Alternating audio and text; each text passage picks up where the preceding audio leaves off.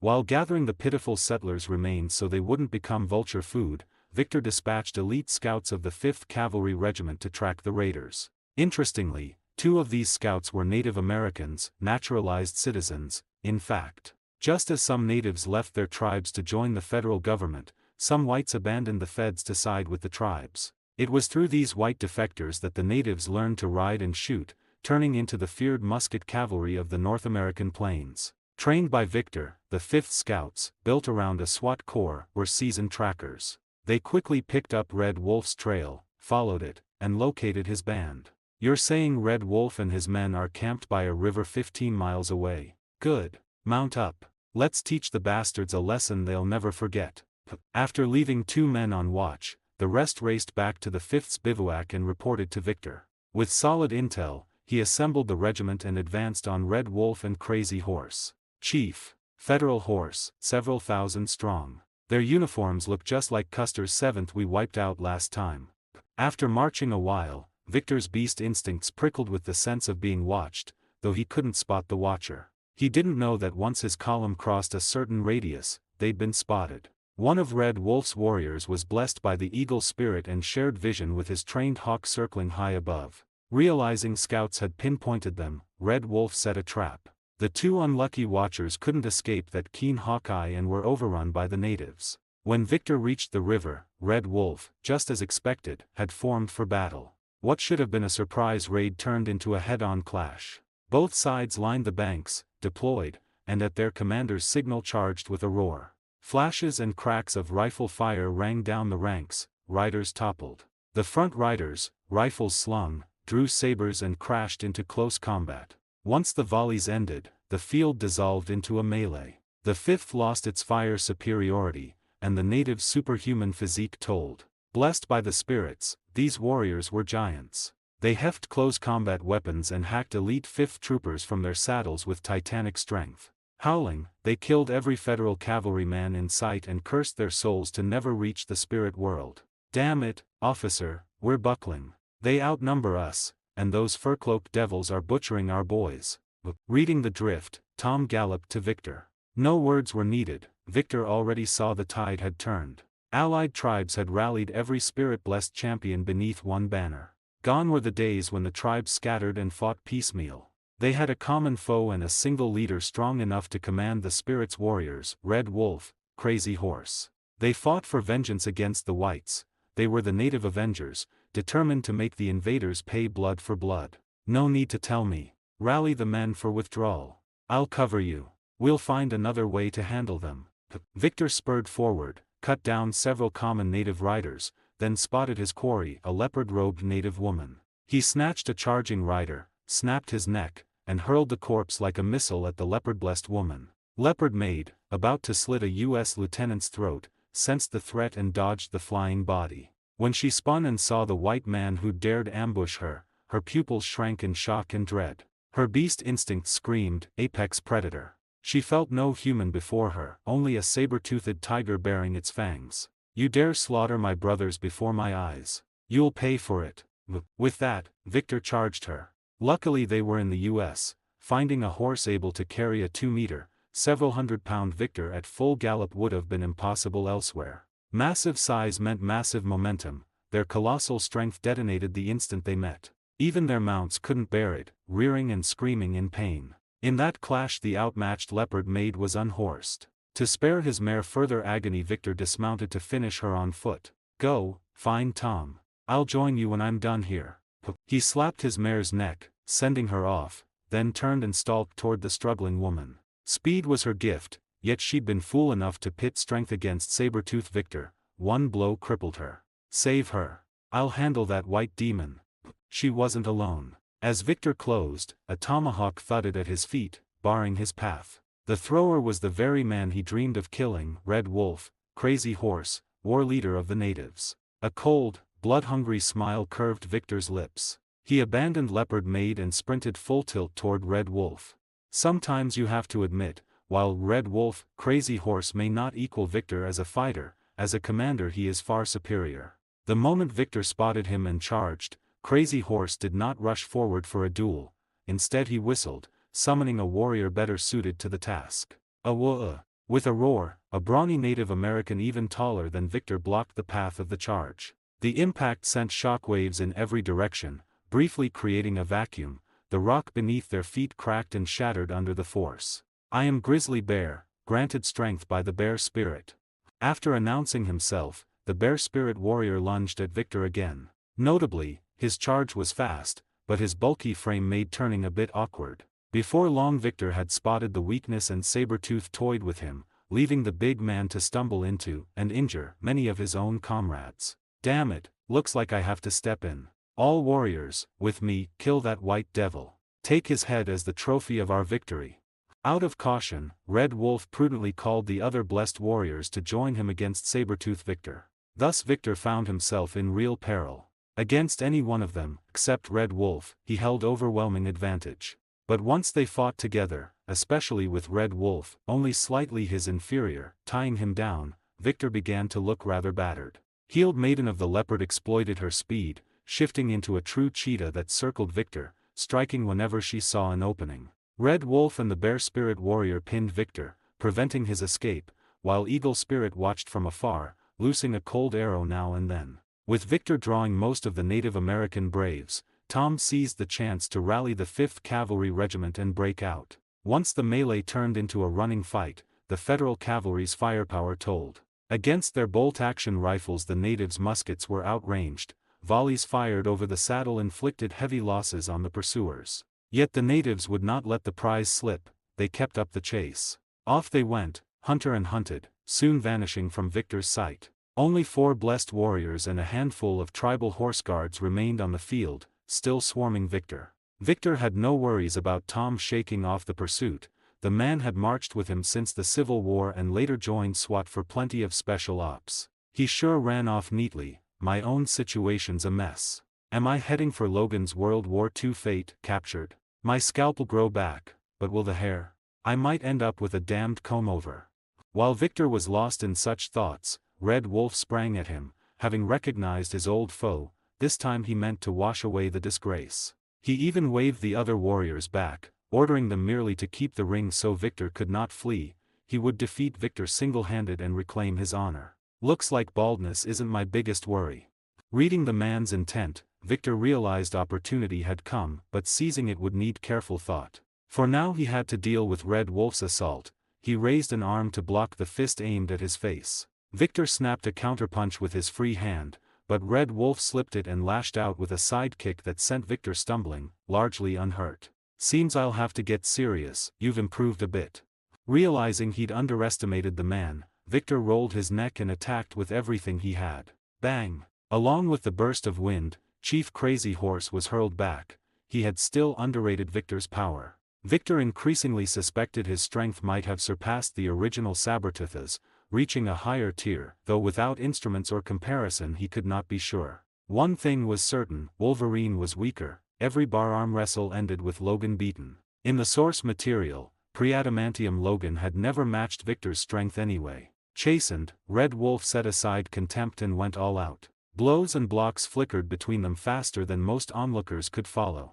Only Leopard Maiden, whose reactions far exceeded human norms, and Eagle Spirit with his supervision could track the blows. The rest barely kept up. Yet Victor knew he could not kill Red Wolf today, so he chose escape. He deliberately left an opening, letting Red Wolf's full-power kick land square on his chest.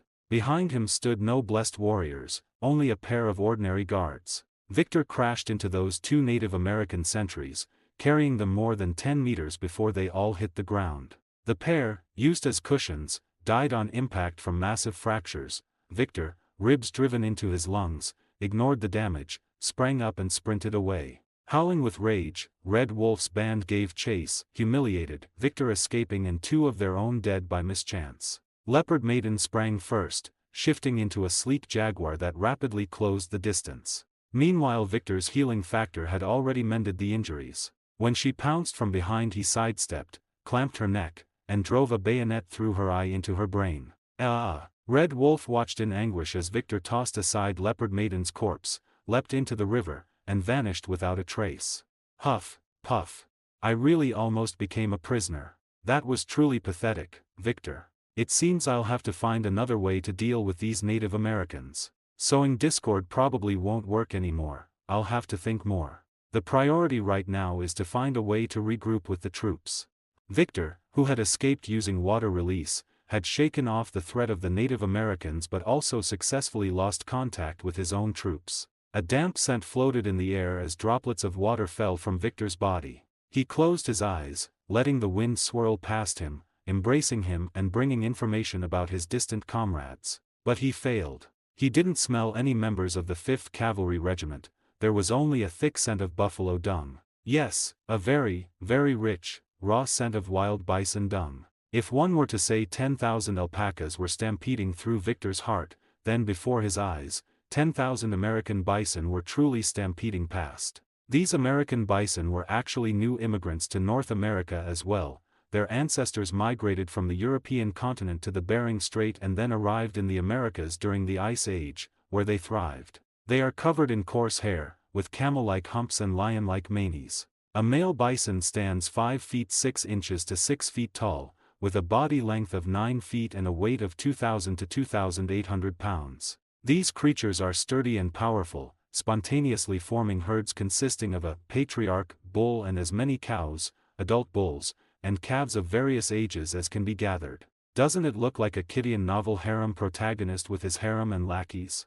And when they encounter danger, they also form large groups in formation like an army to deal with predators such as cougars, wolves, and bears. But their primary opponent remained the former apex predators of this territory, those at the top of the pyramid, the Native Americans. Once, Native Americans could only use stone tools and run on their own 2 legs to hunt these bison. Therefore, every adult male capable of killing a bison would become a warrior of the tribe. Native Americans didn't kill bison just for their meat.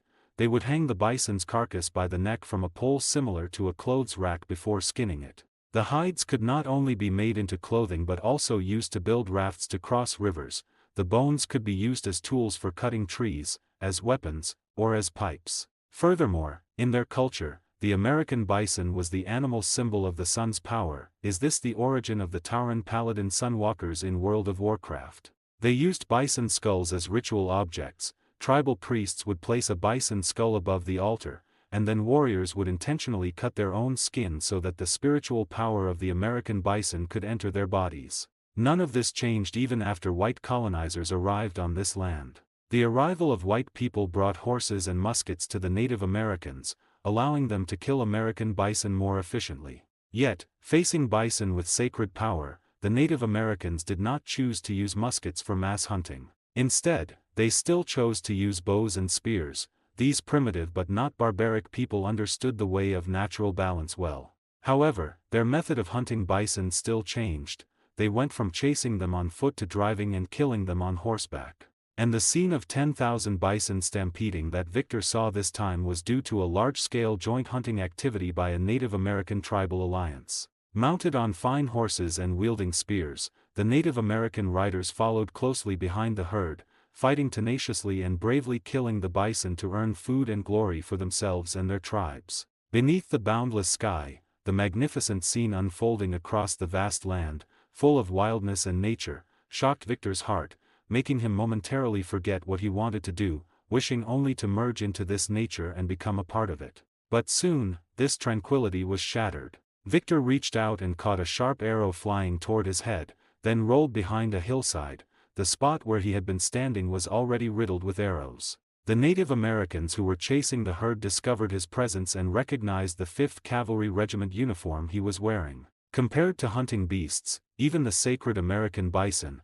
nothing made these Native American warriors feel more excitement and glory than killing an enemy. It really is never-ending. These Native Americans really are everywhere. Still, that scene just now was truly beautiful. While running away, Victor even had the leisure to think about science programs like Man and Nature. Clearly, those Native American riders on ordinary horses couldn't catch up to Victor at all. This guy could run at hundreds of miles per hour at full burst. However, after shaking off the Native American riders, Victor encountered 2 more awkward situations. One was that because he had run too wildly and with too much force, his clothes and pants had turned into rags, leaving him almost completely exposed. The second thing was that he was hungry. Although he always joked that he could eat himself if there was no food, after all, he had a healing factor, so he would just grow back after being eaten and it would fill his stomach. But now, when it actually came to biting himself, he couldn't bring himself to do it. He could easily bite off a hand to escape, but to eat it, I just can't do it. After all, the only one who could nonchalantly eat themselves is the great god Ouroboros, representing the concept of infinity, eating oneself in an endless cycle. Although theoretically Victor could do it too, he just couldn't get over that mental hurdle. So he decisively chose to go catch fish in the river, just like a cat catching fish. He lay on a rock by the river, staring intently at the fish swimming in the water. When they approached the shore, he extended his claws with lightning speed and scooped a salmon out of the water. Since he had food, making a fire was naturally not difficult for Victor. After all, he could start a fire by rubbing sticks together with his bare hands. After finishing the grilled fish, Victor lay by the campfire and began to think about how to deal with Red Wolf and the massive Native American alliance under his command. In fact, by this time, the Native Americans had become a major headache for the Union. After the Civil War ended, the Native Americans in the West tied up nearly 3/4 of the entire Union's military force. Furthermore, they occupied a large amount of fertile land, which the federal government was determined to acquire. Now, under the pressure of the Union's powerful military strength, the Native Americans had formed a massive tribal alliance. Facing the Union's large-scale regular army, they would unite to resist. But when facing small groups of immigrants, they would choose to split their forces. Native American riders, mounted on fine horses and armed with muskets, rampaged through every corner of the West, seizing the lives and property of the immigrants. They've become a solid bloc now. Sowing discord is almost impossible unless they have internal strife. But they aren't crazy, it's impossible for them to have internal strife at a time like this. It's not like they're out of food and need to fight over it. Wait, food. Maybe I know how to deal with them now. Victor's idea was, in the end, quite simple. Since I can't eliminate the Native Americans through armed suppression, I will suppress the American bison with arms. Without the American bison, the Native Americans would starve and freeze to death in the coming winter. This was the natural evolution of the North American ecosystem. It was precisely because of the American bison that the Native Americans could thrive on this land. Although Victor had come up with the idea, executing it required the support of the federal government. Therefore, his top priority was to find a way back. Unlike Victor, who was searching for a way home, Wolverine Logan had been transferred to Japan, ostensibly to serve as a bodyguard. In reality, as a super soldier and a soldier, how could he not step onto the battlefield? While Victor was fighting the Native Americans, Logan, as a federal armed interventionist, participated in suppressing rebellions of dissatisfied samurai across various regions. After all, while the Meiji government inherited the Tokugawa clan's ruling position, it also inherited unequal treaties with the U.S. Naturally, the U.S. would help a government that paid them every year. It was while participating in the suppression of these rebellions that Logan witnessed the swordsmanship of the Japanese samurai and felt that this was the combat technique he truly wanted to learn. Besides his duties as a bodyguard and military instructor, he specifically sought out a Japanese officer named Murakami, who was a master of swordsmanship, to teach him how to use a katana. While Logan was learning to use a katana, Victor, who had nearly turned into a wild man, finally crossed through Native American territory and returned to land controlled by the federal government. He only had himself to blame. After jumping into the water, he hadn't looked at his direction at all.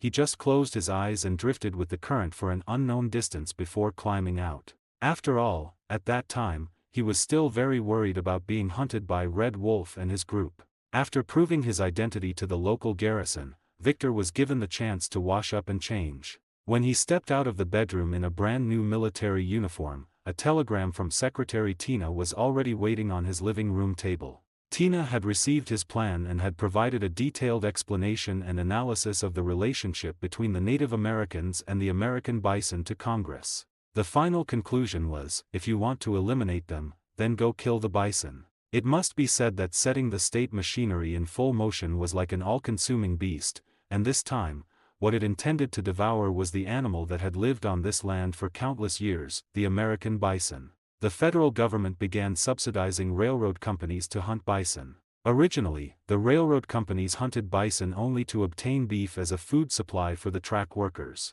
However, as various railroads and their branches were built, the bison increasingly became a safety hazard for the trains. Trains were often delayed by passing bison herds, and there were even instances where trains were overturned by the herds. Consequently, the railroad companies began hiring hunters to kill the bison. With state support, such hunting became more frequent and prosperous, and even turned into a profitable venture. Railroad companies began recruiting amateur hunting enthusiasts, offering bison hunting as entertainment.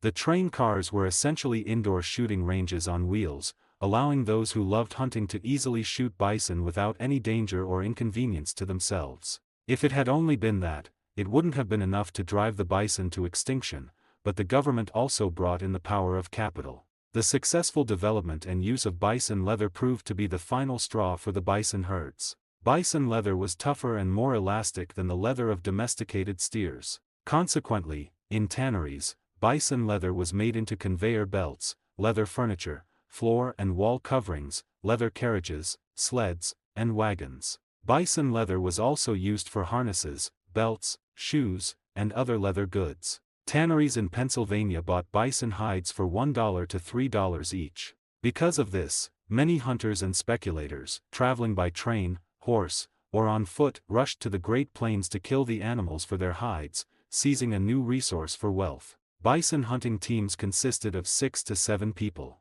The hunters carried high-powered, long-range rifles and were accompanied by wagons to transport the hides. A 6-man hunting team could kill 50 or more bison a day and quickly skin them, leaving the carcasses to be fought over by wolves and coyotes. The ammunition used by the hunters was actually provided by the military behind the scenes. The enormous demand brought immense power, and in this slaughter of the bison, the military also made a fortune. Driven by commercial interests, the hunting teams used modern weapons to brutally attack the bison, shooting them from train windows, chasing them frantically on horseback, and even slaughtering them as they waded across rivers in herds, making it impossible for the bison to survive. The Native Americans soon realized what the federal government was trying to do. They quickly organized groups to protect their sacred bison. However, this time the federal army held the initiative. Before the well-prepared, well-equipped, and well-trained federal army, the Native American cavalry didn't even have time to charge the federal positions before being torn apart by overwhelming artillery fire.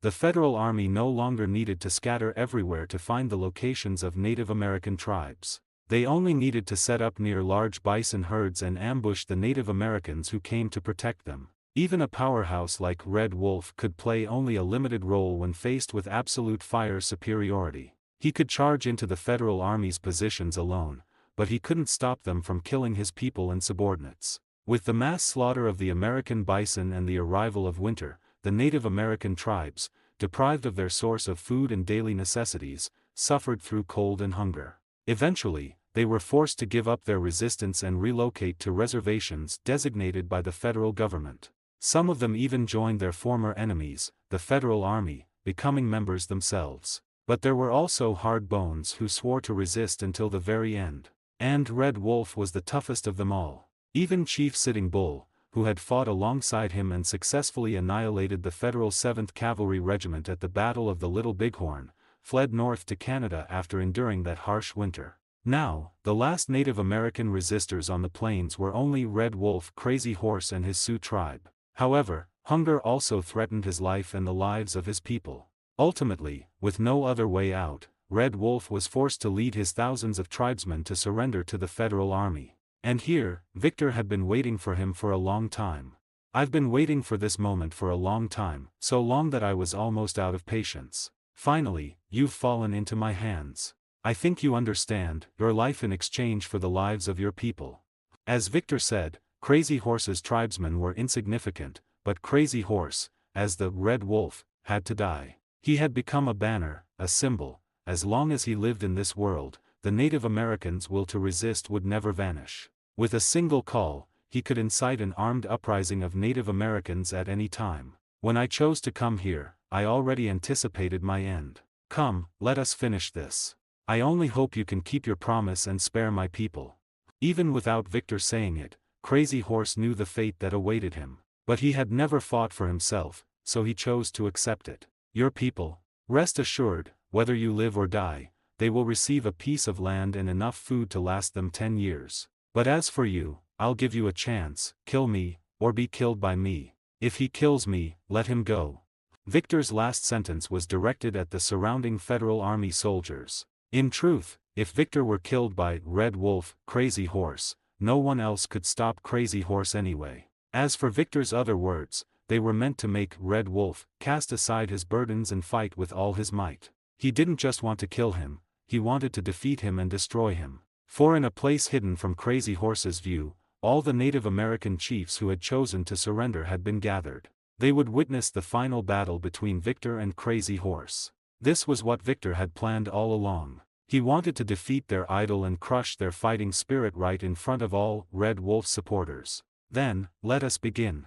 With that, Victor launched the first attack. His flowing blonde hair, sharp canine teeth, and indestructible claws all showcased the wildness and power of Sabretooth Victor. But his certain kill strike was blocked by Red Wolf, Crazy Horse. Having shed all his burdens and concerns, Crazy Horse erupted with immense combat power. They gripped each other's arms tightly, staring into each other's eyes with the fiercest gazes they could muster, heavy breaths escaping their mouths. As the strength used by both sides intensified, the muscles across their bodies began to ripple and bulge. Cracks appeared in the ground beneath them, and their feet sank into the earth. Ultimately, Victor's strength proved superior. Crazy Horse was flung away, smashing through the blinds of the meeting room and flying out onto the open ground outside along with the window's wreckage. Victor had intended to jump out through the window as well, but he got stuck halfway. The scene was briefly awkward, but it didn't last long. He burst through the wall with the window frame still around him. If this is all you've got, I think your people will be mourning the anniversary of your death at your grave this time next year. Victor spoke his provocations expressionlessly while tearing the window frame in half and tossing it aside to dispel the remaining awkwardness. It seems your tongue is more powerful than your fists.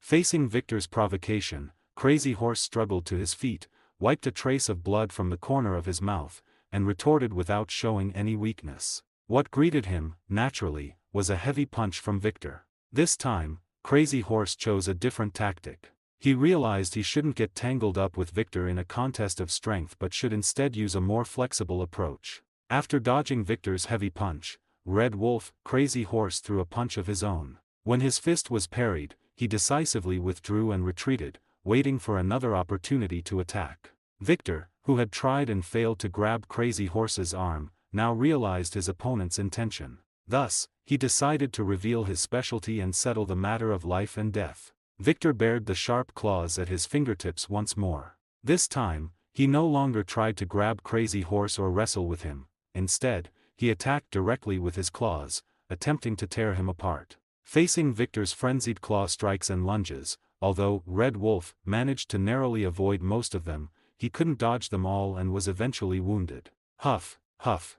As the scene fell into a stalemate once again, Crazy Horse's breathing became even heavier. His left eye had been severely injured by Victor's claws. Blood dripped down his face, staining the ground beneath his feet a reddish-brown. But Victor didn't give him much time to catch his breath. After a brief adjustment, Victor launched another fierce assault on Red Wolf, Crazy Horse. This time, Crazy Horse was no longer at ease. He began to feel his strength failing him. Initially, he could avoid most of Victor's attacks, but as his wounds multiplied and his blood and stamina drained away, he began to choose defense over evasion more often. He even gave up many opportunities to counterattack just to dodge or block Victor's strikes. Is this as far as I go? But I'm not willing to accept this.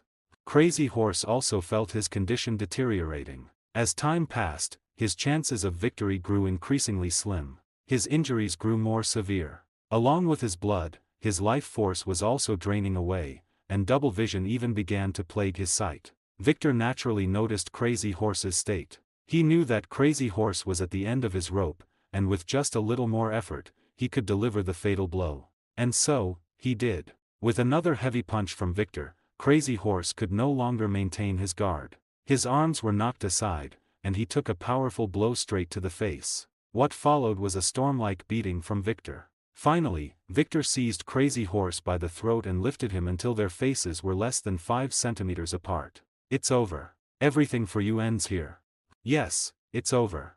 The moment Victor finished speaking, Red Wolf." Crazy Horse suddenly widened his eyes and repeated the same words. Then, an Indian spear abruptly appeared in his hand. Caught off guard, Victor was pierced through the heart by Crazy Horse with the spear. This was another ability granted to Red Wolf by the Wolf Spirit, summoning his spear from the Hall of All Spirits. But before Crazy Horse could even crack a smile of victory, something terrifying happened. Crack!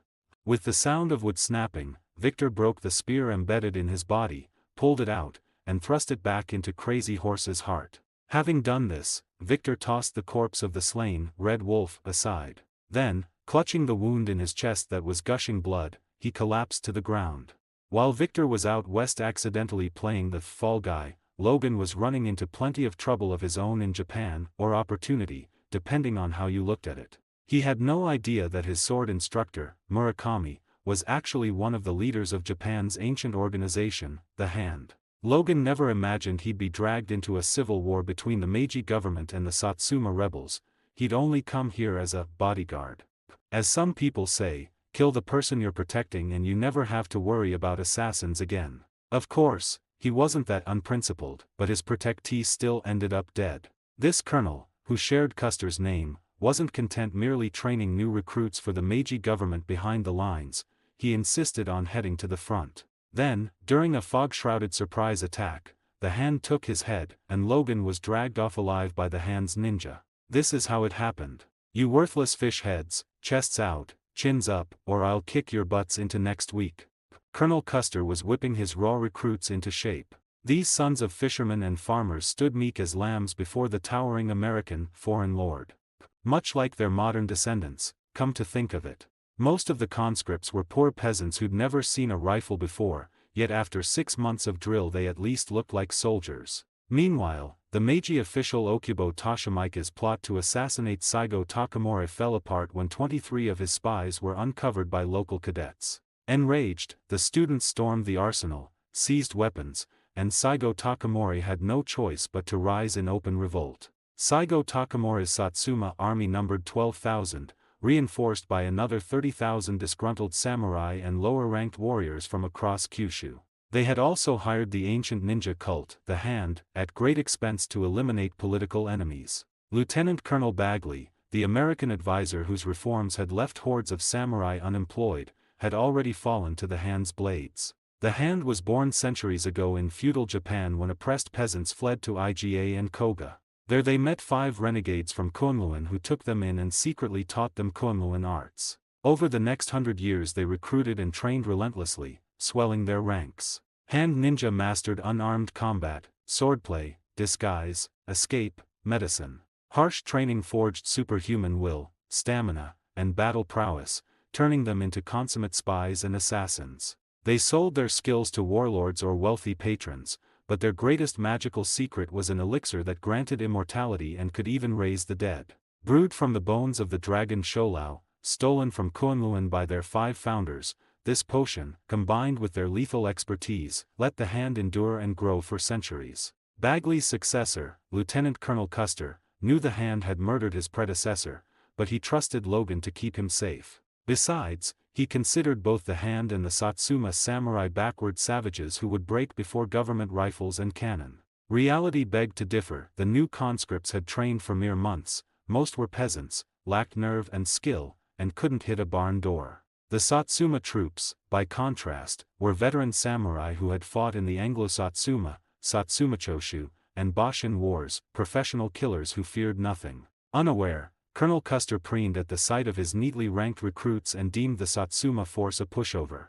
So when he learned the rebels were marching on that Kumamoto, future home of the meme bear, he chose to intercept them en route. On the day of battle, clear skies suddenly filled with fog, no prizes for guessing who arranged that. Most government troops were peasants who had spent their lives bowing to samurai. When real warriors charged with katana, old habits took over. Unskilled with modern weapons and devoid of bayonet training, they collapsed once the Hand began decapitating officers. Stand fast. Form line. Fire.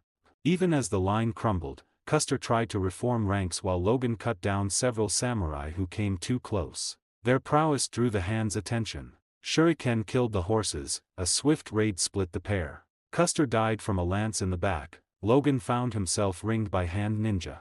The ninja discovered, to their horror, that nothing they wielded could kill him, it only made him angrier. With his protectorate dead and his own body shredded, Logan lapsed into a berserker rage, slashing with bone claws, katana, spears, anything, killing indiscriminately. By then there were no allies left to hit, the government troops had fled or fallen. Bodies piled up around Logan, Satsuma warriors, regular soldiers, hand ninja. Anything living that stepped within reach was torn apart. Once, a dozen fearless samurai dogpiled him, he threw them off and slew them all. Murakami, hidden among the hand in ninja garb, watched this display of primal fury and decided to tame the beast for the hand.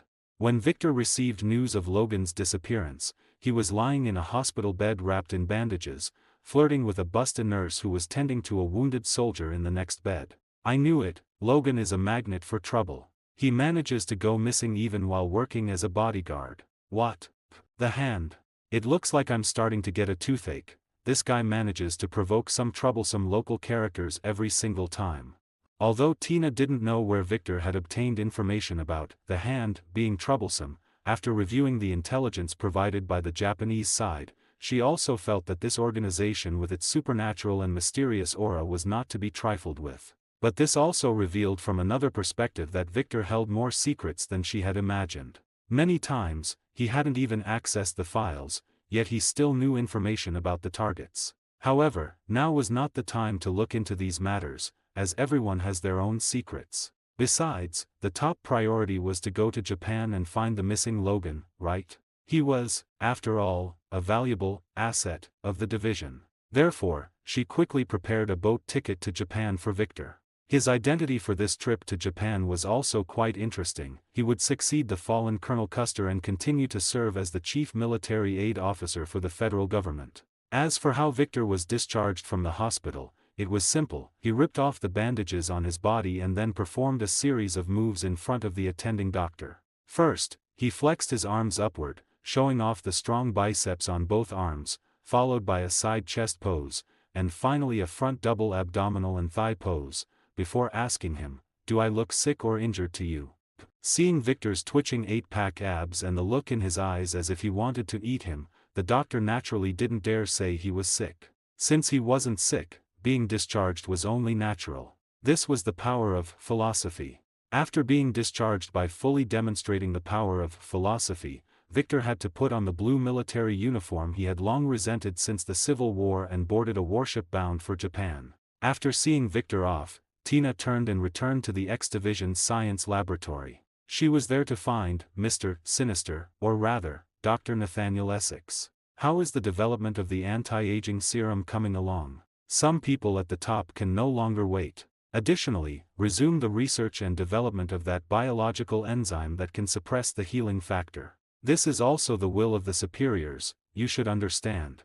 She conveyed the latest instructions from Washington to Dr. Nathaniel Essex, but the reply she received was not so satisfactory. The anti-aging serum was successful long ago, but it is, after all, a product derived from Logan and Victor's healing factor. Therefore, while it isn't only effective on them, if anyone else were to be injected, the constant production of unnecessary new cells would cause them to literally burst.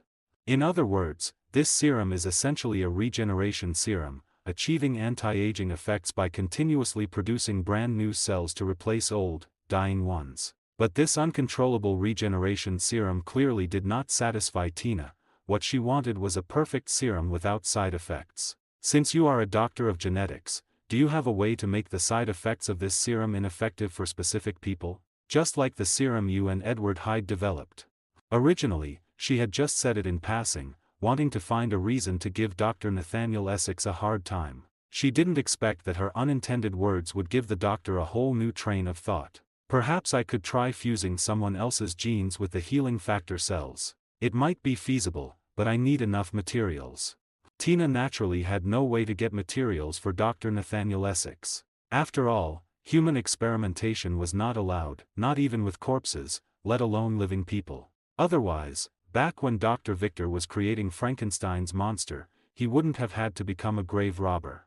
Ultimately, the only one used as experimental material was Dr. Nathaniel Essex himself. Additionally, he drew a vial of blood from Tina just in case, for instance, to use for comparing experimental results. While Dr. Nathaniel Essex was working hard on his scientific research, the former Great Thief Kid also began his new role, officially becoming a member of X Squad. Moving with him was also Frankenstein's monster. They had custom-made a full-body steel armor for him, concealing his appearance while providing excellent protection. Kid and Frankenstein's monster began to be active on the front lines of various containment incidents for the X Division, fighting alongside members of SWAT. As for the 5th Cavalry Regiment of the 1st Cavalry Division, Tom took over Victor's duties after he left due to injury, while the other SWAT members who had infiltrated it returned to the command of the X Division. Some of those members, after returning to SWAT, were dispatched to participate in this operation to rescue Wolverine, traveling to Japan with Victor. After learning that their opponent was a powerful secret organization like The Hand, it was only natural to send the strongest team. After all, king against king, soldier against soldier. And this time, Victor also brought along the latest weapon, the Snyder rifle. This was a breech-loading rifle, with performance far superior to the previous mini-muzzle-loading rifle. Victor believed that with the new weapons and the new government army with SWAT members as its backbone, they could certainly take down the so-called Satsuma domain and The Hand. Meanwhile, Logan, who had already fallen into enemy hands, faced his greatest crisis ever. The leaders of The Hand first made him lose consciousness and then used a secret technique to seal away his humanity and memories. By now, Logan had long forgotten his past and his humanity. He had become Wolf, an elite ninja of The Hand, and began undergoing a series of training sessions under the ninja leader Murakami. After completing this series of training, he would become the most powerful ninja of The Hand, assisting Lord Saigo Takamori to defeat the demons from foreign lands. Mr. Victor, I am Okubo Toshimike. I will be responsible for arranging everything for you in Japan. We are very grateful for your government's continuous help and are deeply sorry and saddened about what happened to your predecessor.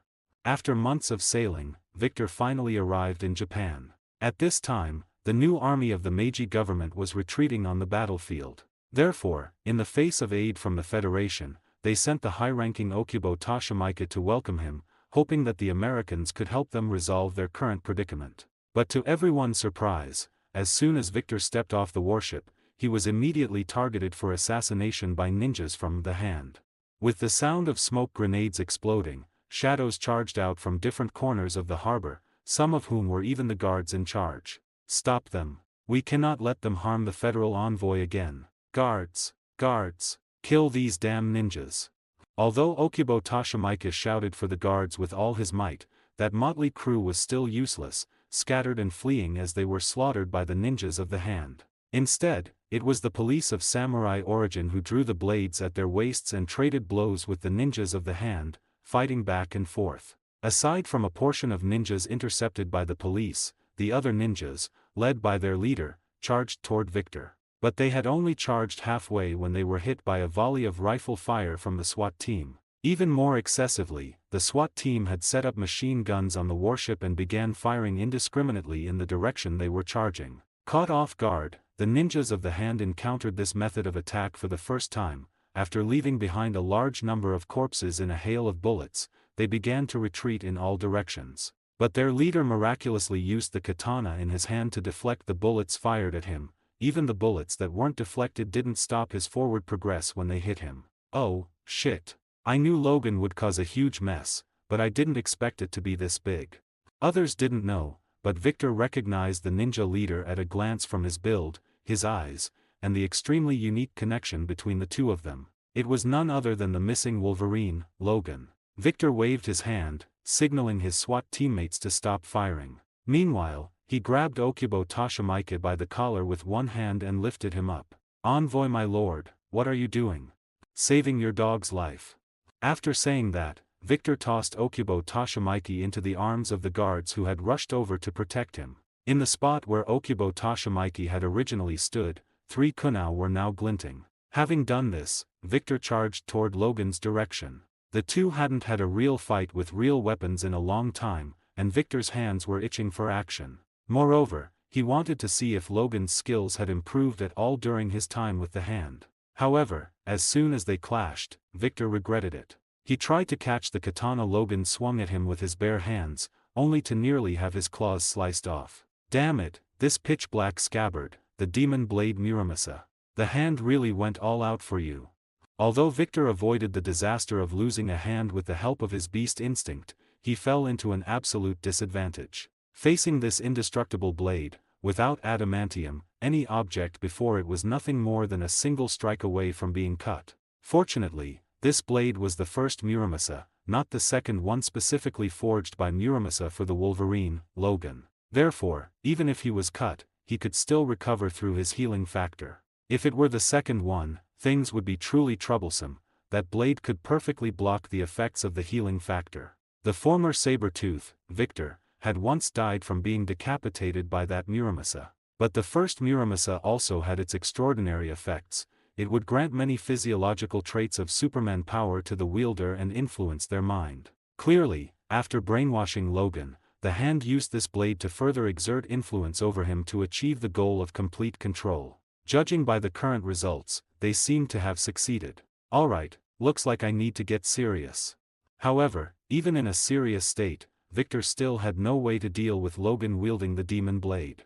In the end, he could only force Logan back by trading blow for blow. While taking a strike from Logan himself, he grabbed Logan's sword arm and snapped it. At the same time that a large gash was slashed across his chest, he successfully seized the sharp blade. Having lost his arm and weapon, Logan chose to retreat for the time being, while Victor, due to his heavy injuries, knelt on the ground, unable to stop Logan from escaping. But when the chaos at the scene began to come under control and the doctors sent by the Japan side tried to examine and treat him, he refused. By this time, his injuries had mostly recovered, and he had a small problem to solve. The Muramasa had begun to erode his will. Therefore, after refusing the doctors sent by the Japan side, Victor led the SWAT team members directly to their residence in Tokyo. After using his injury as an excuse to postpone the meeting with the top Japan leaders, Victor impatiently began his research on the demon blade Muramasa. In fact, this erosion had no effect on Victor.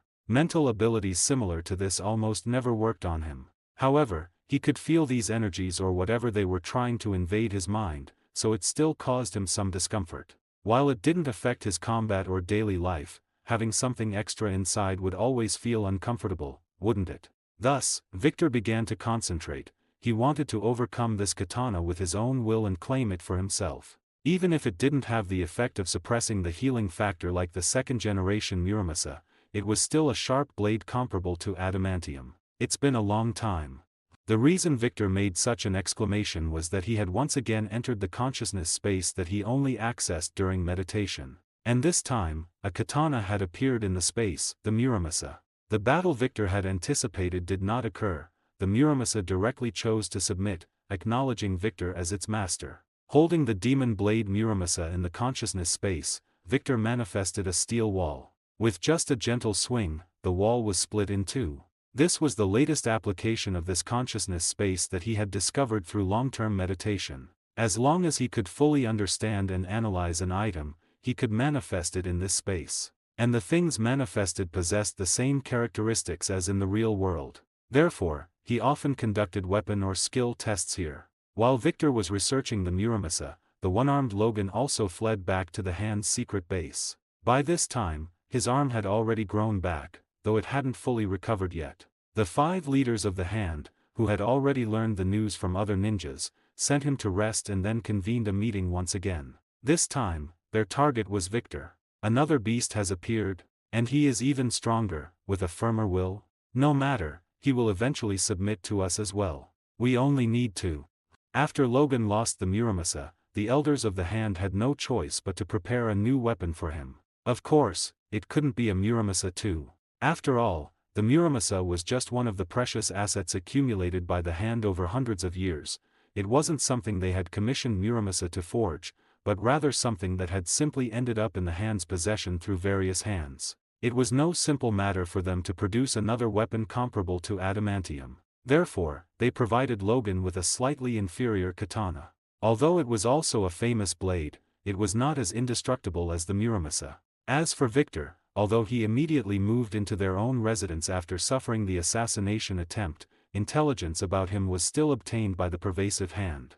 At the very least, information that his injuries had recovered and that he had begun planning the training of the government's new army had already been placed on the desks of the Hand's 5 great leaders. He indeed possesses the same rapid recovery ability as the wolf, so the relationship between the two of them is self-evident. There shouldn't be any more opposition to the plan of using the wolf as bait to lure him in, right? After confirming the accuracy of the intelligence, the bait plan was passed unanimously.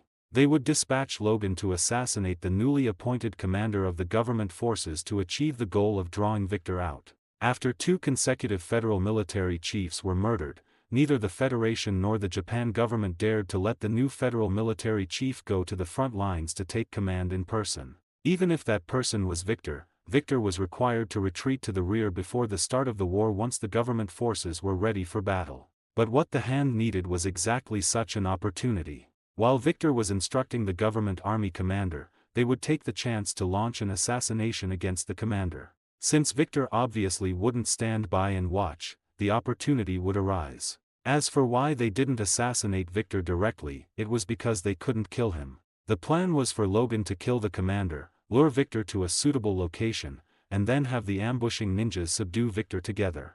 As for what to do after subduing him, that was simple. They would just repeat the method used on Logan on Victor. If it didn't work once, they would try a few more times, and it would eventually work. As a secret organization, the Hand's efficiency naturally far exceeded that of the Japan government. Therefore, after the plan and steps were finalized, Logan immediately led his team and set out. As before, they blended in among the ordinary Satsuma army soldiers, marching, eating, and resting with them. Since the composition of the Satsuma army was very complex, they didn't have to worry about being recognized. In fact, it was the norm here that you often couldn't recognize who the comrades in arms beside you were.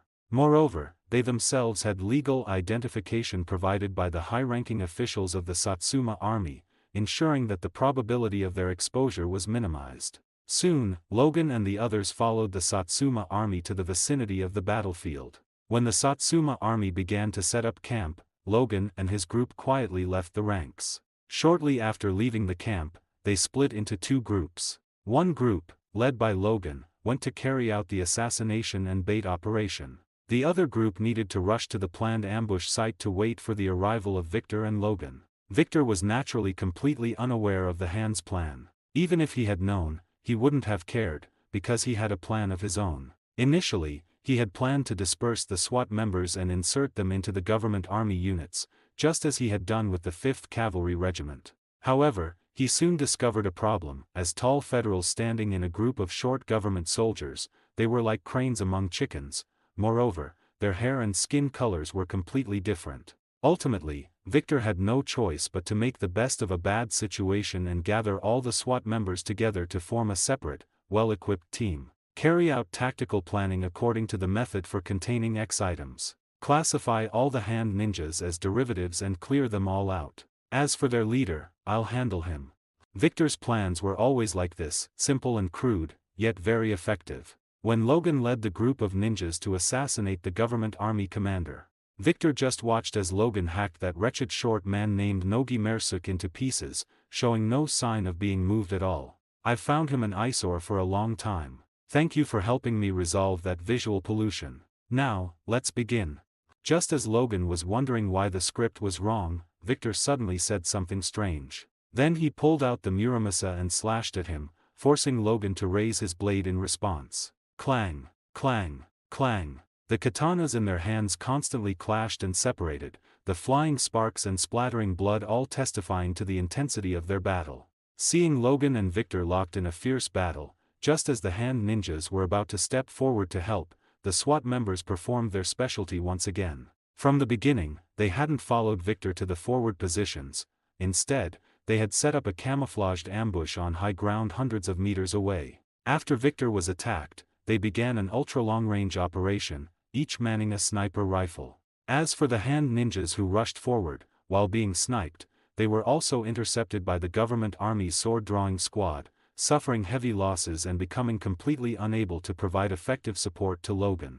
But this scene was also what Logan was happy to see, because in such an unfavorable battle situation, he could make a reasonable retreat without arousing Victor's suspicion. When the last hand ninja on the field fell, Logan decisively chose to withdraw. After throwing a smoke bomb, he disappeared from everyone's sight. Disappearing along with him was the chief of military aid dispatched by the Federation, Victor Creed. Although the SWAT teammates returned to their leisure without any concern, others were forced to start dealing with a headache. If Victor had been killed directly by a hand ninja's blade, that would have been a decent outcome. They would only need to notify the Federation and have another one sent. Of course, whether anyone else would dare to come was another matter, but it was still better than the current situation where he was neither seen alive nor dead, and might even have fallen into the hands of the Satsuma army. I knew it, you rats hiding in the shadows would only appear when I'm alone. Now, let's settle the score. Facing Logan, who had suddenly turned to counterattack halfway through his escape, and the hand ninjas emerging from all directions, Victor revealed a bloodthirsty smile. He was about to begin a massacre. It wasn't until they clashed again that Victor had to admit Logan had become stronger, and not just a little bit, but significantly so. During his time with the hand, if nothing else, he had indeed benefited greatly in terms of combat techniques. Originally, Logan's fighting was more like a beast's instinctual predation. He couldn't truly harness his power, he only won because of his healing factor and his Superman-like physical attributes. This resulted in him being completely suppressed and beaten defenseless during his sparring matches with Victor. Even so, he had remained complacent, unwilling to learn martial arts techniques. There's no need to learn that stuff. Fighting with my claws is enough. As for fighting you, you can't kill me anyway, can you? Does that sound like something a person should say? Yet Victor had to admit that he truly couldn't kill Logan, no matter how he looked at it. But now, the Logan who never studied was actually training diligently. He had learned well, or rather, he had learned too well. This was evident from how Logan's blade never left Victor's vitals, how easily he parried Victor's attacks, and how he used that momentum to launch counterattacks. Has he completely figured me out? Every strike aims for my vitals. He's not afraid of killing me, he's just seeking to incapacitate me to the greatest extent. Interesting. Faced with Logan's relentless pressure, Victor naturally refused to show weakness. While dealing with Logan's offensive, he continued to kill the ninjas from the hand who rushed forward trying to help Logan. Instead of helping Logan, these ninjas often disrupted his offensive rhythm, giving Victor a moment to breathe. Finally, an exasperated Logan ordered the other ninjas not to step forward. He wanted to deal with Victor alone and then bring him back to the hand's base. You want to duel me? In all these years, it seems you've never won a duel against me. This time won't be any different. The recovered Victor spoke these words, but they were destined to fall on deaf ears. The brainwashed Logan didn't remember who he was at all. What Victor faced was Wolf, the strongest ninja belonging to the hand. Clang, clang, clang. After deflecting several shuriken thrown by Logan, Victor quickly pulled his sword back into a defensive stance, as Logan's katana followed immediately with a slash. Hey, Logan, do you really not remember anything? Your past, your life, the people you once loved. Taking advantage of the struggle as their blades locked, Victor tried once more to awaken Logan's memories. But the effect was still poor. Instead, Logan seized the opportunity to push aside the Muramasa and landed a cut on Victor's body. The bleeding from the wound on Victor's body soon stopped, then it scabbed over and restored to its original state, leaving not even a scar. See, this is my ability. You have this ability too, don't you? We are so similar, like brothers. Do you really feel nothing? Victor's answer was still Logan's lethal slashes. In comparison, Victor, who had never received systematic katana training, appeared increasingly outmatched while parrying. Fortunately, he learned quickly, faster than anyone could imagine. Just through this engagement, Victor was rapidly mastering katana techniques. Although he had previously learned relevant knowledge from books and performed some simple training, actual combat had only occurred after he arrived in Japan. To be precise, it was only after obtaining the Muramasa that he truly began to learn the so-called way of the sword, and the usage of the katana. He had the Japanese government find him a sword master, but after only a few days of teaching, he encountered Logan coming to assassinate the government army commander. It could be said that this was his first real battle, yet by relying on his extraordinary learning ability and physical attributes, he fought Logan to a draw. Well, in truth, it was because he relied on his healing factor and wasn't afraid of death that he wasn't cut down by Logan. In the process, he forced himself to master katana techniques as quickly as possible.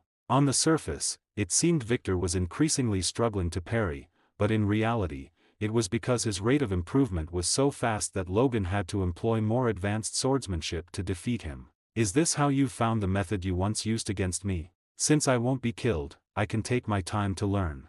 Even while at a disadvantage, Victor didn't forget to find humor in his hardship while trying to wake Logan. However, if it were truly that easy to awaken someone, it wouldn't be the hand's strongest secret art for controlling others. But as things reached this stage without any progress, Logan began to grow increasingly anxious. The way of the ninja he followed dictated that orders must be executed. Yet he couldn't take Victor down. No matter how precarious Victor appeared, he was always just a tiny bit away from falling, yet he refused to go down. By now, the clothes on both Victor and Logan had been shredded into rags, exposing their powerful muscles and highlighting their robust physiques. Despite such frequent and ferocious attacks, no scars could be left on either of them. Instead, blood pooled on the ground. Of course, it wasn't just their blood, but also the blood of many ninjas from the hand. Realizing he couldn't take Victor down alone, Logan ordered the other ninjas to attack again. Meanwhile, he vanished into their ranks,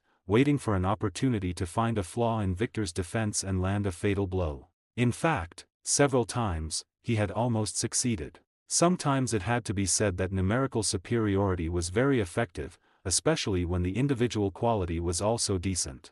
If you took a ninja from the hand individually, each could last a few moves against Victor. It was only because there were so many of them interfering with each other that it looked like Victor was cutting them down with ease. As ninjas from the hand kept appearing and being killed by Victor, a small mountain of their corpses soon piled up beneath his feet. By this point in the slaughter, Victor's eyes had turned blood red.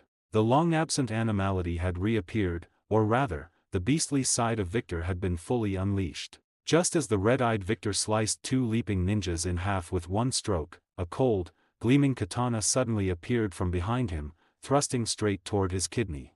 "My name is Victor, and I have a nickname, Sabretooth. I have a good brother named Logan, the one nicknamed Wolverine.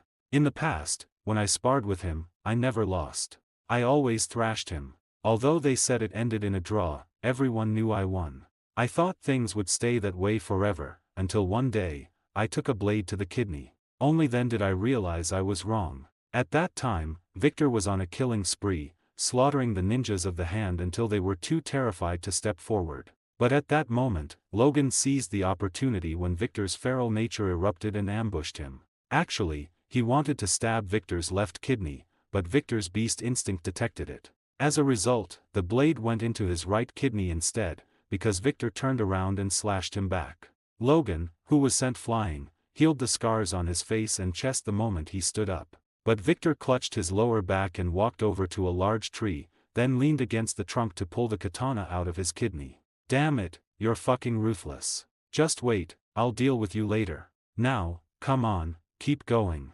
Clearly, this minor injury didn't affect Victor. On the contrary, it allowed his skill with cold weapons to make significant progress. Now, dealing with these fodder ninjas basically took just one strike, as he had already memorized their swordsmanship patterns. In his eyes, their attacks were full of openings. "You are a worthy opponent, but I will still defeat you." Japanese.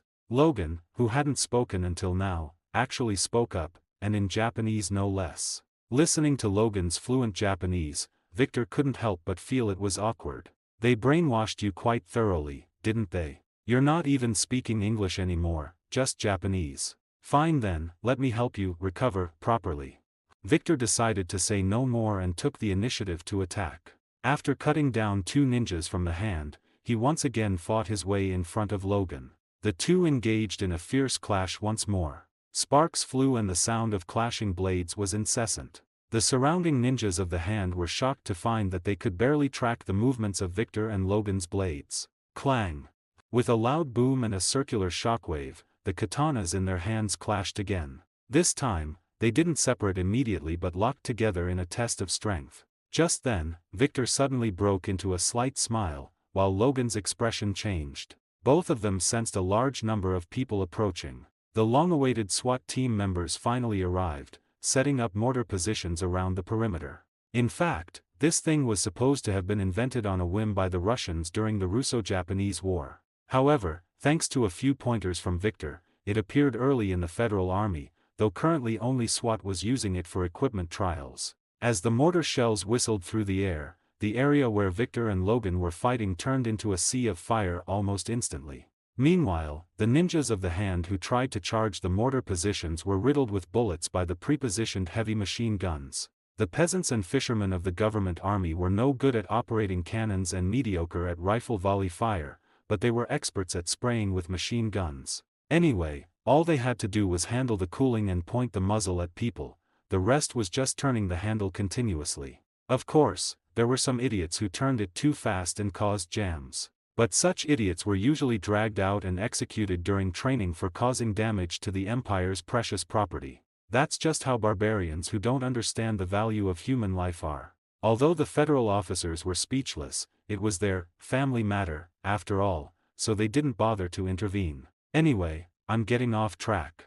The Ancient the Hand once again felt the impact of the modern war machine. Their invincible katanas seemed so powerless in the face of guns and cannons. Once upon a time, they were at the forefront of the world. Whether it was smoke bombs or short-barreled guns, they were among the first to apply the then-emerging gunpowder. But as the country closed its borders, the vision of the Hand was limited to this small island nation. Consequently, they went from being advanced to backward, and from strong to weak. When the first round of shelling began, Logan prepared to withdraw. But how could Victor let him escape?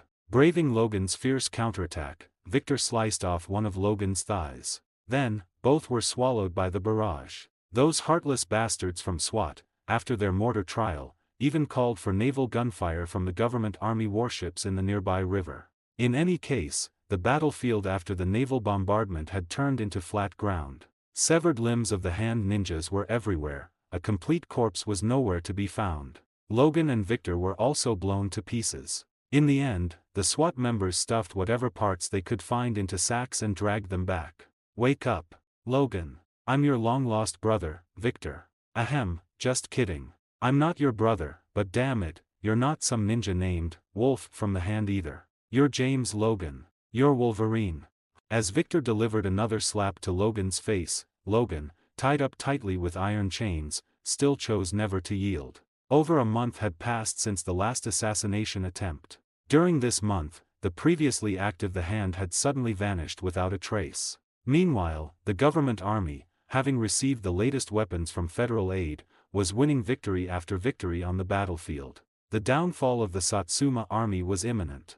The reason for the Hand's disappearance wasn't hard to guess. They had members in the upper echelons of the government, so their understanding of modern weapons was no less than the government's, not to mention they had experienced it firsthand.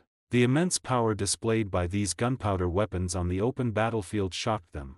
Amidst their shock, they felt deep regret, realizing they had fallen behind the world. Consequently, they quickly terminated their mercenary relationship with the Satsuma army and chose to lay low for a while, dispatching members across the globe, especially to the west, to learn about advanced knowledge and weaponry. Victor was quite happy not to have ninjas from the Hand getting in the way. Actually, in the beginning, the Hand had organized personnel to attempt a rescue. But after suffering significant losses at Victor's hands once again, they gave up on rescuing Logan. Of course, their confidence in their own methods was also a factor. However, what they didn't expect was that they were dealing with Victor, no ordinary man. He knew exactly how to provoke Logan.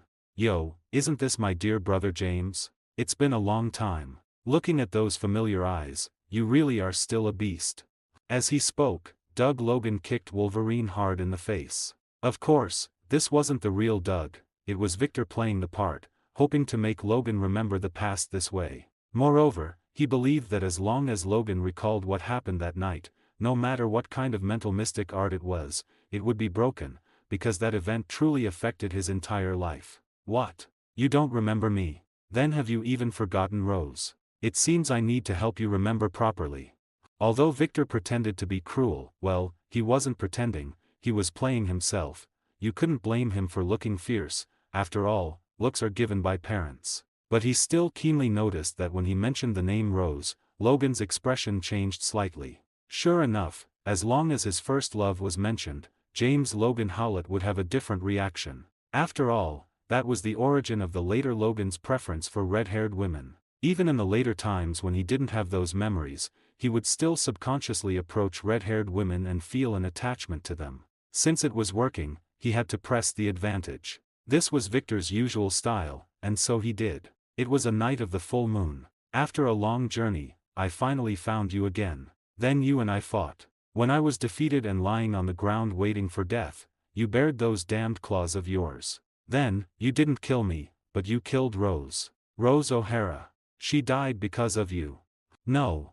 Just as Victor shouted that name again, bone claws sprouted from Logan's hands once more. His eyes turned blood red as he began to struggle desperately, wanting to kill the Doug Logan before him. He remembered everything, that once exceptionally weak and neglected childhood. His mother had ignored his existence, consumed by the death of her first son, Little John. And his grandfather, in order for him to grow up correctly, constantly imposed powerful punishments on him. Being strict but fair became the perfect excuse for the violence he inflicted on Logan. But even such a childhood was not entirely dark, because he still had two playmates, Doug and Rose, especially Rose O'Hara, who was practically the light and warmth of his life. But as they grew older, the children entering adolescence naturally had growing pains. Doug developed inappropriate feelings for the now graceful Rose. These feelings were discovered by Logan, who decisively chose to report his love rival.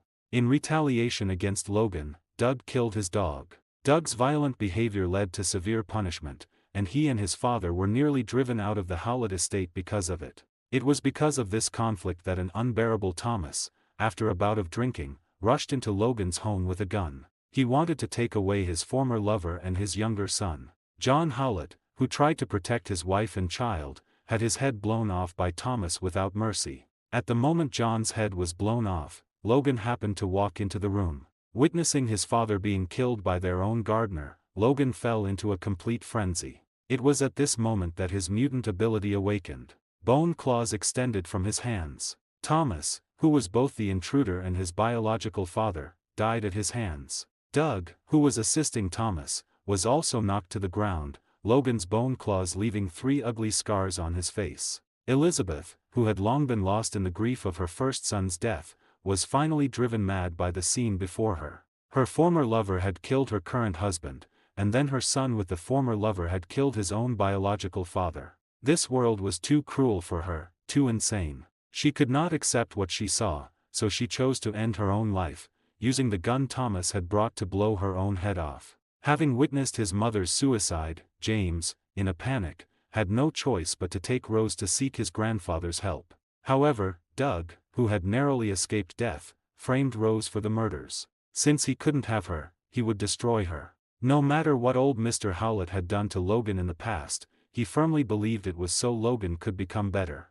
So, when faced with Logan and Rose, who might have committed a great mistake, he did not choose to place righteousness above family. Instead, he decisively chose to help them escape and then used his local influence to completely suppress the matter. The poor old man didn't know yet that his bloodline had ended with him, and he never saw Logan again until his death. Although Rose and Logan had escaped that place of sorrow, Logan's mind had still suffered a heavy blow. His healing factor thus suppressed that part of his memory cells, making him lose that period of memory to stay away from the mental trauma. The amnesiac Logan was thus able to start a new life with Rose. They disguised themselves as cousins and struggled to survive in a quarry. But tragedy seemed to haunt Logan forever. First, Rose fell in love with someone else. Then, the relentless Doug found him again. Their struggle caused Rose to fall forever into Logan's arms. No, Rose. No. Bound by iron chains, the scene of Rose's death repeated in Logan's mind over and over again. The mystic art the hand had placed on him was broken because of this. His memories returned, and Wolverine, Logan, was back. Extending his bone claws once more, Logan began to struggle even more violently. The muscles all over his body began to bulge, and his strength became increasingly immense. His body was constantly constricted by the chains during his struggle, yet it continuously recovered due to his healing factor. Soon, his blood stained the entire length of the chains. At this point, the chains began to make sounds of being overburdened. Finally, amidst Logan's roar, the chains snapped into several pieces. Having broken the chains, Logan lunged directly at the Doug Logan before him. He wanted to kill him, all of this was his fault. Welcome back, Logan. Welcome back, Wolverine. Knowing that Logan had recovered his memories, Victor once again showed his trademark smile, because he decided he was going to have some fun with Logan. He would show him what's what. Elder Murakami, the mystic art controlling the wolf, has been broken. Do we need to take action again to bring the wolf back? Deep within a brand new secret base of the hand, a Jonin responsible for the mystic arts reported Logan's memory recovery to Murakami, one of their leaders. It's not necessary. I have a premonition that in the near future, we will meet them again. It won't be too late to bring the wolf back then. The battle between Victor and Logan, as always, ended in a draw. It was just that this time, the object of the draw had changed, which of course was also related to Victor being out of form. Simply put, he wanted to go home. He had been away from home for too long. Although he had written to Mrs. Clyde during that time, he had never returned before avenging his great enemy. He always felt that if he didn't complete his revenge, he couldn't face Mrs. Clyde. Now he had finally completed his revenge, and he could finally go back to face Mrs. Clyde. Originally, he planned to use the injury from his battle with Red Wolf to apply for a period of injury leave to go home, but then news of Logan in Japan arrived. He couldn't continue to be injured, and his injury leave naturally fell through. After he rushed to Japan without stopping to help Logan clean up the mess, another year had passed. The moment his foot touched the land of the Federation, he decided that this time, no matter what, he was going home. Whoever tried to stop him, he would tear them apart. Reality didn't give him the chance to tear anyone apart. His vacation was approved quickly. However, there was an additional condition: bring Wolverine, Logan, along. Because of Logan's brainwashing in Japan, the federal military wasn't entirely at ease with him, and the only one who could control him was Sabretooth, Victor. This is truly enough. I'm going home for a vacation and I have to bring you along. Do you really think I'm your nanny? Victor was extremely displeased about having to bring Logan home. After all, he knew that this guy was a walking troublemaker. Wherever he went, trouble followed. And Victor himself always had to clean up his messes. Well, it was true that he had proactively sought him out and taken him in, so was all of this now his own doing? Although he constantly complained about Logan, Victor was actually quite satisfied with him. Whether in terms of strength or obedience, Logan was quite satisfactory at this time. Especially after returning from Japan, Logan's cold weapon usage skills and combat abilities had greatly improved. There was a faint trend of him surpassing Victor, and the strength of the two had truly reached a state of evenly matched power. Do you think I'm very willing to follow you? By the way, isn't your home in the territory of the Confederate States of America? How did you become a hero of the Northern Federation Army? Victor's answer to Logan's question was that it was a long story. But this obviously didn't satisfy Logan, so he started to probe around in various roundabout ways. In fact, even within X Division, Victor's past before joining the army was a minor mystery. Only Secretary Tina had some understanding, but it was limited to knowing that he was from Florida. His father died at the hands of Native Americans, and he joined the army because of it. While Logan was probing, after changing from train to car to carriage, and carriage to donkey cart, well, there was no donkey cart. Victor and Logan rode a carriage all the way to Victor's home in the countryside. As a former small plantation owner, Victor's family originally kept slaves. But with the end of the war, all slaves were freed. Although due to Victor's special status, his home was spared from being plundered by the Federal Army like other plantations in the South. However, a plantation without slaves still required a lot of labor. Fortunately, Mrs. Clyde's kindness earned her a good reputation among the black community. So many people were still willing to stay as hired laborers. And the hired laborers knew their former mistress, now employer, very well. They knew she once had 2 children with her former master. Later, it seemed one of them had an accident, and to protect the second, she rarely let him go out again. Until later, that night known as the Bloody Night, Native Americans took her husband. She became the new owner of the plantation, and her son disappeared shortly after. It wasn't until later that she learned he had joined the Federal Army and later helped the Northern Federation fight. Fortunately, she had good relations in town and was usually kind to people, helping many. So, even during that time, no one made things difficult for her.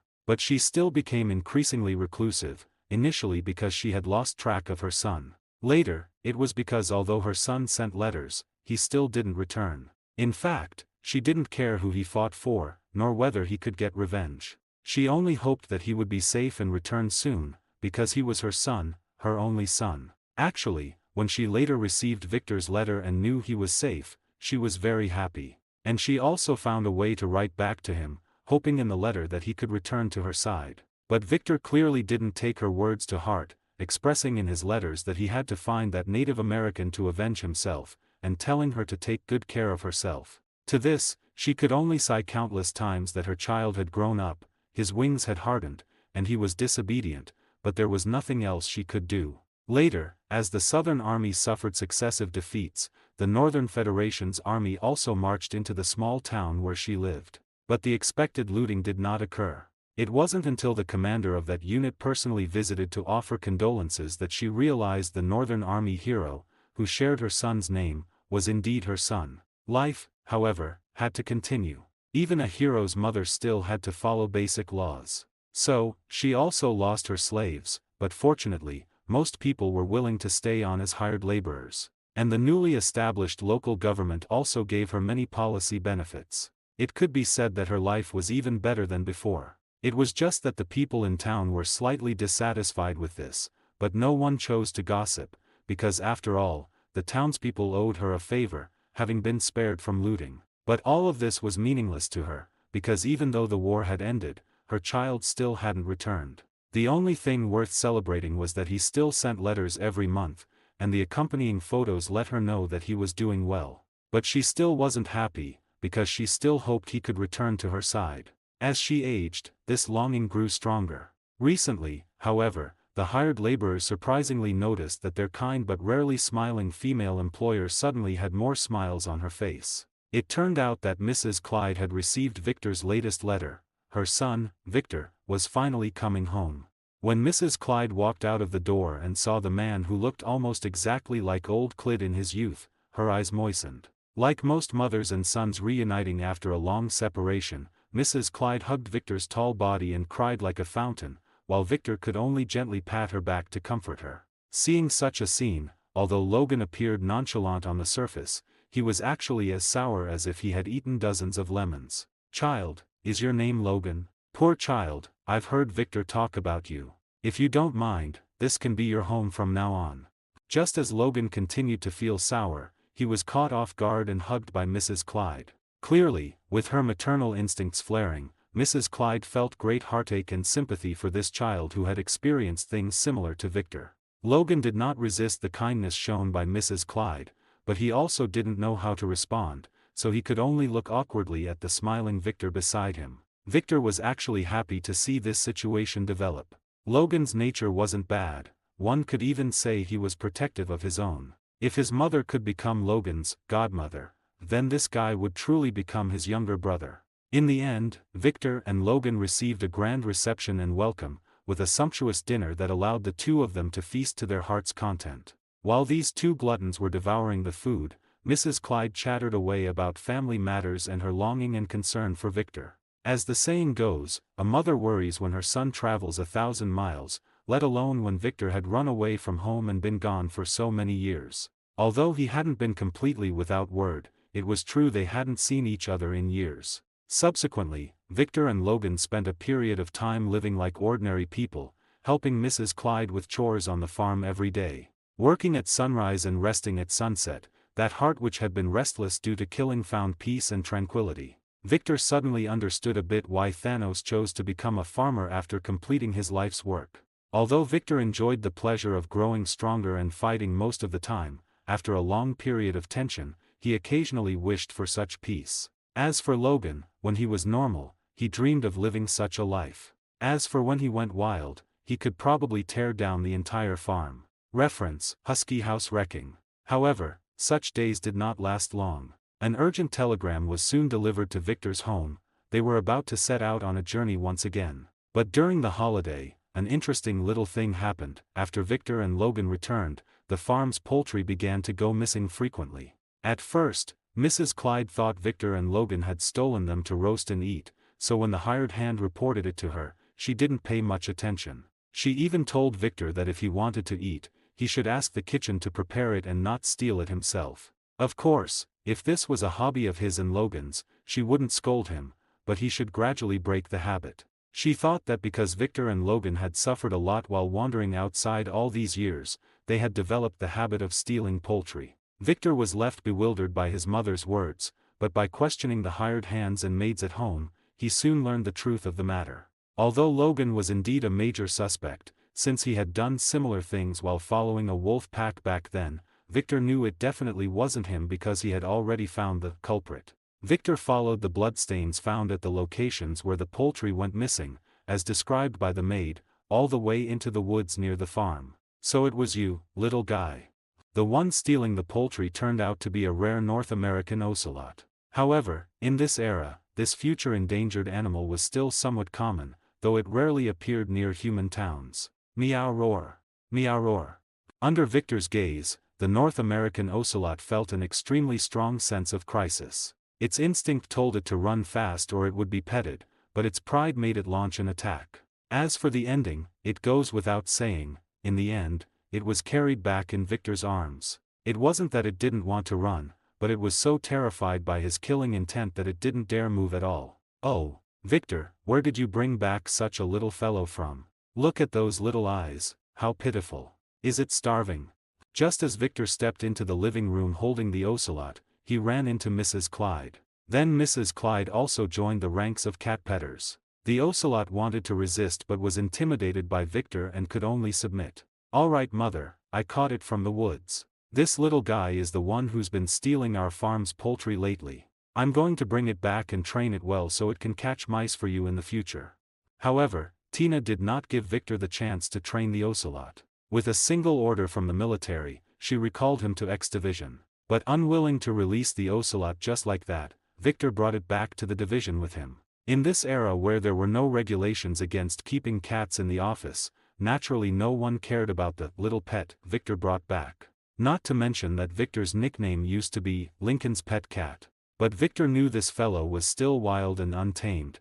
It was only because he was here that it acted exceptionally well behaved and even learned how to act cute. Finally, before going out on a mission, Victor found a good place for it, Dr. Nathaniel Essex's laboratory. After letting it observe Dr. Nathaniel Essex's performance while experimenting on animals and people for a while, he entrusted it to the doctor. Clearly, the doctor's behavior refreshed the ocelot's worldview.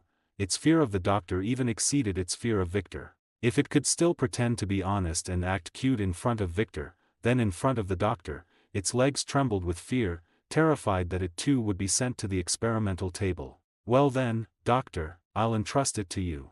If it doesn't behave, just use it as experimental material. Seeing this, Victor felt relieved to entrust it to Mr. Sinister. He didn't expect that it was precisely this action of his that would completely change a certain cat's life. Don't worry, no problem. If it doesn't behave, I'll turn it into experimental material. By the way, what's its name? Luther. The doctor asked for the ocelot's name just before Victor stepped out the door. Then, he turned around and gave it a smile that seemed brilliant to the doctor himself. Luther, I think you'll be obedient, won't you? Meow roar. Victor was recalled from his vacation because of a weapon, a spear forged from a special metal. This spear had been brought back from a tribe in Africa by an explorer named Ulysses Claude.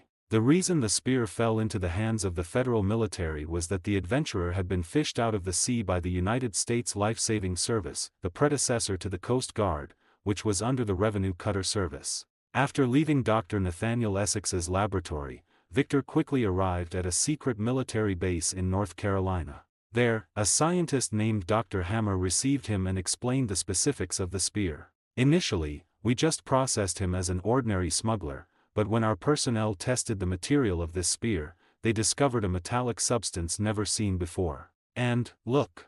As he spoke, Hammer had a tester hold the spear and thrust it toward a 1-meter-thick steel plate. The spear pierced the steel plate with ease, appearing to meet no resistance at all. The tester even slammed into the steel plate because he couldn't stop in time, resulting in a bloody nose. This proved that it was indeed a solid steel plate and not a large block of painted tofu. It seemed the material of this spear was truly extraordinary. By now, Victor had already guessed the origin of the spear and realized that there might be big trouble coming. Where is the smuggler who brought back this spear? I want to see him. Also, did they encounter any trouble when they were delivering the spear? Victor expressed curiosity about the sluggishness of the expected recovery team. After all, as far as he knew, those people shouldn't have been so slow to react. In fact, it's not that we didn't encounter trouble, but rather that we ran into quite a bit of it. Our men were attacked by black men of unknown origin as soon as they set out from the port. However, Dr. Hammer's subsequent words made him realize that things were not as simple as he thought. It turned out that by this time, Wakanda's influence had already spread to the Federation. But they were likely far from being as pervasive and powerful as they would become later. They were just beginning to spread along with the movement of the black population. The transport team was attacked by black men of unknown origin. How was their combat capability, and can their origins be traced? Although Victor had already guessed the identity of the attackers, he still had to ask such redundant questions. Otherwise, he would have no way to explain how he knew so much about attackers of unknown origin. The information we've gathered shows they were once very ordinary slaves who were liberated after the Civil War and became local laborers. But incredibly, they were actually able to obtain firearms, and their combat capability is not weak. Clearly, the federal military had not gathered any effective intelligence, and the transport team had suffered significant casualties during the attacks. When casualties occurred in the transport team, I ordered them to first enter a local garrison camp to seek help. Then I immediately notified your department, which subsequently dispatched 2 agents and a SWAT detachment to escort them. Tina had mentioned this to Victor when he arrived. The 2 agents dispatched were the former Master Thief Kid and Frankenstein. Yes, Frankenstein had ultimately inherited his father's name. Unfortunately, he hadn't inherited his father's brain, so he could only do the simplest job, killing. I must say, your department's agents and the SWAT detachment really know what they're doing. Under their escort, the spear was transported to a secret base in South Carolina. In fact, it was possible for this spear to become a containment object for the X Division. However, the military clearly wanted to keep it for themselves in secret, so they didn't let the X Division get involved at first. But when the transport team was attacked, they decisively issued orders to the X Division, requesting agents for support. After all, although the X Division reported to the president, it was also technically under the military's umbrella. Besides, if it fell into the hands of the X Division, there was still a chance to share the results, but if it was snatched away by people of unknown origin, everything would be lost. Since it had already been sent to the secret base over there, why was it transferred here? Did something else happen? Victor originally wanted to ask why Kid and the others hadn't requested to contain the item instead of sending it to the military base in South Carolina. But he soon thought of a possibility, and Dr. Hammer's next words confirmed his suspicion. Shortly after your agents and the SWAT detachment repelled the attack by the black men, they were attacked again by a super soldier. Yes, for people like you, we collectively refer to them as super soldiers. That fellow wore a strange suit of armor. Our bullets simply couldn't penetrate his defenses. Clearly, Dr. Hammer's status within the military must be quite high. Otherwise, he wouldn't have such a thorough understanding of the special nature of people like Victor. As for the super soldier who attacked the transport team, it goes without saying that it must have been the current king of Wakanda and the Black Panther. At first, he seemed unwilling to harm the innocent, so he was eventually repelled by that oversized agent of yours, Frankenstein. Yes, that's the name. He was driven back by an explosion caused by a car Frankenstein threw. But he only retreated temporarily. That night, he led his men and fought his way into that secret base. Just then, another voice took over from Dr. Hammer, continuing the narrative. Indeed, it was Kid, who had just finished having his wounds bandaged. This time, he showed no mercy. Our soldiers were almost helpless before him, even the members of the SWAT detachment. With my reaction time, I could only barely keep up with his speed. Hitting him was even more difficult, not to mention he wasn't afraid of bullets at all.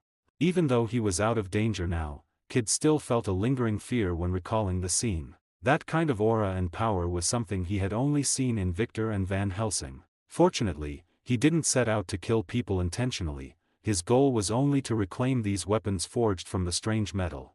Therefore, we split into several groups, each carrying one piece, and began to evacuate separately. This spear was the responsibility of Frankenstein and me, and it's the only one brought back. It was precisely because they had suffered such heavy losses that the military chose to interrupt Victor's vacation so quickly and recall him and Logan. And after he set off first, they required Logan to quickly finish his psychological analysis and come to support immediately. It seemed that this time, the military also realized that they were in big trouble. "Did you bring back that smuggler? You know, the guy named Ulysses Chloe, that adventurer." From Kid's words, Victor could tell that not only the military had suffered heavy losses, but the elites of the SWAT detachment had also lost many men. Fortunately, Ulysses Chloe hadn't escaped their grasp. Or rather, the man didn't dare to run away in the chaos. By staying with the federal military, he might survive as long as he remained useful. If he fled and ended up alone, Black Panther would surely tear him apart. And Victor was clearly the person who understood his value best. After all, whether it was proto-adamantium, true adamantium, or any of the derivative adamantium alloys, vibranium was an essential raw material. Moreover, the name Ulysses Chloe reminded Victor of someone. The man who would sell vibranium to the federal military and Tony in the future seemed to have the same name. It seemed this so-called adventurer was likely that man's grandfather or some such relative. Smuggling vibranium appeared to be a family tradition for them. However, this also meant the man must have the specific coordinates and entry methods for Wakanda, as that was the only way he could consistently obtain large quantities of vibranium over a long period. Victor didn't care about any of that, all he wanted was the vibranium itself. He didn't care what methods Chloe used to get it. As long as he paid and Chloe could deliver the goods, that was enough. As for now, Victor sought him out to ask about the current generation's Black Panther. After all, if he had the skill to obtain these vibranium weapons, he must have also gathered intelligence related to Wakanda. "The guy got a bit injured while evacuating with us. He's in the medical room getting bandaged up right now. If you want to see him, shall we go to the medical room together? While we're at it, I'll get my wound bandaged again. It feels like it just split open. Ouch. It hurts. I won't be participating in the follow-up operations against that guy. After all, I'm a casualty now." Only the former Great Western Bandit, Kid, would talk like that. He was a man with great self-awareness, understanding that the upcoming battle was no longer something he could participate in. After all, his best skill, fast drawing, was hard to utilize when bullets couldn't penetrate the enemy's armor. Therefore, he planned to use this opportunity to withdraw from the subsequent missions and play dead in the infirmary. Victor, who had long understood his personality, naturally wouldn't refuse. Kid had indeed done his best, and the follow-up actions weren't suitable for him anyway. On the other hand, Frankenstein's monster, Frankenstein, was still of some use, given his size and strength. "You are Ulysses Chloe. I am Victor, the head of the federal government's X division. I think the purpose of my visit should be quite clear to you. Think carefully, is there anything you can tell me about these black people attacking us?" Clearly, Ulysses Chloe was a smart man, otherwise, he wouldn't have been able to get these vibranium weapons, let alone survive until now. Thus, the moment Victor posed the question, he blurted out all the information he knew about Wakanda. These weapons were obtained from a local tribal chief. They have them because their ancestors once visited a place called Wakanda and received these gifts from there. These weapons serve as a testament to the friendship between their tribe and Wakanda. At first, they wouldn't sell, so I used a few little methods, he. Even without Ulysses saying it, Victor knew what those methods were. It was nothing more than burning, killing, and looting, just like any other adventurer who went to that land in search of wealth and treasure. These people, called adventurers to sound nice, were in truth slave traders and bandits. "So your meaning is that these black people attacking us are from this so-called Wakanda? Their goal is to reclaim these vibranium weapons in our hands? It seems the little methods you used weren't exactly honorable. However, I don't care about that. Since they've fallen into our hands, there's absolutely no reason to let them take them back." Although Victor's current understanding of Wakanda likely far exceeded that of Ulysses Chloe, he had to stay in character and play along, slowly prying information about Wakanda out of Chloe. Just then, a security guard from the base suddenly rushed in. "We're under attack. Judging by their numbers and firepower, it's the same group that attacked the other base last time. Our men are exchanging fire with them on the perimeter. The enemy's firepower is intense, and our people are about to break under their assault. That super soldier codenamed Black Panther is too strong. Should we reveal the base's location and call for support from nearby garrisons? Victor had just been worrying about whether Black Panther would attack this base as well, and unexpectedly, the opponent had arrived right on cue. Speak of the devil, and he shall appear. But that was fine, he also wanted to test just how strong the current Black Panther was. No need. I'll handle Black Panther myself. You should have no problem dealing with the other attackers, right? Also, send a telegram to X Division. Tell Logan to bring that katana I brought back from Japan when he comes. It might come in very handy. After Victor finished speaking, the security guard didn't immediately comply. Instead, he looked at Dr. Hammer beside Victor. Only after receiving a nod from the doctor did he turn around to start making arrangements. Victor didn't feel anything was wrong with that. After all, this wasn't his territory, and his behavior just now was technically an overstep of authority. However, it was the best solution, because he was the one in this era who truly understood Black Panther best. Dr. Hammer didn't stop Victor's actions either, because he understood that only a super soldier could deal with a super soldier. Soon, led by that security guard, Victor arrived at the combat perimeter of the base. These warriors from Wakanda didn't seem to understand the essence of infiltration at all. They had actually charged through the main gate in broad daylight. The base's reinforced steel gate had been torn to shreds by Black Panther and tossed aside. Black Panther, put down that ordinary human. How about I be your opponent instead? At that moment, Black Panther's left hand was gripping a security guard's neck, while his right hand was prepared to deliver a fatal blow. Hearing Victor's words, he lowered his right hand, but his left hand tightened, snapping the soldier's neck. It seemed Chala's grandfather was far more vicious than Chala himself. However, considering what white people were doing in Africa at this time, his actions weren't hard to understand. But understanding did not mean forgiveness. Killing a subordinate right in front of Victor was an insult to any commander. Therefore, next, Black Panther would face the fury of Sabretooth. Come on, let me see your capabilities. Ruler of Wakanda, protector of the people of Wakanda, favorite of Bast the Panther God. Just as Victor was complaining internally about how many long and tedious titles this guy had, Black Panther's vibranium claws were already slapped directly onto his face, a simple and crude method of attack, but highly effective. In fact, Victor intentionally took the hit. He needed to test the opponent's strength to gauge their physical toughness and resistance to strikes. Fortunately, the opponent's strength did not exceed his expectations. In fact, Victor was overthinking it. Black Panther's vibranium suit can evenly absorb kinetic energy. Even a regular Hulk couldn't kill Black Panther quickly, let alone Victor. When Black Panther saw Victor slammed into the nearby ruins by his strike, he thought he had been taken out just like that. He internally scoffed, thinking he'd overestimated him. He was just a show-off, big for nothing. Hey, it's not over yet.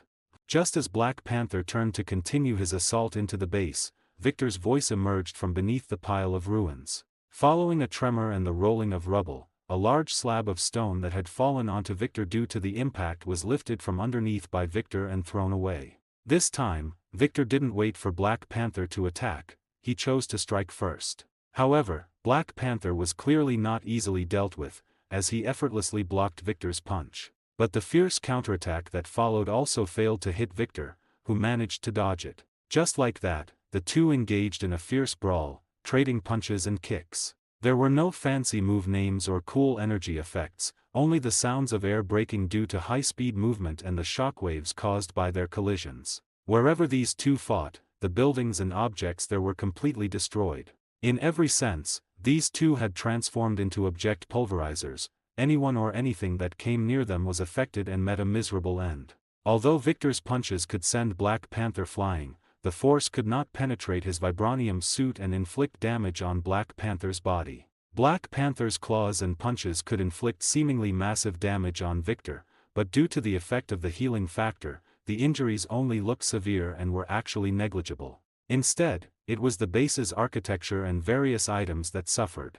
Besides attacking each other with their bodies and limbs, the two often grabbed nearby objects and smashed them as weapons. Usually, the main target was missed, but large numbers of affected soldiers were killed or injured. These included Wakandan soldiers brought by Black Panther, as well as security personnel from the federal base. In the end, all other personnel from both sides evacuated the large underground plaza. Only Victor and Black Panther remained, allowing them to fight to their heart's content while avoiding collateral damage to others. After no longer needing to worry about friendly fire, their confrontation became even fiercer. Their figures chased and fought in every corner of the room. The entire plaza no longer had a single intact object or undamaged surface.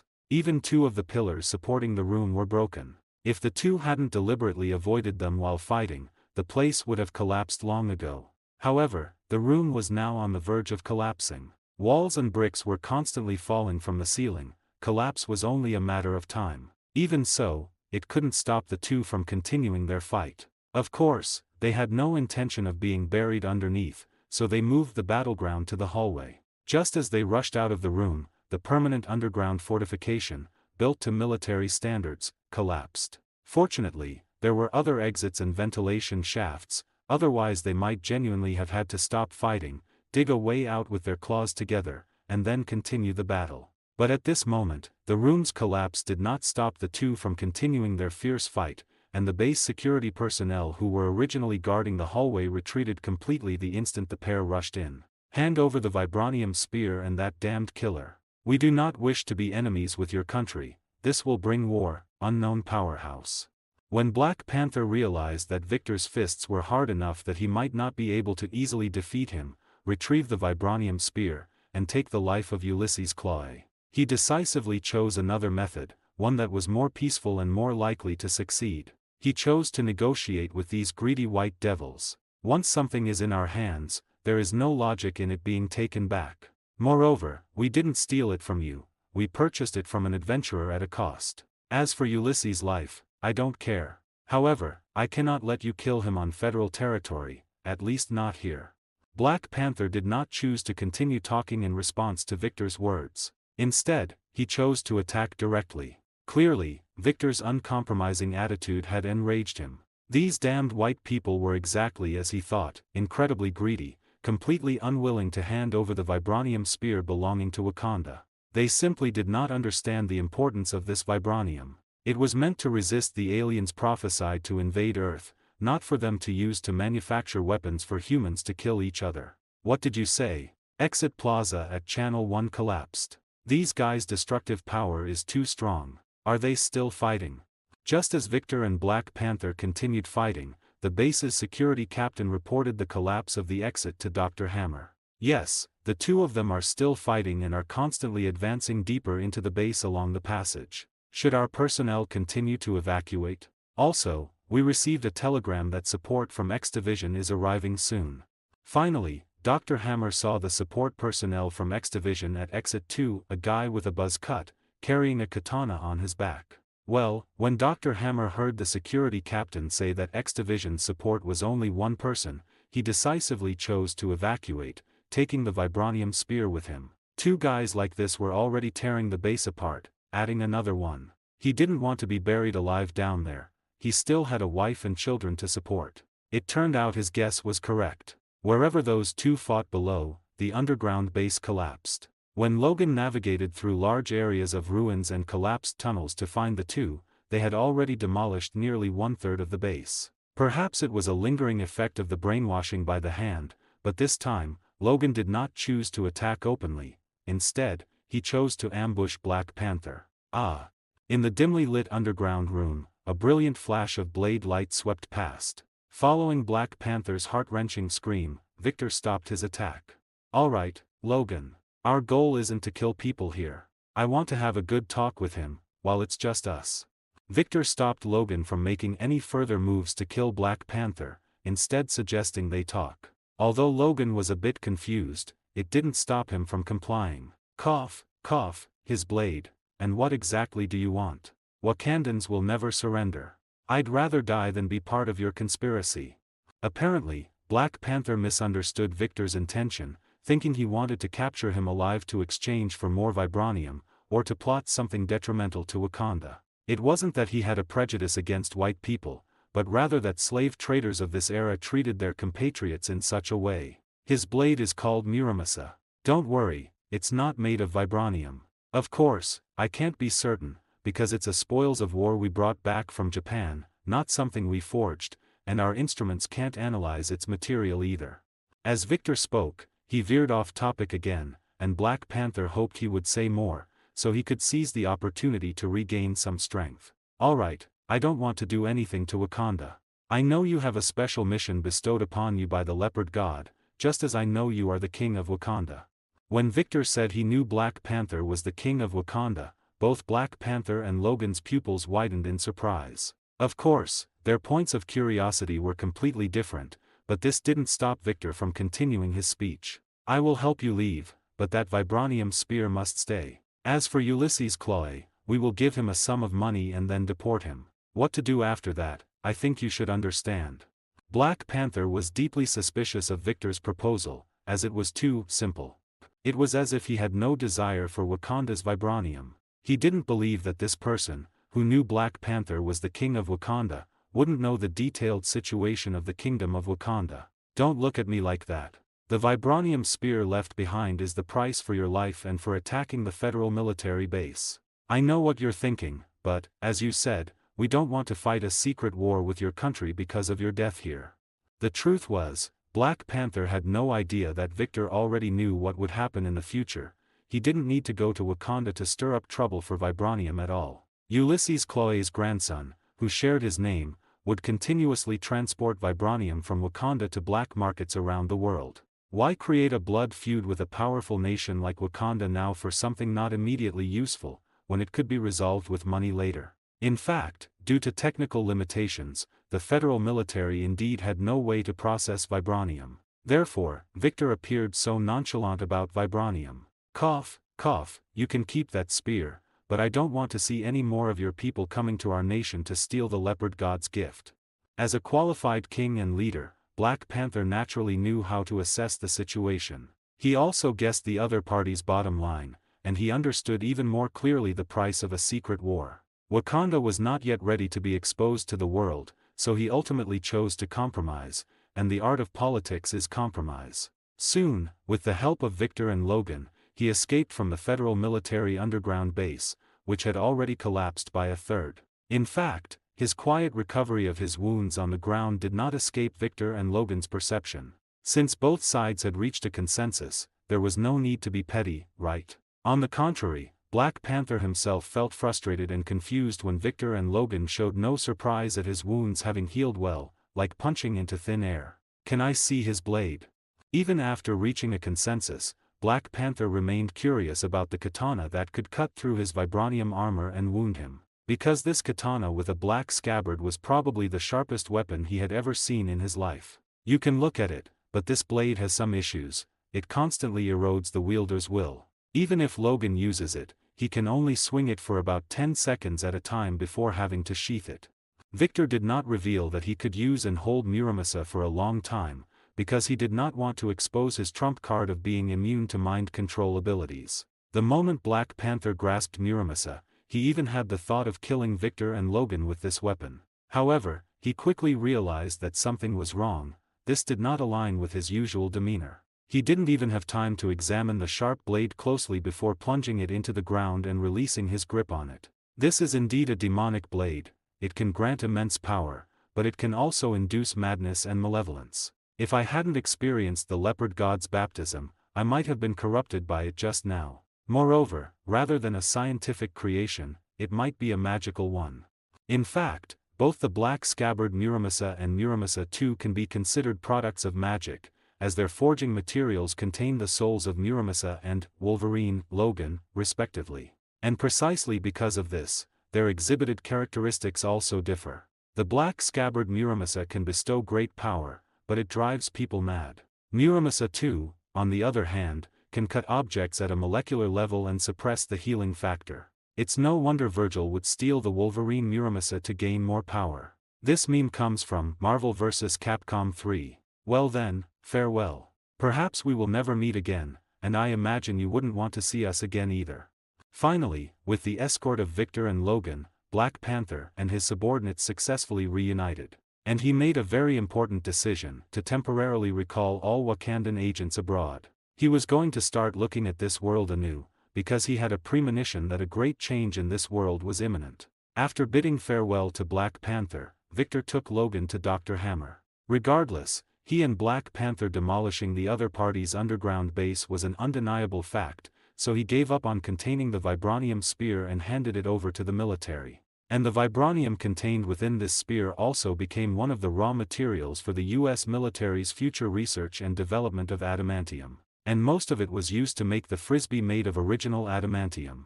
Dr. Hammer was over the moon after obtaining the vibranium spear, so he naturally stopped caring about Victor and Black Panther tearing down his base. After all, the United States military would foot the bill for reconstruction, not him. As long as he could extract something valuable from the weapons material, research funds would keep rolling in. Victor, meanwhile, left the task of writing reports to the military and the president, explaining why Black Panther had escaped, to Little Secretary Tina. Because of that, he also laid out his plans to the Little Secretary, including his belief that the Federation currently lacked the technology to process vibranium. Tina had never let him down, every time she managed to deal with those damned higher-ups, and clearly this time was no exception. She shielded him superbly from pressure by the military and the new president. He could handle politicians, he just didn't like to. Besides, Tina could do it better. Though he occasionally wondered about her background and identity, he trusted his beast instincts. If she posed no threat, he would use her without hesitation. Dr. Nathaniel Essex, how is the experiment progressing? You know the Federation doesn't keep idle hands or waste around. After receiving Victor's telegram, Tina didn't rush to draft a report. Instead she headed straight to Mr. Sinister's laboratory. Ah, our dear Miss Tina. Your presence brightens my lab. I've achieved unprecedented results. X genes are simply marvelous. A treasure from God to mankind. Behold, my masterpiece. The moment Dr. Nathaniel Essex spoke, Tina sensed a jarring change. The former doctor had never talked like this. Although Dr. Nathaniel Essex's past traumas had left his mind unstable, it had manifested as reticence and awkwardness. Now, glib as a joker and wearing a twitching, neurotic grin, he fit the nickname Mr. Sinister more than ever. Before, the horror came only from his cruel methods and cold indifference during experiments. Now his entire aura had shifted inside and out. Damn it, is that cat Luther? What did you do to Victor's cat? When he gets back, he'll tear you apart. When Tina saw the masterpiece he spoke of, she nearly lost her mind. Victor's tiger cat, named after his brother, had finally fallen into Mr. Sinister's clutches, becoming either a victim or a perfect creation of his ghastly experiments. No, he won't. On the contrary, he'll thank me. A normal cat lives, 10-odd years. But Luther, after my modifications, can stay with him forever. Meow. Clearly Dr. Nathaniel Essex's alterations went beyond lifespan. The already fierce tiger cat had been turned into a killing machine. One could tell from its enlarged frame and the claw marks it gouged into the iron cage beneath its paws. Even so, it still cowered in terror before Dr. Nathaniel Essex, showing just how deep a shadow he had cast over it. Tina, however, cared less about the cat than about what the doctor had done to himself. Clearly he had modified his own body, otherwise he wouldn't behave this way. So what about you? What did you do to yourself? Don't say nothing. This is not the Dr. Nathaniel Essex I knew. Dr. Nathaniel Essex was only too happy to answer, for this was another achievement he took pride in. Of course I experimented on myself. Once I saw results in Luther, I couldn't wait for the condemned prisoners you promised. I modified myself directly. Behold. As he spoke, he grabbed a scalpel from the operating table and slashed his own arm. Blood spurted out, splattering Tina's face. Startled, Tina squeezed her eyes shut and backed away several steps, then quickly pulled out a white handkerchief to wipe the blood from her face and clothes. Just as she thought the doctor had lost his mind, she saw the 20-centimeter gash on his arm had already healed. See, I've perfectly copied their abilities into myself, and the healing factor even grew extra brain cells. Now I'm smarter and crazier than ever. Just as Tina believed he had achieved the breakthrough she wanted, his next words threw her back into turmoil. But this modification works only on me. My genes are unique and can accommodate all kinds of X genes, meaning I can transplant other mutants' powers into myself. Originally my genes weren't like this. It seems the healing factor inside that man named Logan awakened the potential in my own genes. If it worked only for him, it wasn't the universal solution she sought, but soon he gave her an even bigger surprise. The most interesting part is your genes. Remember when I drew a tube of your blood? After cultivating and modifying your genes, they began secreting an enzyme that suppresses healing factor and producing a substance that slows aging. Once extracted, it can extend a human life by about 5 years, but if secreted inside your body, your lifespan could increase dramatically. So, care to undergo the modification? At this moment Dr. Nathaniel Essex resembled a sleazy uncle luring a girl to look at goldfish, or Mephisto tempting Faust, urging Tina to accept the experiment, and Tina wavered. After all, few can resist the lure of longevity and superpowers. But first, she needed to finish a report. Sabretooth and Wolverine released the super soldier codenamed Black Panther, apparently reaching some agreement with him. I will continue observation and tracking to prevent them from harming Federation interests. Additionally, Dr. Nathaniel Essex has made a major breakthrough, but requires my assistance. In the report, Tina analyzed Victor's actions and requested the military and the president approve her own modification experiment. She signed off as Agent Zero. Victor gazed at himself in the mirror, experiencing a momentary lapse. It was a face both unfamiliar and familiar. Beneath the golden hair hung down were a pair of eyes filled with savagery, coldness, and a trace of killing intent. This was him, Sabretooth Victor. His physical fitness far surpassed that of ordinary people, and through a series of brutal training sessions, he had transformed himself into a killing machine. He never feared anything, understood restraint, and his authority exceeded the bounds of the law, meaning he no longer held the identity of a common person. There was another person just like him, or perhaps, was he even more miserable than Victor? He had once forgotten his past and been abandoned by society. When Victor found him, he was still running with wild beasts in a wolf pack. Now, they both exceeded the bounds of the law and lost their common identities. They were like twin brothers, identityless. Sabretooth, Victor. Wolverine, Logan. Although they still used their former names, all related documentation had been destroyed. The only remaining copy, deep within the confidential archives of X Division, was eventually ruined in a great fire. Time can change many things, but there are also many things that time cannot change. It was as if time had taken Mrs. Clyde's life, yet never altered Victor's appearance. After Victor lost his last remaining connection, he chose to seal away his past. Victor Creed, the son of Farmer Clyde, was gone. Now there was only Major General Victor, the head of X Division codenamed Sabretooth. It seems I truly am getting old, thinking about such sentimental matters at a time like this. Yes, although Victor possessed the face of a 20-year-old, his actual age far exceeded his appearance. Of course, Wolverine Logan was the same, after all, in terms of ability, personality, and other aspects, they were too similar. Decades had passed since Victor let Black Panther go. Many things had happened during those decades, yet everything seemed calm. I know this sounds contradictory, but in reality, it wasn't contradictory at all. Because the events that occurred were irrelevant to the world. They only affected those involved, such as the death of Mrs. Clyde, the success of Tina's modification experiments, or the death of Ulysses Claw. This adventurer, who brought vibranium out of Wakanda, ultimately could not escape his fate of being killed by Black Panther. However, the vast wealth and expedition notes he left behind set the stage for his son and grandson to travel to Wakanda again. After the Federation obtained the vibranium spear, just as Victor predicted, they were completely unable to process it. The military even considered sending Victor and Logan to Wakanda to steal the relevant technology, but ultimately abandoned the idea due to the threat of the secret war. After all, judging by the fact that Wakanda could process vibranium while the Federation could not, Wakanda's technological level was clearly higher than the Federation's. Provoking such a nation rashly was unwise. Moreover, they chose to hide in the jungle and not participate in the distribution of the world's resources, which was the best outcome, wasn't it? Victor smoothed his brow and turned his attention to the crisp Major General uniform he was wearing.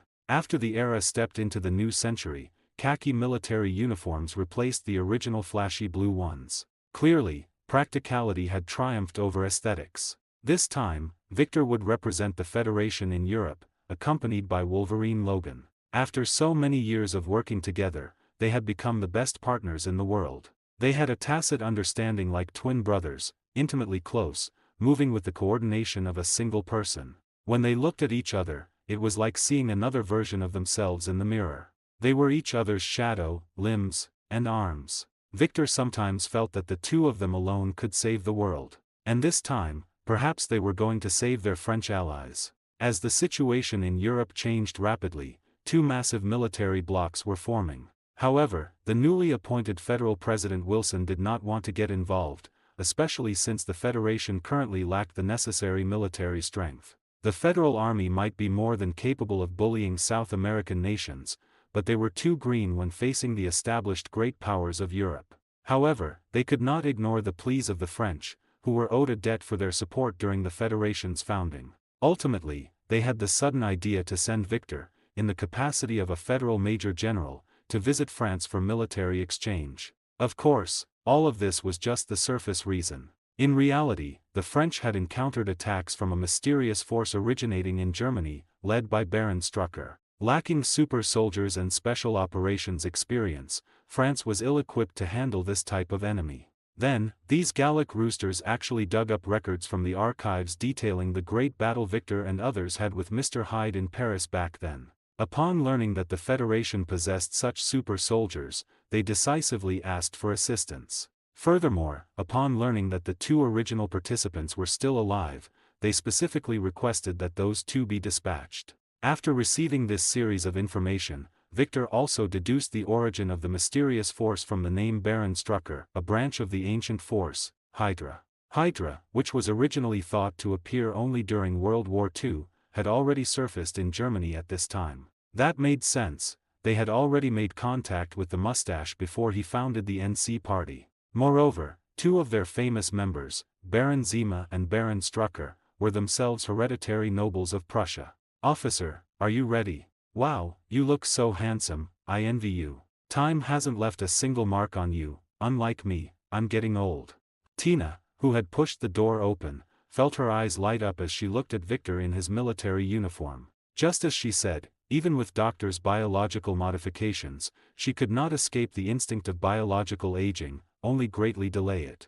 Although she claimed to be old, she actually looked only about 30. In contrast, Mr. Sinister himself looked like an old man in his 40s or 50s, yet his body was far healthier and stronger than that of a 20-year-old. The reason he made himself look old was to escape Victor's beatings. Since he had used someone's pet cat for an experiment, he had no choice but to disguise himself as frail and sickly to test Victor's moral character. However, he could run for a while, but not forever. Initially, Victor really couldn't bring himself to harm a frail old man, but after learning the truth, Doctor still received a severe beating. But for Doctor, who already possessed super self-healing abilities, this was nothing. As for the cat named Luther, after being modified, it gained not only super longevity and powerful strength but also intelligence comparable to a human's. After Victor trained it, he gave it to Mrs. Clyde as a pet bodyguard, and it accompanied her until her death. This trip to France, it was also one of the members. When Victor stepped onto London's soil once again, looking at the street scenes similar to those of the past, he couldn't help but sigh at how things had changed while the scenery remained the same. However, the changes in Paris were also immense. At the very least, when he first came, that 324-meter-tall Iron Tower did not exist. This tower, eventually named after its designer Gustave Eiffel, was a product of a certain peculiar mindset of the French. In 1880, the French Third Republic, having finally emerged from the shadow of the Franco-Prussian War, decided to showcase its national strength. They decided to host a World Expo with the theme of celebrating the 100th anniversary of the victory of the Gallic Roosters' Revolution, which is to say, celebrating the 100th anniversary of them beheading their own king. To be honest, the Gallic Roosters had beheaded several of their own kings. No wonder when the Gallic Roosters later proposed a merger with the Grating Empire, the blokes of the Grating Empire refused no matter what.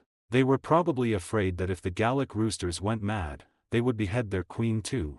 And the Eiffel Tower, under such a heavily political background, defeated all kinds of competitors and finally stood tall in Paris, becoming the tallest building in the world at the time. The previous tallest building in the world was the Washington Monument of the Federation. Therefore, when the Eiffel Tower was completed, Victor remembered that many of his colleagues were feeling quite envious, saying that the French, who prided themselves on art, actually used steel to build a tower. However, the fate of the Eiffel Tower at this time was not so clear, because at the beginning of its design, it was intended to be dismantled 20 years after completion. Now, it had clearly exceeded that time limit.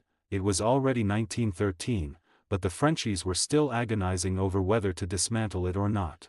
Actually, they had already made up their minds to dismantle it in 1914, but Victor's arrival and the Germans' conspiracy eventually allowed it to be preserved, becoming the "Century of the People" and a symbol of France. Victor gazed at the spire of the Eiffel Tower looming in the thick mist, not realizing that it would become the final battlefield of his trip. What he was thinking about was whether the snails Maupassant ate in the tower's restaurant back then were really that delicious. In fact, the Eiffel Tower was still an important property of the military at this time. They actually used the tower to conduct radio communications with ships on the Atlantic Ocean. It was precisely because of the military's persistence that the tower had been preserved to this day. Ultimately, Victor didn't get the chance to go to the Eiffel Tower to taste a French feast immediately. Instead, he was taken to a lodging prepared by the French for the Federation's Major General, and then he fell ill.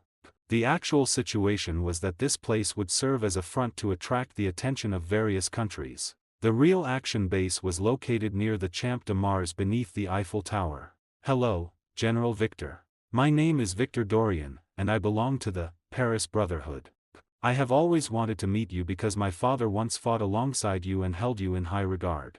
When Victor saw the young man greeting him in the safe house, he couldn't help but recall that handsome and romantic French second lieutenant from back then, Arnaud Dorian III. He was the only presentable figure the French government had at the time, and now, the French government had actually sent his son. It must be said that France indeed lacks a sense of presence.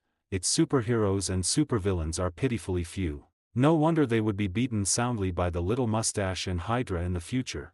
Their extraordinary powers were completely unequal. "Hello, young man. From the look in your eyes, it seems you don't believe I'm the person who once fought alongside your father. Actually, you're not the first to think so, but that's my secret, so I can't tell you. However, I have other ways to prove it to you, for example, he. Victor, chuckling coldly, released his killing intent, which was essentially just staring into Dorian's eyes. Just by being stared at, Dorian fell into a great sense of crisis. That feeling was like a white rabbit being targeted by a goshawk, a threat from a natural predator. He finally believed what his father had said: the world was not as simple as he thought. Before this, he had always believed he was at the limit of what a human could achieve. After rigorous training by Arnaud III, he was proficient in almost all cold and hot weapons of this era and could scale walls as if walking on level ground. Whether it was frontal combat or stealthy assassination, he was a top-tier expert. Furthermore, he possessed an extremely special tracking ability, allowing him to easily see through and track targets that ordinary people would find difficult to follow. Even those German agents who called themselves Hydra were still no match for him. Except for that guy named Baron Zima, that guy gave him a great sense of threat. If it weren't for his colleagues being such useless trash, his superiors wouldn't have had to seek help from those Federation people. But when Victor focused his killing intent on him, he realized he was wrong. This was not something a human could possess. It was as if a prehistoric beast was standing before him. That Baron Zima from Hydra was as harmless as a chihuahua compared to him. "Uncle Victor, I was wrong, please forgive me." Under the heavy pressure Victor applied, the poor kid even started calling him uncle. In reality, Victor was slightly older than his father, but Victor looked young, and he couldn't be bothered to care anyway. Admitting your mistakes makes you a good kid. Let me tell you, there's another one as strong as me. Look, it's him, your Uncle Logan. Say hello to him. "Hello, Uncle Logan." Logan looked at Victor with a dark expression as Victor affectionately put his arm around Victor Dorian's neck, making him call him Uncle Logan. "It seems your Uncle Logan doesn't like you much. But if you were a little red-haired girl, he would definitely like you. All right, let's get down to business." After teasing Logan a second time, Victor pulled the conversation back to business before Wolverine could go berserk and draw his claws. "According to your superior, you are the only agent who has dealt with that German organization and survived. Can you provide me with some intelligence regarding them?" When Victor asked this question, Victor Dorian's thoughts involuntarily drifted back to that night a few months ago. That day was just like today, a foggy day. At the time, my colleagues and I were disguised as ordinary Paris patrolmen, patrolling near the Champ de Mars at night. Then, we heard a suspicious sound coming from an alleyway. By the time we arrived at the scene, all we saw was the victim's body. The perpetrator had already left. The victim was identified as a drunken construction worker. In fact, they initially treated it as an ordinary robbery-homicide case, but as the number of disappearances and deaths increased, they finally began to take the case seriously. It turned out that all the deceased and missing persons were construction workers who had built the Eiffel Tower back in the day. Furthermore, word soon arrived from Mr. Eiffel, the designer of the Eiffel Tower, that the original blueprints for the tower had been stolen. In other words, the target is the Eiffel Tower. Don't tell me they want to turn it into a giant Tesla coil and launch a terrorist attack on Paris. Facing Victor's wild imagination, Dorian looked completely bewildered. After all, he had never played a game called Red Alert 2.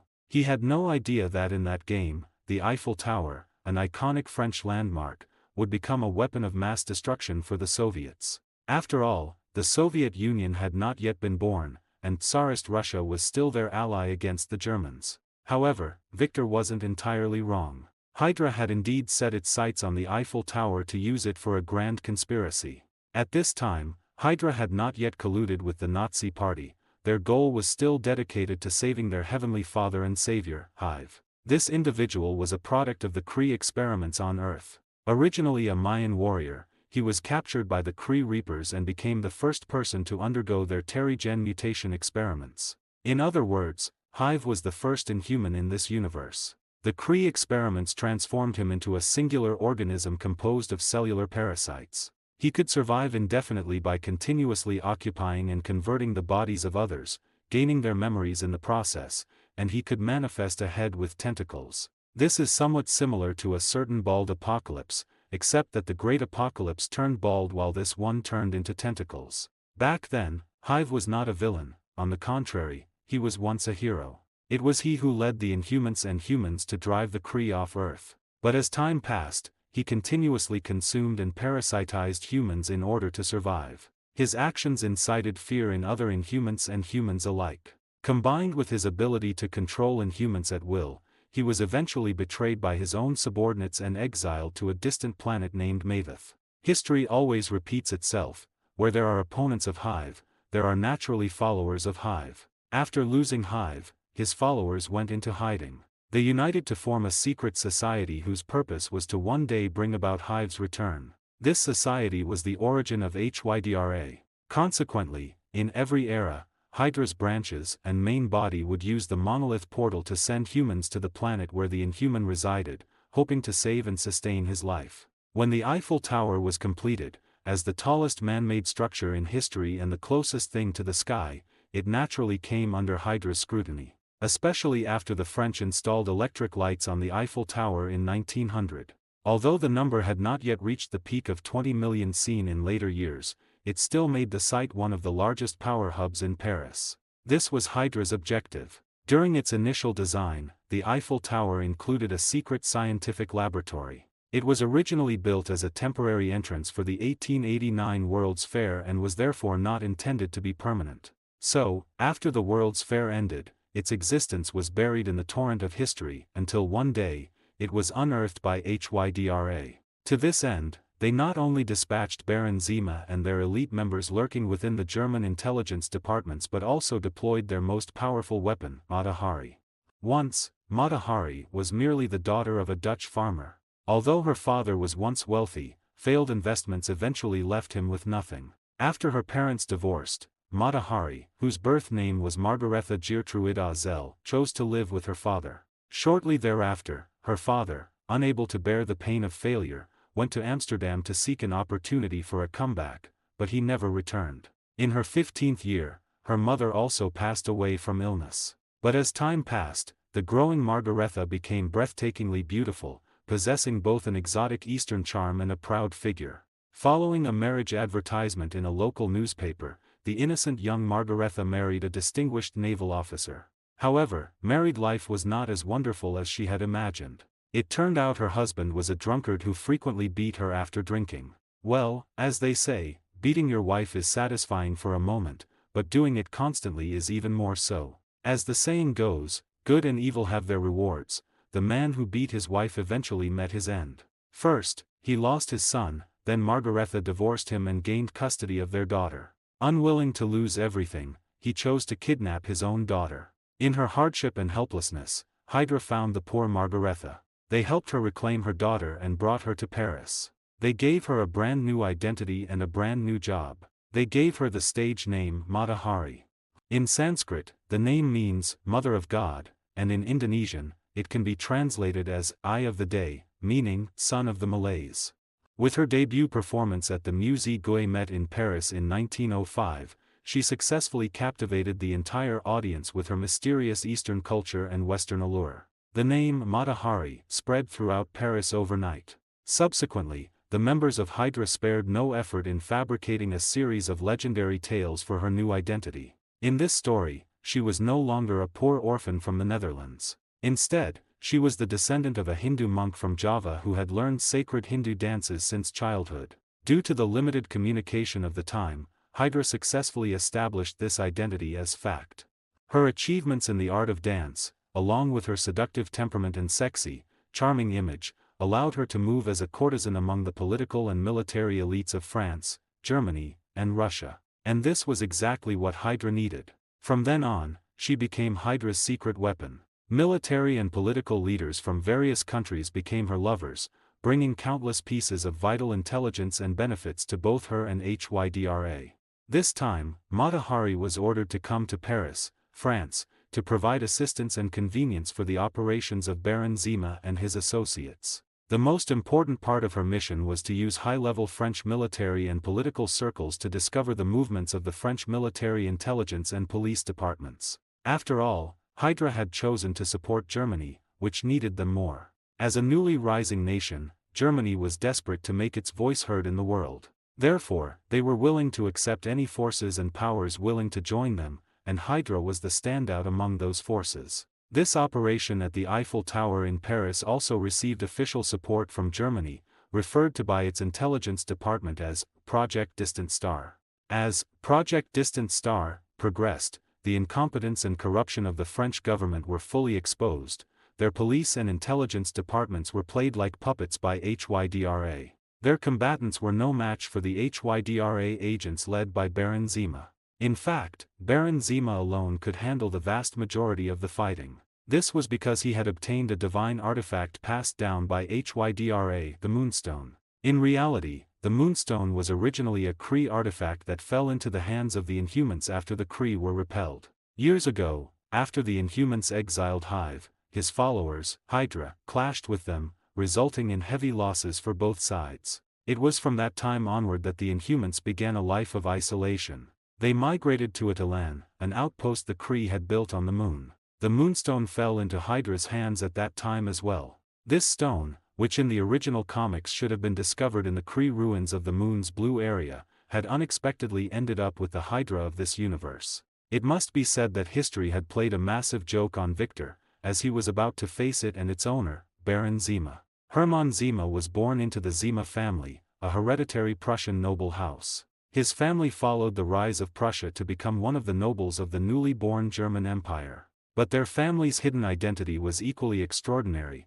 They had served Hydra for generations, believing that one day their All-Father and Savior would return to Earth to rule humanity. It was precisely with the help of his family and other nobles that Hydra found the monolith that had originally banished Hive to Maveth. In the days that followed, they continuously sent members through, attempting to bring Hive back to Earth, though they never succeeded. And this time, they intended to make an attempt at the Eiffel Tower, the tallest structure on Earth, hoping to bring their master back. The Zima family received a reward from Hydra for their merit in recovering the monolith, the Moonstone. This stone granted the head of their family power unrivaled by any human. It also caused the Zima family's status within Hydra to soar, making them one of Hydra's giants and successfully securing the mission to go to the Eiffel Tower to welcome back Hive. Before Baron Zima and his Moonstone, the French military and agents were powerless, with Dorian being the sole survivor. If not for orders to maintain a low profile, Baron Zima might have turned Paris upside down long ago. Under his assault, the French government eventually fell into despair and was forced to seek aid from the federal government. The price was a massive string of weapon orders for the federal government. To ensure they received the final payments of those lucrative orders, the federal government was naturally not stingy about sending their ace to assist their dear French allies. Though the French were acting discreetly, they did not hide it from Mata Hari, who was a close confidant to the high-ranking French military and political figures. She was very puzzled by the French suddenly inviting a federal general for a visit and worried it might be related to Hydra's operations. Thus, she decided to meet this war hero from the US. Make the arrangements. I want to visit this federal war hero and see if he is as miraculous as the rumors say. When she actually saw the general, she felt completely mesmerized. Her legs felt like they were going weak. His facial features were sharp as if carved by a knife, his gaze was resolute, his nose bridge high, and his short black hair made him look capable and cold. What fascinated her most was his physique. Even through the layer of his short-sleeved military uniform, the clear outlines of his abdominal muscles were visible. This was a real man, handsome and muscular. He was like the crystallization of a noble angel and a wild pirate. The pheromones he radiated fascinated all women. Well, she had mistaken Wolverine Logan for Sabretooth Victor. Attracted by the King of Cannon's masculine charm, she couldn't help but step forward and begin flirting with him. "Hi darling, would you like to spend an unforgettable night with me? Enjoying the night scenery and beauty of Paris together would surely be romantic." The reason this scene was happening was that Logan and Victor had been assigned to the same room to facilitate their discussion of the upcoming operation. Furthermore, this arrangement better suited their public identities, a federal major general and his personal bodyguard from a special department. In reality, Victor, with his rippling muscles and wild looks, seemed more like the bodyguard. Meanwhile, Logan, with his cold, handsome face and a fit but not overly bulky physique, looked more like the general. Besides, these two guys didn't like wearing formal uniforms. They usually just wore short-sleeved green military t-shirts, as they weren't afraid of the cold anyway. When Mata Hari came to visit, she happened to run into them as they were returning to their room after using the restroom. Then, the two of them openly started flirting in the room, and Logan even went a step further, deciding to go on a date with Mata at the Eiffel Tower. "Hey, Clyde. I think I'm going out with this beauty. I'll leave the rest to you while I go reminisce about the romance of Paris." Victor wasn't the least bit surprised by Logan's behavior. On the contrary, it was exactly what he wanted to see. After all, he knew the background of this Mata Hari. As one of the most famous female spies in history, she was someone who had once wrapped the high-level military and political figures of both France and Germany around her finger. Moreover, this time, he smelled something else on her. An unusual scent. It didn't belong to the French military or the Germans, but rather the scent of Hydra. Not long after leaving, Mata Hari finally discovered Logan's identity. However, she wasn't dissatisfied at all, because at that moment, nothing made her happier than the prospect of a night of passion with him. "I hope that kid Logan can dig some useful information out of her and doesn't just focus on hard work. Hey, he even forgot to take the Muramasa. Perfect, I'll use it for a bit." With that, Victor walked out with the Muramasa sword. His destination was the area provided by Dorian where Baron Zima had previously appeared. In truth, Victor had never expected to actually find Baron Zima. He was simply out walking the cat. Yes, he was afraid that if Luther were let out alone the stupid thing might stir up some disaster, so he had to accompany it. Going there was purely on the way, he'd never imagined there'd be any gain. Yet, as luck would have it, the place turned out to be a newly built Hydra safe house, and Baron Zima just happened to arrive for an inspection. These old-school aristocrats love their pomp and ceremony, and so they ran smack into this harbinger of slaughter. One had to admit, Luther deserved quite a bit of credit for it. After all, if it hadn't insisted on going out, they wouldn't have bumped into them, right? As a tiger cat, staying home all day went against its nature. It preferred roaming everywhere. Especially after its modification. Although it had long served as Mrs. Clyde's bodyguard, the beasts in the woods around Victor's home had suffered for it. Virtually all became its rations and snacks. Later, after Mrs. Clyde passed away, it stayed with Victor. At first he kept it merely as a pet. That lasted until one mission when the creature single-handedly took down several well-trained soldiers.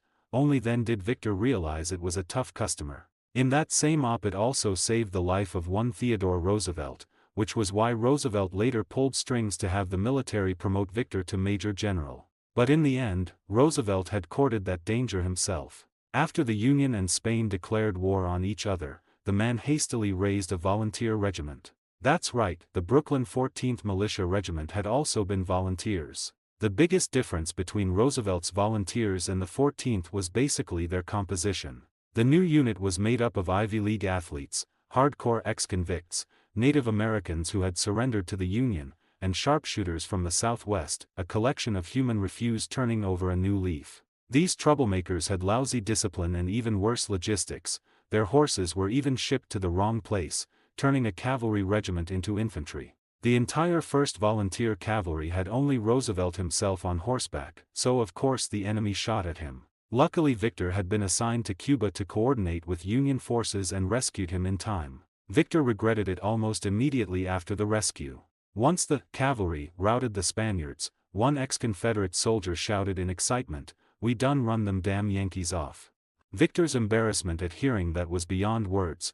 Clearly the South's reconstruction had a long way to go. It was in that battle that the Tiger Cat, smuggled in Victor's pack, first showed what it could do. Using its animal advantages to draw enemy attention, it coordinated with Victor on infiltration and assassination, meeting almost no resistance. It was lethal in its own right. A dozen ordinary soldiers were nothing to it, and it had inherited Victor's self-healing ability. This time in Paris, it was again thanks to Luther that Victor spotted Hydra personnel ferrying supplies into the safe house. First Luther, disguised as a stray cat, leapt onto a crate 2 Hydra men were carrying and scratched the handler's face with a flurry of meow claws. "Arg! Damn it! I'll kill it! Meow!"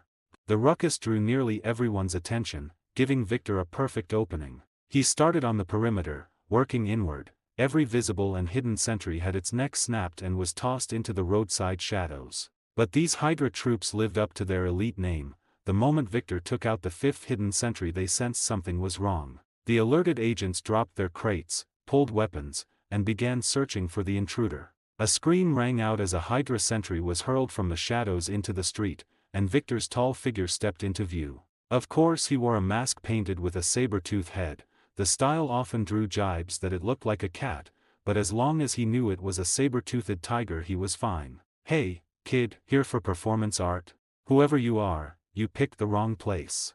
One of the HYDRA agents strode toward Victor, pistol raised. As he reached to grab Victor's collar, he found his gun hand caught in Victor's grip. Agony shot through it and he had to drop the weapon. The instant Victor moved, the other agents opened fire, heedless of their comrade's life. Victor had foreseen it. He hoisted the dead agent as a shield and retreated into a side alley. The corpse was already riddled with bullets. Victor tossed it aside and watched chips of stone fly as rounds struck the alley mouth. He whistled once, screams erupted outside as Luther struck. The small tiger cat used its agility to the full. Leaping from darkness, vanishing again before the agents could react, reaping lives back and forth and sowing panic. While they hunted Luther, Victor burst from the alley. Caught off guard, the agents were slaughtered. The details were too gory to describe. When one shattered agent frantically pounded on the safehouse door, Baron Zima finally realized something was off. He had never had much faith in these grunts, but for one to break from terror and beg for help warranted attention. After all, they were HYDRA, normally nothing could scare them this badly, most of them didn't even fear death. They truly weren't afraid to die, but they dreaded being killed in ways that left them half alive. The spectacle was too much. When Baron Zima opened the door and dragged the frantic agent aside, he took one look at the alley painted red and understood why the man had lost his mind. Mutilated limbs and entrails littered the alley, as though a savage beast had torn through it. Logan had voiced his disgust at Victor's brand of slaughter countless times, yet Victor never changed. "It's called deterrence, what the hell would you know?" He'd toned it down after Tina made him file his own reports, but now that he was in France he was letting himself run wild again. "All this, your work? Ever consider joining us? Your style suits our kind." Baron Zima opened with a recruitment pitch, which caught Victor completely off guard, and made it crystal clear the man didn't give a damn about his dead underlings. "I've no plans to switch jobs, and even if I did, it wouldn't be with a second-rate outfit like yours." Something in Victor's reply stung Zima. The Baron answered by attacking at once. "You may have beaten these trash, but you understand nothing of true power. Now witness the might the gods have given me." Under the moonstone's glow, Baron Zima rose into the air. His hair drifted, his coat billowed, he actually looked the part. But when a beam from Zima's hand struck him, Victor realized the man wasn't merely posturing, he had real skill.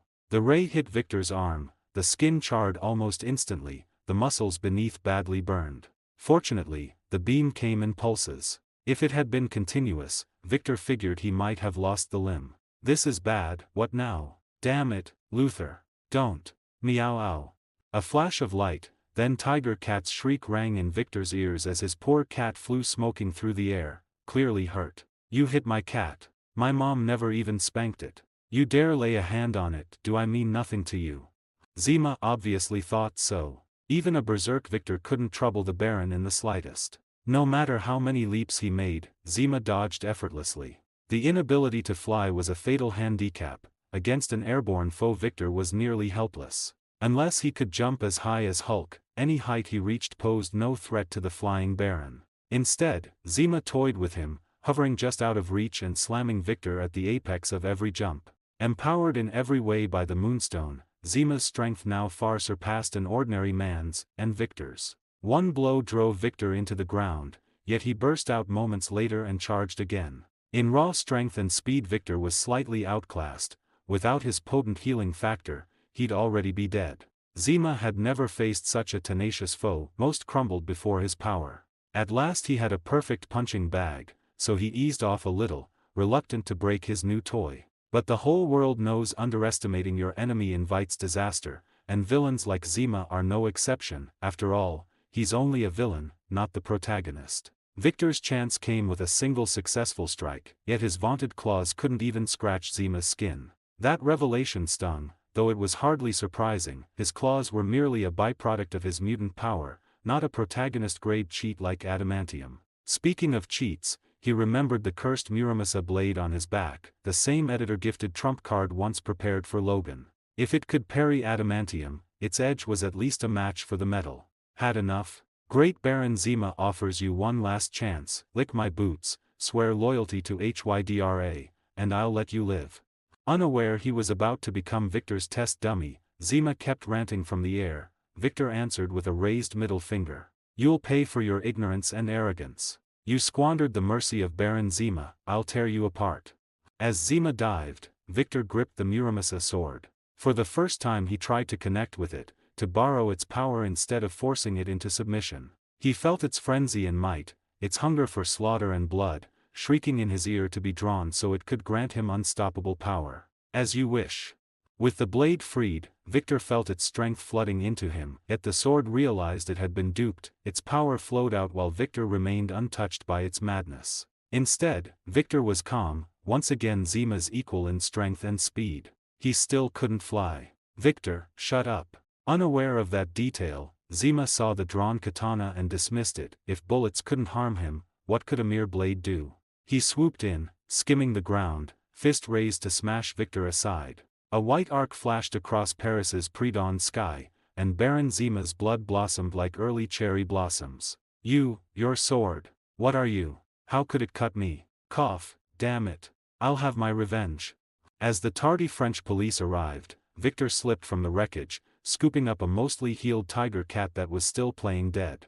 As the saying goes, a cigarette after the fact makes one feel like an immortal. But as Victor held a cigarette in his mouth, he didn't feel happy at all. First, because his cat had been hit, and second, because he had suffered a great loss and let the other party escape. Logan, another person with a cigarette in his mouth, was truly as happy as an immortal. As for the reason, one only needed to think about who he had spent a romantic night in Paris with. Also unable to be happy were the French government and the Paris police. The mess Victor and Baron Zima had left for them was enough to become a major piece of world news. Fortunately, those fearless reporters had already been caught in the crossfire of the battle and were actually dead.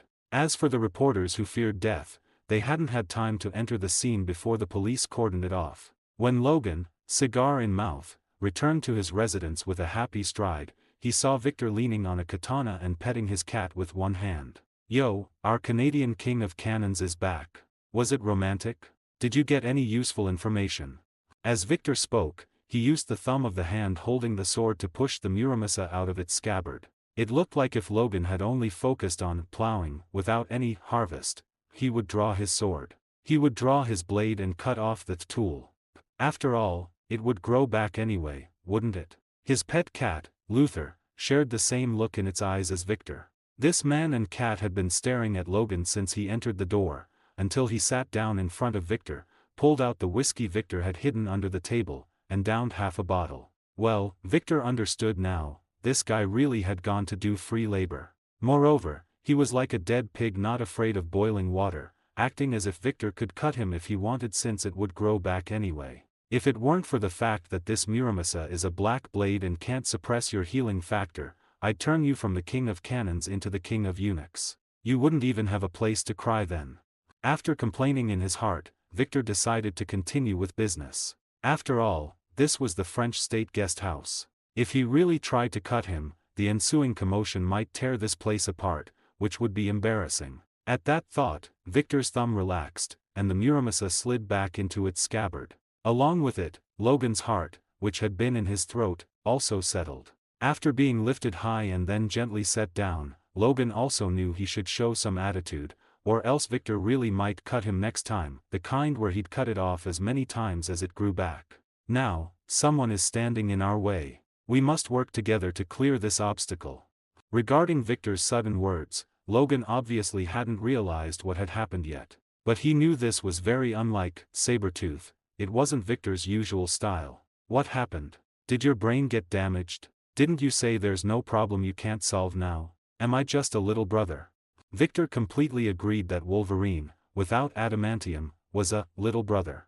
But since he would still need him to help tank damage later, he naturally couldn't say it out loud at this moment. I was just motivating you to work hard. Who told you to be so slack every day, drinking everywhere and looking for red-haired girls? Logan, whose sore spot had been poked by Victor, could only remain silent. In fact, both of them knew they were far too familiar with each other. After the joking, Victor was about to get to the point. And what Victor said next almost made him jump in shock. You mean, you were taught a lesson and only managed to wound the opponent by a sneak attack? He can fly and shoot light from his hands. What, did you run into an angel, or is your head actually muddled from the beating? Achoo! Van Helsing, who had been caught in the crossfire for no reason, sneezed and then continued his journey in Egypt. For some reason, he suddenly thought of that guy named Logan who looked just like him years ago. Even if my head is muddled, think about it, if someone can muddle my head, are you a match for him? Although he was unwilling to admit it, Logan knew in his heart that there was still a slight gap between him and Victor at this time. Well, just a little bit. But clearly, this time the opponent had rubbed Victor into the ground, otherwise, Victor wouldn't be saying these things. According to you, if I can take him down, doesn't that mean I'm stronger than you? Who is that guy? Tell me his name, and I'll lay him out. As he spoke, Logan also flashed the bone claws on both hands. But Victor obviously knew that this loser Logan wouldn't be able to do much against Baron Zima, who possessed the Moonstone. But since he rarely had such enthusiasm, Victor didn't want to discourage him.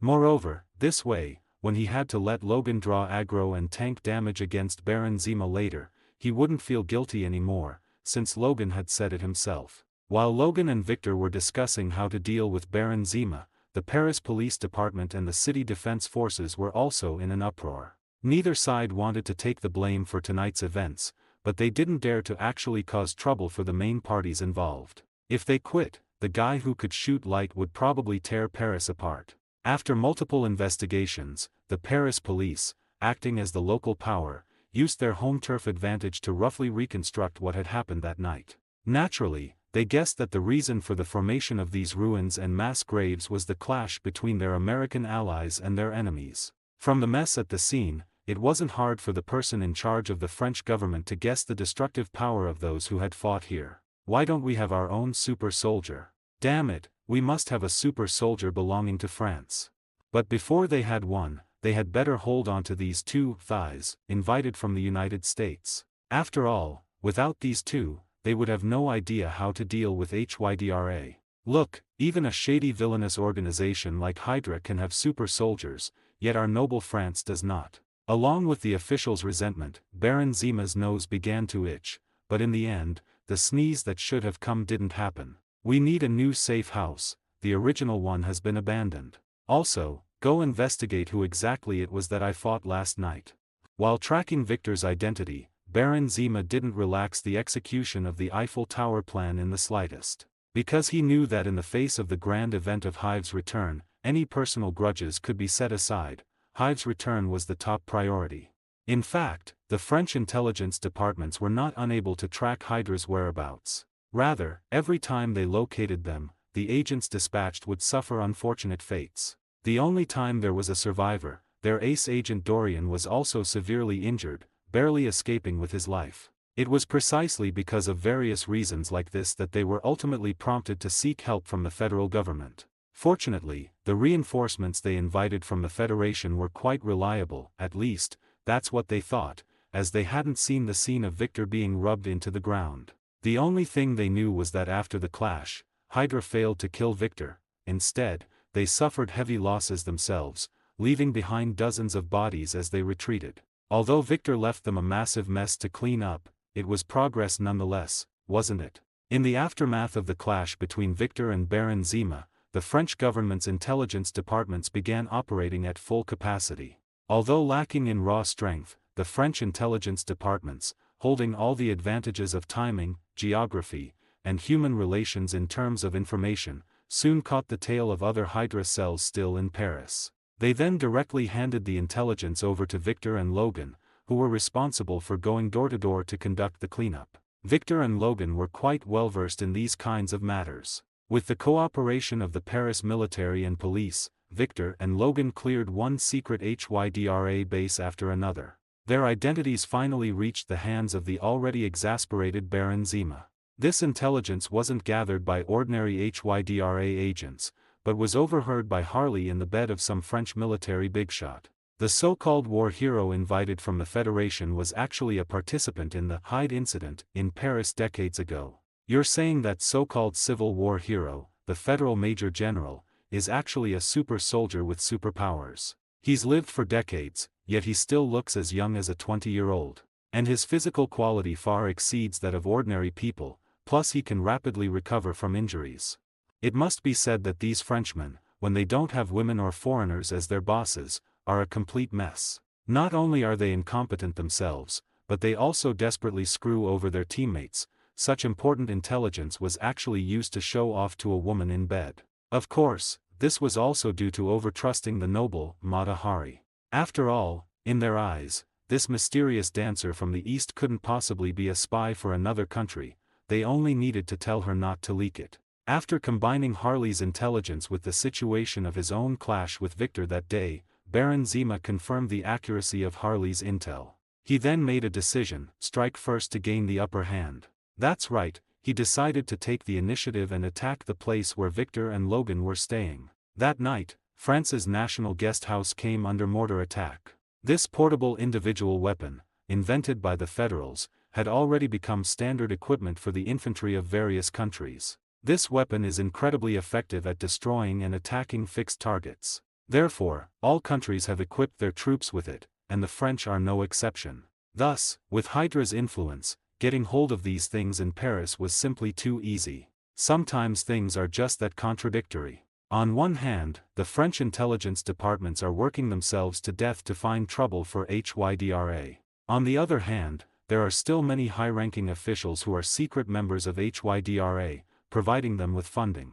This is also why every time the French intelligence departments could only catch the tail of the enemy without making further progress. Because every time, what awaited them were traps and conspiracies. Plus, with a cheat-like figure like Baron Zima overseeing things, it would be a miracle if the Frenchmen made any progress. But with the arrival of Victor and Logan, no matter what kind of trap it was mindlessly flattened by these two reckless brutes. Baron Zima, however, had been recuperating due to the injuries he sustained last time, so he was unable to take action. Actually, this is quite interesting.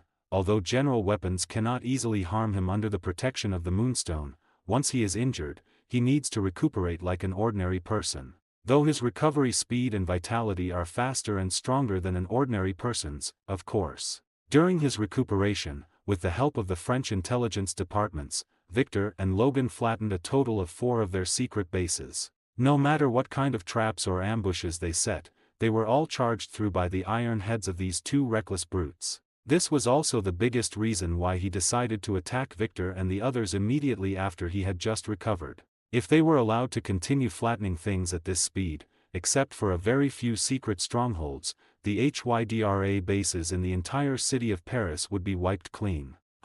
Tell the others to get ready. Our targets will appear soon. This bit of artillery fire won't hurt them.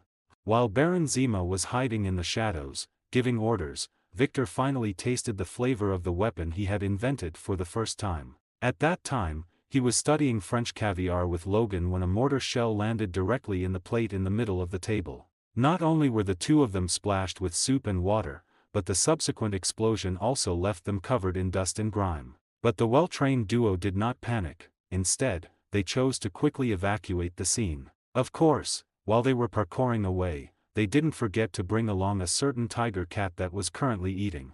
When Victor rushed out onto the street with his blade in his left hand and the cat in his right, kicking the door open with Logan, he found that Baron Zima had already been waiting for them there for a long time. As for the French military and police, they had already withdrawn with great tacit understanding. After all, it was agreed that they were only responsible for the aftermath and cordoning off the area, not for participating in the battle. In their view, it would be truly tragic if they were accidentally caught in the crossfire of these monsters' combat. You only have one life, and everyone wants to live. If they still had to risk their lives, then what was the point of inviting Victor? Yo, isn't this that Baron Zima? What? The scar healed and you forgot the pain. Come to get beaten again? Here, Logan, let me introduce you. This is the Baron Zima I told you about, the one who got cut down in one strike. I heard he's some kind of noble or something, but he can't take a hit at all. Although Victor had no confidence at all in defeating Baron Zima, after all, he had only succeeded last time by taking advantage of the opponent's underestimation. This time, it was destined to be a hard fight. However, in terms of momentum, they absolutely could not lose. So he chose to speak first and provoke Baron Zima. And he successfully enraged Baron Zima. Facing the beam of light shot by Baron Zima, Victor lightly raised the Muramasa in his hand. Then, under everyone's astonished gaze, the light beam shot by Baron Zima was easily sliced open by Victor and reflected elsewhere. Not only did it not harm Victor in the slightest, but it also accidentally injured the HYDRA agents responsible for surrounding the area.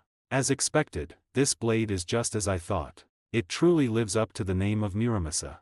Victor was not surprised at all that the black blade could block the light beams fired by Baron Zima and reflect them in other directions. It was, after all, a weapon forged by that man named Muramasa.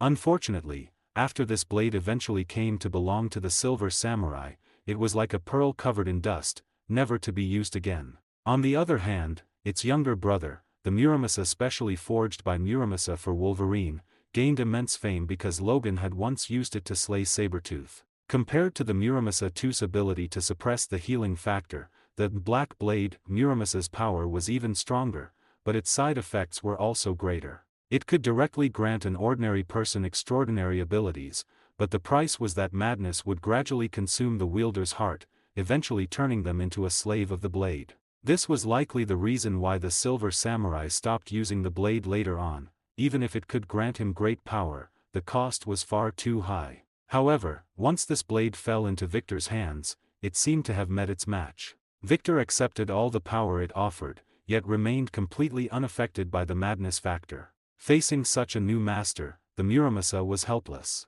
But what could it do? No matter how impressive it was still just a blade. If no one used it, it was just a piece of scrap metal. Now that someone was finally willing to use it, it could only suck it up and accept it. After all, life is like, well, if you can't resist, just close your eyes and enjoy the pleasure of hacking people. Although Victor knew how powerful the Muramasa was, others did not. At the very least, Baron Zima did not know. A look of disbelief appeared on his face when Victor actually used the blade to deflect his beam attack. But he soon realized it was an issue with the blade in Victor's hand. The last time Victor had wounded him, he had also used this same blade. Believing he had discovered his opponent's secret, Baron Zima's old habit of arrogance flared up again. He flew into the air, looking down at Victor and Logan, and spoke. Now, the great Baron Zima will give you one more chance.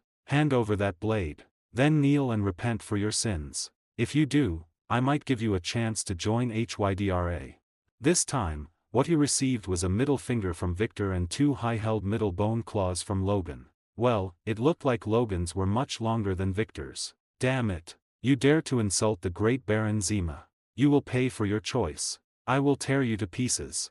With that, Baron Zima ordered his subordinates to attack Victor and Logan. He himself remained suspended in mid-air, not joining the attack but choosing to oversee the battle. These HYDRA agents, composed of elites among ordinary humans, were still no match for the combined forces of Victor and Logan, even with firearms and superior numbers. They suffered a bloody carnage. Yes, it was an entirely one-sided carnage. No one could block a single strike from Victor, and no one could block Wolverine Logan's bone claws. With every move, the two of them could easily take the life of a HYDRA agent. Yet these fearless agents didn't retreat in the slightest, still launching desperate charges at them. Facing these fearless HYDRA agents who shouted that if one head was cut off, 2 more would grow back, the only thing Victor and Logan could do was cut off both of the new ones. Soon, under Victor and Logan's efficient carnage, over 100 HYDRA agents were slaughtered. Neither of them was even out of breath.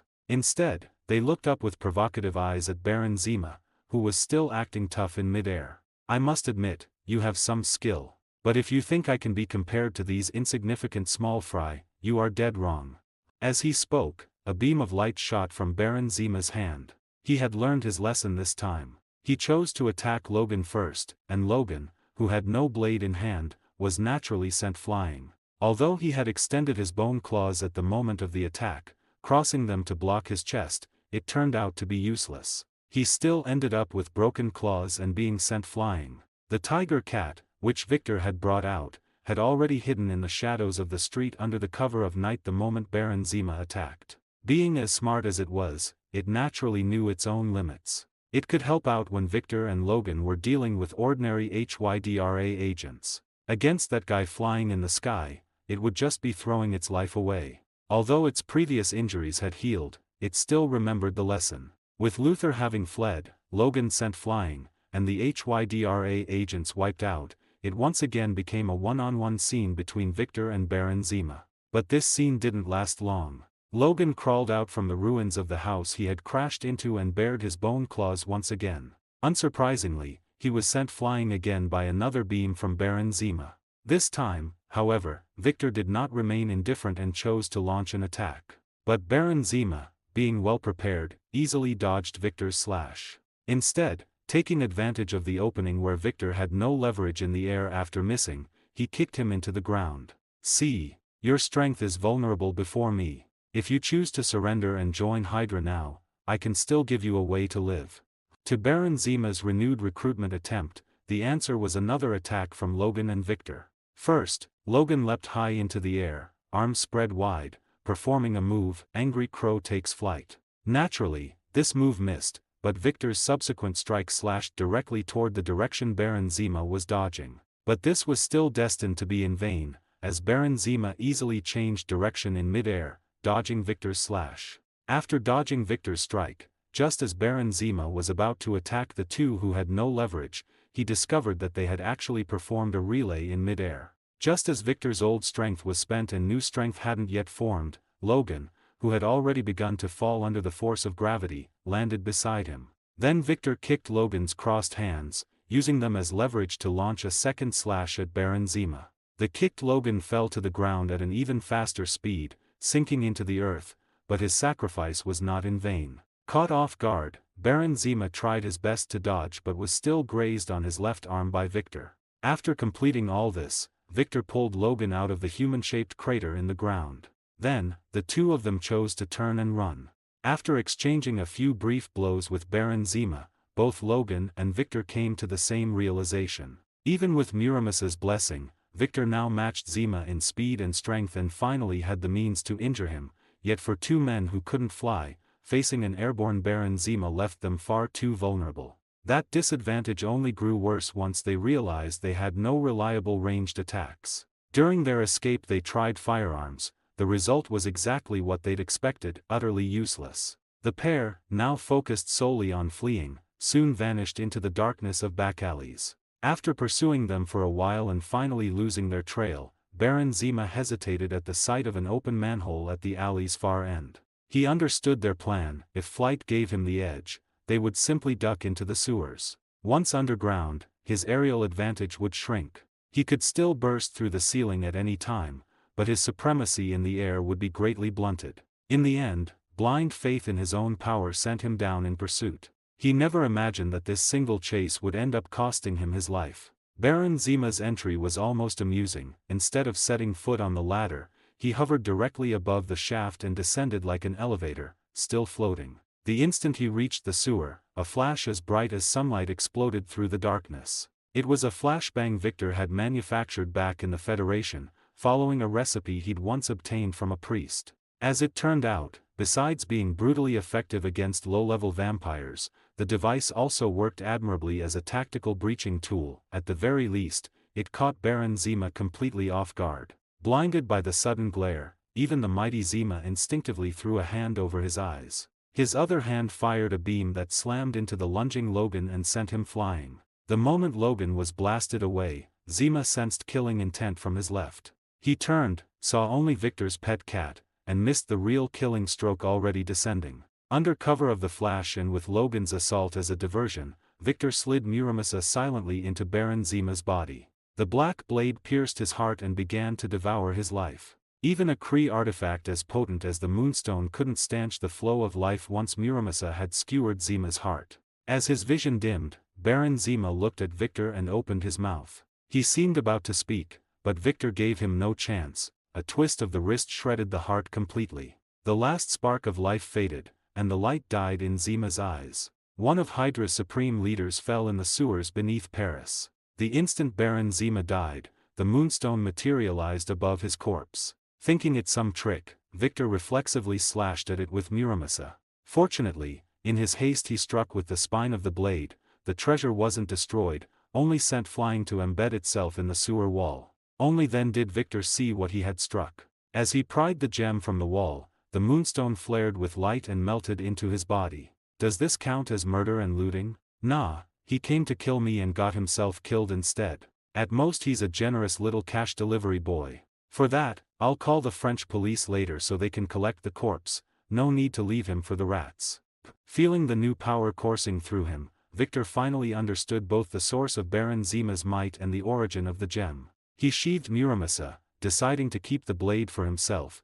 As for Logan, they could head to Japan later and have Muramasa forge him a second one. So, is he dead? Tough bastard. Lucky for us he was arrogant and stupid enough to abandon his advantage and chase us down here. As Victor considered their next move, Logan, sent flying earlier, crawled out of the hole he'd punched through the wall. Zima's parting shot had been severe. Logan had plowed clean through 2 sewer partitions before stopping. With the crisis over, they could head back and rest. After that, the remaining HYDRA agents were as good as dead. Without Baron Zima, ordinary agents were nothing more than lambs awaiting slaughter. Yet as they climbed the ladder out of the sewer, intending to spend the night at the Federation Embassy in Paris, something entirely unexpected occurred. They chose the embassy because the state guesthouse had been reduced to rubble during Baron Zima's and the HYDRA agents' assault.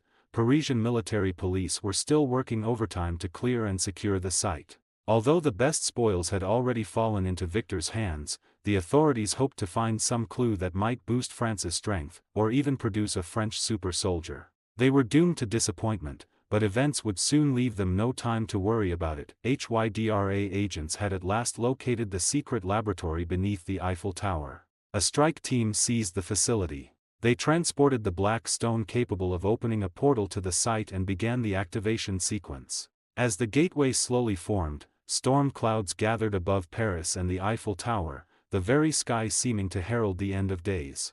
In truth, Baron Zima had arranged it from the start. He would take one group to deal with Victor and Logan while the other agents opened the portal. Regardless of whether he succeeded, almost every eye would lock onto him, because his clash with Victor was destined to be a spectacle.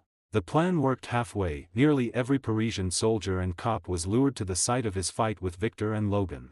They had to evacuate civilians, limit casualties, and then sweep up and hunt any HYDRA agents who might scatter. That required manpower, so the Eiffel Tower was stripped of guards, until Hydra seized the lab. Only after Victor and Logan finished Baron Zima did they discover the portal array had already powered up, half of Paris away. Distance couldn't stop them, you never sit idle. Even if they might be late, they would give everything. One man shared their resolve, Victor Dorian, son of Arnaud Dorian III. He and his men were stationed near the Eiffel Tower. Thus they became the first reinforcements to arrive. Dorian clenched his fists at the sight of French troops lying dead and wounded.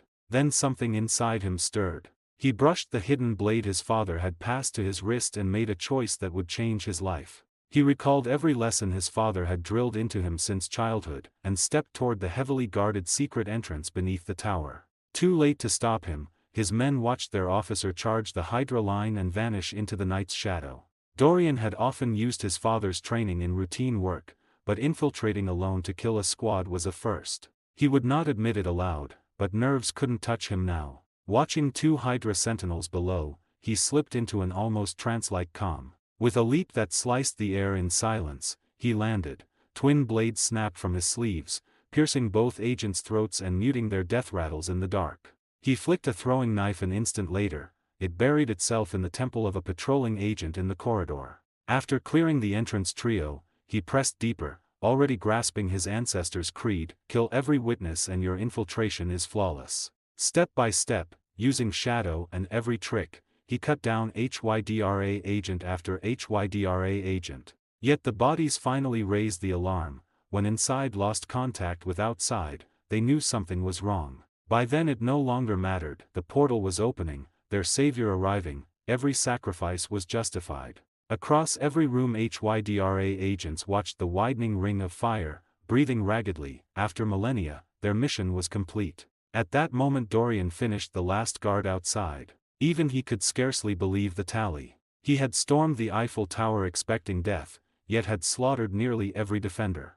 The more he killed, the faster, stronger and sharper he became. The agent's guns might as well have been sticks. They could not track him, only chew plaster in his wake. In the cramped labs and corridors his wrist blades turned lethal. No agent survived 2 strikes once he closed. But when he kicked open the lab door the gate stood fully open. He feared he was too late. Nothing had stepped through yet, so he hurled a grenade at the portal generator. Still time to stop it. He thought it, did it. Every HYDRA agent in the room lunged the instant he appeared, but their bodies became his shield when the blast ripped through the chamber. Sparks showered the room yet left Dorian miraculously unscathed. Power severed, the portal began to collapse. Across the shrinking threshold he glimpsed a silhouette racing toward him. The rift imploded before the figure arrived. A distant roar echoed, the gateway shrank to a pinprick and detonated. Impact slammed Dorian into the wall and everything went black. The shockwave rolled out through the iron lattice and faded into the night sky. Fortunately the steel tower was no shoddy piece of tofu. It endured, and would still stand a century later. Only then did Victor and Logan reach the base. Hearing Dorian had gone in alone, they sprinted after him. They met no resistance. The corridors were paved with Hydra corpses. Every kill was a single precise strike to throat or heart. Victor and Logan realized Dorian had undergone some metamorphosis, good or bad, unknown. They had to find him. They discovered him unconscious amid the wreckage, human still, to their relief. After handing him to French medics they left without pause, heading straight for the federal embassy. For the moment the affair was closed, except that the black stone vanished soon after. Neither Victor nor French intelligence ever caught another trace of HYDRA. As Europe's war drums grew louder, Victor ended his visit, and set course back to the Federation. After returning to the Federation, Victor quickly got another leave, while Logan was ordered to stay in the department and continue to cooperate with Mr. Sinister's experiments and undergo psychological counseling. Seizing this rare vacation, Victor chose to return to his own estate in Florida for this holiday. After Mrs. Clyde passed away, the property became Victor's. Then, as his status in the military rose, his estate and businesses grew larger and larger. Of course, he couldn't manage them himself, so he left everything to a trustworthy person, Tom, after his retirement. Yes, after retiring, Tom was hired by Victor to run his estate and raw materials company. Although it was called a partnership, both knew that was just to save Tom's pride. And Tom found a second spring in his career here, keeping Victor's company in perfect order, just as he had done back in M Company. Usually, Victor only needed to come back during leave to make the final call on a few major corporate decisions. "Hey, Tom, how's the company doing lately? I mean, you're getting on, why not let your son take over?" The reunion of the two old friends felt oddly discordant. Though they were the same age, Victor looked more like Tom's junior. "Yeah, I'm old. Not like you, time doesn't seem to leave a mark on you. Little Tom's still too green, let him gain more experience. I can hold out a while longer." Victor could only sigh at Tom's refusal to admit his age. After all, he himself stayed eternally youthful, while an ordinary man like Tom aged day by day. Only the two of them could truly taste that feeling. After discussing the company's future for a while, Victor and Tom returned to the small country estate where the family had once lived. He had bought up all the surrounding land and kept the town intact. It was his only memento of the past, and also a show for the federal military. A super soldier without attachments or weaknesses can't be controlled. He had to display love and loyalty for this land to reassure those so-called top brass. Like all rich men, however, he built an underground base beneath his house, an expansion of the underground room where his old man once locked him up. At first it was just for storing weapons, food, and emergency supplies, but as his wealth and status grew, the gear and facilities were upgraded. He had near limitless energy and strength for construction, plus the knowledge and wit to design the base. Soon the original underground room became camouflage. Victor dug a passage leading deeper. At the end of the passage he began building a larger, better-equipped underground base, even installing an elevator for easy access. Building the base was a huge project, demanding lots of time and money, yet those were the two things he lacked least right now. All construction materials came through his military contacts. Those old veterans of the Civil War loved the longevity supplements his department produced. Who wouldn't like something that slows aging? It only extended life by about 10 years, but for them, even an extra day was profit. Victor and Logan themselves became legends in the military's upper circles, dubbed the Ageless Duo. In fact, the top brass all knew the source of those longevity supplements was Victor and Logan. For various reasons, they couldn't slice the two up or understood that slicing would be useless.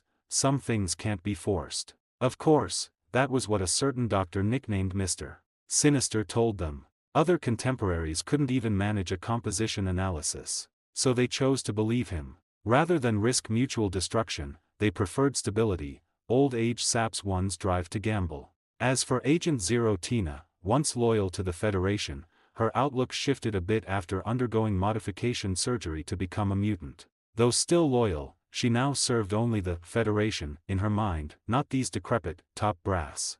Only fresh blood could keep the Federation progressing and enduring. So when ordered to find out whether the supplements were truly at their limit, she simply relayed what the doctor had said. Only the doctor himself knew the real truth, and judging by his decades of greasy middle-aged man style, you could guess what that truth was. Ahem, getting off track. Back to the story. Victor spent nearly every leave building this underground base.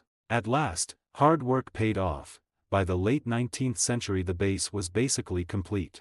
He stored the interesting little trinkets he'd collected on missions here instead of turning them over to the state. Everyone else chose to turn a blind eye to the department chief's behavior. Tina made a few token notes and filed no report. To her, those items weren't important, and a man like Victor having some small private hobbies was a good thing. If he acted like a saint, then you'd really need to worry, because he'd surely be hatching some grand conspiracy. This time Victor returned to add new pieces to his collection, one of which was the Muramasa sword he'd requisitioned. Of course, the blade became his personal weapon after going through proper reporting channels via Tina. In tests, anyone besides Wolverine who wielded it fell into madness and slaughter. Even Wolverine Logan could hold it only for a limited time. As the only one able to keep it long-term without ill effect, Victor was naturally the best user, and he'd captured it in the first place. Another new treasure, regarded as priceless by most, was the Kree artifact, the Moonstone.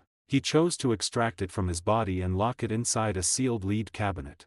Victor surveyed his collections and trophies, nodded in satisfaction, then turned to leave. He still had much to do. These items would one day become vital assets, but for now they were useless. At the very least, he didn't want to end up like the second-generation Moonstone, unable to survive without it. That was the fate of those who relied too heavily on external things.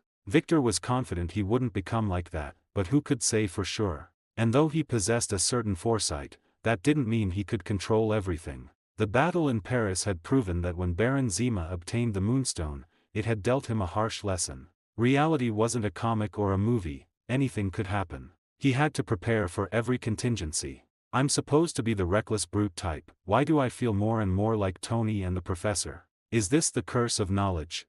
After a moment of self-admiration, Victor still couldn't claim to outshine those two titans and resigned himself to petting a cat in self-imposed isolation. While Victor lay on a chair, idly stroking the cat and reminiscing about better days, Logan once again endured the psychological evaluation he loathed. Ever since Logan had fallen under the Hand's control in Japan and been rescued by Victor, his status remained uncertain, though one could be sure he wouldn't defect a second time. Thanks to Victor's intervention, Logan only had to undergo a psyche test after each mission, pass, and life went on as usual. Fail, and he'd face a battery of counseling sessions. To Logan, those tests were the height of stupidity. But because Victor had asked, he cooperated, unaware that someone had tampered with the test content. They tried to implant a control trigger in his mind, speak the right phrase and they could steer him at will. As the saying goes, ideals are rosy, reality bony. Pure psychological suggestion had zero effect on Wolverine.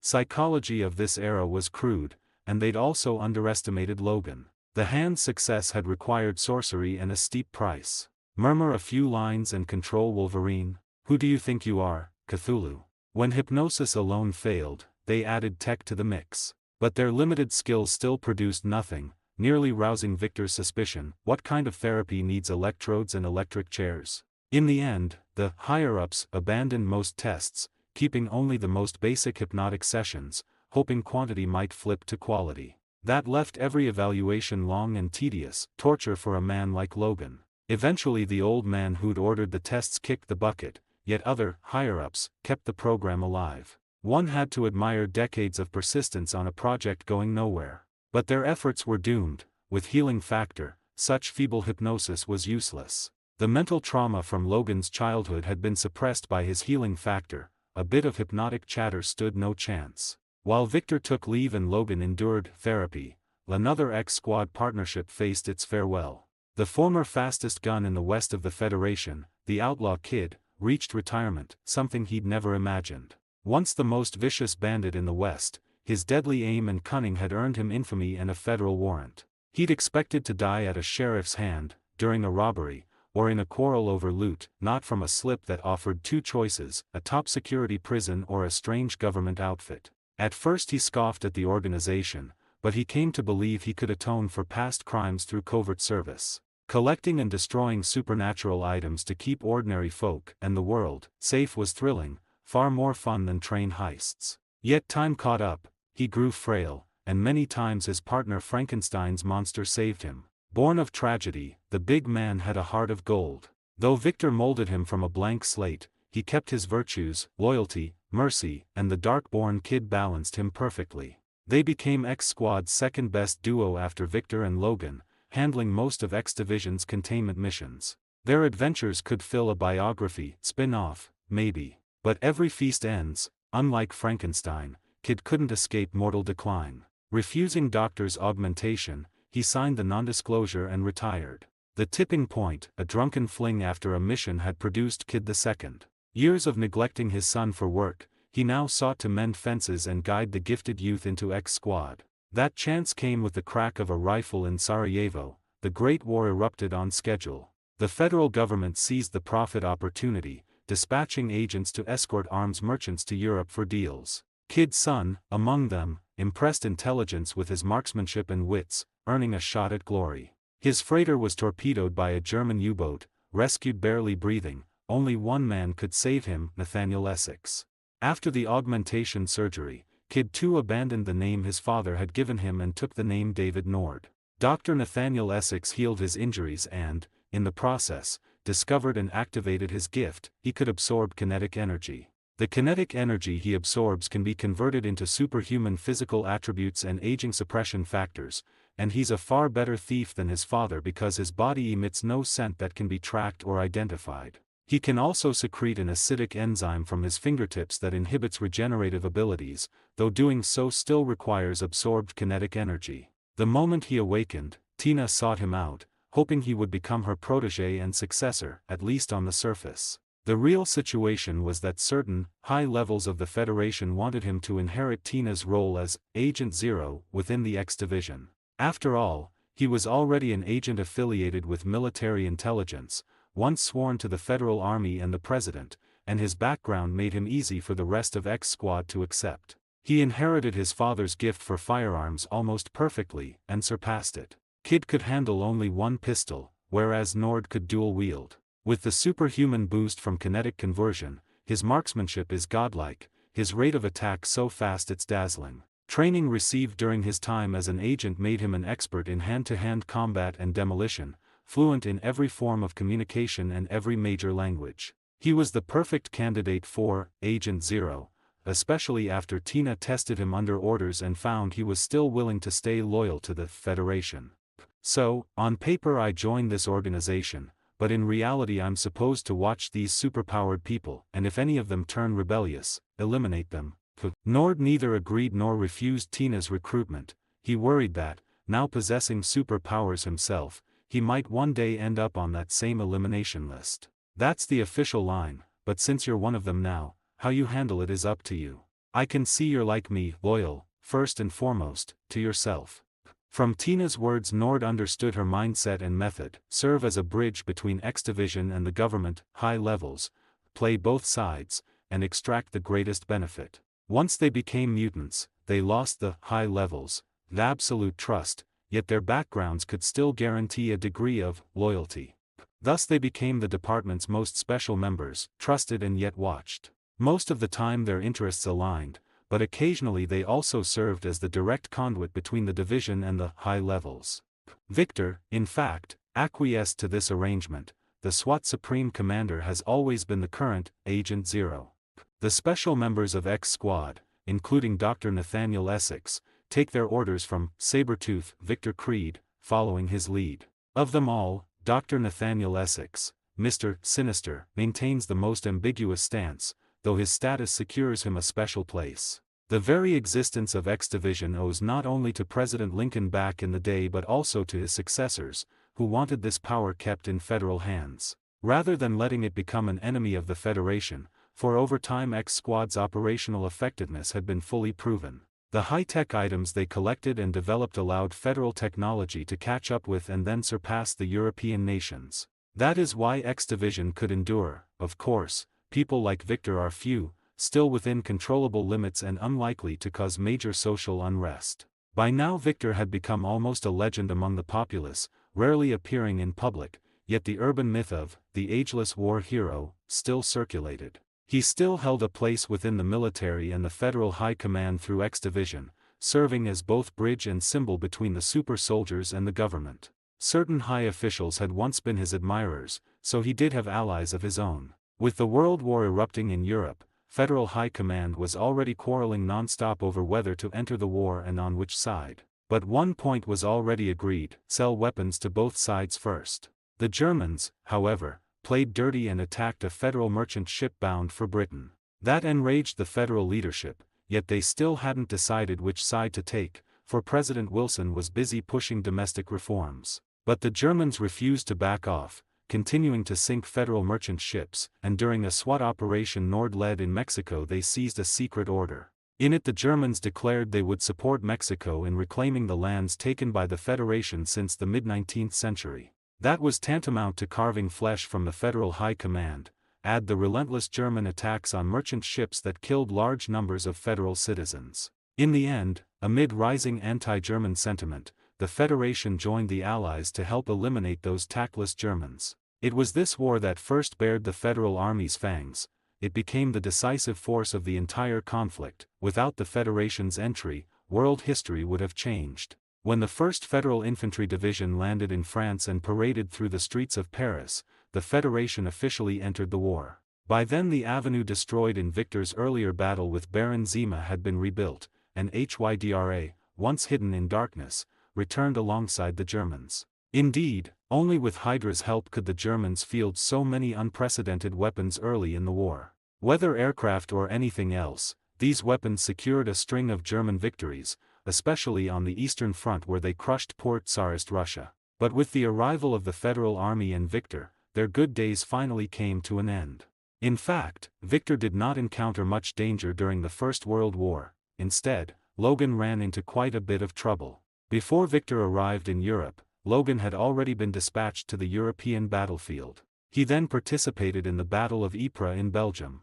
As the final battle on the Western Front in 1914, the cause of this conflict dates back to the German army, having been defeated in the Battle of the Marne, retreating to the banks of the Aisne River, north of the Marne River. They had pre-selected positions here, intending to use them for defense and counterattack, and the Britain and France Allied forces pursued them to this location. After 3 weeks of stalemate, both armies finally realized that a frontal breakthrough was impossible, so they began attempting to outflank each other. Thus began a classic operation of flanking and counterflanking.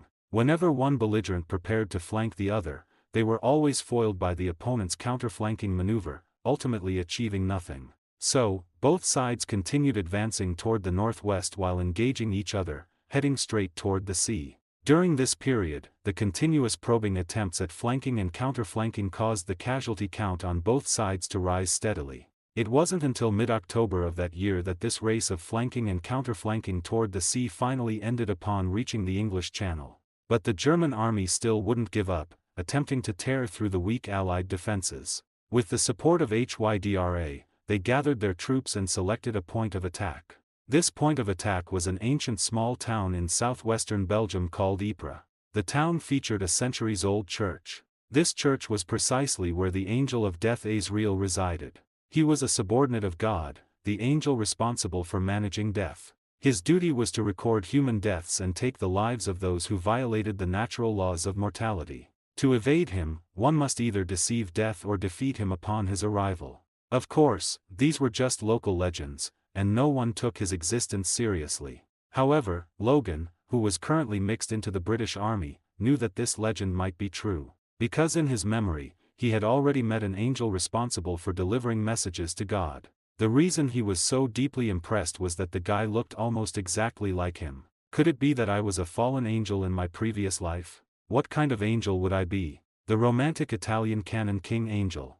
While Logan was letting his imagination run wild and brutally slaughtering HYDRA agents on the battlefield, he didn't realize that his trouble was about to arrive. His self-healing ability quickly attracted the attention of the HYDRA commander among the opposing German army. As a secretive organization that had existed for thousands of years and understood the truth behind various myths, they naturally thought of a way to deal with this damned immortal. They sent people to raid the local Archangel Church. Then, through a series of rituals, they summoned his projection to the mortal realm and informed him that there was an existence here who violated the natural laws of human mortality. Although normally the Archangel's intelligence was only slightly better than that of an ordinary person, when it concerned his authority, his wisdom was shared with God, as this was the ability God had granted him. Upon hearing the name Logan Howlett, he used his authority to confirm that Logan had indeed violated the natural laws of human mortality. Therefore, he condescended to descend to the mortal realm, transforming into a mortal holding a sharp blade, intending to take the life of Wolverine Logan. Perhaps his intelligence limited his level of knowledge. Even though he had the permission to consult the records, he only read the first line. After learning that Logan was indeed in violation, he didn't bother checking the reason or the solution, directly descending into the mortal realm and preparing to act. In his view, a mere mortal must have used some so-called magic tricks to deceive death. I'll just go up there and take care of him with one slice. As the saying goes, ideals are always beautiful, but reality is often harsh. In fairy tales, righteous angels always defeat evil villains, which is why fairy tales are colorful. Unfortunately, the encounter between the Archangel and Wolverine was a black and white reality, especially when he saw a face almost identical to Gabriel's. The fear of being dominated by the great angel in heaven resurfaced in his heart. Ever since the seraphim was cast down to the mortal realm to atone for the matter in Egypt, they had almost forgotten that glorious and honorable figure. Gabriel, shouldn't you be continuing to cleanse the mortal realm of evil and dark creatures under the guidance of the papacy? Why are you involved in this sinful war created by humans? Far away in the holy capital, giving a work report, a certain hand who had recovered his memories suddenly sneezed, spraying the current pope's face with saliva. Ah, I wonder if my brothers in heaven are missing me. Tell me, who is the next target? Is that failure Dracula causing trouble again? Van Helsing, having fully recognized Dracula's immortality, accepted the reality that he could not completely kill him. Naturally, he no longer held out hope for returning to heaven, and he increasingly felt that the mortal realm was quite good. Neither Van Helsing nor the Angel of Death Azrael considered the feelings of Wolverine, who had been mistaken for someone else. Given Logan's pride, he naturally couldn't tolerate such insult.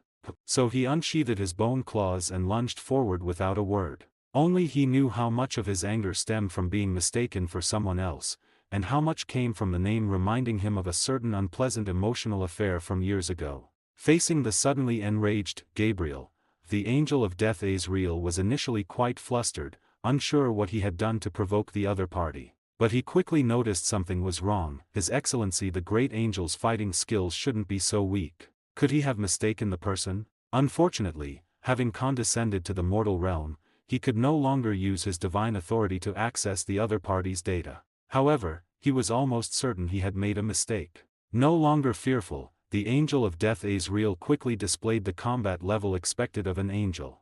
Although Logan had learned many fighting techniques over the years under Victor's influence and guidance, facing an angel who knew all Mortal Kombat techniques, it still wasn't enough. Consequently, he quickly began to fall into a disadvantage. No matter what fighting style he adopted, the opponent could use a corresponding technique to counter him. Finally, he was reluctantly flipped onto the ground by a back throw, and a long blade materialized from the Archangel's hand and plunged into his heart.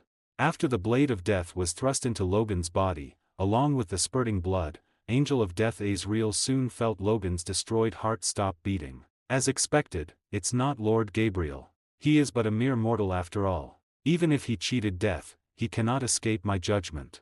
Thinking this, Angel of Death Azrael knelt on one knee and began to pray, calling upon the power of heaven. He had completed his task and was about to return to the celestial realm. Just as a ray of dazzling light finally pierced through the clouds and smoke-filled sky, shining upon the Archangel. Logan's left hand, which had been confirmed dead, moved slightly. As the hand Logan most commonly used for nightly exercise, it was the first to revive. Then, it tightly gripped the blade of death embedded in Logan's heart, as if gripping the heart of the Archangel himself. As he slowly pulled out the blade of death, the vitality of life began to gradually return to Logan's body. And falling along with it was Angel of Death Azrael's proud heart. The Archangel, still unaware that he had committed one of the original sins, interrupted his return ritual. This time, he would ensure the opponent was completely dead and his soul reached hell before choosing to return. But one thing had to be said: Logan's act of pulling out the blade of death truly shocked him. However, this could not stop him from continuing his mission. Thus, he once again launched a fierce attack on Logan, who had already stood up. This time, Logan, holding the blade of death, decided to properly repay this guy who had appeared out of nowhere, mistaken him for someone else, and tried to kill him. Holding the sharp blade, Logan no longer used his bone claws. He began to use the swordsmanship he had learned while under the control of the hand. When he raised the sharp blade and assumed the opening stance, he fell into a wonderful state of epiphany. He once again recalled the voice from when he learned swordsmanship in his hallucinations. You were born extraordinary, my child. Beyond the perception of commoners, destined for greatness. Destined to use the blade in your hand to uphold the truth in the hand. With the emergence of that voice, the swordsmanship passed from the heavenly kingdom to Kunlun, then carried by a traitor of Kunlun to Japan, resurfaced in his mind. Concentrate, keep your elbows tight. Prepare for battle, act immediately. Become one with the sword, clear the path, and you will create greatness. To Logan's act of closing his eyes in meditation before the battle, the only response was a heavy blow from Angel of Death Azrael. A slap from the angel woke Logan from his daydream, but it also enraged the Wolverine who had mastered the swordsmanship. In Logan's eyes, a sharp light flashed and vanished, yet it made Angel of Death Azrael feel a sense of threat and foreboding. He discovered the opponent was holding his own weapon and using a set of ancient Eastern swordsmanship. And the origin of this swordsmanship was precisely that organization known as the Heavenly Kingdom. He recalled the East-West deity exchange meeting, where the Archangel Gabriel was stepped on by a Skyfather-level powerhouse named Chang'e, yet had an expression of enjoyment. Chang'e was barefoot then. After that time, she started wearing shoes. Shaking his head to clear the prehistoric gossip from his mind, he began for the first time to treat this opponent named Logan with caution. And the opponent indeed did not disappoint him. As the fierce ancient swordsmanship unfolded, killing intent overflowed, making the Archangel feel threatened for the first time. In fact, all the hand ninjas knew this set of sword techniques, but unfortunately, the same thing in different hands displayed completely different power. If those ordinary ninjas knew their swordsmanship could be used by Wolverine to slay an angel, they would probably commit seppuku because they were too weak. But perhaps they would also feel it was natural. After all, Logan's identity in the hand was Wolf, the strongest ninja below the 5 great leaders. Facing Logan's fierce slashes, Azrael did not choose to take them head-on with his body. Although the Blade of Death couldn't kill Logan or him, destroying his mortal vessel and sending him back to heaven was still possible. Most awkwardly, this blade was manifested by himself, but he couldn't control or recall it as freely as he could in his angel form. Of course, this was also related to the nature of this Blade of Death. The Blade of Death in Logan's hand, like the body he was currently using, was just a transcendent item manifested from a sliver of the original's power. It only possessed a trace of the original's characteristics and was not as miraculous or powerful as the original. This resulted in anyone being able to use the Blade of Death once it left his hand, and it would only disappear once he returned to the celestial realm. As Logan's slashes became increasingly fierce, Angel of Death Azrael began to worry if he would become the first angel to be hacked to death by his own manifested weapon. His concern was not without reason, as he found that no matter what unarmed technique he used, Logan would break it with a single strike. Then he tried to pick up mortal weapons to counterattack, such as rifles with bayonets or military knives, only to find with a bitter smile that these things were like paper before the Blade of Death. For the first time, he began to be annoyed that his weapon was too sharp. Of course, the main reason it came to this was his own carelessness and pride. Thinking that the projection of the weapon would automatically dissipate after he returned to the celestial realm anyway, he had left it stuck in the opponent's corpse. As a result, he was caught off guard when the suddenly resurrected and empowered Logan snatched it to use against him. Sometimes one has to sigh that being too clever can be one's own undoing. As for temporarily giving up the mission, returning directly to the celestial realm, and then descending to the mortal world again to deal with Logan.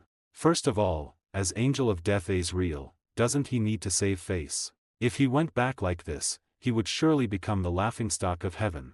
He estimated that the old drunkard would turn him from the Archangel into the laughingstock angel, the ridiculous angel, or the Joker angel. Thinking about wearing a yellow funny face every day, Azrael felt a shudder. Moreover, an angel's descent was not that simple. If he went back this time, it would default to Logan passing his death trial, and he would only have a chance to strike again the next time Logan was on the brink of death. So he could not give up this opportunity voluntarily under any circumstances. There had only ever been an Angel of Death Azrael who died in battle, never an angel who surrendered at 20 minutes. The final outcome, as expected, ended with Azrael's death in battle.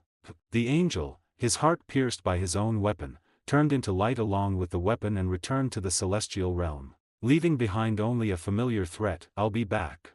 After Logan sent a certain angel who had condescended to descend to the human world back to his hometown, he finally managed to find the time to focus his energy on the war. Leading the members of SWAT, disguised as Canadian troops, he dealt a heavy blow to the Hydra elites within the German army on the front lines. This battle also marked the substantial beginning of Wolverine Logan's military career. Previously, he had merely held a military rank and participated in some low-intensity black ops or regional conflicts. Having experienced such large-scale combat firsthand, Logan suddenly understood a bit more why Victor was so highly respected in the military. He didn't use his bone claws to fight. Instead, wearing a steel helmet and holding a rifle, he either shot or used his bayonet to skewer the enemy. His outstanding physical attributes and superb combat skills made him nearly invincible on his section of the front. In every charge, he led from the front, braving the German army's machine guns and artillery fire to rush at the very forefront of the formation,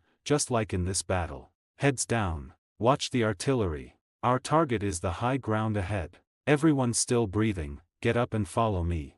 As Logan spoke, he threw himself down at the edge of a trench and raised his rifle to kill a German soldier who was firing a machine gun frantically. As the machine gun fire ceased, all the British soldiers who had been lying on the ground, including Logan, scrambled up and continued their charge toward the German positions. After picking off 3 German soldiers in a row who tried to man the machine gun, Logan finally reached a spot not far from the machine gun nest. With a flick of his left hand, a grenade landed accurately inside the cramped machine gun nest. After a loud explosion, Logan, who had found a moment to light a cigarette, charged into the German position with the cigarette dangling from his mouth. This particular position contained elite German troops composed of HYDRA agents, which was why Logan was assigned to this front. In fact, although the German army was at a disadvantage in terms of the number of artillery pieces at this time, they held an absolute advantage in the number of machine guns equipped. At this time, Germany possessed the most powerful army in the world and the second largest navy, an industrial strength second only to the United States, and abundant coal and iron resources. In an era with very low dependence on oil, the petroleum supplied by its ally, the Austro-Hungarian Empire, was enough for Germany to fight a world war. And that was exactly what it did. On the powerful industrial production lines in the rear of the German Empire, countless bullets and machine guns were manufactured and then shipped to the front lines. German soldiers invented a very unique, firing at the sky, tactic. Of course, they hadn't bought cheats for CF, but it still caused heavy losses for the British Army. This was because, during World War I, the offensive tactics of European and American countries were still primarily based on infantry charges, with dense mass charges being the most common. This tactic was still used by the Chinese army during the early stages of the War of Resistance, which was the main reason why the Chinese army suffered such heavy, unit-wide losses under the powerful firepower of the Japanese army at the start of the war. These mass charges created the conditions for the birth of the Germans' indirect fire method. Hydra's tactical experts, after observing the British charging formations, ordered all machine guns to be aimed at the sky at a certain angle based on their calculations, then fired diagonally into the air. Since the German-made MG-08 Maxim machine gun had a very high rate of fire, the bullets it fired would follow a curve and scatter over the target area like rain. The angle at which these bullets fell could even approach vertical, and in such cases, it was useless for the British soldiers on the battlefield to try to evade by lying prone. In fact, lying down made them even more likely to be killed by bullets falling from the sky. This tactic meant that no place on the battlefield was absolutely safe, even hiding in an open-air bunker could result in being killed. Based on the ultra-long range of the German-made MG-08 Maxim machine gun modified by HYDRA, this method could strike any enemy target within 4 kilometers, including supply lines and troop assembly points. It was through this tactic and weaponry that, in just one day, the Germans killed nearly 60,000 British soldiers. That battle became the one with the highest death toll in World War I. Logan's assigned task at this time was to take out these damn machine gun clusters. Tanks, which should have been used against the machine gun nests, had become sitting ducks that could hardly move due to the weather. Damn rainy season, damn swamps. And these damn HYDRA krauts, I'm going to stuff their stinking socks down their throats. After skewering a German soldier who rushed at him, Logan jumped into the German trench and began hand-to-hand combat with the remaining German soldiers. These German soldiers posed almost no threat to him. Setting aside his superb combat skills, with his healing factor, neither gunshot wounds nor blade cuts could harm him. However, the muddy trenches brought by the rainy season caused the soldiers' feet to develop severe cases of athlete's foot from being soaked in water for long periods. For Wolverine, who possessed a sense of smell more sensitive than a dog's, this was almost lethally effective. Every time he jumped into a trench and smelled the overwhelming stench of foot odor, Logan's eyes would glaze over, as if he saw the Archangel grinning and beckoning to him. Fortunately, he was tough enough not to be suffocated to death by the smell. Instead, he led those fine British lads to rout the enemy and seize the position. However, it was precisely his unstoppable performance that prompted Hydra to deploy their second major weapon, poison gas shells. Order the artillery units to switch to silent killer shells and carry out saturation fire on the position we just lost.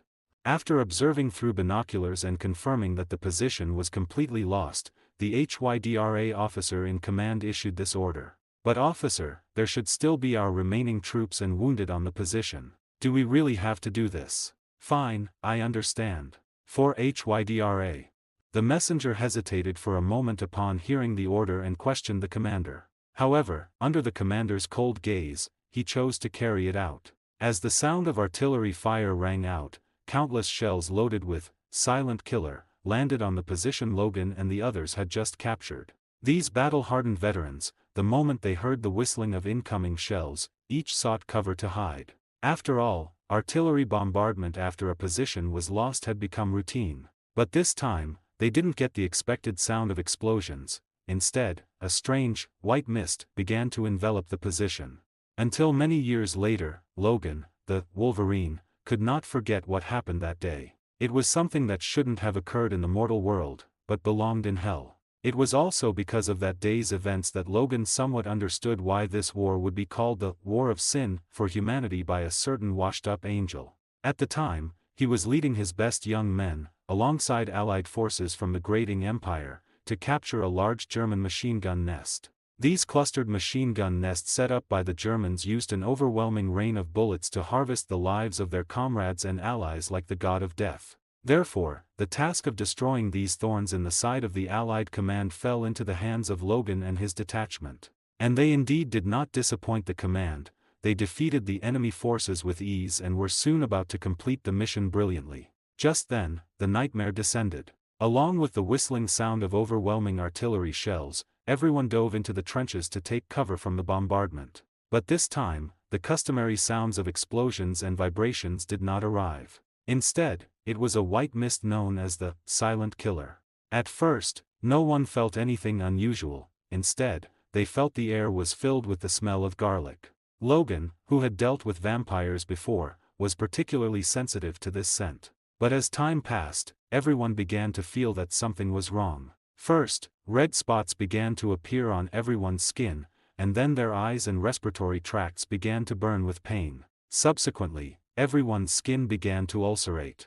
As various complications appeared, the position was filled with figures lying on the ground, groaning and waiting for death. As the only possible survivor, Logan unsurprisingly met an old acquaintance once again, Angel of Death Azrael. But in the end, the Archangel failed to take his soul. Under the powerful healing and adaptation abilities of his healing factor, Logan didn't even fall into a near-death state before charging out of the silent killer's coverage area.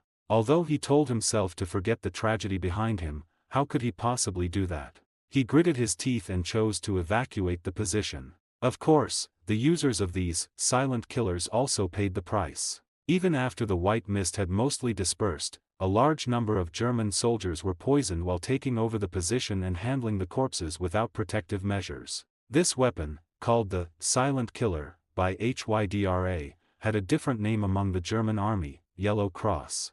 This was because the shells carrying them were stamped with a yellow cross to distinguish them from ordinary shells. Grieving for his subordinates, Logan was determined to seek revenge. Meanwhile, Hydra was delighted with the results just achieved. Their secret weapon had finally taken effect and secured a significant victory. From today on, the silent killer will become the trump card of Hydra and the Empire. We have taken a giant step forward on the path to ruling Earth.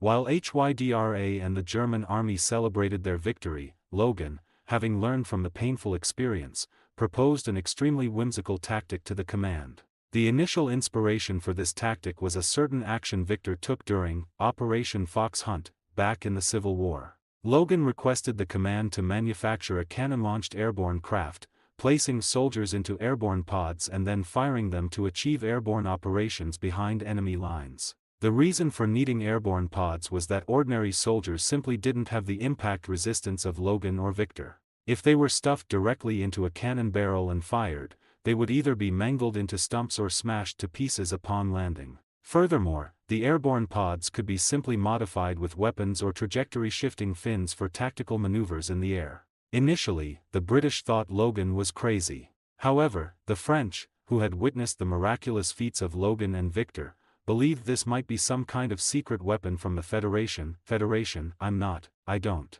At this time, Logan, desperate for revenge against the Germans, had inadvertently leaked this weapon, so the airborne pods he spoke of were certainly feasible.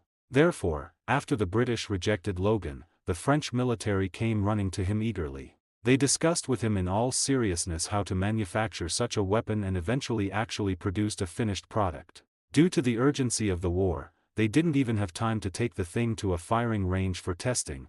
They directly selected a suicide squad and stuffed them into the airborne pods along with Logan. Their goal was to destroy the poison gas storage warehouse behind the enemy lines and then coordinate with the forces on the front line to completely defeat the German army. Of course, after the weapon was manufactured, the British suddenly intervened and also sent many people to join the suicide squad. In fact, the members of the suicide squad, besides the order to assist Logan in completing the objective, had also received another secret order to obtain the formula for the silent killer gas. As such a powerful tool of war, how could Britain and France not be tempted? Therefore, the order to obtain the formula naturally appeared. As for Logan, he didn't care at all if they had any little secrets. Right now, his mind was filled with destroying that damned poison gas and then killing the commander who gave the order to avenge his comrades. Following a loud cannon blast, Logan, crouched in the airborne pod, felt an extremely strong vibration.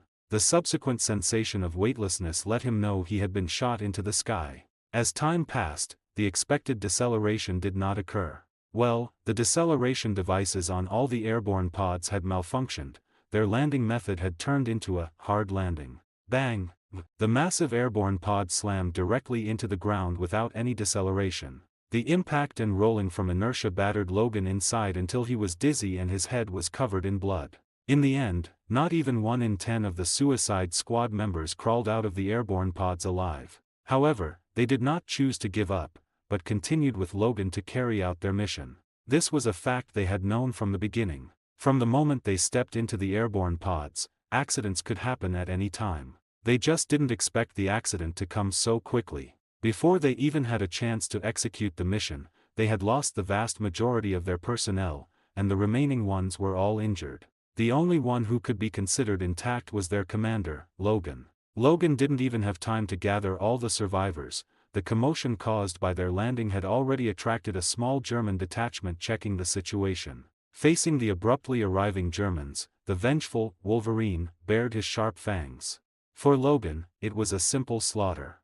For others, it was a battle that shattered their understanding of the world. For the first time, they realized that this world was not just made up of ordinary people like them. They also recognized their own fragility for the first time. With his left hand gripping the special military knife that had been stuck in his leg and his right hand bearing his signature bone claws, Logan began a frenzied slaughter of the German army detachment members. The first to be killed was the detachment's captain. Because of his unique officer's uniform, he became Logan's first target. Logan didn't even perform basic tactical evasion.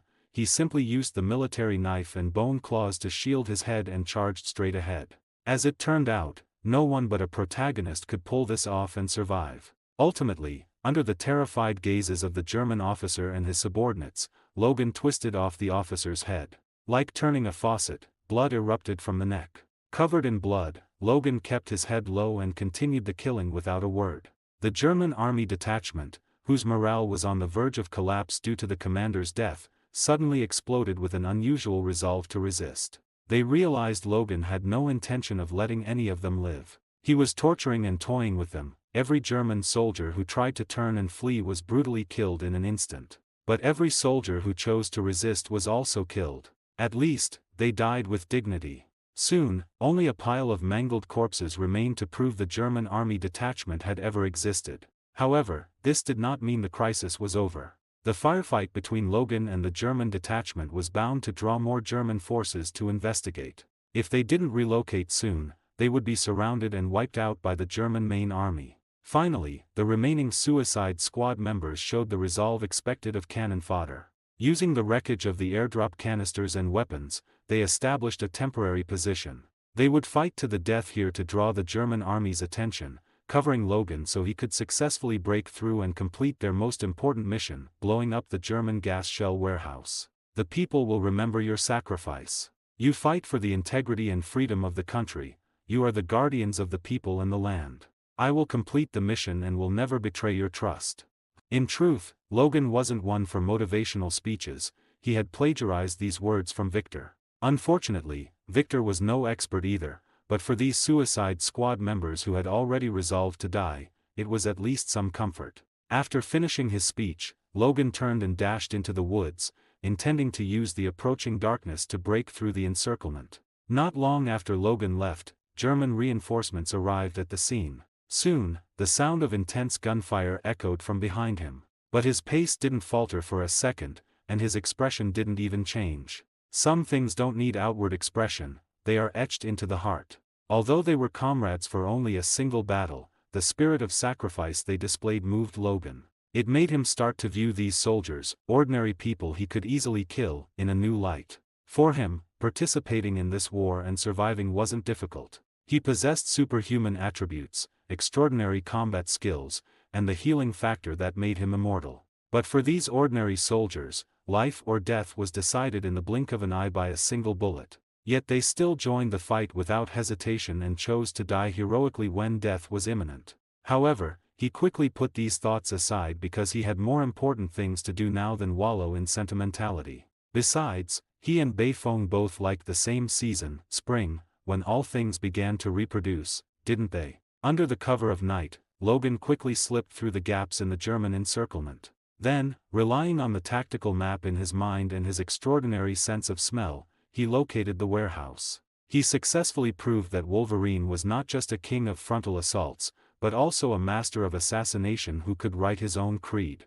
Starting with the guards at the warehouse entrance and moving to the internal patrols and hidden sentries, he left no survivors and allowed no sound to be made. After silently eliminating all enemies within his sight and senses, Logan began scavenging materials on site to make bombs.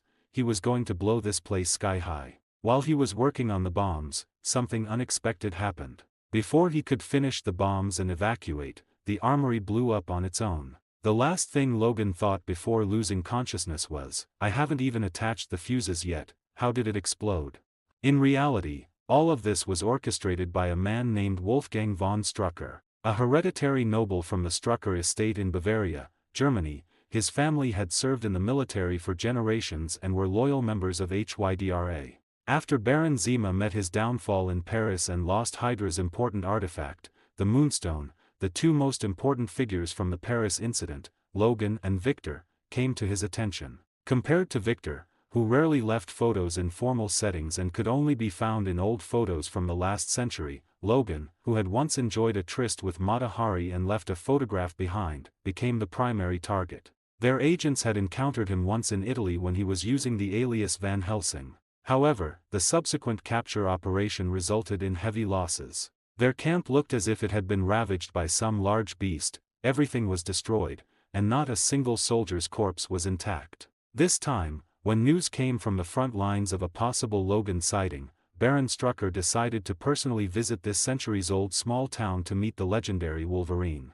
After all, he had promised the young Baron Zima that he would avenge his father. Just as he expected, under his step-by-step guidance, the Wolverine had walked into the trap he had meticulously prepared. With the earth-shattering explosion of the armory and the raging flames, Baron Strucker knew his plan had succeeded. "Respected Baron, we found the target's remains in the wreckage of the warehouse, but the target seems to still be alive." However, Logan's vitality exceeded his imagination. Even though he was blown apart with only his upper body remaining and his entire body charred like carbon, he was still alive. "What did you say? Logan was captured again? This time by the Hydra on the German side?" Why did I say, again? Regarding Logan being captured, Victor's face showed anger, surprise, and to some extent, expectation. The only thing missing was worry. In fact, he didn't need to worry about Logan's safety at all, because this guy had, in a sense, created history. During the original World War II period, because he acted as a spy, he was caught in a concentration camp in Poland, and then he was indifferent when subjected to severe torture.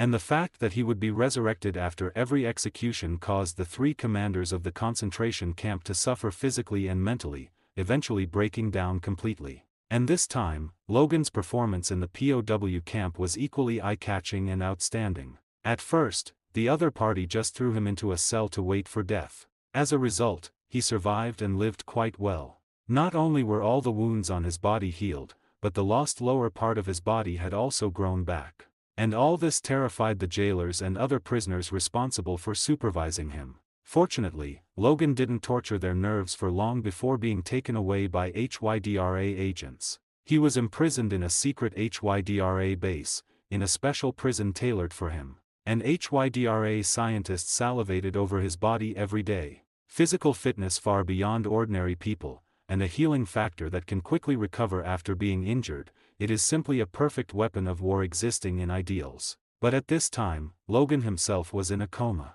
Moreover, the blood and cells drawn from him by Hydra scientists completely lost their healing factor. This healing factor seemed to only take effect on his body at this time, which was a conclusion drawn by a scientist after removing Logan's thigh and analyzing it. Once separated from Logan's body, the healing factor disappeared. In fact, the reason why such a thing happened was thanks to an angel whose duty was to manage death. Logan also knew what the Archangel Azrael meant by, "I will be back." But that didn't mean he would descend to the human world again. Instead, when Logan's body fell into a near-death state, he would appear directly in his consciousness, trying to take away his soul. But is my Uncle Wolf the kind of person who sits and waits for death? Even if it's the Archangel Azrael, so what? I could kill you once, and I can kill you countless times. In this way, the two began to engage in a full-blown fight in Logan's consciousness. And this time, the two were well-matched, meeting their match. Archangel Azrael held the blade of death, every strike lethal. Wolverine, Logan held a Muramasa, defending flawlessly. It was precisely because of their stalemate that Logan's bizarre current situation was caused. The healing factor was constantly repairing Logan's body, but the death power of Archangel Azrael was simultaneously stripping away his vitality. Now the cells on Logan's body, once they leave Logan and become like rootless duckweed, will be eroded by Azrael's death power and will soon lose their activity. This is also why Hydra scientists could not analyze the reason for Logan's healing factor. Because whether it was drawing blood or cutting meat, what was taken off all became inactive dead matter. While Logan and Archangel Azrael were clashing blades, and Hydra scientists were losing their hair over the healing factor, Victor finally assembled the team to save Logan. He himself acted as the captain, Agent Zero, David Nord as the sniper. Holding a multi-barrel heavy machine gun and carrying a small arsenal on his back, Frankenstein's monster, Frankenstein, acted as the fire support. And the team doctor was our lovely uncle, Mr. Sinister, Dr. Nathaniel Essex. Also the foreign aide from France, the romantic master of stealth, the scout Yano Victor Dorian. Regarding this, a tiger cat named Luther was very dissatisfied. But after the assassination at the Eiffel Tower, Yano, who chose to inherit the name passed down through generations of his family and became the fourth, was indeed more suitable to serve as a scout and assassin than it. After all, it was just a cat. Tina looked at this five-man detachment that had taken shape and said, "Is it really necessary? These guys are enough to kill Wilhelm II." But in Victor's view, as long as Logan can be saved, there is no question of whether it's necessary. All of this is to ensure one goal, saving Private Logan. When Victor and the others crossed the sea, met up with Yano, and then stepped onto the town of Ypres, more than a month had passed since the battle that took hundreds of thousands of lives. And Logan had also moved from the initial POW camp to the Hydra secret base, and then from the special prison to a special observation room. The reason he was moved out of the prison was that he had been in a coma for a long time, and Hydra scientists concluded that he would not wake up for the time being. For the convenience of observation and research, he was moved to a more convenient special observation room next to the laboratory. Of course, for safety reasons, Hydra still reinforced this observation room, and every time the scientific researchers sampled, they dispatched fully armed agents for protection. Although more than a month had passed, Hydra's scientific researchers had not made any progress. Contrary to them, as soon as Victor arrived in Ypres, he found the traces left by Logan. Victor and Logan, the two of them were simply too familiar with each other. They were each other's shadows, each other's brothers, each other's arms. Therefore, as long as Victor sniffed slightly, he could find the one that uniquely belonged to Logan among countless scents. Others followed Victor's footsteps, first led by Yano, easily crossing the defense line set by the German army. Then they found the POW camp where Logan had stayed, and subsequently, they raided this POW camp that held hundreds of Allied powers prisoners. After rescuing and arming these prisoners of war, Mr. Sinister conducted a simple and friendly interrogation of the highest officer of the POW camp. This former Hydra member, a proud German Empire officer, even told the color of his favorite underwear, and then only begged for death. "I told you to find out Logan's whereabouts, why did you ask him about the color of his underwear? Now look, you've made the person like this, how can we continue to ask?" He. What answered Victor was a burst of weird laughter from Mr. Sinister. He saw him take out a small syringe under the fearful and desperate eyes of the German officer. With the injection of the green liquid in the syringe, the German officer, who originally had wounds all over his body and his intestines were flowing out, returned to an intact state, without even a scar left. "Now, you can interrogate him properly, my officer. I think he will tell everything he knows. Don't you think so, Luther?" Meow. The poor POW camp officer couldn't endure it to the end, he literally died of pain. Of course, before he expired on the spot, he had revealed the location of Hydra's secret base. "I think we should let Luther crawl through the ventilation duct, take out the guards at the door, and then open this gate." Victor made the suggestion while stroking the tiger cat in his arms. The first to endorse it was Luther himself, who proudly lifted his little head. Then, under Mr. Sinister's gaze, he shrank back, only to realize his master was right beside him, and glared right back. Dr. Nathaniel Essex merely smiled, refusing to stoop to the level of a cat throwing its weight around. Of course, the fact that he couldn't afford to offend the cat's caretaker was another reason. "No need for such trouble, just let Frankenstein handle it. He's the perfect creation on this world, at least after my simple adjustments." In truth, Dr. Essex was overjoyed by Frankenstein's existence. It was a miracle wrought by science, transcending everything he once knew. After a series of studies on Frankenstein, even he had to admit it was a singular, irreproducible product. It was science's challenge to God creating man, its very existence a blasphemy against the so-called creator. Yet to a researcher like Mr. Sinister, it was nothing short of divine. Therefore, though he couldn't replicate another Frankenstein's monster, he used his own abilities to carry out a series of adjustments. For instance, after the adjustments, Frankenstein's body became a seamless whole, no more worrying about misplacing the skull. Secondly, he could now utilize his life energy. Though still unable to project it outward, he could use it to heal his own injuries. His strength had grown considerably, reaching a level comparable to Hyde after transformation. And Essex had even tailored a combat suit for him that even infantry guns could scarcely penetrate. Thus, after being outfitted with an array of weapons, Frankenstein became a walking steel fortress and armory. Dr. Essex now meant for Frankenstein to blast the door open with the weapons in his hands. But Frankenstein didn't do that. He chose a more ammo-efficient method, the same one brats used to get through their front door, a kick to the poor iron gates. As foot met metal, a thunderous boom tore through the night sky, and the Hydra inside the base was, of course, alerted. In fact, once every outer outpost had gone dark, the secret base had already gone to maximum alert. Still, they had great confidence in the base's defenses. After waiting a while without any breach, or even the slightest sound, they began to relax. But with Frankenstein's door-busting kick, the Hydra grunt station just inside were given a mighty scare. "What is that thing? Are they ramming the door with something? Good Lord, that looks like a giant footprint." Before the words left that grunt's mouth, the two sturdy iron gates were sent flying by Frankenstein's second kick. The flying gates sliced several Hydra grunts clean in two before embedding deep into the cave wall. Yet for the other survivors, fate was no kinder than for those bisected by the doors, because what greeted them was a hail of 12.7mm rounds from Frankenstein's ancestral machine gun. A weapon originally slated for 1921, in this black tech-laden universe not only appeared early but also received superb modifications. Of course, those superb modifications referred to one specific gun, the very one now in Frankenstein's hands. Dubbed Vulcan, on Victor's whim, it shredded Hydra's hapless soldiers and their cover alike. With no surveillance cameras in this era, Baron Strucker, underground, had no idea what was happening, yet he could be sure the gate garrison had been wiped out. He immediately ordered his HYDRA agents to reinforce the elevator shaft while he himself began arranging an evacuation.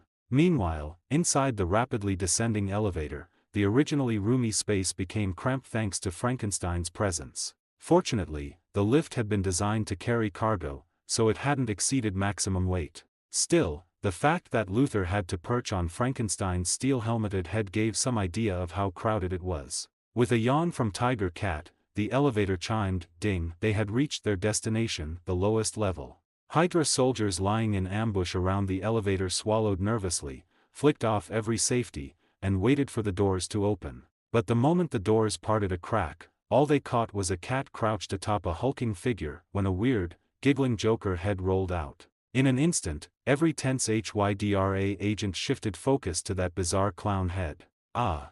A blinding flash followed, and those poor grunts became the latest victims of some unscrupulous priest's flashbang. Before their sight returned, every last one of them was sent to meet their maker by Frankenstein's Vulcan. In the confusion a few Hydra soldiers did get rounds off, but those wild shots had no chance of hitting Victor and the others. With their regenerative abilities, even a direct hit from an ordinary machine gun or rifle wouldn't inflict serious harm. Baron Strucker knew the instant gunfire erupted by the elevator that he had lost. He chose immediate withdrawal. Before leaving he ordered the remaining HYDRA agents to fight to the death, slowing Victor's pursuit, and his wisest decision was not taking Logan with him. When Victor found Logan, he was still unconscious. But he didn't have time to wake him. During the evacuation, a certain Baron had triggered the base's self-destruct sequence. Time was short. After clearing out the last agents blocking their way, they carried Logan out of the secret base that was about to explode and collapse. In that fight Victor was startled to see that HYDRA agents were already armed with semi-automatic rifles and submachine guns. It showed their technology was ahead of the rest of the world. Of course, production was probably as limited as in the Union, otherwise the German army would have been fully equipped by now. But this was no moment to dwell on such things. The problem now was how to wake Logan, something Victor wasn't worried about. It was only a matter of time. After Dr. Nathaniel Essex gave Logan a quick checkup, he told Victor the coma wasn't caused by injury. From the scan, Logan's body shows no damage. Naturally, this is only a superficial exam. A deeper probe will have to wait until we're back at base. Victor trusted Mr. Sinister's findings. If he said it wasn't injury-related, then it definitely wasn't. That left only telepathy or similar causes, and that was exactly the kind of talent they lacked. At this point Mr. Sinister had yet to encounter Apocalypse, so he didn't possess the array of powers he would later gain in the original story. Luckily Victor suddenly recalled Wolverine's Great War history and guessed Logan had run into that winged freak Azrael. If it's that guy, things get tricky, though maybe we can try something. With everyone staring in shock, Victor drove a Muramasa blade into his own heart and dropped straight to the ground. Meanwhile, Logan and Azrael, still in the thick of their brawl, were startled to find another person beside them, Sabretooth, Victor Creed. Victor? What are you doing here? Never mind, let's finish off this self-proclaimed Death Birdman first. Victor heartily approved of Logan's coinage, Death Birdman, though someone who looked exactly like Logan might take offense at the word Birdman. Another death cheat? Lucky me, today I'll send you both to the judgment you deserve. Victor sneered at Angel of Death Azrael's posturing, showing off required strength to back it up. Judging by the situation, the odds were against the so-called Angel, but the fool clearly wasn't bright, so a beating was inevitable. After losing to Logan last time, Azrael had trained hard.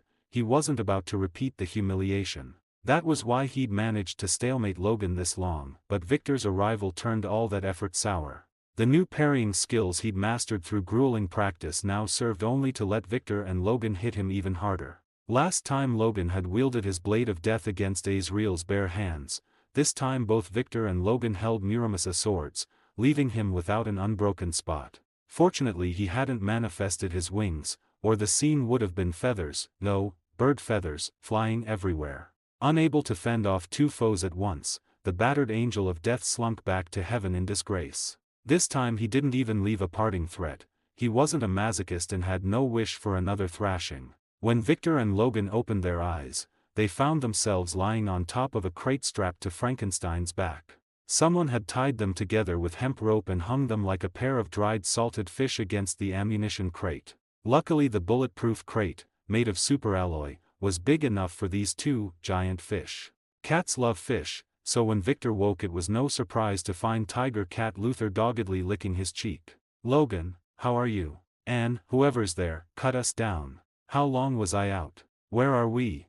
Signaling the cat to stop licking, Victor tried to jump down, but every tug slammed Logan's face into the crate again and again. When Nord finally cut them loose, Victor wondered why Logan's face was bruised. He'd looked fine before. "Very well, officer, you were out about a day and a half. We're now in the suburbs near Paris." Victor caught the time discrepancy. From joining the fight to sending Azrael back to heaven had taken under an hour, yet outside more than a day had passed. Evidently their near-death state had pulled them into some strange place under Azrael's influence. That was one of Azrael's powers, to distort the time sense of those who cheated death. Had Victor and Logan lacked healing factor, their bodies would have crumbled under the death force while they fought Azrael. In ancient times many sorcerers and mighty beings who cheated death were finished off this way. After defeating the angel they found their bodies already rotted away. A soul stripped of its body stood no chance against the angelic host, beings of pure spirit. But Victor and Logan were exceptions. They beat the angel in mental combat, then woke to intact bodies the spirit host could not touch. In their creed only one being possesses both spirit and body, God. For an angel to interfere on earth it must either abandon its spirit and become mortal, or project its consciousness into a mortal vessel, still only a man. After bringing Logan back to the Federation, Victor gave the military a full briefing on what they had seen and heard, including the existence of the silent killer and the advanced weapons Hydra was using. Coupled with the string of victories Germany was achieving on the battlefield, the federal government was finally pushed to join the war. After all, if Britain and France went down, every loan they had extended would never be repaid. In short, the Federation was not fighting for justice but for cold, hard cash. Besides money, the federal government wanted something even more important, a powerful standing army. Up to then, the federal military's strength had been limited, with most units made up of volunteers. Each state relied on its own militia, the National Guard, for defense, leaving the military with no real, centralized force. Before entering the war, the entire federal army numbered fewer than 130,000 men, with no tanks, no aircraft, and scarcely any heavy artillery. In truth, the 100-plus SWAT operatives under Victor's department were running missions across the world only because the military had no one else to send. This war gave the military a perfect chance to expand. Backed by its top brass, Congress quickly passed the Draft Act, and for the first time the Federation began conscripting men to build a standing army. Several months later, the Federal Army successfully landed in Europe. Now a major general, Victor stood for the federal government. Before the tomb of the French nobleman and hero of the United States' own War of Independence, the Marquis de Lafayette, he solemnly declared, "Monsieur Lafayette, we are here." This aristocratic French officer had, curiously, supported revolutionaries around the world in their pursuit of freedom, even proclaiming during the Federation's own war for independence that, "The independence of the Federation will be a blessing to all who love liberty across the globe." Because of his backing, many of Europe's then subject nations, such as Poland and Ireland, saw their revolutionary movements continue until they finally achieved independence. To honor the Marquis, revolutionaries named streets after him in capitals across Europe and the Federation. In Washington, New York, and elsewhere, a Rue Lafayette is always found, second in prominence only to the main thoroughfare. Sending Victor to perform this ceremony was meant to earn him political capital. With the military's power expanding rapidly, dividing the spoils had become essential. As the spokesman for the superhuman community within the military, Victor was naturally allotted a share. Besides those like him, super soldiers by natural talent, the Federation now had warriors created through science and surgical enhancement. The most successful examples were the two holders of the title Agent Zero, David Nord and his predecessor, Tina. Yet the high death rate and side effects of the enhancement surgery kept the military searching for a more reliable super soldier program. Nord's success alone had cost the lives of countless condemned prisoners, and he remained the only one who survived. Later attempts with the same procedure produced no more warriors, only corpses wheeled out of the lab. Still, the Federation's top brass refused to give up, because strange supernatural ability users were appearing around the world, and long-hidden historical forces were surfacing. They had clearly sensed the necessity of an army composed of super soldiers. Victor also understood that his detachment was not all-powerful, it needed ordinary elite troops to assist. Hence the existence of SWAT to handle the periphery and clean up. Because SWAT could keep Victor's group in check, the military felt no need for further conflict or dirty tricks. Of course, the assassination of a certain federal president had set a useful precedent. Sometimes one has to admire the foresight and insight of great men. From the day they first recruited Victor to the present gathering of talent, the stage, if not yet packed with strong actors, was at least fully erected. In the momentous events to come, the federal military would no longer be a mere sideswiper or clean-up crew, it would have the strength to speak with its own voice. All of this, of course, depended on Victor remaining part of the military, on its interests remaining his interests. Just like this war, first it earned him political capital, then it made him the first commander of the Rainbow Division.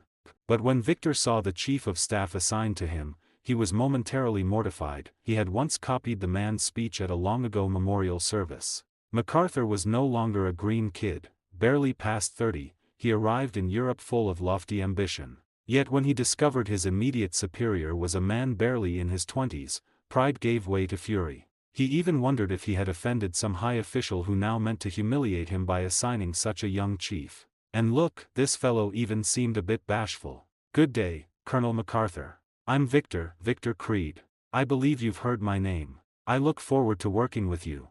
But once Victor hid his slight embarrassment, MacArthur sensed in him the bearing of a true soldier. And when Victor spoke his name, MacArthur's pupils contracted despite himself, though he kept his composure. "Good day, Major General Victor. I'm honored to serve alongside you. So the legend is true, after all."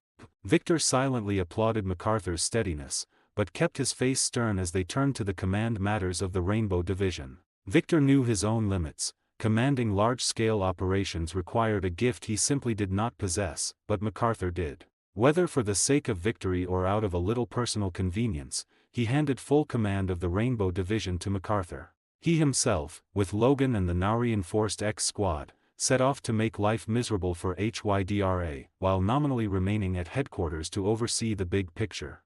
After Victor and the others successfully rescued Logan last time, a humiliated Baron Strucker launched a plan called Operation Red Rise. Using Hydra's resources, he funded a Russian named Vladimir and his organization, successfully ending the Eastern Front campaign of the German Empire. Just as the complacent Baron Strucker led the HYDRA agents, preparing to focus all their energy on the Western Front, the Federation sent its troops. It must be said that the Federation's timing was impeccable. Germany was already showing signs of exhaustion at this point, otherwise they wouldn't have been so eager to end the Eastern Front. Subsequently, the Rainbow Division, where Victor and the others were stationed, was split into two parts by General Pershing's order. The vast majority of the troops, led by MacArthur, participated in a series of conventional battles on the front lines. Meanwhile, Victor and the others operated alongside the expanded SWAT, specifically tasked with causing trouble for Hydra across various battlefronts. Whenever their people appeared on the battlefield, General Pershing, who was in charge of coordinating the entire Federal Expeditionary Force,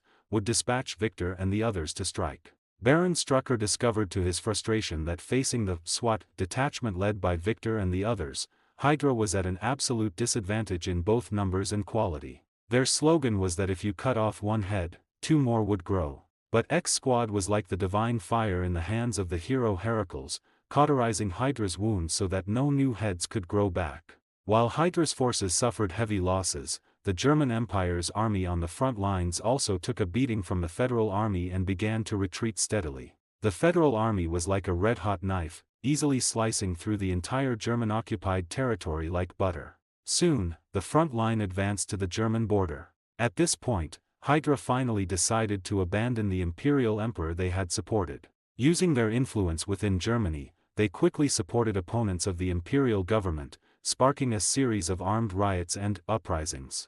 Beset by enemies from within and without, the German Empire finally collapsed completely amidst general strikes and armed uprisings by workers and soldiers in Berlin. Hydra also successfully preserved its sphere of influence in Germany through this tactic of sacrificing a pawn to save the rook. However, it was still inevitable that they would be severely weakened under the strikes of Victor and the others. It was precisely because of this that Hydra began to recruit and expand on a large scale, annexing various forces. This led to the creation of countless internal branches, to the point where most branches even forgot their original purpose, to bring Hive back to Earth. Furthermore, the ultimate power of Hydra began to slip away.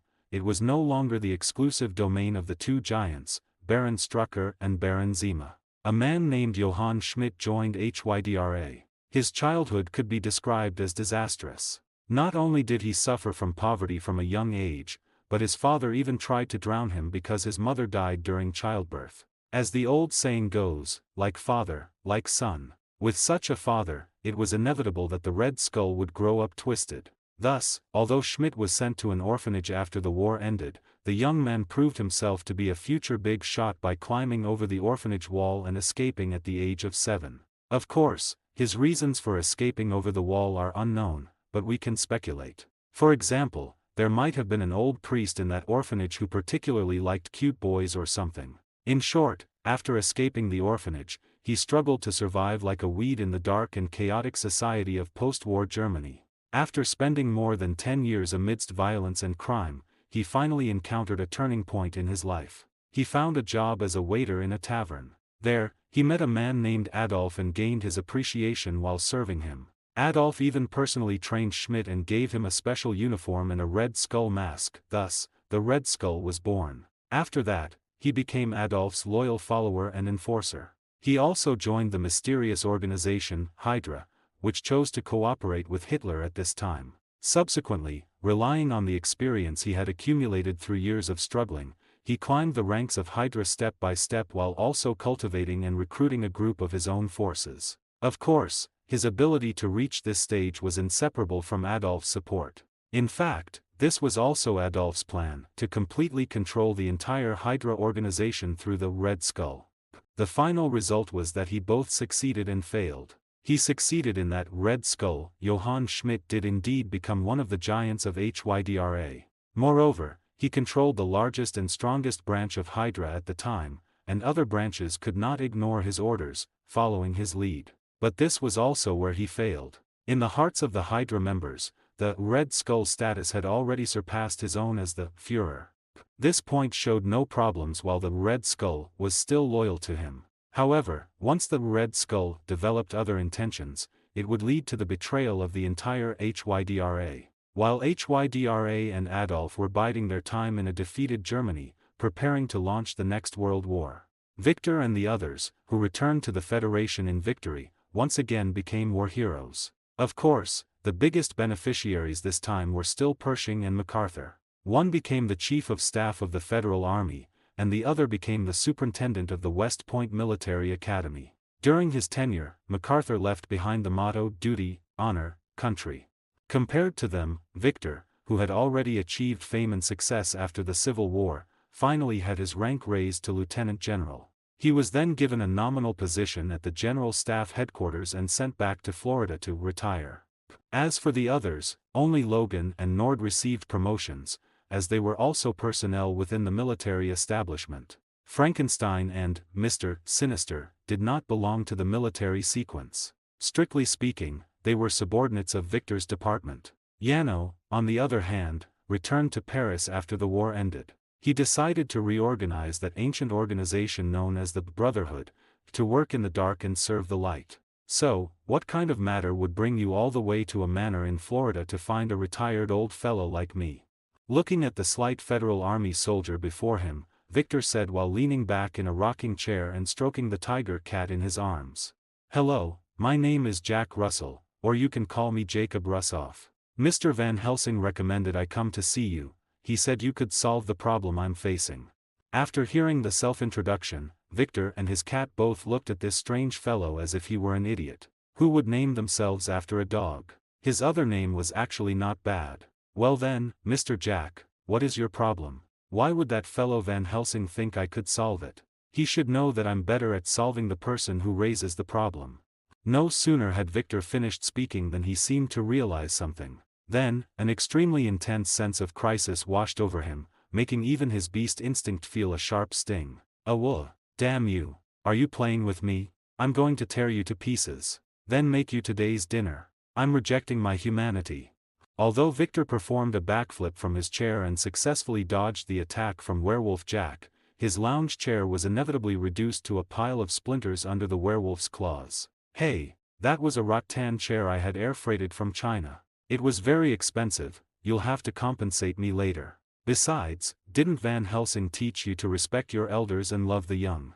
Victor was answered by a powerful roar from Werewolf Jack, along with some undigested squid skewers from the night before. As for how Victor knew it was squid skewers, it was because that stuff had been sprayed onto his head along with the werewolf's saliva. Regarding Victor being suddenly attacked, Luther the tiger cat didn't step forward to help. Instead, he found a spot with good sunlight and lay back down to continue watching the show. Fine, it seems you're not only impolite but also very unhygienic. No wonder Van Helsing wanted you to find me. It seems he hopes I'll teach you a good lesson. Just as Victor was preparing to solve Jack Russell's problem once and for all in the name of teaching him, something unexpected happened. The werewolf grabbed his own right hand with his left. Amidst bursts of heart-wrenching roars, Jack began to struggle between his human and werewolf forms. Finally, he once again overcame the darkness and desire in his heart, turning back into a human. But this also exhausted his last bit of strength. He fell straight down and lapsed into a coma right in front of Victor. Victor, who had already bared his claws and prepared for battle, hesitated as he looked at the scene before him and the thin soldier lying on the ground. Just as he was conflicted and wanted to pet the cat to calm down, Luther dodged his embrace and looked at him like he was trash. Well, Victor, reeking of werewolf bad breath, was being shunned. After dragging the unconscious Jack Russell to his secret base and tying him to an electric chair used for interrogation, Victor first took a shower, then got another lounge chair and a pile of chocolate, and sat across from Jack. Victor really liked this bitter military chocolate.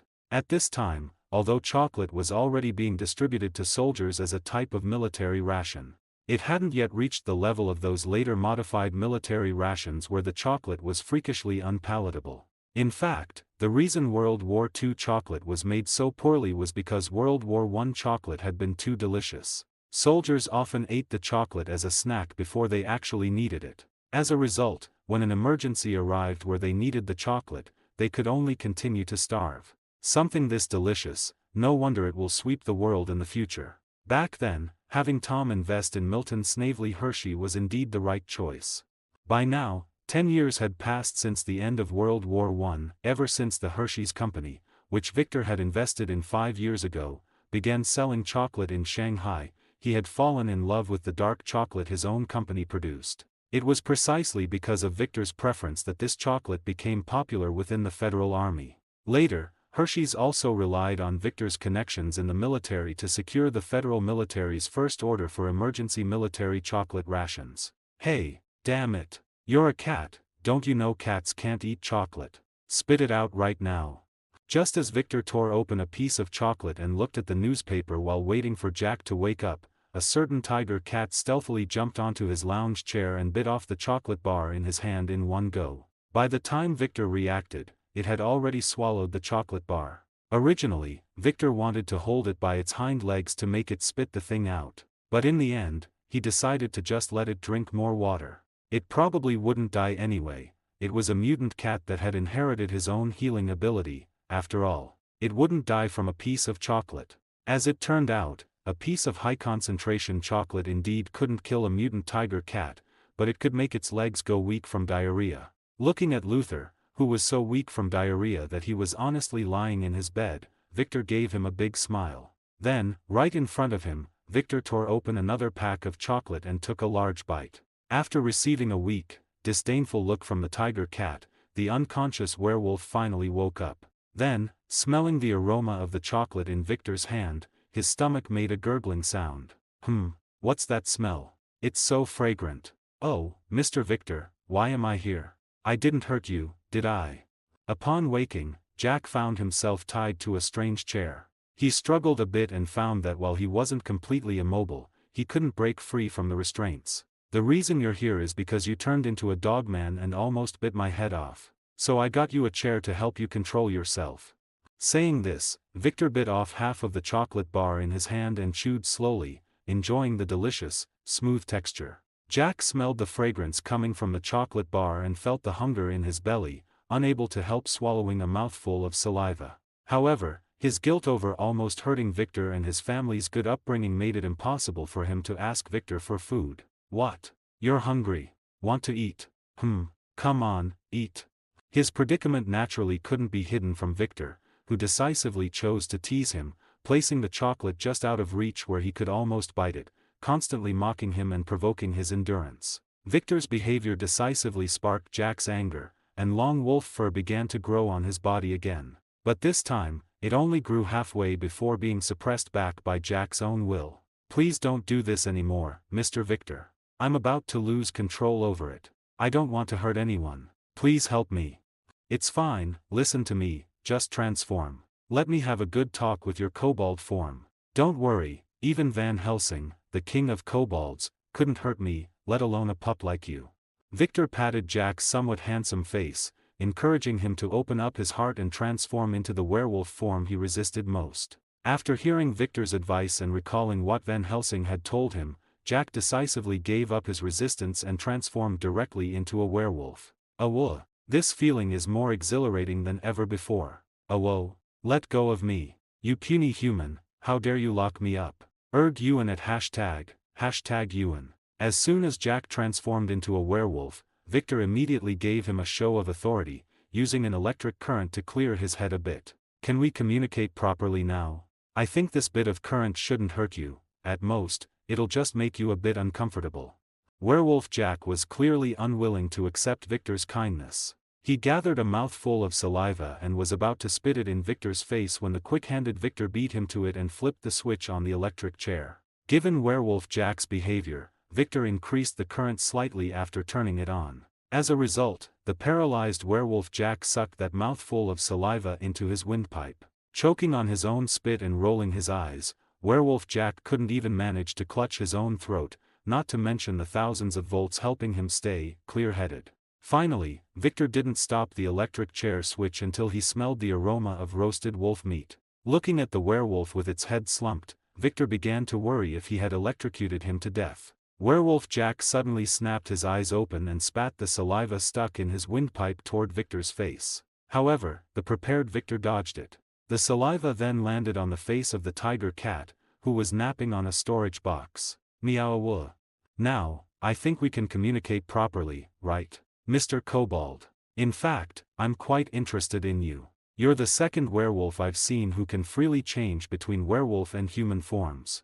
The first such werewolf Victor had seen was, naturally, a certain fallen angel, Van Helsing. He believed it was precisely because Jack was special like himself that Van Helsing had sent him to find Victor. After all, Victor had once taken in Frankenstein's monster, who was not tolerated by the world. In Van Helsing's view, taking in another werewolf was no big deal. At this moment, Werewolf Jack had fallen into complete despondency. Never mind being nearly cooked by Victor's electricity, even his proud, shiny fur was first turned into a mess by the current and then had several patches scratched off by a pet cat. The werewolf, his face covered in scratches, looked like a wronged husky. He curled up on the chair and let out a sad, low whimper. Clearly, this result exceeded Victor's expectations. He thought this guy would be a tough nut to crack, but he didn't expect him to actually cry. Finally, Victor slapped his forehead and decided to let Werewolf Jack have some peace and quiet while he went to give his cat a bath.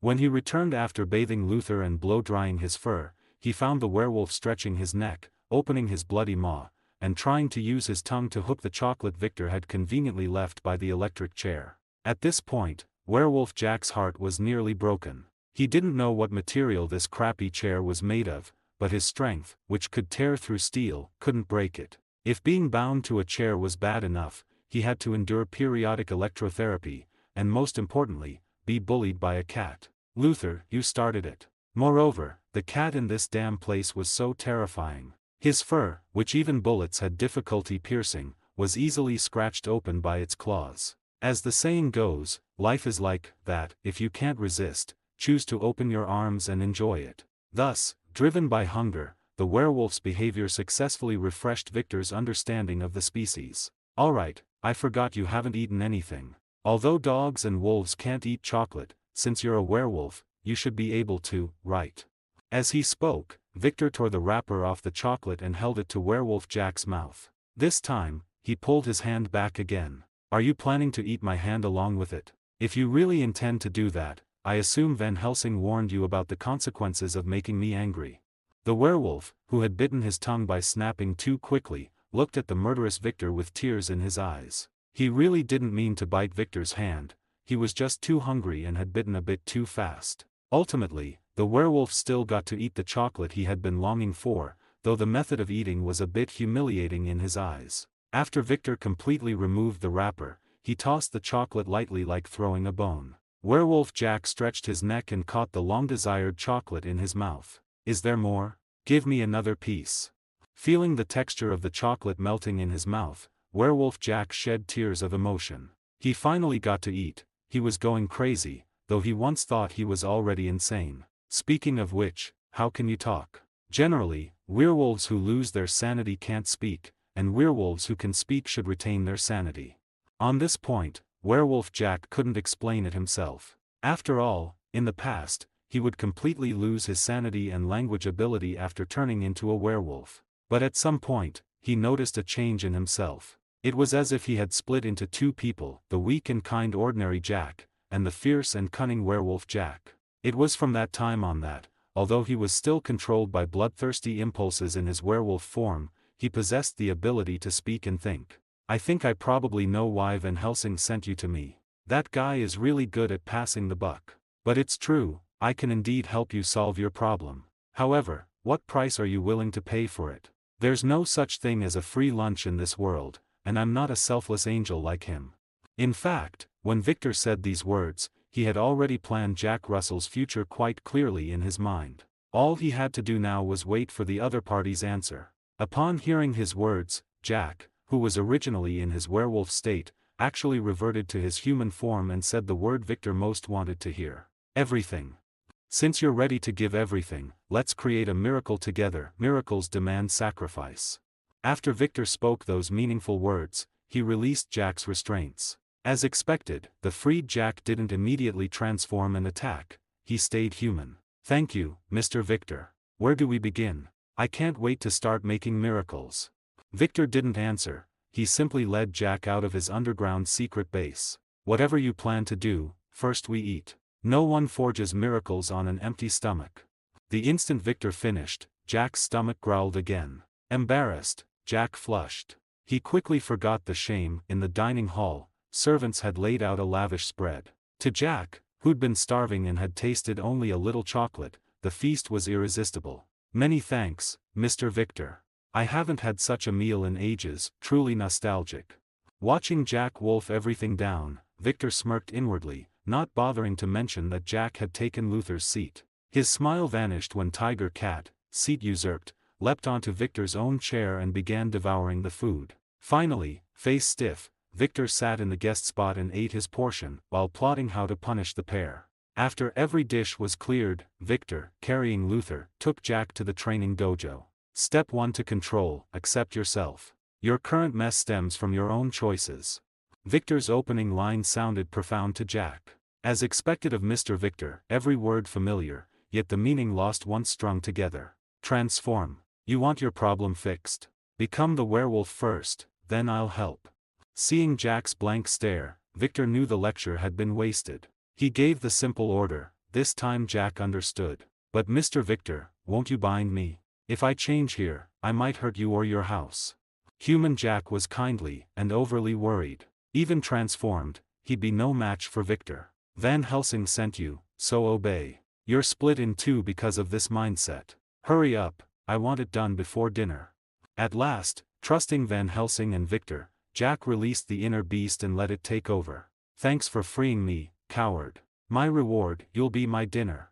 He promptly ate Victor's Rising Dragon Punch. Legends say all martial arts stem from the Rising Dragon. One fist can tear the sky. Victor couldn't rend the heavens, but a werewolf's jaw was manageable. Worse than a fractured jaw was the bitten tongue. Mid-sentence, the punch landed. Jack inevitably chomped his own tongue. Luckily, werewolf toughness kept him from severing it. I'll tear you apart.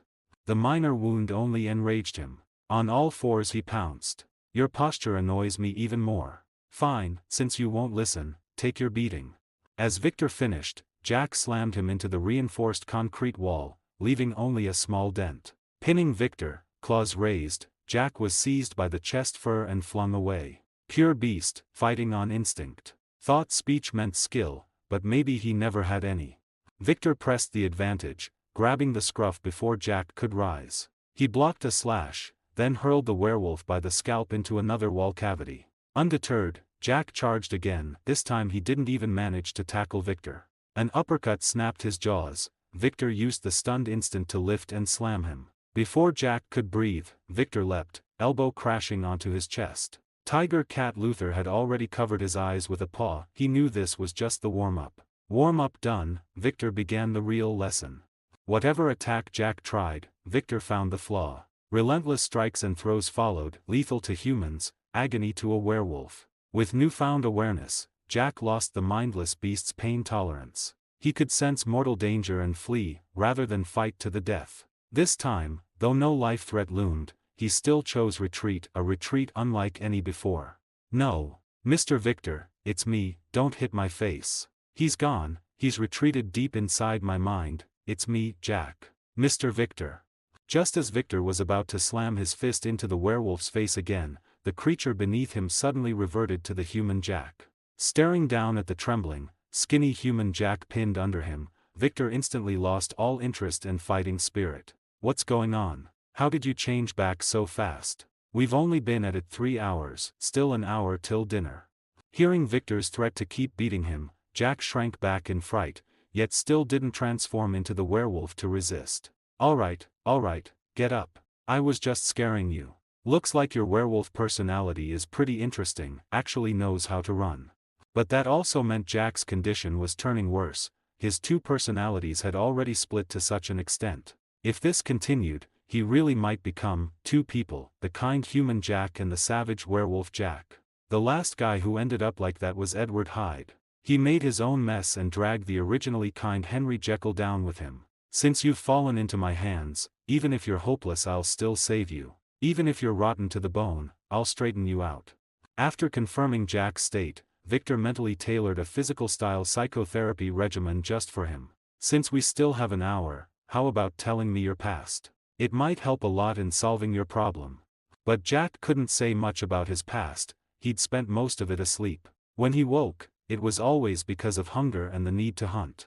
He met Van Helsing because, during a hunt, he'd been spotted by humans and reported to the church by the local priest. After verifying through their own methods, the church dispatched Van Helsing to purify this pitiful soul. Finally, when Mr. and Mrs. Van Helsing had him beaten and were ready to deliver the killing blow with a silver stake, they realized they couldn't sense any sin in him. Learning that, under human Jack's resistance, werewolf Jack had never killed an innocent, Van Helsing decided to point him toward the Federation across the ocean to find a man named Victor. At last, after countless hardships and adventures, Jack slipped into the rapidly expanding Federal Army, tracked down Victor's whereabouts, and made it to the Federation. In fact, as a war hero, Victor was known to nearly every soldier in the Federal Army, especially because of his age and surprisingly young appearance. As for how Jack knew this Victor was the one he sought, naturally it was thanks to a man standing beside Victor in a military publicity photo. Jack, like some others, mistook Logan for Van Helsing. But he soon recalled Van Helsing's words, "There's someone beside Victor who looks exactly like him." With that, Jack confirmed Victor's identity. Then, under cover of night, he deserted and made his way to Florida to find Victor. "So you're actually a deserter? Aren't you afraid I'll execute you? After all, I'm a soldier too." "Well, I guess once you turn into a werewolf you're not scared of bullets, let alone a firing squad." At Victor's teasing, Jack gave an embarrassed smile. Truthfully, he hadn't thought that far ahead.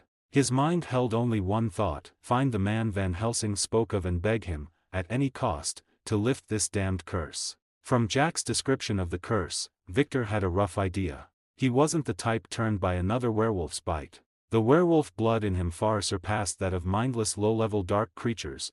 This curse was hereditary. His ancestor had been an exceptionally powerful werewolf, perhaps even a match for the current Van Helsing, and Jack was that beast's descendant. He must have transformed for the first time on the full moon after reaching adulthood.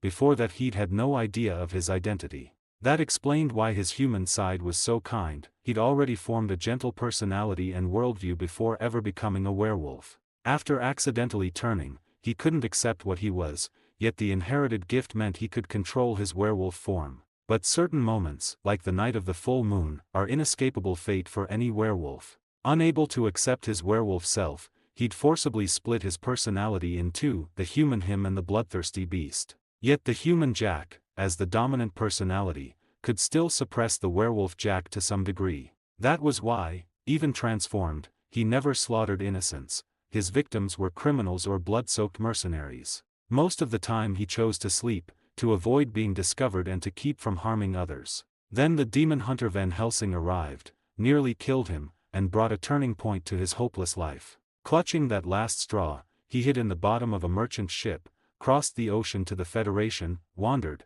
and struggled to contain the dark wolf within. In the end, fate favored him. He found Victor without much trouble. But when he stood before Victor, exhausted and starving, he could barely restrain the darkness inside. That was why he'd transformed at first sight. Yet after a full meal and Victor's psychological treatment, he found himself again. He even discovered that the usually clamoring werewolf Jack now ignored him. Had the beast chickened out, or simply given up? Though Jack was pleased by the wolf's retreat, Victor knew this wasn't a real solution. To truly solve Jack's problem, Jack had to accept his werewolf identity and reunite the two personalities into one whole Jack again.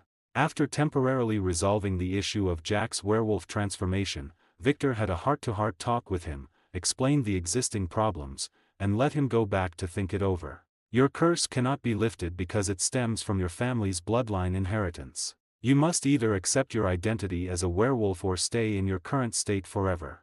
Jack thought about what Victor told him and then remembered Van Helsing, who also bore the werewolf curse. Since I am destined to become a werewolf, then I must become a righteous one. I cannot let my heart be swallowed by bloodthirsty instincts and darkness.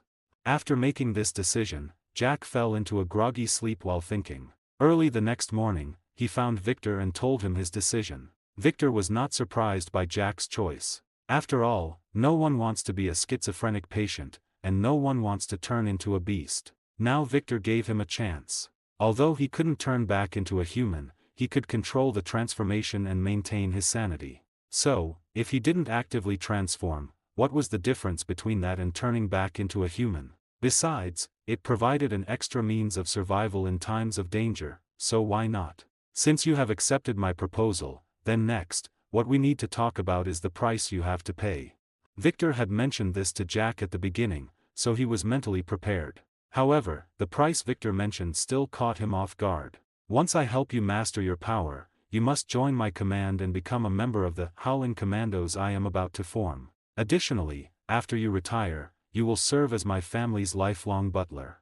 This price was simply too easy compared to the terrifying demon pacts Jack had imagined. He didn't have to be a slave, and room and board were included. While solving his personal psychological issues, he was also provided with a job and accommodation. He could escape his life of wandering and would no longer have to worry about filling his stomach or being discovered by humans. For Jack, this was simply perfect. Thus, he quickly nodded and agreed to the conditions Victor proposed, signing a paper agreement with him. After carefully putting away the agreement, Victor continued to mentor Jack. As usual, he had him transform into a werewolf and then try to accept and control himself. But clearly, this was not a simple task. He had spent many years splitting himself into two parts, and now wanting to change back was not that easy. Fortunately, he had Victor to help him. When Jack transformed and his personalities merged, he would often fall into a state of frenzy and lose control. In this state, Jack was not much different from a normal brainless werewolf in terms of sanity.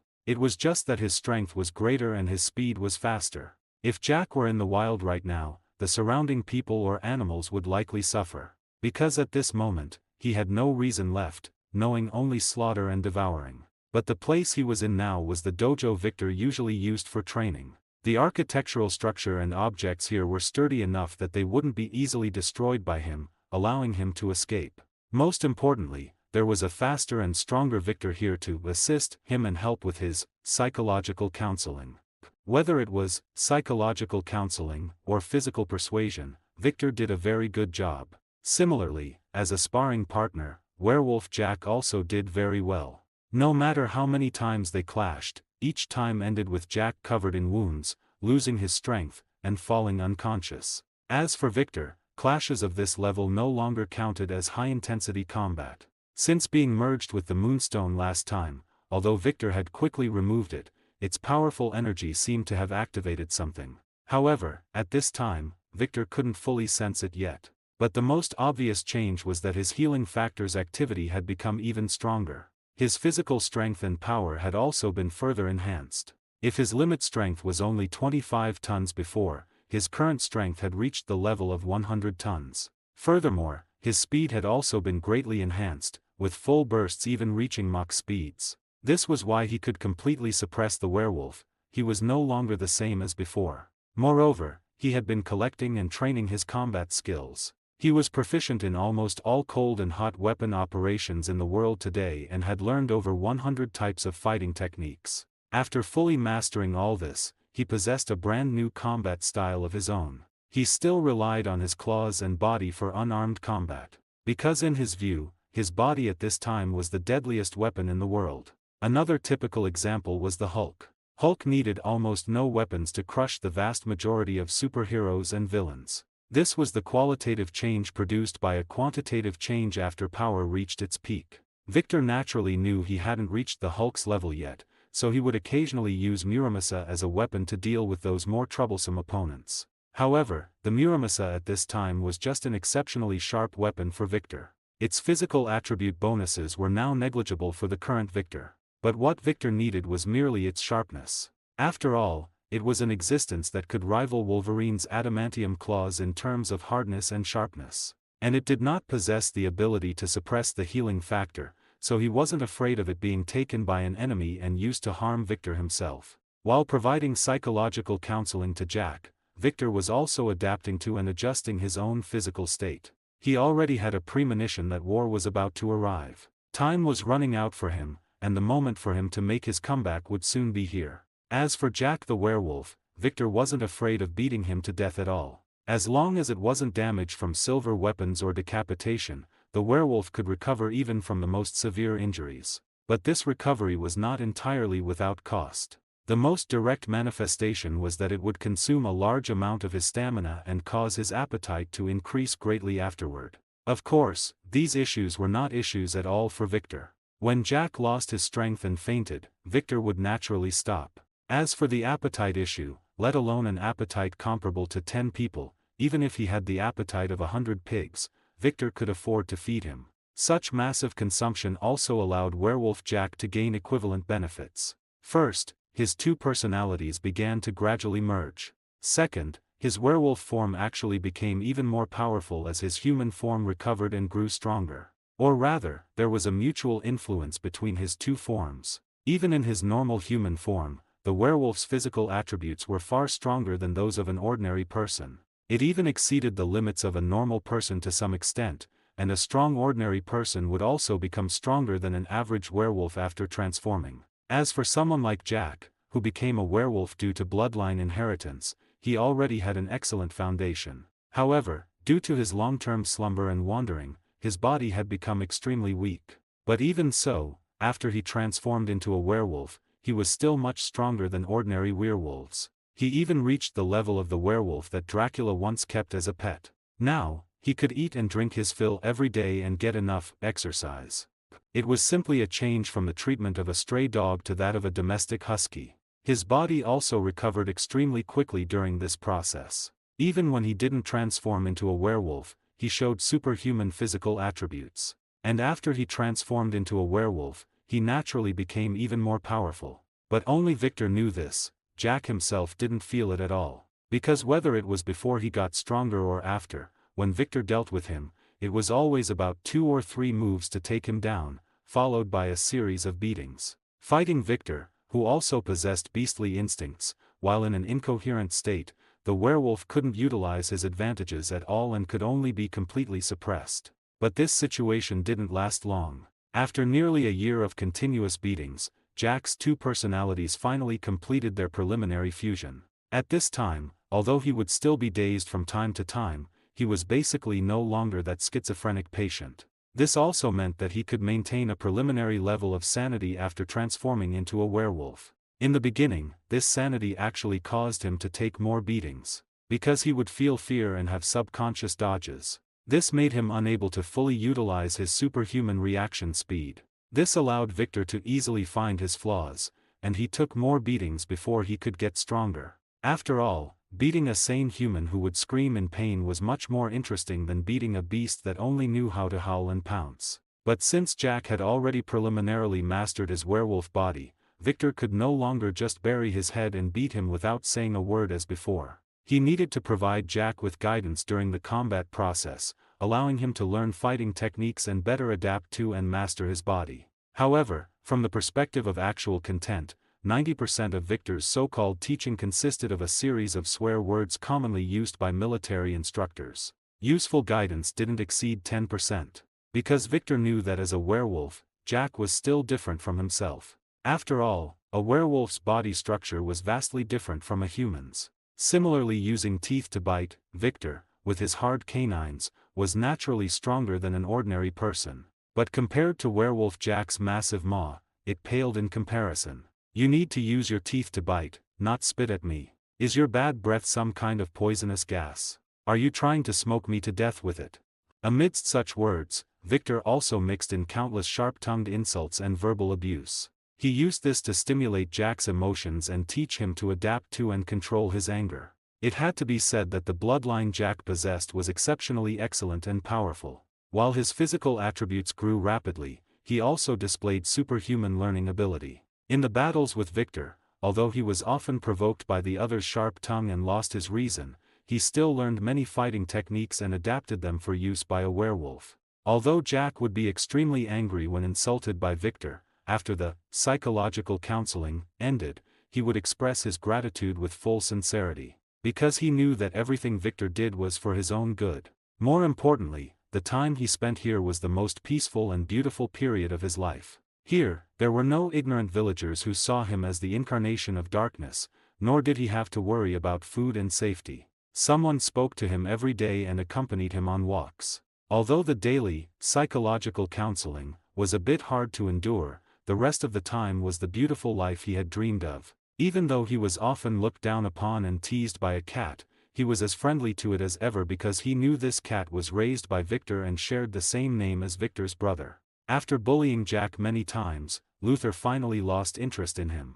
After all, what it wanted to see was him flying into a rage, not his submissive fawning. Moreover, as Jack's physical attributes grew daily, the success rate of its pranks became lower and lower. Especially once, when it almost affected Victor and was threatened with being sent to Mr. Sinister for training, it became much more well-behaved. But one thing was different from before: it had accepted Jack's presence in this home and seemed to treat him as a lackey. In fact, taking good care of Victor's cat was also one of the preparatory courses for being a butler. Of course, at this time, what Jack learned was mostly combat-related techniques and knowledge. Although Victor had him take time every day to learn relevant knowledge from the original old butler, after all, he had signed a lifelong contract, so it shouldn't be wasted. But the main reason was that Victor hoped to keep him under his command forever, to prevent him from getting overconfident in the future, becoming a villain, and then being swatted to death by those superheroes. But this simple and harmonious life all underwent a complete change with the arrival of a little girl.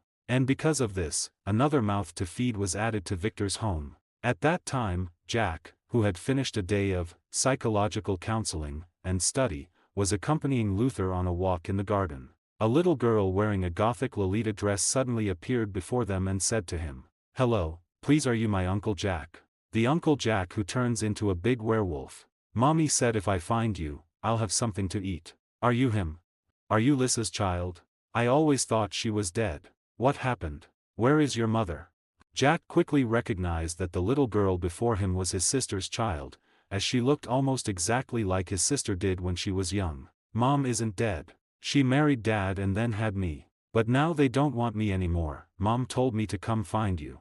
As it turned out, Lissa Russell, who had also suffered from the werewolf curse years ago, had found a way to lift her curse. She sought help from a man calling himself Dr. Glitternight, who helped her suppress the werewolf curse. After restoring her humanity, Lissa faked her death and married a local tycoon named Price. However, what Lissa didn't expect was that the man who helped her, Dr. Glitternight, was actually a servant of the demon Mephisto. He hadn't actually lifted her werewolf curse, but instead transferred it to her child. This resulted in her child, Nina, bearing a double curse from the moment she was born. While a normal werewolf is half human and half wolf, Nina, who bore the double curse, transformed directly into a white wolf. P.S. I don't know why it's like this either, go ask the comic book editors. Furthermore, the age of her first transformation changed from the first full moon at age 18 to the first full moon at age 9. When Lissa discovered that her child would turn into a white wolf cub on the night of a full moon, she finally realized the price she had paid to become human. Fortunately, although she had faked her death and left her brother, she had been secretly observing his movements and helping him. This allowed her to keep track of Jack's whereabouts. At this point, the only solution Lissa could think of was her brother, Jack. Out of shame and other psychological factors, she chose not to meet Jack again. Instead, she dropped Nina off nearby, told her to find Jack herself, and then left. Along with inheriting the werewolf curse, Nina also gained intelligence beyond that of an ordinary person. She was far smarter and more mature than a normal child, which was why she could realize what it meant for her to turn into a wolf cub on the full moon. Therefore, she obediently followed her mother away from home to find the uncle who was said to transform on the full moon just like her. However, one thing was quite unexpected. Uncle Jack was not as destitute and miserable as her mother had described. On the contrary, he looked more like a gentleman with a proper job.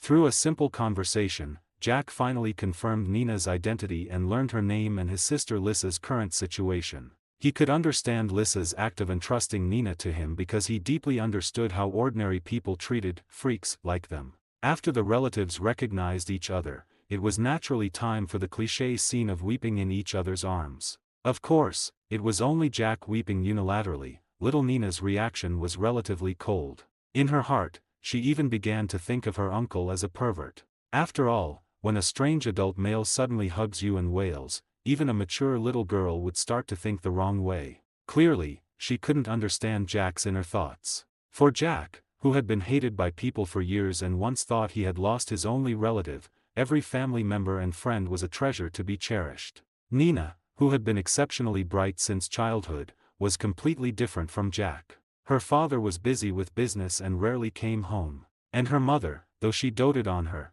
still abandoned her after she transformed into a wolf cub. At least in Nina's eyes, it was abandonment. She could understand her mother's fear and difficulties, but she couldn't forgive her. This caused her to become wary and hostile toward the people around her, even if it was the uncle her mother spoke of. After all, since her mother chose to abandon her, what she said might not be reliable. But at this moment, she didn't have many choices, so she came. Of course, none of this escaped Victor's eyes. In fact, Victor had already noticed when Lissa appeared nearby with the little girl. It was as if the cub of another predator had wandered into Sabretooth's territory. However, Victor was in no hurry to act because he felt an aura from the girl similar to Jack's. Sure enough, the final result wasn't too far from his expectations, although it wasn't the scenario he imagined where Jack's illegitimate daughter and an old flame came knocking. But the development of a lowly niece was still a pretty good bit of gossip.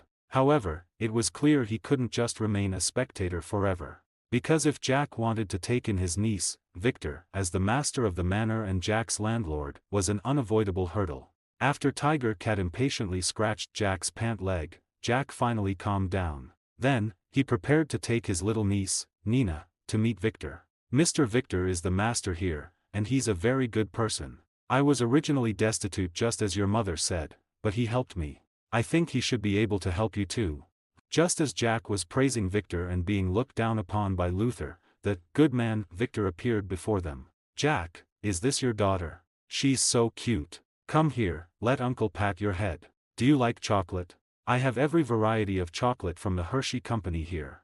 Victor pulled a thumb-thick piece of dark chocolate from his pocket, then patted little Nina's head as he handed it over. As the inheritor of a double werewolf curse, Nina also possessed an extraordinary, sharp perception. She felt a terrifying murderous intent and danger emanating from Victor. So, in her fright, she obediently took the chocolate Victor handed her and let him mess with her head of blonde hair. This person is so terrifying.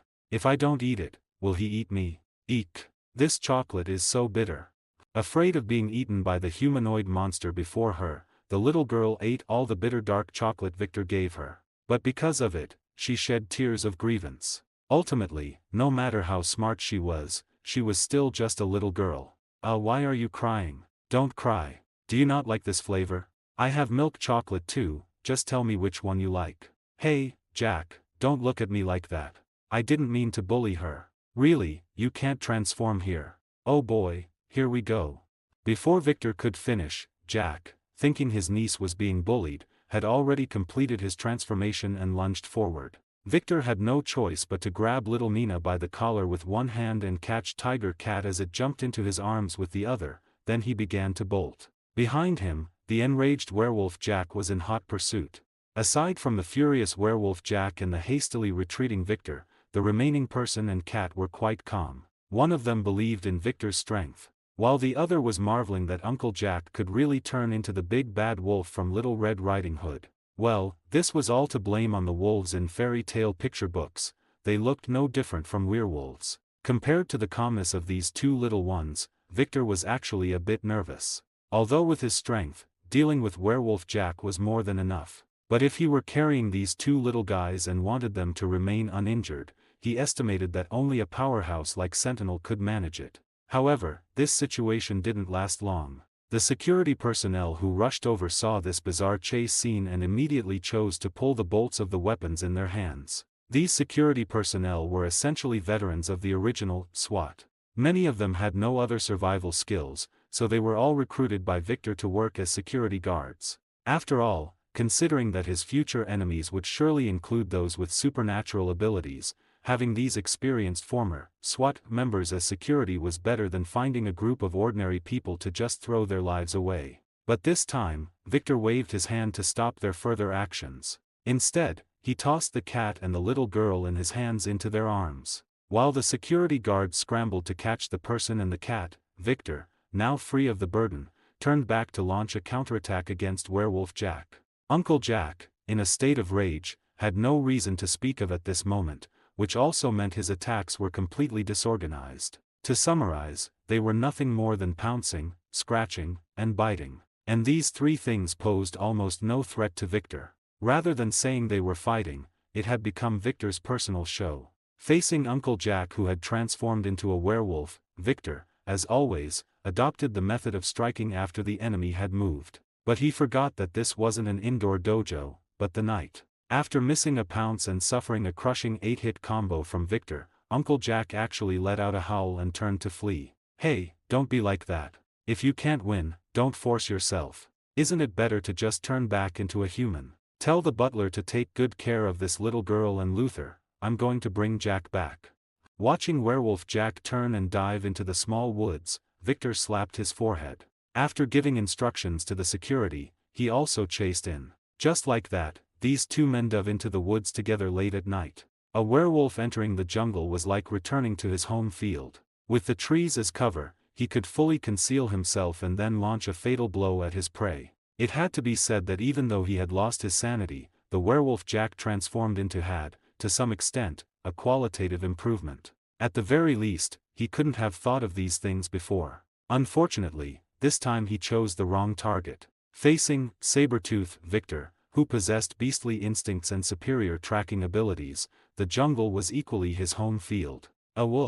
With a roar from the werewolf, Jack, hanging upside down from a tree, pounced down from above toward Victor below. Facing the werewolf's aggressive pounce, Victor did not choose to dodge. Instead, he crouched slightly and then lunged back up. One from top to bottom, the other from bottom to top. When the two finally collided, a blast of air blew out in all directions, causing the surrounding trees to shake. The result of this pounce ended in a draw without any surprise. The two, clinging to each other, quickly fell to the ground under the influence of gravity and rolled into a ball. However, the two quickly came to their senses and distanced themselves from each other. Once again, they began to circle, searching for each other's weaknesses. This stalemate didn't last long because Victor chose to take the initiative and attack. He didn't want to drag it out any longer. He still had to take Jack back for dinner. He didn't want the little girl's first day to start with two elders being absent from dinner. His behavior seemed to have completely put the cause of the whole incident out of his mind. Facing Victor's active attack, Werewolf Jack naturally didn't back down in the slightest. This time, there was no suspense in their clash. The werewolf, whose strength and speed were slightly inferior, was as vulnerable as an ordinary person facing a special forces soldier in front of Victor, who was proficient in unarmed combat techniques. Victor, having learned his lesson, didn't give him another chance to escape. Instead, he kept closing in on his body, delivering heavy blows with his fists. Finally, the werewolf, with most of the bones in its body broken, whimpered and turned back into Jack. Miraculously, after turning back into a human, all the injuries sustained in the werewolf form had actually recovered. "Mr. Victor, I'm very sorry. I was too impulsive. At the time, I thought you were bullying Nina, and in the heat of the moment, I lost consciousness of everything." In fact, this was also a side effect of the fusion of Jack's two personalities, but as time passed, it would gradually improve and disappear. One day, he would surely be able to transform and revert at any time and place, just like the current Van Helsing, turning this curse into a powerful force held in his own hands. Victor didn't say much regarding Jack's explanation, because the other's words reminded him that the whole thing started because he had fed the little lowly. He casually took off his coat and threw it to Jack, who was naked because of the transformation. He also told him that the money for the clothes torn during his transformation would be deducted from his future wages and pension. He followed Victor out of the woods. Then, he first returned to his room alone to change into a new set of clothes. As for Victor, he was led into the living room by the old butler. At this time, the little lowly Nina was lying on the sofa, stroking the tiger cat Luther. But this harmonious scene was quickly broken with Victor's arrival. Nina sensed Victor's arrival once again, her hand jerked, and she sat up, shrinking into the corner of the sofa. Looking at the little lowly shivering on the sofa, Victor finally began to wonder where exactly the problem lay. While he was thinking, Jack, having changed his clothes, walked into the living room. He looked at his little niece who was bowing her head in thought and shivering. This time, he didn't misunderstand anything further but instead also began to wonder why such a thing would happen as soon as Nina saw Victor. Soon, he guessed the reason from his own werewolf curse. Nina, who also inherited keen perception, must have sensed Victor's danger and killing intent. So, he chose to speak up and tell Victor why his niece was so terrified of him. After hearing his words, Victor was clearly stunned for a moment. After identifying the cause, Victor began mulling over a solution. Until now, everyone around him had been battle-hardened powerhouses or non-humans. Either that, or they were ordinary people. The former could ignore his faint killing intent, the latter couldn't sense danger at all. A special case like Nina gave Victor a headache. This wasn't some fantasy novel where you could retract your aura and pass for normal. Still, it didn't stump him. He used an unorthodox trick to achieve the same result, his stealth state method. Later he discovered the effect was almost too good. Right now, though, Nina's problem was solved. Jack then resumed discussing his niece's education and future prospects with Victor. Victor was, of course, glad to help. After all, they'd be family soon. Who in the Howling Commandos hasn't heard of the Midnight Vampire? Except the little Lolita wasn't a vampire yet, only pure werewolf blood. Should he go catch one and give her a bite? In the end Victor only toyed with the idea. He had Jack hire a tutor and a combat coach for Nina, and whenever he had time he trained her personally. Abilities, like relationships, have to be cultivated from a young age. Jack was delighted that Victor took such an interest in his niece. Victor finally noticed his new problem. Once he entered that half-stealth state, people kept ignoring him. Once he watched his own security guard bring a prostitute into the back garden of his estate. They started with flirting, then passion, then rolling on the grass. Throughout, they never noticed him until, stunned, he popped a nut into his mouth. "Hey, why run? Keep going. I haven't seen enough. Don't worry, I won't dock your pay or fire you. We carried rifles together, we shared a Mexican jail cell." Then he turned and found Nina standing behind him. Recalling his earlier antics, Victor felt deeply embarrassed. "Oh, little Nina, when did you get here? Why stand behind me without a word? Here, want some chocolate? Nice stealth skills, this is your reward." Relieved by her answer that she'd simply walked up, Victor exhaled, only for Nina to ask why he'd promised not to dock pay or fire them. Had they done something wrong? With a headache, Victor produced another chocolate bar to placate the curious Lolita. He didn't notice the tiny upturn of her lips as she followed.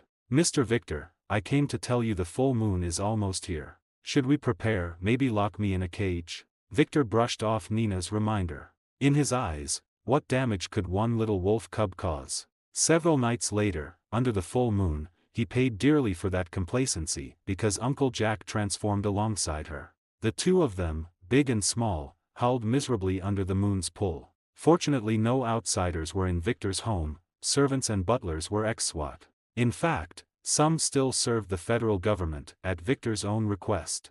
"I can't guarantee I'll never fall, so I need oversight," he had told the president and Congress. The government duly planted several agents in his security detail. Because of that, the only serious losses were to Victor's property, meaning the only casualty of the so-called grave damage was Victor's bank account. That night, uncle and niece were both consumed by their werewolf curse, amplified by the resonance between them. The guards and servants reacted instantly, pulling prepositioned arsenal from every corner of the estate. Their first priority, the towering werewolf Jack. As for Nina, transformed into a fluffy white pup, red-eyed but no bigger than a normal cub, she was swiftly pinned beneath Tiger Cat's paw. Jack, having shredded the capture nets, was about to tear the guards apart when Victor stepped in. From the start Victor had sensed their condition, but since it was too late he decided to test the estate's emergency response. As expected, they could handle third-rate supers and burglars, yet against anything second-rate or higher they were cannon fodder.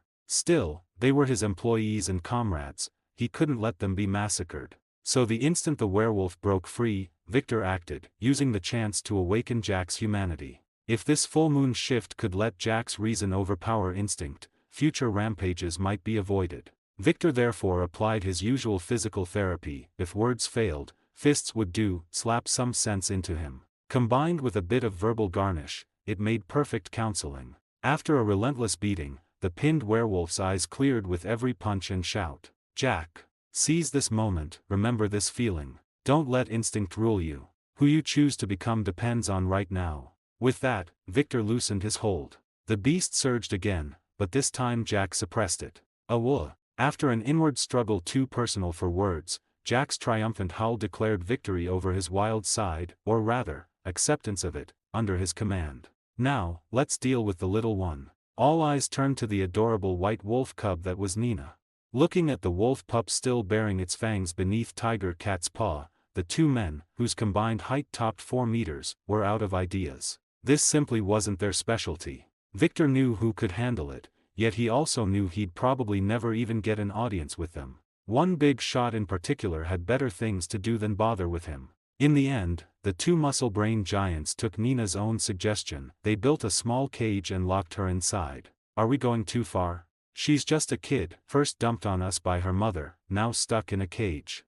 How Nina's mother explained things to her father once she got back, neither Victor nor Jack ever learned. The man simply stopped looking for his daughter, as if she'd never existed. At that, the two hulking men sighed again. All of them were damaged souls. Since they'd taken her in, they would see it through. But the amnesia wasn't limited to Nina's father. Her mother's memories had also been wiped by someone with an agenda. That someone was Dr. Glitternight, the very man who had once helped Lissa escape the werewolf curse. Now his painstaking creation was ready for harvest. Still, 2 obstacles stood in his way: the girl's uncle, Werewolf Jack, and the man he could never read, Sabretooth, Victor Creed. Dr. Glitternight wielded the power to twist hearts and memories. How he'd erased Nina's parents' minds. He did it so he could quietly claim his handcrafted masterpiece without exposing his extra-dimensional identity. After all, in this dimension dwelt a bald, iron-willed sorceress whom even his master Mephisto dared not provoke.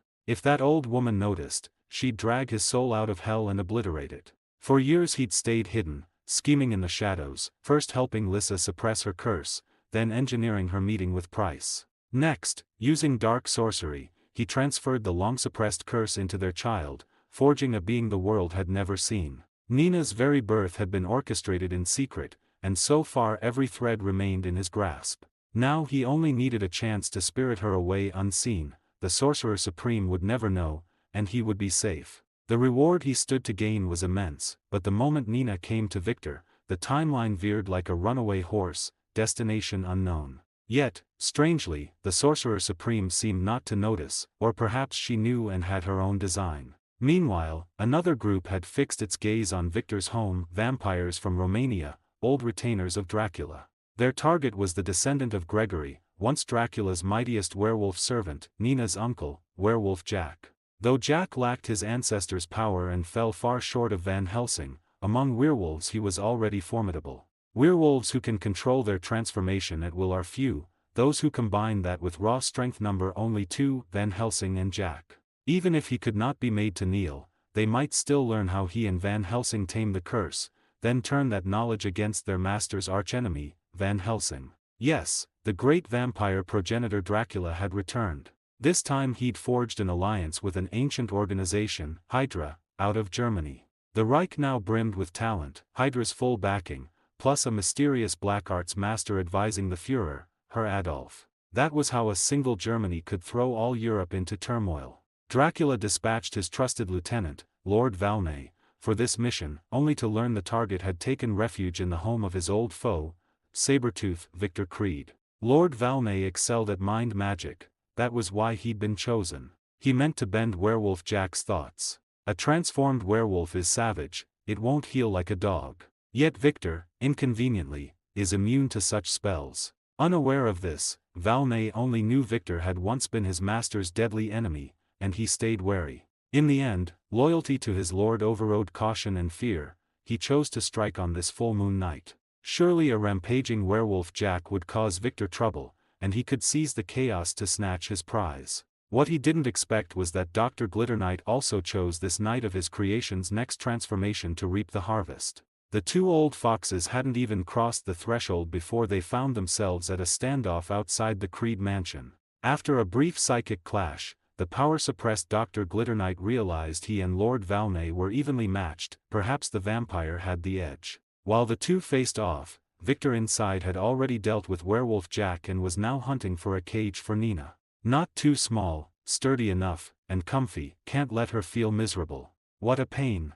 As Victor fretted over cage dimensions, the two masters of mind control outside, having dueled, now began to talk. Had they been man and woman, such talk would have led to flirtation, then to coupling, but alas, both were male, one not even human. Still, the exchange yielded something, they shared a common enemy and non-conflicting goals. Though they kept their guard up, on the matter of ganging up on Sabretooth Victor Creed they agreed at once.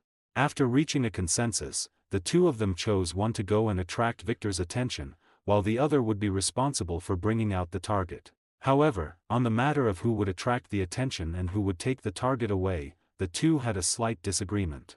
Ultimately, the two reached a decision: Dr. Glitterknight would lead Lord Valney's subordinate vampires to attract Victor's attention, while Lord Valney would go to control Werewolf Jack and bring Nina out. At Lord Valney's command, the vampires who had long been lying in ambush near Victor's mansion launched an attack toward their target. But they were met with fierce resistance from a security team composed of former SWAT members. Upon discovering their opponents were vampires, they decisively switched to silver bullets and silver weapons. Soon, these low-level vampires were suppressed by the experienced veterans until they couldn't even lift their heads. Watching the poor performance of these low-level dark creatures, Dr. Glitterknight let out a mocking sneer. Then he simply walked straight in, while the veterans who could suppress the low-level vampires completely ignored his presence. However, he didn't manage to get very far before a tall figure blocked his path. Indeed, the one blocking him was the master of this mansion, Sabretooth Victor.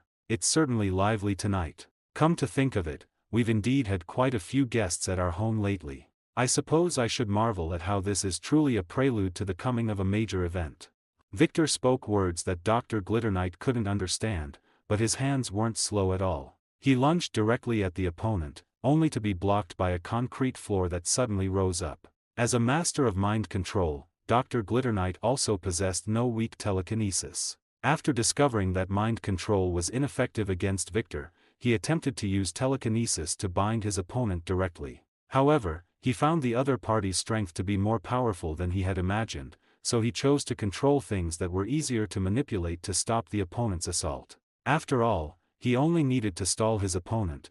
The task on the other side could be completed by Lord Verona. But there was one thing to keep in mind, and that was the question of how to escape later. While Dr. Glitterknight floated in mid-air, casually playing around with Victor.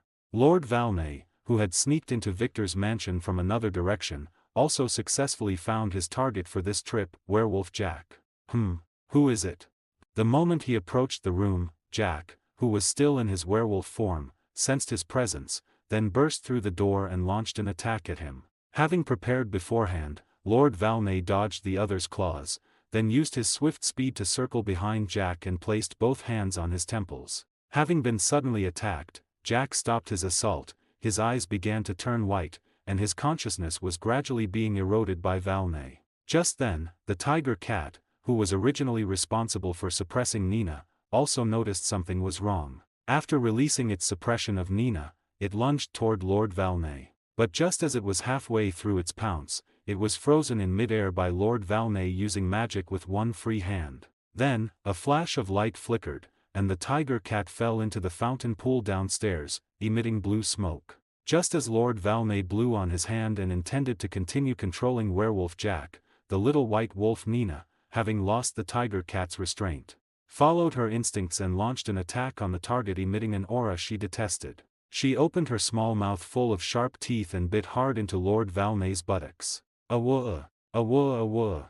Although she was just a wolf cub, the white wolf that the extraordinary Nina transformed into had a bite force no less than that of a hydraulic press. Having suffered a painful blow to his buttocks, Lord Valney even momentarily forgot his mission and his agreement with Dr. Glitterknight. He wanted to kill this damned pup who dared to desecrate his noble buttocks. After temporarily suppressing Jack's consciousness and turning the werewolf into a literal wooden post, he finally found a moment to pry the wolf cub off his buttocks. During this time, he was in so much pain that tears were falling. After suffering a series of magic strikes from Lord Valney, the unconscious and dying Nina reverted back to her little girl form. So, it's a mutant werewolf cub? I wonder why she didn't turn into a humanoid werewolf but a wolf cub instead. Well then, die in agony amidst the conflict between the vampire and werewolf curses.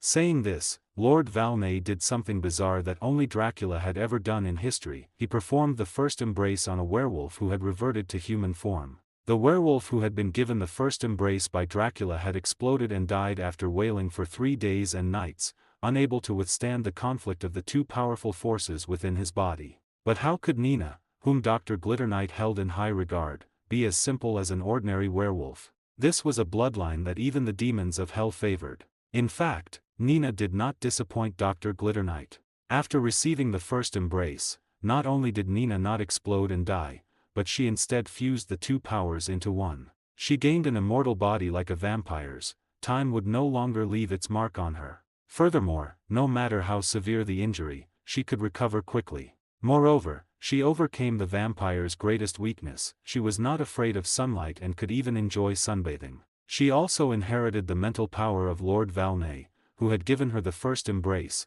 and could use it to hypnotize and control ordinary people. The werewolf curse that originally drove her into a frenzy had also changed. She could transform into a white wolf anytime, anywhere, and no longer lost her mind. Silver weapons, which originally had extraordinary effects on both werewolves and vampires, were no longer so lethal. Of course, there were still effects. If she were slashed by a silver weapon, it would be like an ordinary person being slashed by an iron blade. She would still be injured, and her self-healing ability would be suppressed.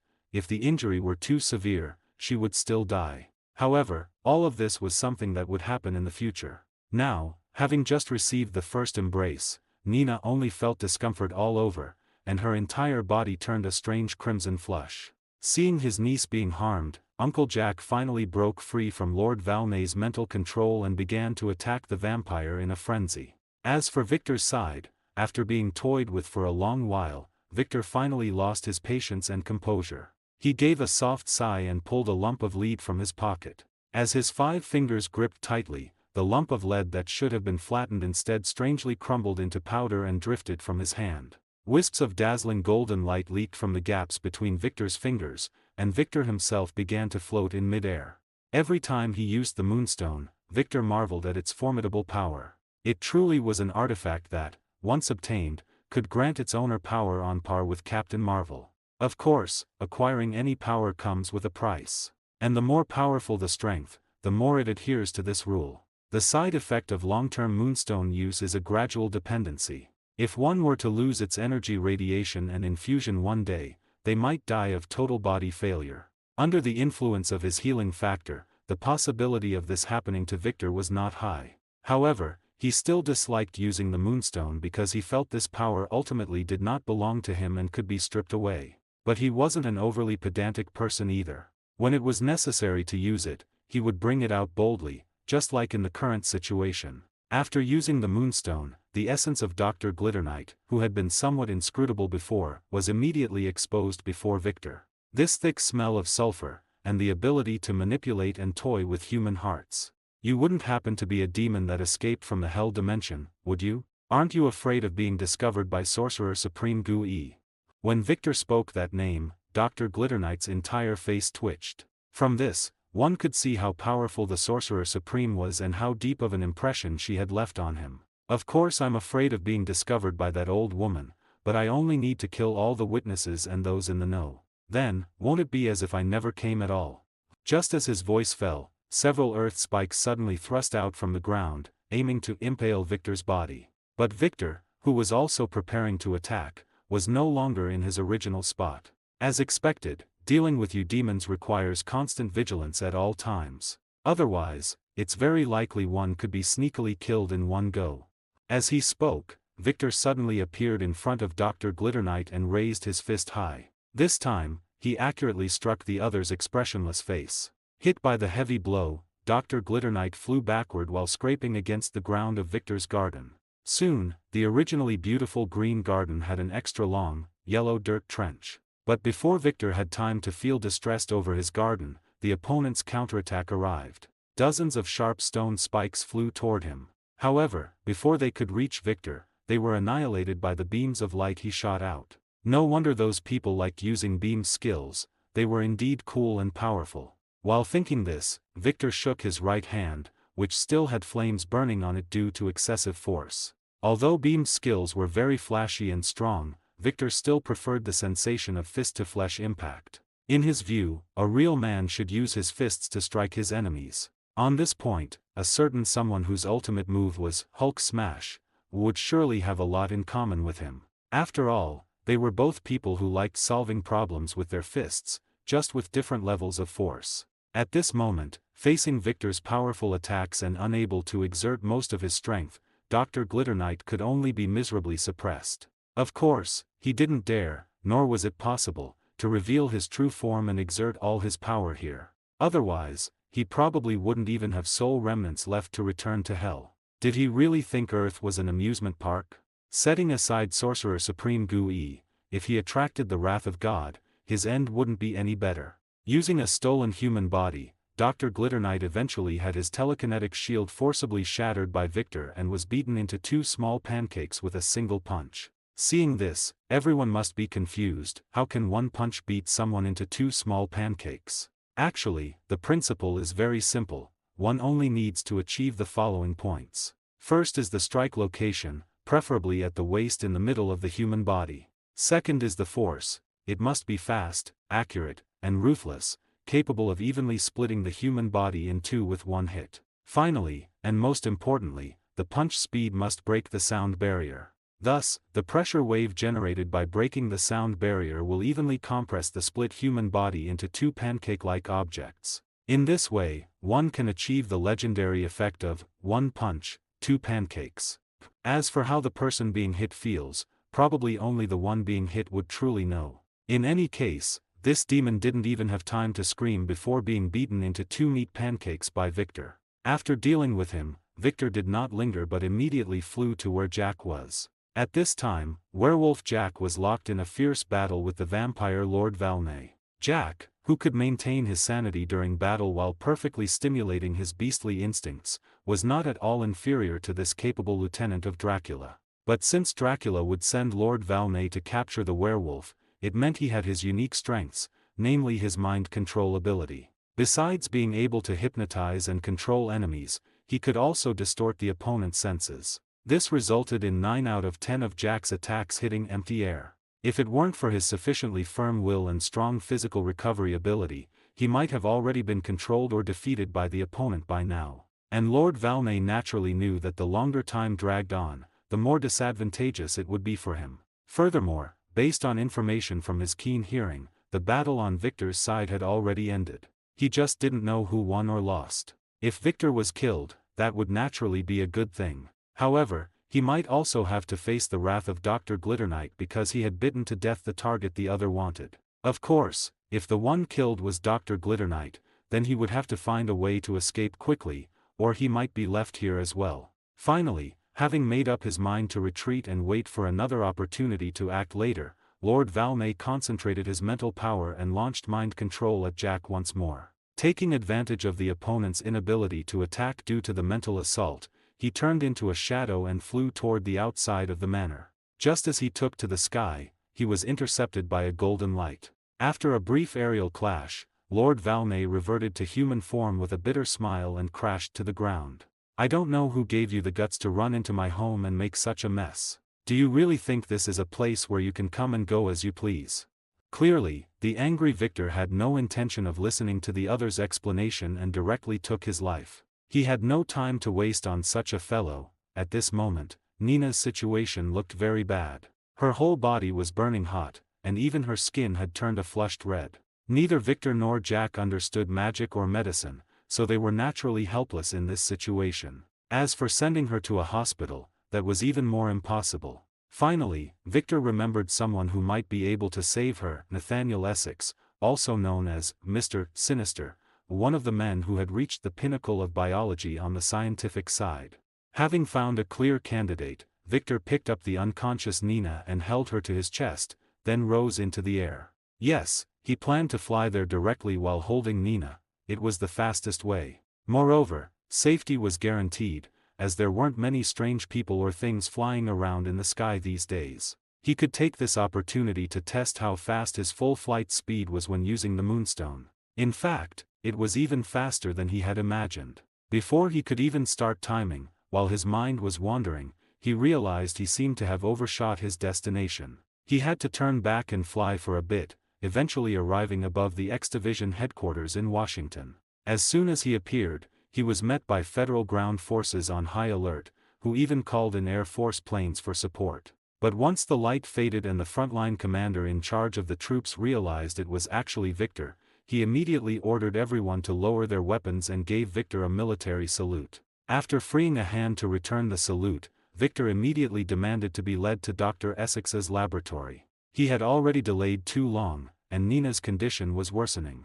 This frontline commander had once followed Victor to Mexico for a Black Ops mission, which was why he was able to recognize Victor. Under his lead, Victor quickly bypassed all defensive lines and coded doors, arriving outside Dr. Essex's laboratory. Even though it was late at night, the doctor was still busy in the lab. Or rather, for him, living and eating here was the norm. As Victor kicked open the lab's iron door, Mr. Sinister, who was holding a test tube for observation, flinched, causing the liquid inside to spill onto the floor. "Who is it? How dare you interrupt my experiment? Even that little kitten Victor wouldn't dare do this. I'll have him dragged out and shot. Do you know how much effort I put into this reagent?"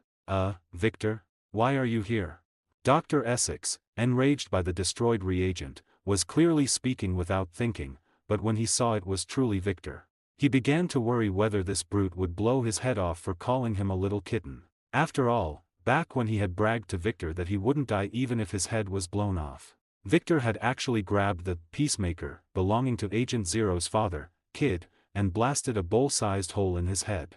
Although he didn't die that time, it was enough to leave a deep impression on Dr. Essex for a while. Since then, his behavior toward Victor had begun to change subtly. Fortunately, this time Victor didn't have the time to settle scores or catch up. He had come seeking help to save someone. It's a long story, but I don't have time to explain. Use your equipment to analyze this girl's condition immediately. I want her alive. Otherwise, I'll blow your head off. As many times as it grows back, I'll blow it off again.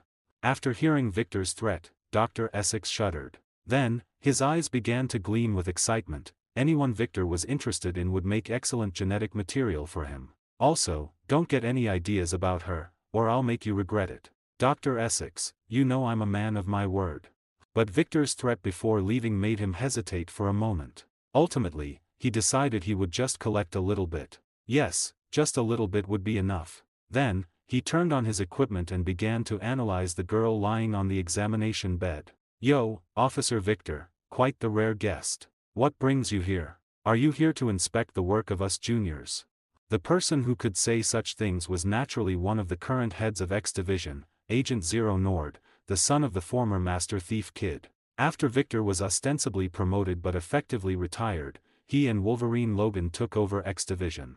He served as the head of the regular SWAT units and administration, while Logan was in charge of leading the members of the X Squad. Of course, Logan's rank and position were one level higher than his. Logan was already a brigadier general, while he was still a colonel and adjutant. But everyone in the department knew that most of the time, Nord was the one actually in charge. In fact, he did a great job, at least much better than Logan. In Logan's words, the kid Nord was good at solving all kinds of problems, while he was only good at solving the people who raised the problems. Nord had no grievances about Logan being ranked higher than him after Victor left. Firstly, the other was his senior, and secondly, he couldn't beat Logan in a fight anyway. After all, you can't kill Wolverine with a gun. This was a truth proven by the blood and tears of countless people. Using a gun on Wolverine would do nothing but enrage him. Unless you used unique bullets, but at this time, the inventors of such bullets were either unborn or still infants.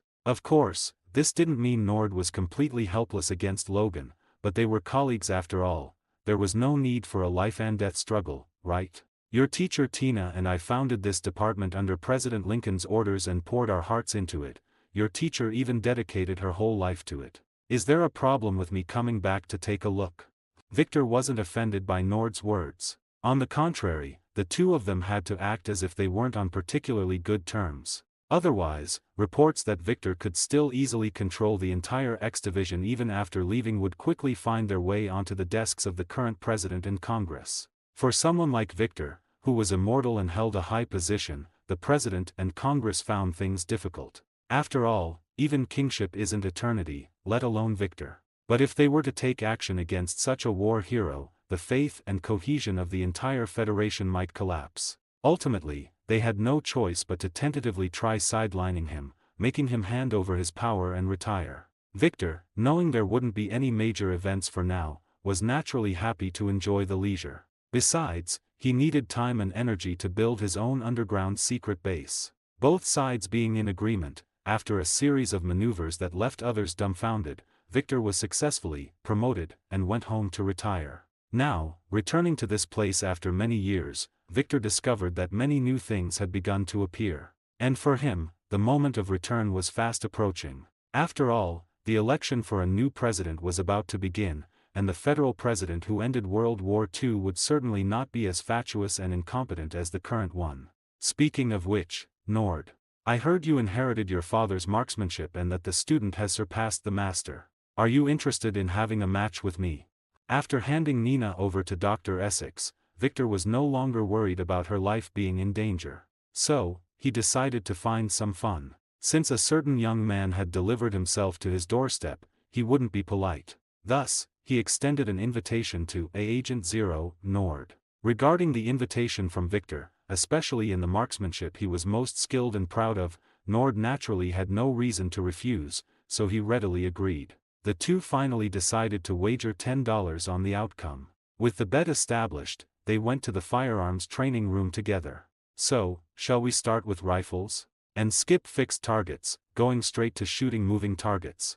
In fact, adding moving clay pigeons to the shooting training was Victor's order back then. Since then, this project had become the favorite challenge and betting item for the top marksman in the team. Speaking of which, the clay pigeon shooting project was established by your order. Then let's do as you say, since you're the elder. Go pick a weapon, I have quite a few good things here.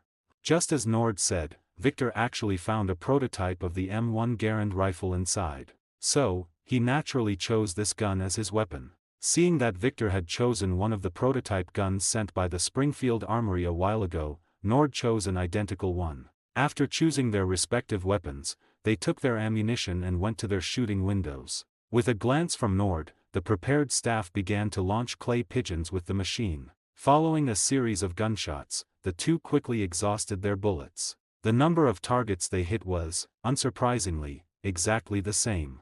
I didn't expect the King of Combat of X Division to also have such good marksmanship. So, shall we try a higher level of difficulty?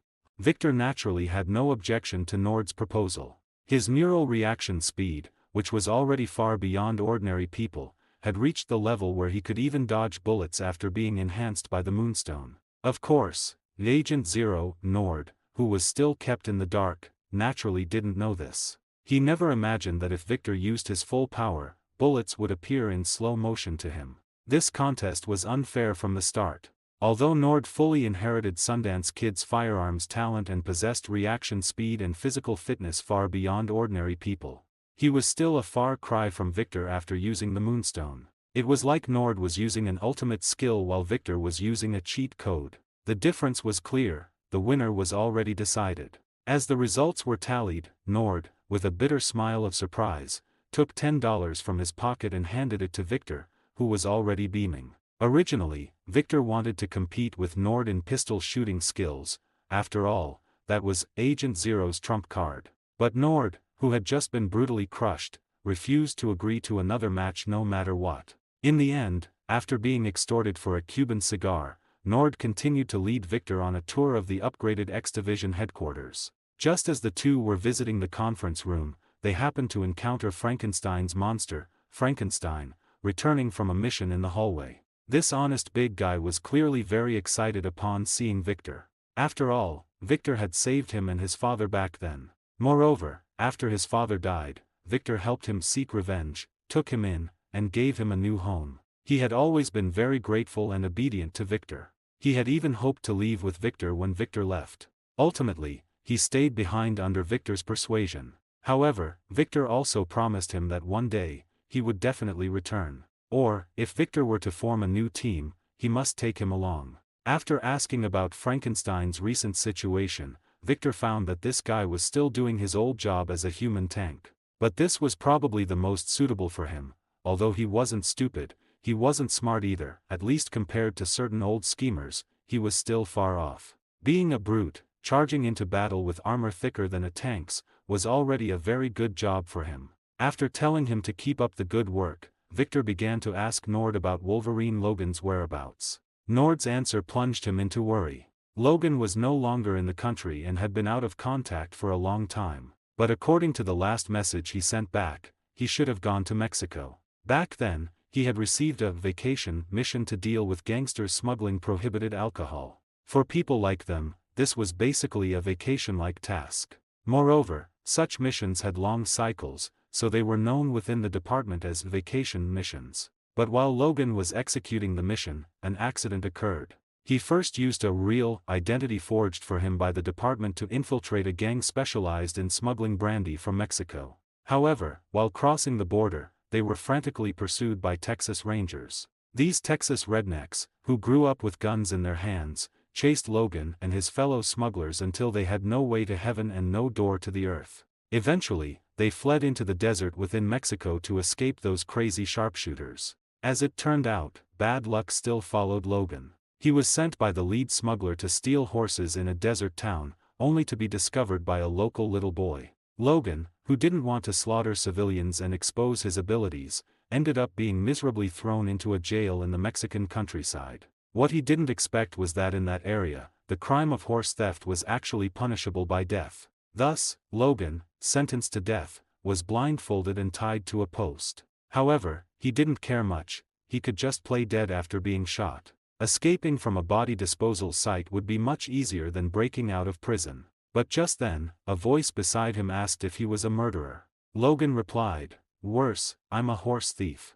The person asking him was none other than Mystique. She was to be executed because of her natural blue skin, even though she was still a little girl. But the locals all thought she was a witch, even though she explained she was just born looking different. "So, do you want to come home with me? There are people just like us there. There won't be any more discrimination or hunger."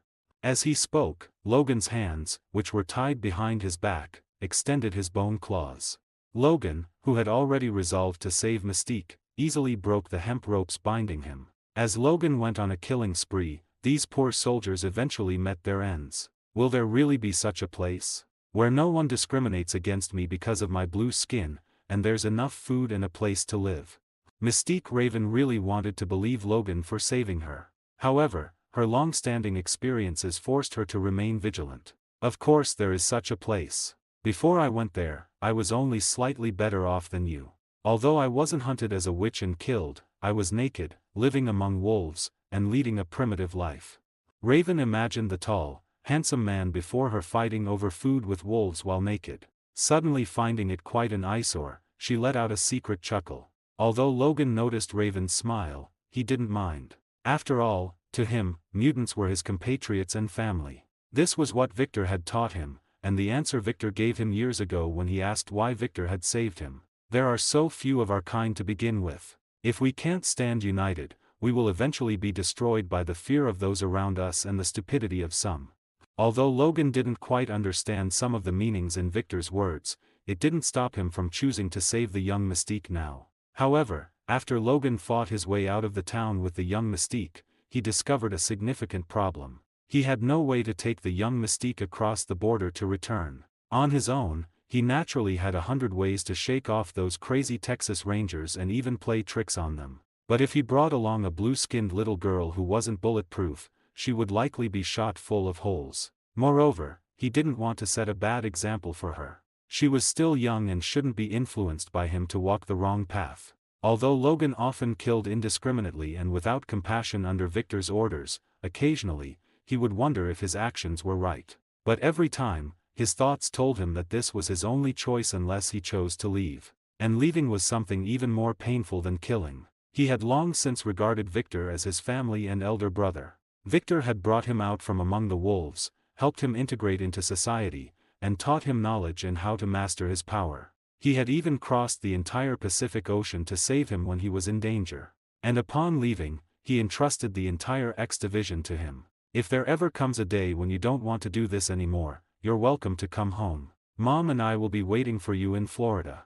Thinking of this, Logan remembered the amiable Mrs. Creed. She treated him like her own biological son. When the madam passed away years ago, he had hidden in a corner and had a good cry. Logan had once lost his family ties, so he knew how precious they were. Now, he also decided to save this mutant girl who was on the verge of going astray. Thus, he decided to take her and bypass the border of Texas. Then he would enter through Florida and go directly to find Victor. He assumed Victor would be willing to take Raven in and have a way to teach her. His plan was good, but accidents were always cropping up. A woman named Seraph suddenly appeared and began hunting him down. She was a powerful assassin proficient in combat and sniping skills, and Logan, needing to protect Raven, couldn't pull himself away to play a game of cat and mouse with her. So he had no choice but to take Raven along, disguising themselves and evading the pursuit. As a master tracker, Logan was also an absolute expert in counter-tracking techniques.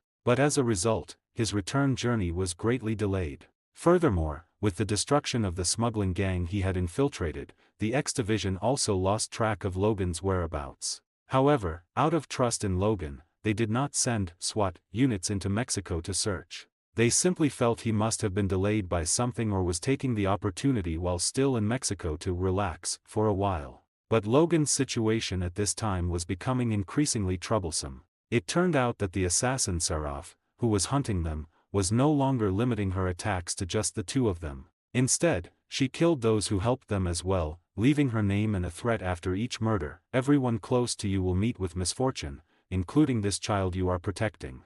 Logan didn't take her provocation to heart, because her firearms posed no threat to him at all, and the stealth techniques she took pride in were actually impossible to hide from his wolf-like nose. If it weren't for Raven's presence, he would have broken her neck long ago. Wolverine doesn't care if you're a beauty when he kills. Anyone who dares to oppose him is taken out with a single swipe of his claws. During this time on the run, Logan killed a mercenary who had blocked their way on the road, intending to rob them. Coincidentally, this guy, who had a similar build to him, was also named Logan and had the nickname Patch. The reason for this nickname was that he was one-eyed. So, Logan disguised himself as the other man, becoming the mercenary, Patch, Logan, and continued on the road with Mystique Raven. And Raven, after Logan had risked his life to save her multiple times, completely trusted him, regarding him as her reliance and family. She told him about her abilities, so Logan had her transform into a local Latino girl to follow him. In Mexico during this era, it wasn't a rare sight in the city for a mercenary to be accompanied by a girl. It was precisely by virtue of this disguise that Logan and Raven evaded Seraf's pursuit. As soon as they left the city, Raven immediately reverted to her original appearance. Although she could transform into anyone's likeness, in reality, she preferred her original form the most. This was also why she was discriminated against and harmed as a witch. She actually didn't like or want to turn into other people's appearances at all. However, the mystique of the future would often disguise herself as a normal person.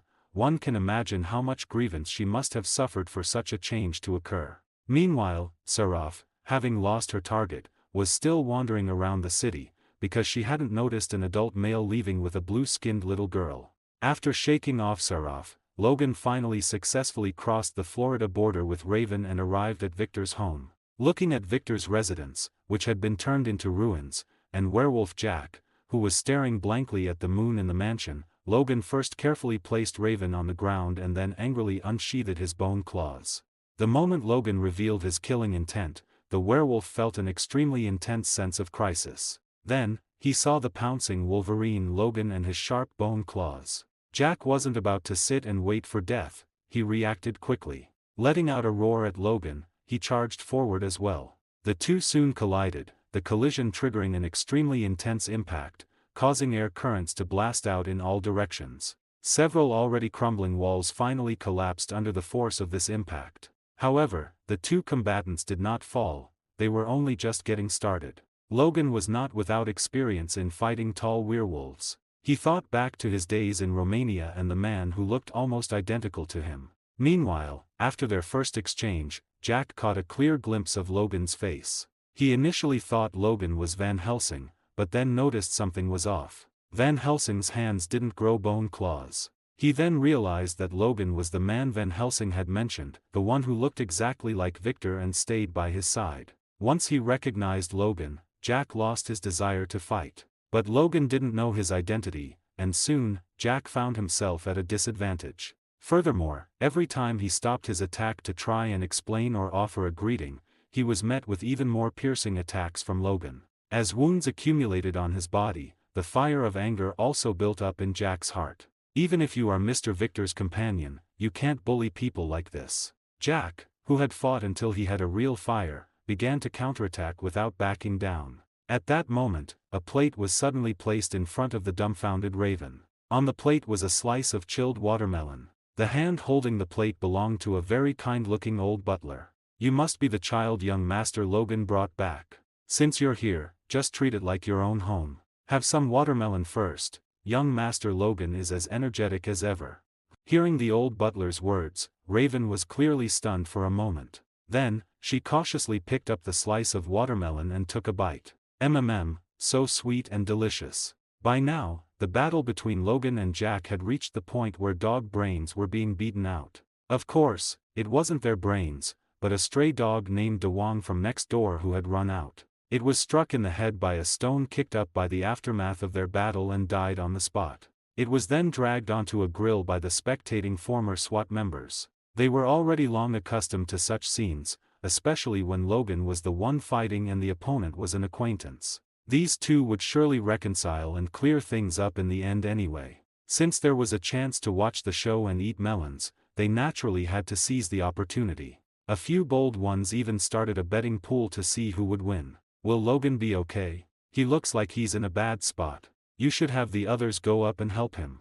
When Raven said this to the old butler, Logan's hands were straining to hold werewolf Jack's upper and lower jaws apart, preventing his head from being swallowed in one bite. With his jaws held wide open by Logan, Jack was also in distress, flailing his hands about and momentarily forgetting to continue his attack. This comical stalemate didn't last long, but what followed was merely a change in tactics. Finally remembering his hands, werewolf Jack grabbed Logan's waist and began trying to force him into his mouth. Logan, meanwhile, was being choked by the other's bad breath due to his super sense of smell. He imagined the consequence of having his head held in the other's mouth and felt it would be a fate worse than death. Consequently, he increased the strength in his hands. Just then, a black crow flew across the sky, leaving behind a dollop of white bird droppings. It fell right into Jack's mouth. Having accidentally consumed the droppings, the werewolf immediately let go of Logan's waist and began clutching his own throat.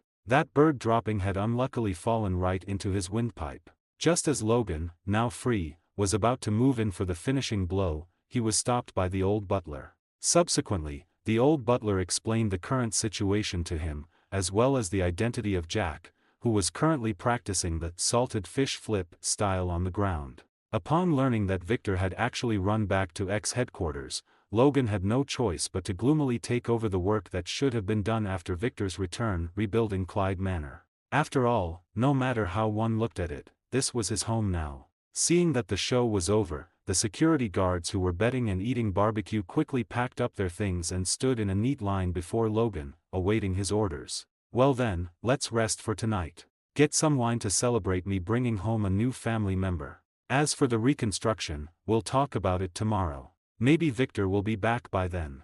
At Logan's command, the guards let out a cheer, then brought back the picnic equipment they had just packed away and resumed their barbecue. As for poor werewolf Jack, who had been choked by bird droppings, he finally resolved his issue. After chugging 3 buckets of water, he sat down beside Logan, panting heavily. Next time, let's have another match. This time, I'll count it as my loss, but such an accident will only happen once. Logan readily accepted the challenge from Werewolf Jack and handed him a bottle of whiskey. After a quick clink of their bottles, the two began to drink heavily. As for the little mystique sitting on Logan's other side, the thoughtful old butler had the kitchen make her a glass of watermelon juice, which she was sipping slowly. She wasn't quite used to such a scene. However, as long as Logan was by her side, she felt very safe. Thinking of this, she stole a glance at Logan, and her face instantly turned red. After guiltily looking around, she lowered her head again and began to gulp down the watermelon juice. Fortunately, her face was naturally blue, so even if she blushed, no one could tell. However, she also noticed one thing: the people around her didn't seem surprised or discriminatory toward her blue skin. Instead, they seemed quite accustomed to it. When she looked at them, they would even give her a kind smile. It seemed that the place Logan told her about really existed. After all, there was a werewolf much more terrifying than her, and they could accept him, so why not her? While Raven was lost in thought, Logan was drinking heavily with everyone, and the old butler was busy running around. A golden light flew from the horizon and landed in the clearing. While Logan and Jack were fighting tooth and nail over there, Victor and Nordhere had finished their discussion about Logan's whereabouts. Even if something happened to Logan, Victor would eventually fish him out. After all, that's Wolverine, he doesn't die that easily. At worst he'd be captured or fall into some honey trap. When the time came they could just steamroll the place. With the moonstone in hand, steamrolling had become even simpler. This time, however, he had wronged Logan. True, Logan had been jailed for horse theft, but he'd escaped soon after. The real delay had been protecting little Mystique Raven. Another reason was the underdeveloped tech of the era, leaving Logan no way to contact them. Not long after Victor and Nord finished talking, good news arrived from Dr. Nathaniel Essex. Well, Officer Victor, the little girl you sent is fully recovered. Or rather, she's never been this healthy before. But Victor didn't doubt Dr. Nathaniel Essex's words. If even Essex couldn't fix her, only legends and gods could. You didn't lay a finger on her, did you? If I find out you did, I'll cut that hand off and feed it to Luthor. Essex barely registered the threat. With Luthor's cowardice, he'd flee 800 miles at the first whiff of Essex's scent. Of course I didn't touch her, haha, she's someone you brought, and you gave instructions. I only ran a few small tests, medical necessity, you understand. After hearing that, Victor knew he couldn't nitpick further. Claiming Essex had done absolutely nothing was impossible. A researcher's nature shows when he sees prime material. At most, Victor's threat had made him hold back a little. Blood draws and the like were inevitable. For someone of Essex's caliber, a single vial could accomplish plenty. After all, hadn't the Red Queen been created by Mr. Sinister from a sample of Jean Grey's blood? Without that vial, Deadpool's buddy Cable might never have existed. Since his goal was achieved, there was no reason to linger. Jack and Nina were waiting for him and Nina back home. After a quick farewell, Victor lifted the sleeping Nina and left. A pale gold aura flared around him, and he shot into the distance like a meteor. I didn't expect him to be that powerful. I bet the flight from home took him less than 10 minutes. Watching Victor, Nord felt disheartened. But Essex's next words perked him up. That power isn't his own. I've analyzed his and Logan's evolutionary genes. Their path doesn't lead here. He's using some artifact. Check the files on the Paris Eiffel Tower incident, he still has quite the stash. Both knew Victor kept a hoard, but the presence of something so potent surprised them. Still, they could only grumble about it. Marching up to demand he hand it over was out of the question. Victor landed amid the ruins of Clyde Manor to find Logan and company holding a barbecue celebration on the rubble. The moment he descended, the lively gathering fell silent. Bottles were lowered, skewers hidden behind backs. Only the tipsy Logan and Werewolf Jack, arms slung over each other, kept drinking, unaware of Victor's arrival, until they began shouting for more booze. Victor inhaled deeply and passed the sleeping Nina to the old butler, who had appeared at his side, telling him to take her to another estate nearby. He then strode toward Logan and Jack, ready to teach the idiots a lesson, when a small figure blocked his path, little Mystique Raven. Huh, why's my back suddenly cold? Jack, you feel that? Nah, with all that fur you wouldn't, ha ha ha. Logan's laughter died. The sensation was all too familiar, killing intent from someone he knew better than himself. Noticing the sudden hush, he triggered his healing factor, quickly sobering up. Smiling, he turned, spread his arms, and hugged the stone-faced Victor, drenching him in alcohol. Thanks to little Mystique Raven, Logan escaped immediate punishment, though whether Victor settled scores later remained to be seen. So you're saying you delayed this long to bring her back, and now you want to retire and help raise her? When did you start playing at grooming a little girl? Well, Logan didn't know what Victor meant by grooming, but he made it clear he wanted to guide Raven onto the right path, just as Victor had once guided him. Yet when Victor saw Raven step between him and Logan under his killing aura, he knew she meant the world to this man. Fine, handle the paperwork yourself. If you want to come back, you know this will always be your home. Understanding Mystique's potential, Victor was happy to have a spy even better than Black Widow under his control. Besides, it was Logan's wish, he agreed at once, and had plans of his own. He intended, once World War II began, to forge a brand new unit that would become his ace card as a founder of SHIELD. He even had the name ready, the Howling Commandos. And there would be only one captain, Steve Rogers. While Victor was working hard to assemble the Howling Commandos, Hydra and the Red Skull in Europe were not idling either. They also began recruiting, for as the saying goes, with great rewards come brave men. Soon, they had gathered a large group of talented individuals to serve Hydra and Germany. Foremost among them was Dr. Zola, who was in no way inferior to Mr. Sinister in the field of genetics and was also an expert in mechanical manufacturing. Next was the famous inventor of the super soldier serum, Dr. Abraham Erskine, who was ordered to secretly develop the serum at a university in Germany. Then there was Victor's old friend, Baron Strucker, and the son of the old Baron Zima who had inherited his father's title, Heinrich Zima. Both received help from Dr. Zola and underwent genetic adjustments. Their physical strength and overall physical fitness were greatly improved. Most importantly, with Dr. Zola's help, they assembled a mechanical legion composed of a large number of war robots. At the same time, the Red Skull began searching for the legendary tesseract that Odin had left on Earth. He knew that if he could obtain this treasure, the process of the Nazis and Hydra ruling the Earth would be greatly accelerated. However, at this time, that man had not yet become the supreme leader of Germany and HYDRA, therefore, many of their actions were still carried out in secret. But in neighboring Italy, their king had already ordered that man's close ally to serve as the prime minister of the kingdom. Furthermore, the power of the Nazis and Hydra was rapidly expanding within the Third Reich, soon becoming the empire's largest political party. While expanding domestically, that man was also actively recruiting international allies. He dispatched Baron Strucker to Japan. Upon reaching Japan, Baron Strucker collaborated with the local ninja organization, the Hand, to plan an unsuccessful coup. This coup was known by the Japanese as the Imperial Capital Incident. The Hand ninjas, who had infiltrated the ranks of the rebelling soldiers, easily assassinated numerous high-ranking officials. Following this incident, Japan rapidly completed its national militarization process. The Hand also benefited greatly from it, while Baron Strucker received the promises he desired. Baron Zima, on the other hand, was sent to Romania.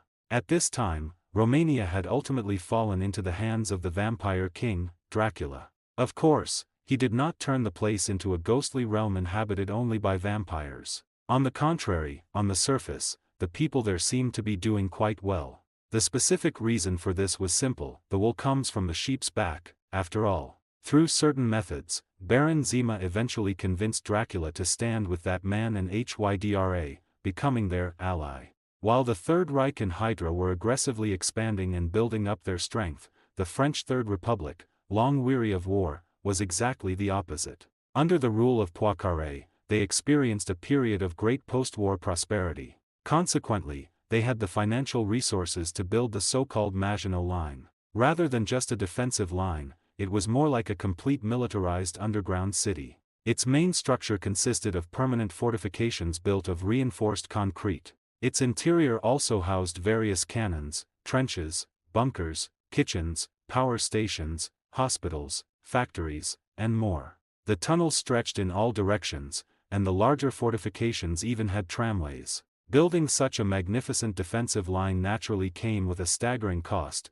The entire Maginot Line cost a total of 5 billion francs. The massive expenditures incurred by building the Maginot Line also meant that the combat readiness of the French armed forces could not be improved. Large amounts of new equipment could not be quickly procured or put into production, and many soldiers suffered from low morale due to insufficient stipends. With one side rising and the other falling, it was no surprise that the future Anglo-French Allied forces would be powerless against the Third Reich's steel torrent. And soon, the Third Reich and Hydra found their first ideal weapons testing ground. The Spanish Civil War broke out. They chose to support the Spanish Nationalist Army and the Phalange led by Francisco Franco. Meanwhile, their ally, Soviet Russia, chose to support the Spanish Republican government. In this regional war known as the prelude to World War II, the weapons provided by Hydra and the Third Reich swept through the Republican government army supported by Soviet Russia. This led Soviet Russia to also begin prioritizing development in this area. As for the survival of the Republican government, the rules of this world are always the law of the jungle. While the Third Reich was helping the Spanish rebels, its ally, Italy, also launched a war. Under someone's command, Italy invaded Ethiopia in Africa. Facing the Ethiopian army, which resisted with spears and wooden shields, it took them 7 months to completely defeat their opponents. In the early stages, the war even suffered setbacks. It wasn't until later, when Italy increased the intensity of its offensive and sent a large number of reinforcements, that they succeeded through sheer overwhelming numbers. In the battle reports, their commander wrote that they had captured a large number of advanced weapons, including tanks and aircraft. What was actually captured, however, was a series of spears and wooden shields. However, among these captured items, there were still some things that caught Hydra's attention. Those were weapons belonging to the Ethiopian royal family, made of a strange alloy. While the Third Reich and its allies were stirring up turmoil across Europe and frantically annexing and expanding, the two little girls adopted by Victor and Logan also began to grow up day by day. Well, actually, they didn't grow much. Because both of them belonged to types that aged extremely slowly, especially one who was a mutated vampire and wouldn't age at all. The lack of physical growth did not mean they could escape the rigorous training from Victor and Logan. They were first required to follow Logan to learn various fighting and assassination techniques passed down from the hand. This was not difficult for them, as their physical functions far exceeded those of ordinary people. Subsequently, after mastering various combat and assassination skills, they began to learn the use of various electronic tools and espionage techniques. And it was from here that the content of their studies began to diverge. After all, Raven, the mystique with her ever-changing abilities, had a talent in this area that far surpassed Nina's. Consequently, Victor eventually had to find a teacher best suited for Nina, Tina, who had once been ordered by Lincoln to go undercover in X Division to monitor him and serve as his secretary. While Raven followed Tina to learn agent skills, Nina Price also welcomed a brand new course. Unlike Raven, her course focused primarily on combat. Actually, this was decided based on their respective characteristics. From birth, Nina possessed physical fitness far exceeding that of ordinary people, and this advantage became even more apparent now that she had turned into a half-vampire. Her abilities were also very similar to Victor's, the same super strong self-healing ability, as well as reaction speed and physical functions far beyond ordinary people. Furthermore, she possessed telepathic abilities to hypnotize and control others' senses, which made her even more proficient in combat. Under Victor's guidance, she grew very quickly, in inverse proportion to her achievements. However, her height had not changed much. However, she found comfort in the fact that Mystique Raven hadn't grown taller either. But this bit of comfort quickly vanished during a subsequent meeting. "Hello, Victor, still helping little Nina with her training. I must say, she's really working hard. You don't show any consideration for this child at all." Looking at Tina as she walked in through the door, time had eventually left its mark on her. Her youth was gone, but he remained unchanged. Only by sweating more in peacetime can one bleed less in wartime. Although she isn't afraid of bleeding, it still hurts when she's injured. Besides, it's not like no one can kill her. Just as it's not like no one can see through your disguise, Raven. As he spoke, the Tina in front of Victor transformed back into a blue-skinned little girl about the same height as Nina under his murderous and oppressive gaze. "It seems you've taught her well. At the very least, her courage is not inferior to yours back in the day. Don't you agree, Tina?" As Victor's words fell, Victor's former little secretary and current director of the Federal Intelligence Coordination Office, Tina Watson, walked in from outside the door. "Enough, Officer Victor. Instead of having time to joke with me, you'd better look at this. This is the graduation exam I've prepared for them. Consider it helping the federal government solve a problem." As she spoke, Tina tossed a confidential document into Victor's arms, just as she had done countless times decades ago. "Baldwin Felts? I remember this was supposed to be a private detective agency. Of course, these guys call themselves a private detective agency, but in fact, they do the work of thugs and mercenaries. So that's how it is." After Victor finished reading the document Tina brought him, he completely understood the beginning and end of the matter. This was an uprising that federal coal miners had to launch in order to improve their working and living conditions. "What, you mean to let the two of them follow these so-called private detectives and take out the leaders of the uprising?" Regarding Victor's more teasing than formal question, Tina did not express agreement. On the contrary, the answer she gave made Victor almost wonder if she was also an imposter. Of course not. That wouldn't count as an assessment. What they need to do is help the miners successfully revolt, and finally, the federal government will step in to resolve the issue. This will build everyone's trust in the federal government's creeds of justice, fairness, and equal opportunity. After Tina finished speaking, Victor understood her meaning. Essentially, this operation was the federal government's hope to build higher trust among the public. Previously, the public's trust in state governments was clearly higher than their trust in the federal government. This could be seen from the fact that after the outbreak of the Civil War, a large number of federal officers from the South resigned to join the Southern Army. So, how do you want them to do it? On Wednesday, XX month, 19XX, just as dawn broke, the Norfolk 2XTH Western train arrived at XX town. Getting off the train were 7 men carrying Winchester rifles and revolvers. These 7 people were all detectives from the Baldwin Felts Private Detective Agency. Their mission on this trip was to evict the families of fired workers from the mine owners' houses. Upon arrival, they immediately began their operation. They hoped for a quick resolution so they could catch the evening train back to the city to spend the night. However, they soon found they had miscalculated. Led by the local mayor and sheriff, angry townspeople surrounded them. Although the detectives claimed the eviction was legal, they could not produce a court authorization.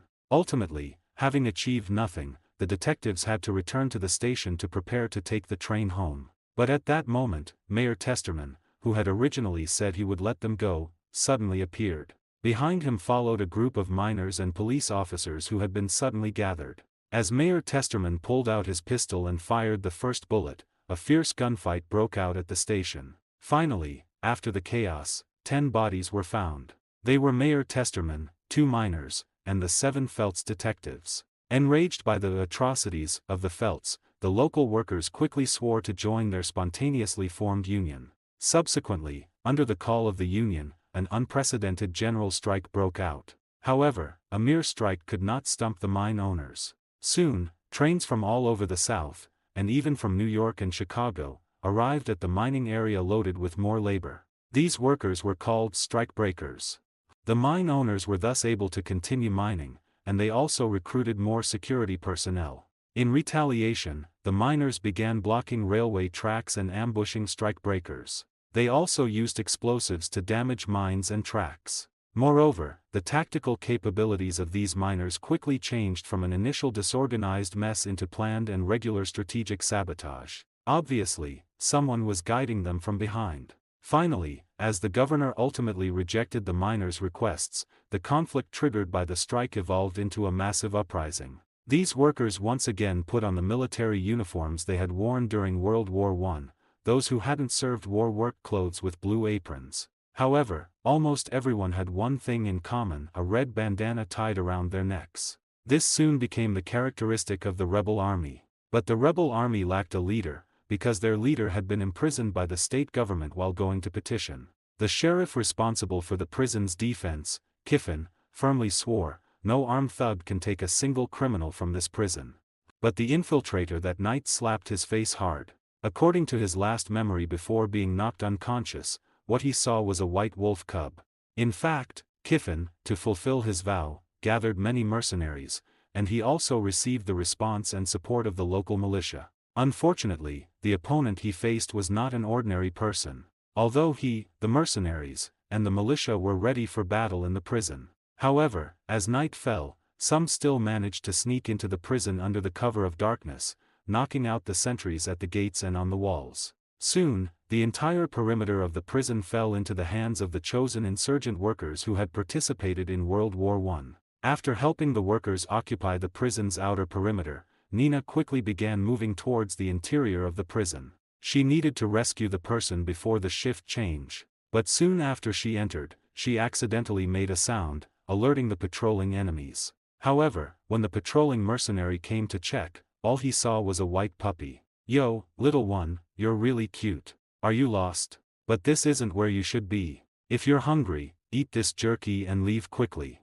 Just as the dog-loving mercenary squatted down, preparing to feed the jerky in his hand to the puppy, he suddenly found that the puppy in front of him had disappeared. Then, a pain in the back of his head was all he felt before he knew nothing. But soon, from a dark corner, a mercenary who looked exactly like him walked out. Then, he picked up the white puppy squatting on the ground and continued walking deeper inside. As he walked, he tried to feed the jerky in his hand to the puppy in his arms. But the puppy was very resistant to the jerky, which clearly had a bite taken out of it. However, he didn't insist on making it eat, he was just teasing it. "David, where did you get another puppy? The boss said it's a special time, so stop playing with dogs. When this is over, just buy a new one, right?"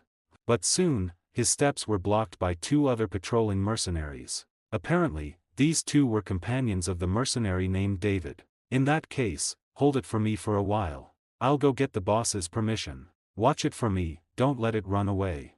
With that, David tossed the puppy in his hand to one of them. That mercenary subconsciously reached out to catch the puppy, but was suddenly ridden on the neck by Nina, who had transformed back into a human, and knocked unconscious with Brazilian Jiu-Jitsu. At the same time Nina knocked out this mercenary, the mercenary David, transformed by Raven, had also dealt with his opponent. Their mission this time was to rescue people, not to commit a massacre. Therefore, under permissible conditions, they would not kill. Of course, if Victor or Logan had come, there might already be corpses everywhere. As for why human lives are so cheap, it's because this is Marvel. After all, in the original comics, Deadpool once complained that he had to kill hundreds of ninjas or something for an assassination mission. However, for this mission, these two ruthless killers specifically instructed them to try not to kill anyone. Of course, the reason for doing so is also very simple: the difficulty of infiltrating without killing is much higher than killing.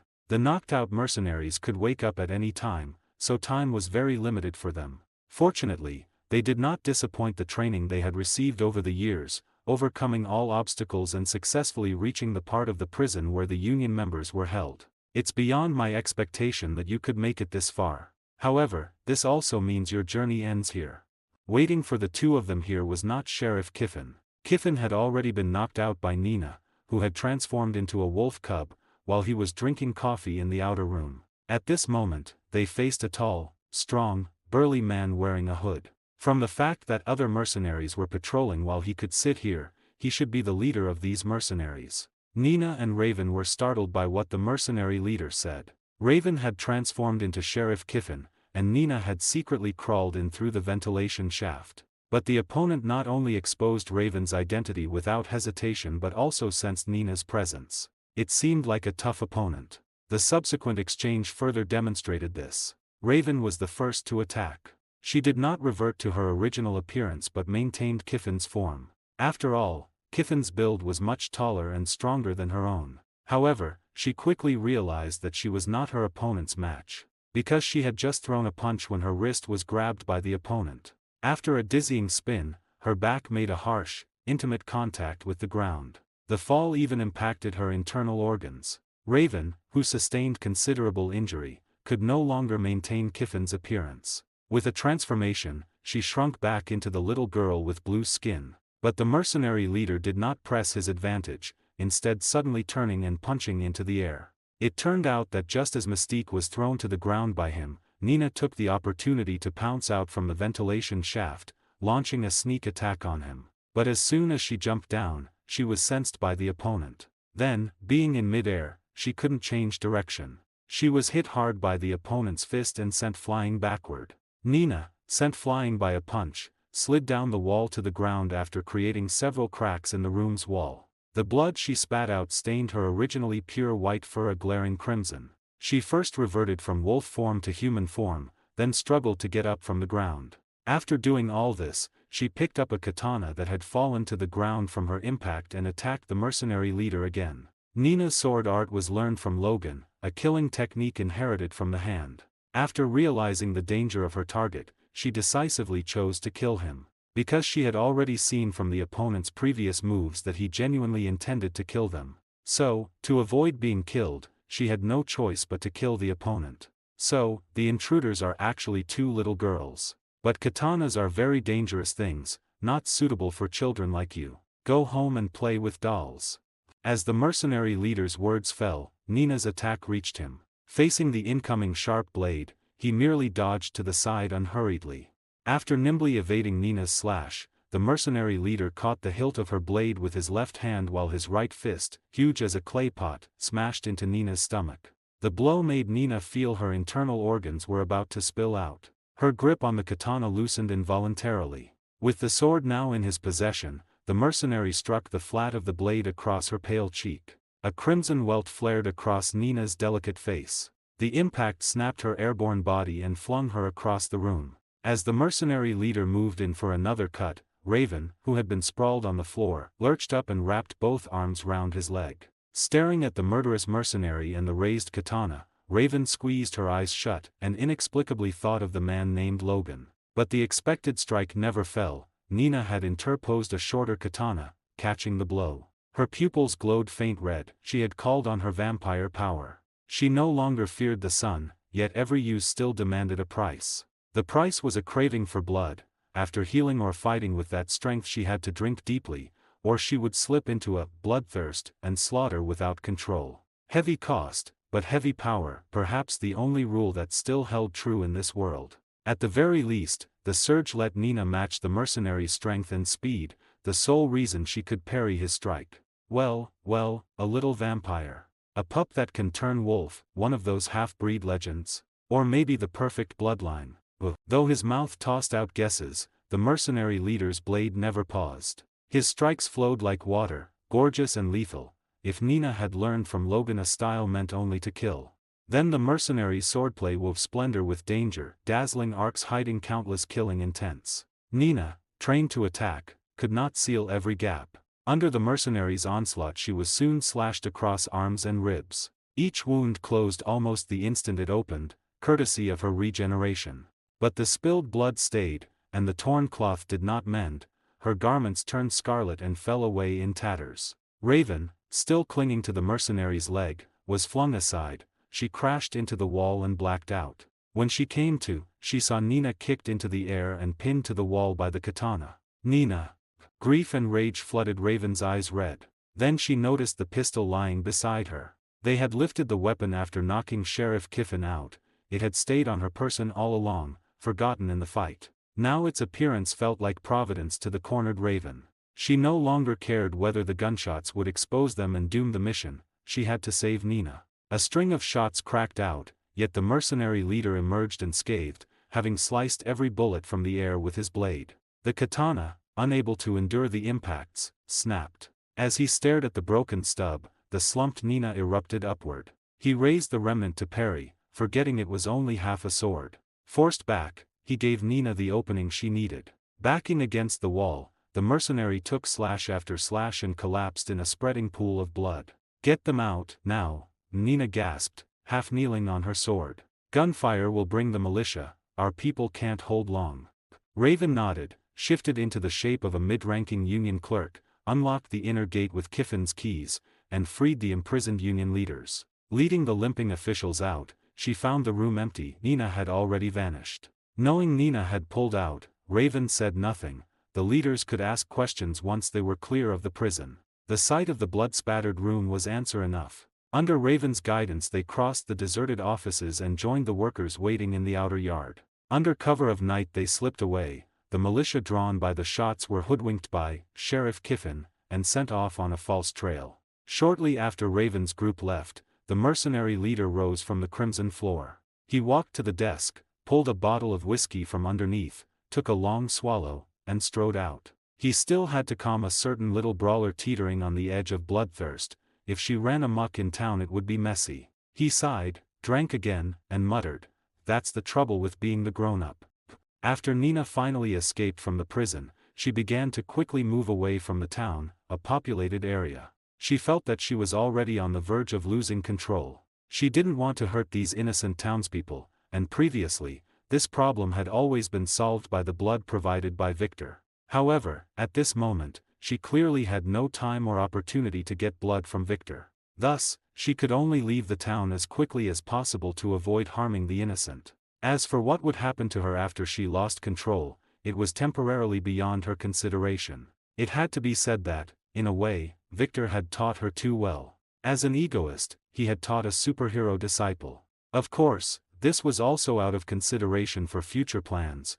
After all, if she were to work with Captain America, having skewed values wouldn't do. Of course, to some extent, Victor's own daily performance was also very much like a hero serving the country and the people. All this was on the premise that the black ops he organized and participated in, which involved invading other countries, were not exposed. Victor, disguised as a mercenary leader, didn't spend much effort to find Nina, who was already in a state of losing control. As for how he hid his identity from Nina's keen sense of smell, he had Dr. Essex to thank for a certain potion he invented. This potion could temporarily and perfectly eliminate all scents on a person, leaving trackers like Victor and Logan, who relied on their sense of smell, with no way to proceed. That's right, this stuff was actually secretions extracted from Agent Zero, David Nord, and produced through compositional analysis. As for David Nord himself, this was one of his inherent abilities.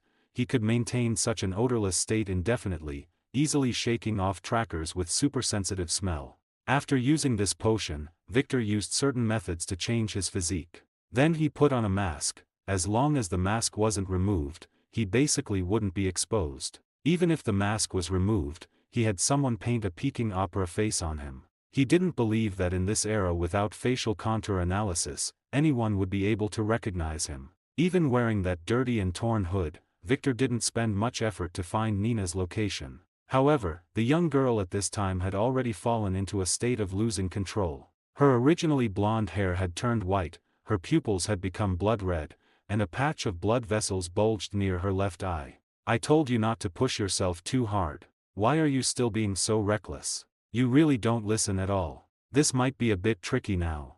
Although he said this, Victor's hands weren't slow at all. After quickly finishing the last gulp of whiskey, he took the lead in launching an attack on Nina. Faced with the charging Victor, Nina didn't show the slightest hint of fear. Instead, she launched a countercharge. Clearly, she treated him as food. However, this food wasn't as easy to eat as she had imagined. At the moment she pounced, Victor lightly pressed down on her head. After a nimble somersault, Victor jumped behind Nina. Nina, who had exposed her back to Victor, soon tasted the bitter fruit. She was grabbed by the collar and slammed heavily onto the ground, repeatedly slammed from side to side. By the time Victor stopped, even with Nina's recovery ability, she was dazed for a moment. But she quickly climbed back up and continued her attack on Victor. However, this was still destined to be in vain because the strength of the two was not on the same level. But this time, Nina had learned her lesson and didn't let Victor press her head to get behind her. Instead, she took the opportunity to grab his arm and bit down.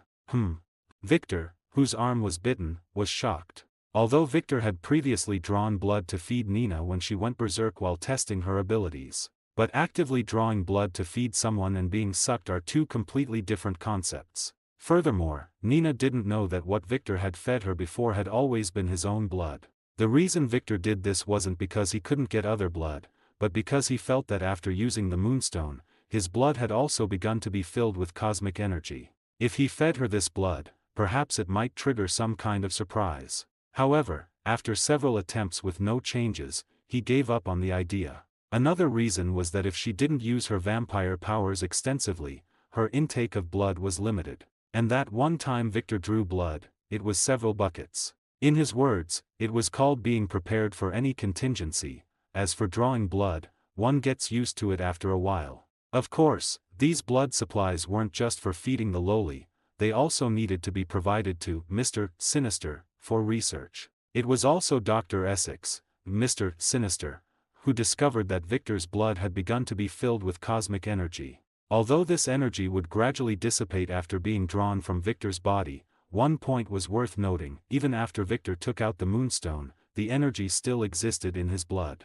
Although the concentration was far less than when the Moonstone was present, it definitely existed. Although Dr. Essex had not yet researched and understood exactly what was going on. But one thing was certain: this was not a bad thing for Victor. Because it was precisely this energy that comprehensively enhanced his strength and other abilities. However, the presence of this energy would also damage his bodily functions. But because of his healing factor, it didn't have any impact on him. Instead, as time passed and the healing factor also absorbed this energy, its activity began to become even stronger, allowing Victor's body to completely adapt to the existence of this energy. He even felt that if he were willing, he could try to absorb energy from the universe. However, he was afraid of some kind of mutation and simply didn't do so. At this moment, Nina, who was biting his arm and sucking blood, fainted after drinking only 2 gulps, not even giving Victor a chance to knock her out. As she fell unconscious, she even let out a burp. Just 2 gulps satisfied her consumption. It seems that after using the Moonstone last time, the cosmic energy in my body has become increasingly concentrated. In the future, I should try not to use it if I can help it. In fact, Victor didn't know if this situation was good or bad. After all, being able to use cosmic energy, while synonymous with being powerful, also made one part of the group most prone to losing control. Victor eventually brought the unconscious Nina back. Although leaving her in the wild like that wouldn't be life-threatening, what if a wolf carried her off? Just like that, a certain midnight vampire withdrew from the assessment early. However, as far as she was concerned, the assessment was basically over. Because her primary ability was combat-oriented. But the assessment for Mystique Raven was still ongoing. After rescuing the Union leaders, the worker rebels wearing red scarves were finally able to reorganize their forces and begin their march once more. At this moment, the advantages of the rebel army were fully displayed. They had a tight internal organizational structure within the Union, and each local miners' union had established its own squad. Previously, after these Union leaders had been swept up by the state government, the rebel army had naturally become a disorganized mess. Now, the returning Union leaders quickly reorganized the rebel army, as they usually served as battlefield commanders while leading the Unions. As for Don Kiffin, he woke up to find the prison ransacked and all the Union leaders gone. The only thing to be thankful for was that the most heinous criminals had not been released. It seemed those who broke into the prison had some semblance of a moral line. Otherwise, his successor would be laying flowers at his grave right now. He didn't believe the criminals he personally captured would spare his life after escaping. As for the mercenaries he had spent a fortune on, they hadn't been of any use at all. He heard their leader had even been killed. However, he didn't fire them. Instead, he allowed them to stay to avenge their leader. As the saying goes, a grieving army is bound to win. He hoped these guys would learn something after suffering this loss. Even after all this, Kiffin still didn't feel completely at ease and requested reinforcements from the federal government. The Federal SWAT task force was ready to go, and the Army Air Corps was prepared to take off for combat at any moment. While Kiffin was hurriedly constructing defensive works to meet the rebel surprise attack, the rebel army finally completed its own deployment, splitting its forces into two routes. They adopted the classic pincer attack strategy, with the north wing attacking Blair Mountain from the side, while the south wing advanced west across the mountains. If everything went smoothly, they would break through the enemy's lines, eventually rendezvous, and then happily dance on Don Kiffin's grave. However, this dancing journey turned into a hearse drift for the rebel army. Kiffin and his troops occupied the high ground on the mountain, possessing superior weaponry and equipment. About dozens of rebels launched a direct charge, attempting to cross the ridge lined with machine guns. However, they were met with a hail of machine gun fire and suffered heavy losses. While both sides were locked in a bloody battle, a female reporter with a camera recorded all these scenes. Subsequently, after repelling the rebel offensive, Kiffin called for support from the Army Air Corps. Biplanes loaded with tear gas and special bombs flew over the positions, dropping all the ammunition they carried onto the rebel army. Although the sound of the bomb explosions was earth-shaking and the thick tear gas almost covered the entire position, the actual damage caused to the rebel army was quite limited. However, it was a devastating blow to their morale. As time passed, neither side's offensive made any substantial progress. Both were very restrained, not wanting a truly bloody conflict to erupt. They swept our entire line from beginning to end, but we couldn't fire a single shot, one miner told the reporter. Clearly, under the pressure of the opponent's superior military force, the rebelling miners were at the end of their rope. Ultimately, the uprising failed, and they laid down their weapons. However, the goal they wanted to achieve was eventually met. After the reporter exposed the state government militia's use of machine guns to fire on workers, the federal government began to make righteous statements. It was through the intervention of the federal government that the passion and fury of the rebelling workers were dampened, eventually leading them to admit defeat and lay down their arms. They were willing to lay down their weapons because they believed in the federal government's promises of justice, fairness, and equal opportunity. Although their armed uprising failed, their spirit lived on. Their trust in the federal government finally earned a reward. With the help of the new President Roosevelt's New Deal, they eventually won the right to organize unions and received fair treatment, securing the ultimate victory for the 10,000 warriors who participated in this forgotten civil war. Raven's assessment also achieved a satisfactory result at this time. By the time she finally slipped away as the female reporter, no one suspected what she had done. By playing various roles and creating all sorts of misunderstandings, she made both sides believe it was the other's idea, successfully facilitating the uprising. Having completed their assessment, the two were given a 1-month vacation. During this holiday, they would head to Hawaii for a vacation. As for Victor and Logan, they received new information from Europe. One of the leaders of HYDRA, Red Skull, Johann Schmidt, was looking for an item called the Tesseract. Upon learning this information, Victor immediately applied for him and Logan to perform the interception mission. However, the federal government preferred to send Agent Zero, Nord. Ultimately, Victor successfully persuaded Nord to give up the mission. Of course, the method he used was not an appeal to emotion, but an appeal to reason. Under the persuasion of the Iron Fist of Truth, Nord not only gave up the mission but also generously covered Victor's airfare to Europe. But when he saw the reimbursement costs, he nearly spat a mouthful of blood onto his desk. It turned out that since someone was covering the travel expenses, Victor chose to take the Yankee Clipper to Europe.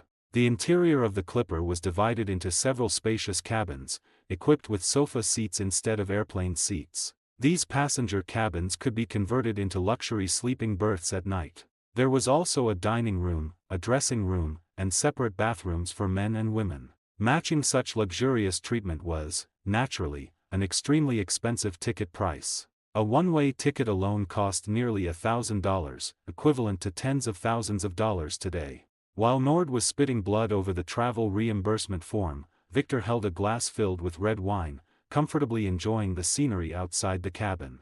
Just as Victor was comfortably enjoying the flight with Tiger Cat, the captain and co-pilot in the cockpit ahead were in trouble. The navigation system has completely collapsed. We may have veered off course. Most importantly, we're out of fuel. Prepare for a crash landing. At this moment, Victor's beast instinct also made him keenly aware of the impending crisis. He subconsciously picked up the bundle containing the Muramasa katana and stuffed Tiger Cat inside as well. Just as he finished these actions, the plane began to shake unsettlingly. The crew immediately began to soothe the passengers, telling them to stay in their respective cabins. In every passenger's cabin, parachutes and survival gear were prepared. After all, expensive tickets naturally came with the highest quality and most comprehensive service. This fully embodied the power of money, yet the helplessness in the face of a crisis also demonstrated the uselessness of money at certain times. Of course, the survival rate of the rich in various crises is indeed higher than that of the poor. Take this air crash for example, both the subsequent rescue efforts and the safety measures on board far exceeded those of ordinary flights. This naturally greatly increased the survival rate of the passengers on board. However, this time, money failed to save their lives. This was the conclusion Victor reached when he crawled out of the seawater of the Arctic Ocean. Aside from him, neither the crew nor those unfortunate passengers survived. Although the pilots had done their best to save themselves and others, they could only let out desperate wails when the crash occurred. As for the other crew members and passengers, they sank into the icy depths of the sea along with the plane, completely unaware. If Victor didn't have the healing factor and physical fitness beyond ordinary people, his fate probably wouldn't have been much better than the other passengers. As for why he didn't save others, it was naturally because he didn't have such powerful abilities. Without using the moonstone, he couldn't fly at all, and thus couldn't prevent the plane from crashing. Furthermore, the plane crashed directly into the sea. Even escaping by himself was extremely difficult, and he almost ended up as fish food, let alone saving others. Victor could only offer an apology for the others' misfortune. Even Superman cannot save everyone, let alone him with his limited abilities. The only consolation was that he had raised Luther to be fat enough, so it was quite cold resistant. Although swimming with it was a bit heavier, it managed to survive. As for why Victor didn't bring the moonstone with him this time, it was mainly because he wanted to minimize his use and dependence on it. Since he had already begun to absorb cosmic energy, there was no need to always use the moonstone. Moreover, he didn't think this mission would be very dangerous, but the crash ended up slapping him hard in the face. Furthermore, after the plane he was on went missing, the entire upper echelon of the Federation was on the verge of exploding. After all, as a lieutenant general and a war hero, he held a certain level of status. As for Logan and the others, they weren't that worried because they believed Victor wasn't someone who would die so easily. After Victor and Luther spent a period of time catching fish when hungry and chewing ice when thirsty, they finally used the sun for positioning and stepped onto the nearest land. At least they hadn't swum in the wrong direction and ended up at the North Pole to become giant popsicles. Just as he and Tiger Cat stepped onto land, they received a warm welcome from the king of the Arctic, a polar bear. This bear, larger than any other polar bear, had originally only come out to find a seal for breakfast, but hadn't expected to encounter a human. This was a feast. Judging by the human's tall build, it would be enough for several meals. Especially since he brought a pet that humans called a cat, which was also quite plump and would make a nice dessert. Today was truly its lucky day. However, it soon realized how horribly wrong it was. Not only did it not get its breakfast, but it also received a sound thrashing. From the look in the other's eyes, it even saw that the human wanted to eat it. In the end, although he didn't eat it, he used it as his mount. Poor thing, it hadn't even had breakfast and had to carry a human weighing several hundred pounds on its journey. Before long, Victor dove underwater again and brought up quite a few fish. For his powerful stomach, eating raw fish was nothing. This was even more true for Tiger Cat and the polar bear, as this was their primary food source anyway. However, Victor had no intention of keeping another mount. Once he approached a human settlement, he let the poor polar bear go. Of course, he specifically caught a fat seal for it as payment. The polar bear left with the fat seal Victor gave it in its mouth, looking back every few steps. Victor cracked his neck and then pushed Tiger Cat's small head, which was poking out of the bag, back in. He could finally return to civilization. Although he hadn't been gone long, returning to the civilized world after being stranded in the wilderness by a disaster was still somewhat joyful. After all, humans are social animals, and Victor was no exception. But he didn't know that what awaited him ahead were not friendly, simple villagers, but elite warriors from another realm who called themselves gods. Furthermore, the drawbacks of the moonstone he had been worried about finally manifested. "Excuse me, is anyone there? I am a stranded traveler, and my cat and I need your help. We are hungry and very thirsty, we need food and water. If you have a phone here, I'd like to borrow it." Victor tried to gain the trust and help of the people in the church like an ordinary stranded traveler. As for how he knew there were people in the seemingly empty church, his beast instinct had naturally told him. However, the response he received was flying spears and swords. Several Asgardian warriors clad in armor and wielding sharp blades, led by an officer with a long staff, launched an attack on Victor. Forced to fight back, Victor was clearly bewildered. Why were there Asgardians here? Most importantly, why would they suddenly attack him? Even if there were some suspicious points about him, they shouldn't have struck so heavily, they should have focused on subduing him. But Victor could see from the Asgardians' attack just now that the other party clearly intended to take his life directly. "Damn Kree spy, don't think you can fool us just by disguising yourself as an Earthling. The cosmic energy radiating off you has already given you away. Give up. The Tesseract is not something your kind can lay hands on."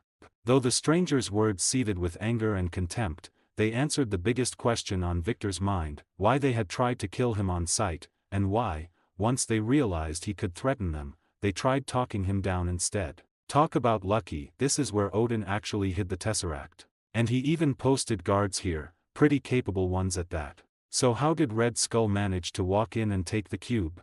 While Victor stood there lost in thought, the Asgardian warriors attacked again. This time he struck back without hesitation. If they wanted him dead, he wouldn't show courtesy. He swung the pack off his back and drew the Muramasa stashed inside. Tiger Cat Luther had already leapt clear when the fight started and was now crouched somewhere in the shadows, waiting for an opening. Armed, Victor quickly gained the upper hand, but the Asgardians lived up to their elite reputation. Survivors of the ancient war that had pitted Odin's host against frost giants on Midgard millennia ago, they would never have been chosen to protect the Tesseract had they been anything less. Their strength had to stay within certain limits, of course, otherwise the wrong people across the universe would take notice and put the Tesseract at even greater risk. Still, in raw power they could handle ordinary Earthlings, or even super soldiers, with ease. They could also fight in perfect formation, an Asgardian battle array that excelled at both single combat and group tactics. Today, however, they faced Victor wielding a Muramasa.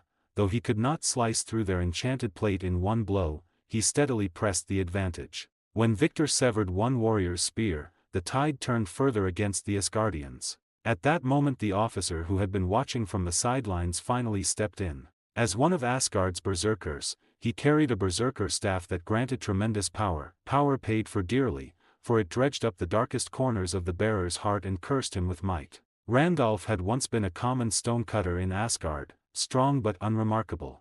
Then the war with the frost giants erupted. He was drafted, chosen to bear the berserker staff. After brutal training and countless battles he became the mightiest of the berserkers, and Odin entrusted him with a final mission: remain in Midgard and guard the Tesseract. Randolph loved the assignment. Here he was no mason's son but a god among mortals, feared and revered. Even in modern times the locals still spoke of them in hushed, awed tones. All of that was shattered by the coming of the Kree. The fledgling stellar empire was busy expanding its pure dominion, and Earth lay on the frontier. While pushing their technology to its peak, they also began hunting for super soldiers. That was why they first descended upon Earth and experimented on humans, creating the Inhumans. Yet the Inhumans, though powerful, had altered genes that no longer met Kree needs, so the Empire abandoned its own creations. As the Kree expanded, they somehow learned the Tesseract was on Earth and dispatched a scout detachment to retrieve it. To avoid notice they landed at the North Pole. The human settlement near the church was slaughtered. Enraged Asgardian warriors eventually wiped out the intruders. To better shield both the remaining humans and the Tesseract, they chose to hide their presence. Their familiarity with cosmic energy in Victor's body dated back to that Kree technology. The instant Randolph entered the fight, Victor lost his edge. Against the stonecutter's crushing staff blows Victor did not dodge, he caught every strike with his katana. Parrying a mason's heavy strikes with a light blade was something only Victor could manage. The way his boots sank into the ground showed the toll. Fortunately, while Randolph pressed the attack the other Asgardians held back, joining in when their champion seemed to be winning would stain their honor and pride. After absorbing dozens of heavy blows, Victor began searching for a counter. Again he tried channeling the cosmic energy inside him, hoping to achieve something. Yet without a moonstone the energy dispersed the moment it left his body. That failure was why Victor still couldn't project energy or fly without moonstones. This time, however, he tried a new approach, guiding the cosmic energy into the Muramasa to see what might happen. The gamble paid off spectacularly. The once dull blade began to glow faintly, motes of escaping energy drifting from the steel like sparks. Unsure what Victor had done, Randolph chose to strike first. But the result defied expectation. A flash of the blade and the berserker staff, cast from Uru, Asgard's enchanted metal, snapped in 3 pieces. Victor pressed the advantage, cutting down the other Asgardians who rushed in to help. With every guardian fallen, he could finally search for the legendary Tesseract, space stone among the Infinity Stones. He found it resting on a pedestal inside the church. Before he could touch it, the cube blazed blue. In the instant it teleported Victor away, Tiger Cat leapt onto him and vanished with him. The first to wake was the berserker Randolph. Seeing the berserker staff snapped into 3 pieces in his hand and the still-present Tesseract, he made a decision. He roused the other unconscious Asgardian warriors and sent them back to Asgard to report that someone had triggered the Tesseract. After his men left, he resealed the exposed Tesseract. Then he departed. He would hide the staff, now in 3 parts, and go experience life as a Midgardian. In truth, the chief reason was that long possession of the berserker staff had expanded the darkness within him until desire for pleasure outweighed honor and duty. At that moment the guardian of Asgard, Heimdall the opener of the Bifrost Bridge, whose eyes can survey the 9 realms, had no time for Midgard.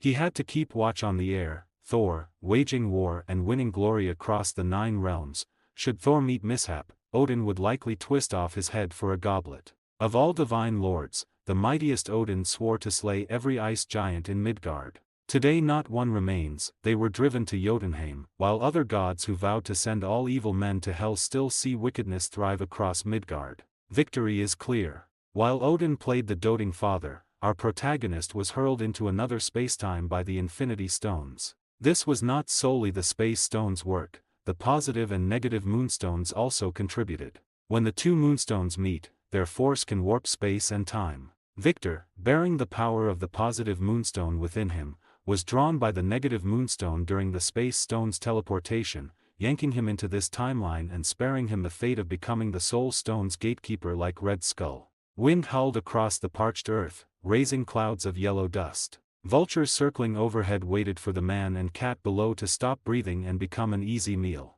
This time the vultures would be disappointed. A passerby rescued the unconscious Victor and Tiger Cat, sparing them from becoming carrion and, in doing so, altering the fates of many others. Fengshur Town had once been a squalid place of cheap saloons and scum, but gold was discovered in the nearby hills. Blood and fire followed until one man imposed order, Fisk, a hero, yet that was long ago. Times change, and so do people. After the governor diverted the river for his mining venture, the land withered. Once the riverbed dried, crossing the desert from Native American territory became near suicidal, until one man proved it nonsense, the last Indian warrior, known as Red Wolf. Stephen felt his day ruined. He should have been drinking with old friend Tony Stark at the saloon. Instead, the paper's Uric burst in yelling that vigilantes were at the dam, henchmen of Mayor Fisk himself. Haha. The boss says make him dance, so rot in hell, Redskin.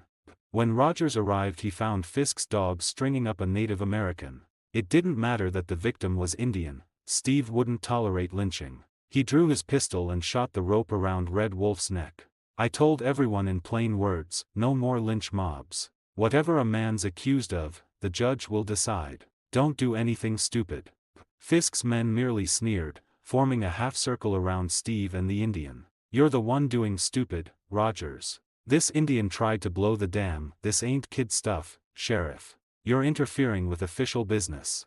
Steve ignored their threats, warning them Fisk could hang the man only after a judge declared him guilty. He took Red Wolf from the mob. Fisk himself arrived and held his men back from pursuit. Heading home with his headache, Rogers spotted Victor collapsed by the roadside. Vultures wheeled overhead while Tiger Cat licked its master's cheek. Sighing, Steve hoisted Victor onto his horse, cradled the weak cat, and led the bound Red Wolf back to the jail. He confiscated Victor's blade, the Muramasa, gave him water, and locked him in a cell with provisions. A stranger armed with such a weapon warranted caution. Red Wolf was placed in the opposite cell. Unconscious Victor never imagined he'd share a jail in another space-time with Red Wolf as neighbor. Tiger Cat fared better. Steve set out a saucer of milk in a pillow-lined basket. After lapping the milk, the cat padded into Victor's cell and curled up on his chest. Steve shook his head and left it be, turning to talk with the silent Indian. "You haven't said a word since I brought you in. Do you speak English? Why try to blow the Rockcon Dam?" Steve handed him a cup of water, puzzled why an Indian would risk death to cross the desert and destroy a dam. When Red Wolf replied in clear English, Steve was only slightly surprised. Fluent natives were rare. "I speak English. I will destroy your dam because it stole my people's water. You angered your own to save Red Wolf, you've turned friends to enemies. Why choose that?" When Victor woke, he felt weaker than ever before. It was a sensation he knew all too well. He had lost most of his abilities. He had become, for all intents and purposes, a strong but ordinary man, and the unfamiliar surroundings left him uneasy. Anyone would feel unsettled waking up in a jail cell with nearly all their powers gone. He quickly noticed the man across from him, a Native American. The tribal markings on the man's face and the pendant hanging at his neck told Victor exactly who he was. He knew those symbols far too well. In fact, that very necklace still sat among his own trophies. Still, this Red Wolf wasn't the one he had known. The guardian of the Native Americans, Red Wolf, locked up behind bars. "Now I'm curious, what kind of big shot runs this place, managing to throw you in a cage? The federal president will probably pin a medal on him. After all, you were his biggest headache." Victor wasn't the type to lash out at others, but that didn't stop him from throwing out a taunt. He was, after all, in a foul mood. The reply he got, however, caught him completely off guard. He was, to put it mildly, floored. "The men who caught me worked for Mayor Fisk of Fengshire Town. When they tried to hang me in the wilderness, the master here saved my life. You, too, he dragged you in from the desert. Otherwise you and your cat would have been vulture food by now. As for our host's name, Steve Rogers. I'm Sheriff Steve Rogers. I serve the star on my chest. It stands for law and order. I'm an enforcer, charged with defeating savagery and chaos. So, stranger with the smell of soldier about you, care to explain why you were found unconscious in the desert outside my town, clutching a blade?"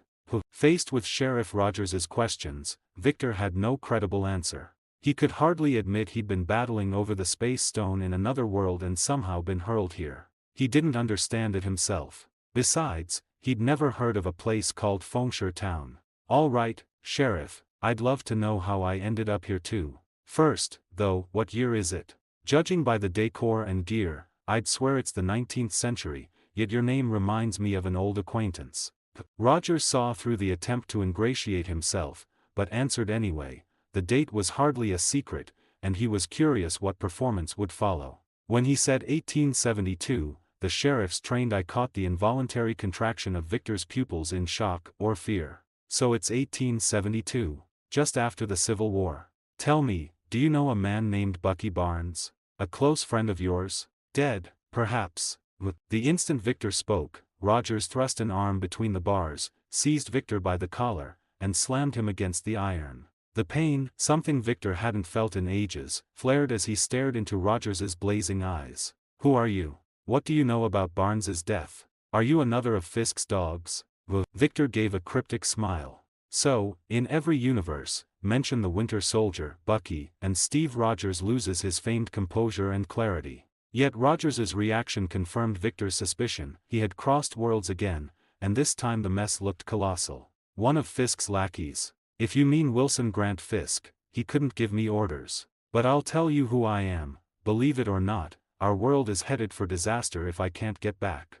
Briefly, Victor laid out his story, a superhero from a parallel Earth. While fighting bad guys for a gem that bends space, he had been hurled into Rogers's universe. According to his world's science, if he failed to return within a set time, as the living coordinate between two realities, he would draw them together until they collided and both were destroyed. To get home he needed a relic called the Moonstone. Its energy could open a doorway. And he could already sense its location, over there. Steve glanced toward the indicated Fisk Manor, gave a noncommittal nod, and walked off. As town sheriff he was busy, dozens of duties awaited. Victor had expected that. With no proof and most of his powers gone, he couldn't even demonstrate he'd once been superhuman. His healing factor and Superman-level physique were shadows of themselves, only faint cosmic energy from the Moonstone lingered, granting minimal regeneration and strength. He hadn't lied about one thing: he could feel where this universe's Moonstone lay, straight ahead. He simply didn't know that building was Kingpin's residence. Through resonance he also sensed the stone's power was nearly spent. In truth, flinging him here had drained the Moonstone, reduced to a mere pretty gem. It had been pocketed by Fisk, Kingpin, as a trophy. Victor's ticket home still depended on that stone. He had to trigger a resonance between it and the shard of energy inside him, using the local Moonstone and his own residual cosmic energy as coordinates so his world's Moonstone could yank him back. Only one man could engineer that: Tony Stark. If this universe held Rogers and Bucky, Victor had no doubt Stark existed somewhere. He simply didn't realize events would soon veer far from his script. The very night Red Wolf and Victor were locked up, Fisk's men ambushed a drunk Stark, luring Sheriff Steve away from his post at the prison. It was clearly a setup. Fisk's real target was the Native American locked inside, the one who wanted to blow up the dam, Red Wolf. Stark, so drunk he sprawled in the street, belted out a British sea shanty until Fisk's men took offense and the scuffle turned into a fight. "Shut it, you reeking Irish coward." One of Fisk's thugs yanked Tony Stark up by the collar and pressed a pistol to his head. "How dare you? I'll file a protest. And I'm not Irish." "He is." Before Tony could finish, Sheriff Steve's fist smashed into the thug's cheek, dropping him in a single blow. But the man's partner, hidden in the shadows, drew his gun to ambush Steve, only for the sheriff, warned by Tony, to spin and kill him with a perfect countershot. "If you want to show off those toys of yours, now's the time. I know you keep it up your sleeve."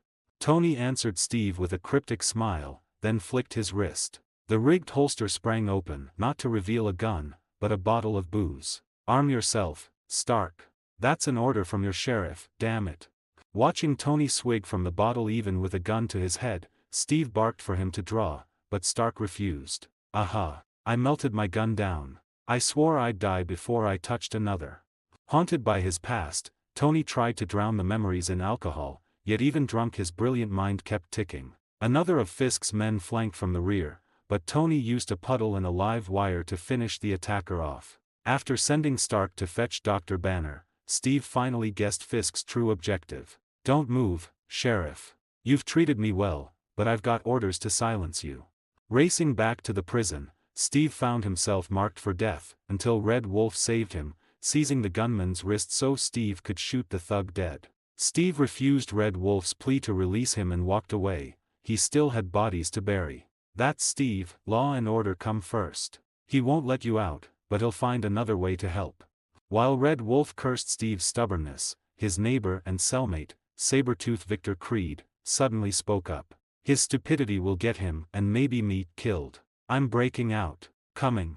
A defeated warrior, Red Wolf had lost his people's land to war. Now the white man's dam threatened to steal their water. 12 warriors had set out with him across the desert, only he reached the dam alive. The last hope of his village, he could not fail. He would escape and finish his mission. As Red Wolf fought for freedom, Steve made his own move. With Fisk controlling the press, Steve could only resist with action. He strung the dead thug's body outside the bar opposite Fisk's mansion, a warning that no one, not even Fisk's men, could execute citizens. Break the law, disrupt the town, and that corpse would be your mirror. The townsfolk argued over the sheriff's display, but to Fisk it was an open declaration of war. Before Fisk could retaliate, bigger trouble arrived. The governor saw his chance to meddle in Fongshire town and sent his strongest lieutenant to assist. Sheriff Steve also lay awake. After his grim warning to Fisk he'd hoped for sleep, only to find Red Wolf and Victor brawling in the open corridor, their cell door wide. "Hands up, both of you. Escape attempt, additional charges. You'll stand trial tomorrow, the judge will be fair."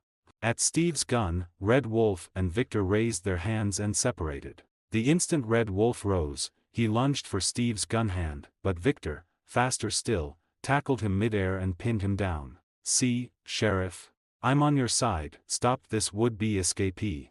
Red Wolf snarled curses in his native tongue at Victor and Steve, but the cell door still clanged shut behind him. Victor, the helpful neighbor, was also shoved back into his room. The two cellmates resumed glaring through the bars. Red Wolf, believe me, our judge is just. The court will record what the dam did to your people. While Steve preached, Red Wolf watched Victor calmly petting a stray cat and wondered if the man had blocked his escape just to annoy him, yet he sensed no malice, which was oddly comforting. Only the next day, as Steve marched them both to court, did Red Wolf decide Victor meant him no harm at all. The people in town were not friendly toward Red Wolf, but Steve remained steadfast in protecting him, escorting him and Victor toward the courthouse. Perhaps everyone isn't being friendly to you, Red Wolf, but I plan to speak for you at the trial. I hope Fengshire Town hears what the dam has done to your people. Sheriff Steve's actions even enraged the widow of his deceased deputy, the current Black Widow, Natasha. She showed Red Wolf exactly what unfriendly meant. Steve, you think your job is to protect this man? If you had protected your partner as steadfastly as you protect him, maybe I wouldn't be a widow. Natasha's words caused Steve to fall silent for a moment, and Red Wolf also seemed to realize something. Especially when Natasha mentioned that Bucky had been scalped after he died. I'm doing this exactly for Bucky. His death was a lie, and as for his scalp, yes, that was supposed to stop any of us from asking further questions. Think about it, Natasha, you're smart. Everything happening in Fengshire Town has Fisk behind it. Everything. After saying this long piece to Natasha, Steve continued on the road with Victor and Red Wolf. As for why Victor was ignored the entire time, it was naturally because this guy simply didn't look like a good person. With his messy blonde hair, unkempt beard, a stature and physique far larger than an average man, and a face as cold and hard as steel, he was practically a Terminator from a movie, the ultimate villain among villains. In fact, Steve had been unable to find handcuffs large enough for Victor, so his hands were actually bound with hemp rope. As for leg irons, Steve had only prepared them for Red Wolf. For Victor, he likewise couldn't find a suitable size. However, Steve wasn't worried about Victor escaping, because Victor had been very cooperative all along. Secondly, even if Victor wanted to run, the pistol at Steve's waist wasn't just for show. At this moment, Victor was being very well behaved because he found things were starting to get more and more interesting. Hearing these familiar names and seeing these vaguely familiar faces, he grew increasingly curious about what would happen next. In fact, what happened next did not exceed Victor's expectations. It indeed followed a standard pattern. Judge Nelson, are you headed the wrong way? The courthouse is over there. Why don't we go together? I happen to have some things to discuss with you. On their way to the courthouse, they encountered the judge who was supposed to preside over the trial. However, the direction the judge was heading was diametrically opposite to where the courthouse was located. I'm sorry, Steve. He missed his trial, has been found guilty, and will be hanged. Damn it, just hand him over to the men from the Capitol and be done with it. Before Steve could react, Judge Nelson suddenly spurred his horse and quickly fled the scene of potential trouble. Damn it, wait a minute. No one should be hanged before receiving a fair trial. Are you still the just judge I knew? Before his words had even finished echoing, the judge's back had already disappeared into the distance. Steve, following Victor's inscrutable gaze, saw the people who had come to resolve them. It seems I don't have to worry about being hanged after all. Amidst Red Wolf's self-deprecating words, Steve pushed Red Wolf and Victor into a room on the left side of the road. After finding cover, he pulled out his keys and began to unlock Red Wolf's shackles. Grizzly, Elektra, stop those two who are trying to escape. Now, Sheriff, would you care to grace us with your company for a trip to the gallows? Seeing Steve, Victor, and the others preparing to flee, Bullseye Lester began ordering his two subordinates to cut them off from different directions. As for himself, he chose to stand in the middle of the road and fire into the room where Steve and the others were hiding. While Steve was still unlocking Red Wolf, the more agile Elektra was the first to charge into their room. Watching the attacking Elektra and the caught off-guard Red Wolf, Victor revealed a strange smile. As his muscles bulged across his body, the thumb-thick hemp rope binding his hands snapped like yarn. Give my regards to that blind man, Matt Murdock, Daredevil. After saying words that sounded nonsensical to Elektra, he grabbed both her hands and delivered a heavy blow to her abdomen. Struck in the stomach by Victor's fist, Elektra felt her stomach churn violently. However, just before she could vomit her breakfast onto Victor, he knocked her unconscious first. Looking at Elektra lying unconscious on the ground, foaming at the mouth with stomach acid, Victor offered a silent prayer for her dignity. He then casually pulled out the katana from the sheath on Elektra's back. Although it was a bit light compared to the Muramasa, this was no time to be picky. "Hey, you two, are you done yet? Otherwise, I think we're in trouble." After he dealt with Elektra, the second person to rush in wasn't actually the burly man named Grizzly. Instead, it was Otto, wielding 2 pistols in his hands while 6 more were held up by a mechanical device at his waist. What is this supposed to be, a 19th century pauper's version of Dr. Octopus? Complaints aside, faced with Otto firing 8 guns at once, Victor, having lost the vast majority of his abilities, could only dive and roll to dodge. Fortunately, Steve had finished unlocking the shackles on Red Wolf's hands and legs. The two of them prepared to crawl under the floorboards to flank the enemy. Left behind, Victor successfully served as a distraction. The bullets continuously fired by Otto and Lester sent wood splinters flying from the room's doors and windows. Just as Victor was worrying whether he would be turned into a sieve, the flanking duo finally succeeded in taking down Otto at the door and neutralizing Lester. "Now, drop the weapon in your hand. Lester, I know you, the sharpshooter from the capital. And, of course, a cold-blooded executioner."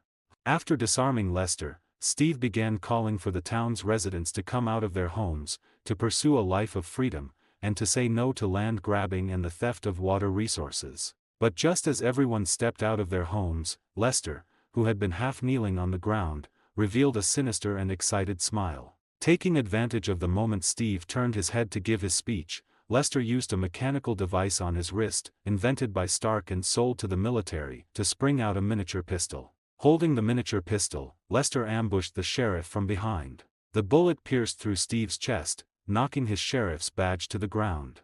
After Steve was shot, everyone, friend and foe alike, was stunned. Everyone, that is, except for Lester and Victor. Just as Lester was preparing to give Steve a final coup de grace, Victor, who had already snapped Grizzly's neck, lunged out from the room. After kicking Bullseye Lester away, Victor hoisted Steve onto his shoulder and vanished at the end of the road. Cough, cough, so what if he was rescued? My bullet already pierced his heart. No one in this world can save him. Even if he's taken back, he'll be nothing more than a corpse. In fact, just as Lester said, no one in this world could save Steve. However, Victor did not belong to this world. Victor sprinted all the way with Steve on his back. After leaving the town, he ran until he reached the desert where Steve had originally saved him before finally stopping. By this time, Steve, who was already seriously injured, had been further battered and jolted by Victor's frantic dash. His blood had stained Victor's entire upper body red. He was now taking in very little breath and letting out even less. Meow. At that moment, the savior Victor had been waiting for finally arrived. While Victor and Steve were in the heat of battle with Bullseye and the others, Tiger Cat had run back to the prison and stolen back Victor's confiscated pack. I don't know if this thing is reliable, but since it's a sinister product, it's probably high quality. If it isn't, at worst I'll just go back and give him a beating. With that, Victor pulled a pale blue vial of medicine from his pack. It was said that Dr. Essex had prepared this specifically for him. The function of this medicine was to promote his cells to absorb cosmic energy faster. If injected into an ordinary person, it could also achieve an extremely powerful healing effect. Even if the heart was shot through, it could save them. That was what Mr. Sinister had solemnly declared when handing the medicine to Victor. In reality, however, this vial of medicine had never been tested. No one knew what the actual effects would be. Victor was supposed to be the first test subject, but now, he could only let the dying Steve take that role. Having decided to treat a dead horse as if it were alive, Victor quickly injected the medicine into Steve. But for this medicine to take effect, it still required exposure to cosmic energy. I really owe you one. If you don't help me find a way to get that moonstone from Fisk later, I'm never going to hear the end of it from you. After speaking, Victor began trying to release the cosmic energy within his body. Although the cosmic energy was successfully released, it began to dissipate as usual, completely failing to achieve any offensive effect. But this time, this dissipation effect was exactly what Victor needed. This was because the cosmic energy that should have vanished into the air was actually being absorbed by the unconscious Steve on the ground. Steve's originally thin and small body began to rapidly grow tall and strong. Visible muscles began to appear all over his body, and his previously ragged breathing became steady and powerful. While Victor was frantically trying to save Steve, the newspapers in Fengshire town had already begun to loudly proclaim Steve's death. The largest platform for public opinion in Fengshire town, the Fengshire Gazette, ran the headline, "Murder in Fengshire town." Steve's death was blamed on Red Wolf and Victor. They had become wanted criminals. Meanwhile, Fisk became the hero who stepped up during the crisis to maintain order. Everyone in town had witnessed the real murder, yet not a single person dared to stand up and tell the truth. But silence did not mean everything ended there. Red Wolf received help from the widow, Natasha, and hid in the home of Hank Pym. As for the master of this house, according to Natasha, thanks to Fisk, Hank Pym would never be coming home again. In the ensuing conversation, Red Wolf also learned that Natasha had not actually met Bucky at the church. They had met while working. It was just that at the time, Bucky stood on the side of the law, while Natasha stood on her own side. Natasha had never been able to forgive Steve because Steve wanted her to let go of her hatred. But now, Steve was dead too, and she could go do what she wanted to do. While the two were discussing their next move, an uninvited guest burst into Hank Pym's home.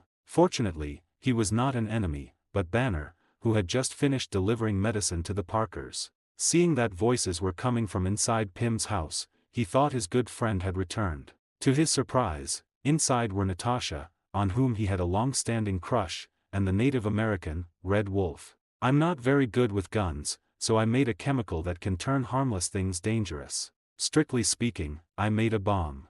With some hesitation, Banner revealed his plan. He was going to blow up the casino run by Fisk to avenge the deceased Steve. His plan was eventually overturned by Natasha and Red Wolf. The new plan was for him and Natasha to use his bomb to blow up the dam, while Red Wolf would deal with the man who built the dam, Fisk. In truth, Natasha didn't believe Red Wolf could handle Fisk. But at the very least, when she returned from the dam tomorrow, there might be a few fewer people she'd have to kill. While the others were taking action to avenge Steve, Stark remained wallowing in alcohol, unable to pull himself out. He was already in agony because the Federal Army had used weapons he invented to massacre Southern Army soldiers who were preparing to surrender. Now, his dear friend had died at the hands of a little gadget he had invented. He could no longer forgive himself. But a you-know-who appeared.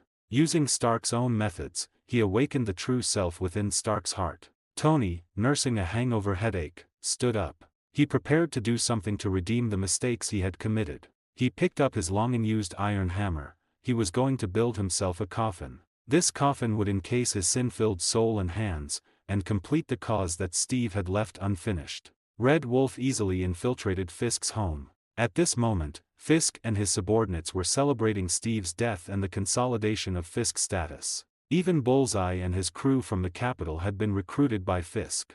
After all, Fisk, sitting on a gold mine, offered a much higher price than the stingy ones in the capital. Red Wolf hid above the room where Fisk and the others were gathered. He quietly drew his pistol. After flicking off the safety, he aimed the gun at Fisk's fat head below. "You're awake. To be honest, I thought you were a goner. Your heart was shot through and you lost so much blood, yet you actually came back to life. I don't know if you're just incredibly lucky or if Dr. Essex's medicine is that good." Just as Red Wolf was about to pull the trigger, Fisk's secretary spotted him and drew a pistol to fire a warning shot. Red Wolf turned and dodged the bullet fired by Fisk's secretary, then shot him dead with a single round. However, the commotion from their exchange of fire had already alerted everyone below, and they were all ready for battle. Seeing that the assassination had failed, Red Wolf prepared to retreat temporarily and wait for another opportunity. However, Fisk had no intention of letting him go. At Fisk's signal, Bullseye gave chase. But when they rushed out the door, Red Wolf had already vanished. Lester wasn't worried about this, though. He walked to the center of the road and began playing his old tricks. "Come out, kid. I promise, if you come out, I'll give you a fair duel right here, and it'll all be over very quickly." But Red Wolf had clearly seen through his schemes and did not react to his provocation. Bullseye didn't give up, however, observing the movements in the rooms on both sides while continuing to taunt him. But before he could finish his second round of taunts, the target painted on his forehead was hit right in the bullseye. The one who fired was none other than the returned Wraith, Steve Rogers. "I originally thought you'd have something new to say, but I didn't expect you to be the same as ever. Alright, Fisk, now let's settle the score. Facing the resurrected sheriff, both Red Wolf and Fisk's group were stunned. Indeed, after being shot, Steve hadn't died on the spot but had been rescued. Even so, this didn't stump Fisk, who quickly came up with a countermeasure. He pulled out a chest full of gold coins and began to shout, "Kill this imposter posing as Sheriff Steve. And this damn Indian, bring me their heads, and you'll receive a handsome reward." The chest full of gold coins dazzled the eyes of all the outlaws. Some who were just watching the spectacle joined the fray. It could be said that in this town, the vast majority of people were outlaws. As long as there was enough profit and motivation, they would do anything. Although Steve was no longer the man he used to be, his body still wasn't bulletproof. Facing the sudden hail of bullets, he had no choice but to duck into a side alley with Red Wolf. Meanwhile, Victor had found someone who interested him. That big man named Grizzly had actually survived despite having his neck snapped. At this moment, Grizzly and Elektra were surrounding Victor from the front and back. Both were battle-hardened mercenaries, and they could feel the murderous aura emanating from Victor. This guy was a dangerous individual, and his skills were beyond human. Both had suffered greatly in their previous one-on-one encounters with him, so this time, they planned to take him on together. Facing the simultaneous attack of Grizzly and Elektra, Victor pursed his lips and smiled, then drew his Muramasa. "I really miss this feeling. I never thought I'd see the day I'd use your power again. Well then, let's have a slaughter." This crossing had caused Victor to lose most of his abilities, and to save Steve, he had nearly exhausted his cosmic energy. Victor, who should have fallen into a state of weakness, once again used the long-lost power of Muramasa. In fact, this power had always existed, it was just too weak for his former self. But for him in his unprecedented state of depletion, it was powerful enough. Muramasa's indestructible blade sliced through Grizzly's thick neck, and his massive head went flying into the air. With blood splattered across her face, Elektra stopped her movements in terror. The fact that Victor had spared her life last time didn't mean he would do it again. But Victor actually did just that. After knocking Elektra unconscious, he used the handcuffs he'd gotten from Steve to cuff her there. While Victor was dealing with Grizzly and Elektra, Steve and Red Wolf fought as they retreated, eventually arriving outside the Stark residence. "Hey, Tony. Are you home? Cough, cough, Steve. Get down."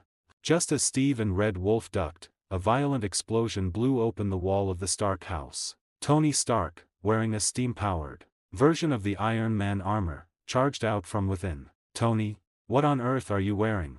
"My coffin."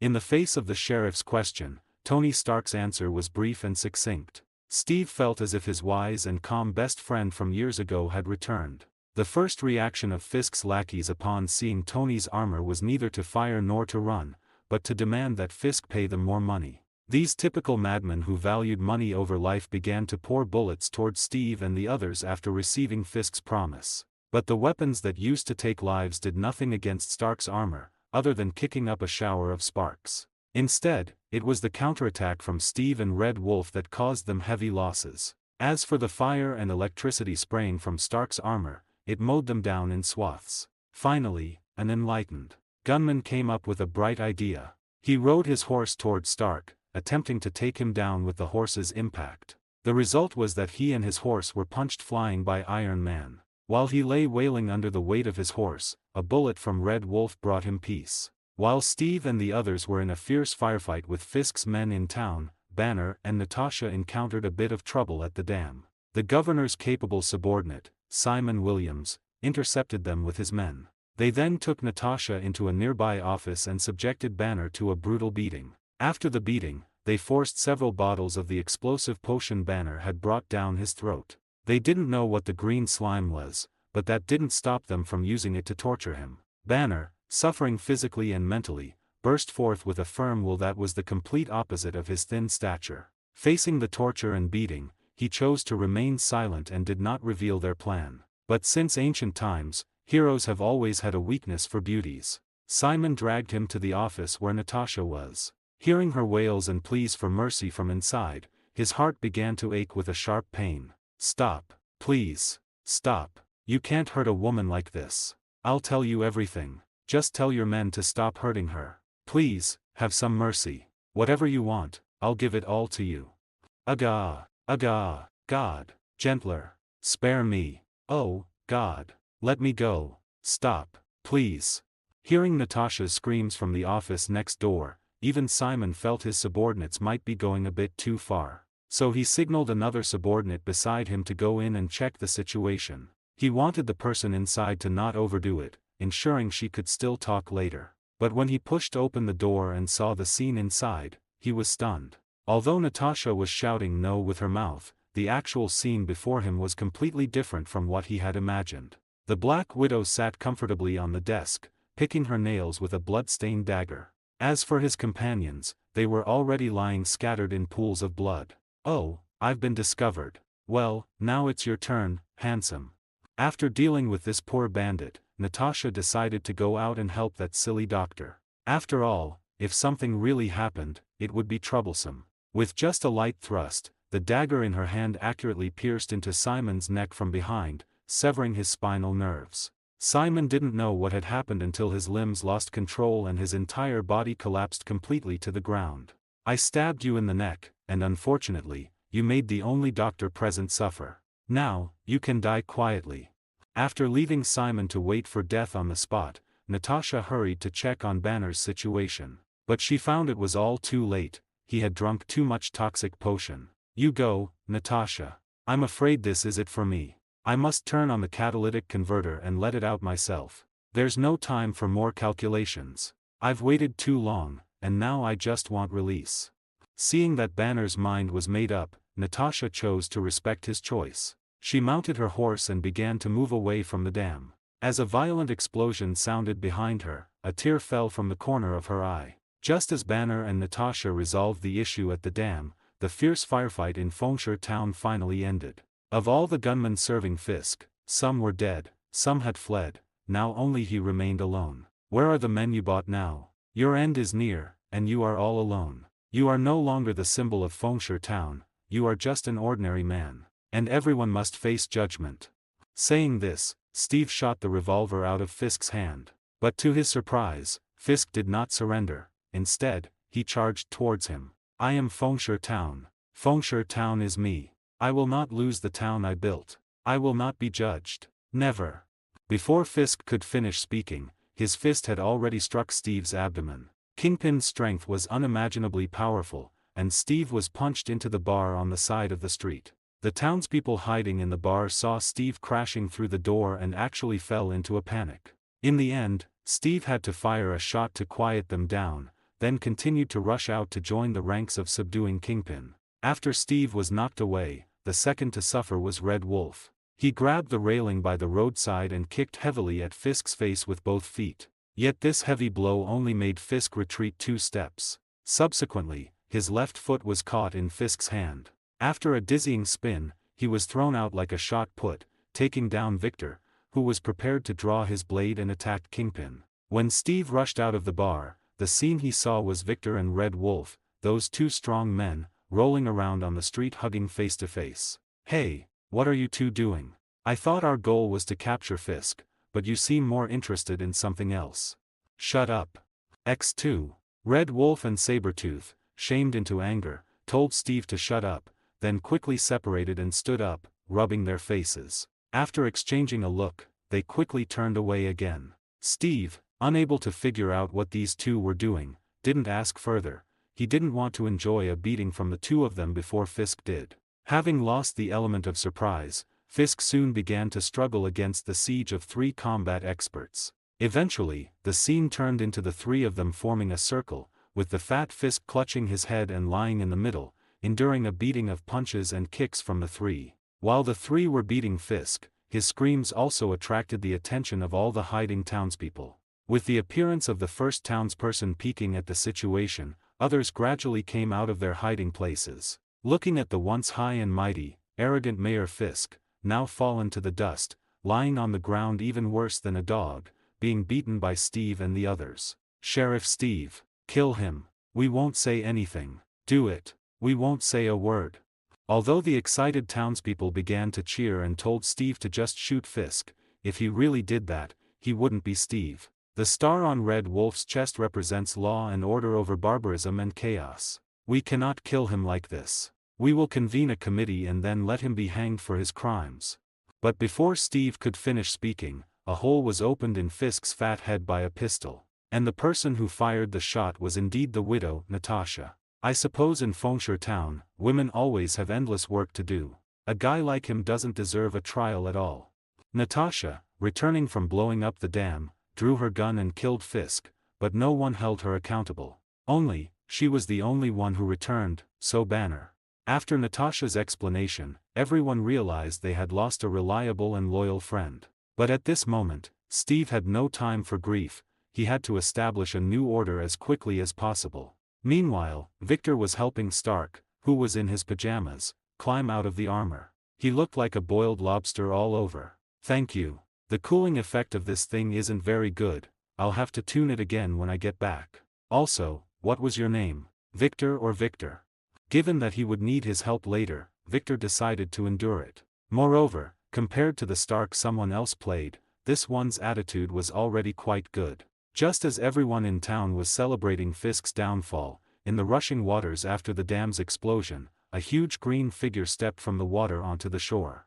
After Fisk's downfall, Fengshire Town quickly regained its peace and tranquility even before Steve's efforts. Or rather, it became even better than before. Most surprising of all was that Red Wolf actually stayed and became Steve's new deputy. In fact, if you asked him to cross the desert to return, he probably wouldn't make it anyway. And Tony Stark finally stepped out of the shadows of his past. He quit drinking, but he found something even more annoying than being a drunkard. He began tinkering and hammering away every day. After Fisk's death, the governor's reaction was unsettling. Not because of what he did, but because of what he didn't do. He merely sent a detestable German to handle Fisk's money. This man rarely left his house, and rumors of his unique hobbies were everywhere in town. As for the person replacing Fisk as mayor, it was actually a woman named Carol Danvers. She was very good at winning elections for herself and for Steve. Although many in town grumbled about a Native American becoming Steve's deputy, this was 1872,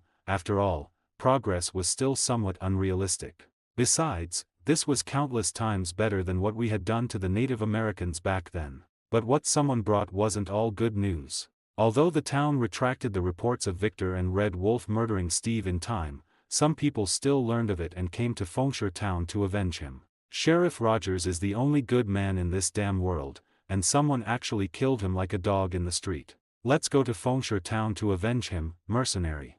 Coincidentally, that day Steve had gone to the Parkers' farm outside town. Their son had been bitten by a spider of unknown origin and needed to be rushed to the city hospital. And because of the misunderstanding, Pastor Frank and the mercenary Wade, who burst into Fengshire Town, clearly became unwelcome guests. But all of this happened after I left. Yes, shortly after Fisk's death, I obtained Steve's permission and found the Moonstone in his home. Are you sure this unremarkable stone can open a spacetime tunnel to a different dimension and send you home? Obviously, Stark didn't believe Victor's claim that the Moonstone could send him home. But since he was a genius, even if it was impossible, he would make it possible. Furthermore, Victor then triggered the cosmic energy that had recovered within his body. As the cosmic energy emerged, the previously dull Moonstone indeed emitted light and began to resonate. But whether it was the cosmic energy in Victor's body or the energy contained in the anti-Moonstone, it was too scarce. A more powerful energy source was needed to open the spacetime tunnel. Based on the situation you described, you must have been pulled into this universe by this Moonstone. Therefore, its energy is almost exhausted. Stark quickly made the most reasonable inference based on the situation Victor presented and concluded that the anti-Moonstone didn't have much energy left. But you don't need to worry too much. If you want to go back, you don't need much energy from this Moonstone. Instead, you need the energy of the Moonstone from your original universe. And as he completed his inference, he also formulated a plan. That was to simulate the energy resonance between the two Moonstones and eventually open the spacetime tunnel. With a plan in place, both Stark and Victor were men of action. With Steve's support, they soon set up the equipment needed for the experiment. Initially, Stark only wanted to record the wavelengths between the two energy resonances to prepare for a larger-scale experiment later. But to his surprise, as soon as the experiment began, it went completely out of control. It even affected Mayor Carol Danvers, who was visiting. The reason for this was that while Victor was conducting his experiment here, Dr. Essex on the other side was also experimenting on the Moonstone. This guy used enough electricity to power New York City to charge the Moonstone. In his view, since the Moonstone could absorb cosmic energy, perhaps it could absorb electricity as well. It turned out he was right. The Moonstone not only absorbed the current he injected but also drained all the current from the entire base's circuits. After causing a blackout that affected most of the state, the Moonstone emitted an unprecedentedly bright light. With a flash of light, the Moonstone disappeared from the laboratory. By the way, can someone turn on a light? I can't see anything. Well, it seems there's no power, so does anyone smoke? Get a fire to light things up. The laboratory suddenly falling into darkness made Dr. Essex freeze for a moment, and he soon realized a bigger problem. The ventilation equipment and elevators here all needed electricity to run. With this power outage, there would be big trouble. But there should be backup generators available. So, many security personnel began carrying the most primitive lighting equipment, fire, and rushed to the room where the backup generators were located. The disappeared Moonstone traveled through time and space, reached the universe where Victor was, and then merged into his body. Before Victor could even marvel, the anti-Moonstone also broke through the device, flew in front of him, and then sank into his body. He didn't even have time to say goodbye to the others before the powerful energy erupting from his body triggered a cosmic rejection reaction. Almost instantly, his entire body turned into light, then shrank into a tiny point and disappeared before the eyes of the stunned crowd. Carol fainted. Get her to the hospital quickly. Stark, you stay and clean up the mess here. Red Wolf, you're responsible for helping him. In fact, most of the energy Victor erupted, besides being used to open the space-time tunnel, was sent into Carol Danvers' body by the consciousness of this world. When she woke up, she would pleasantly discover how powerful a force she had obtained. That power was almost matchless. As for Victor, who returned to the original universe, he was much unluckier than her. Because he appeared neither in the laboratory nor in the Norway church where he was before crossing over. He was dropped directly onto a battlefield. Looking at the Polish cavalry charging on their steeds, Victor finally realized what he had missed. As for the German army soldiers on the other side of the battlefield, they weren't the Iron Tank legions Victor had imagined, but an infantry detachment transporting supplies. They were being chased and scattered by the heroic Polish 18th Pomeranian Uhlan Regiment. Victor, who suddenly appeared on the battlefield, was also included in the cavalry's killing range. After a burst of charging, a young Polish cavalryman drew his saber and slashed at Victor, who was dazed in the middle of the battlefield. As the blade flashed, a head flew high with a spurt of blood. In fact, before Victor could even act, this poor Polish cavalryman had already been decapitated by someone else. The ones capable of doing this were naturally the hand ninjas hired by the German army. This ancient organization, which had once suffered a major loss at Victor's hands, had finally begun to learn how to step out of their borders and move toward the world.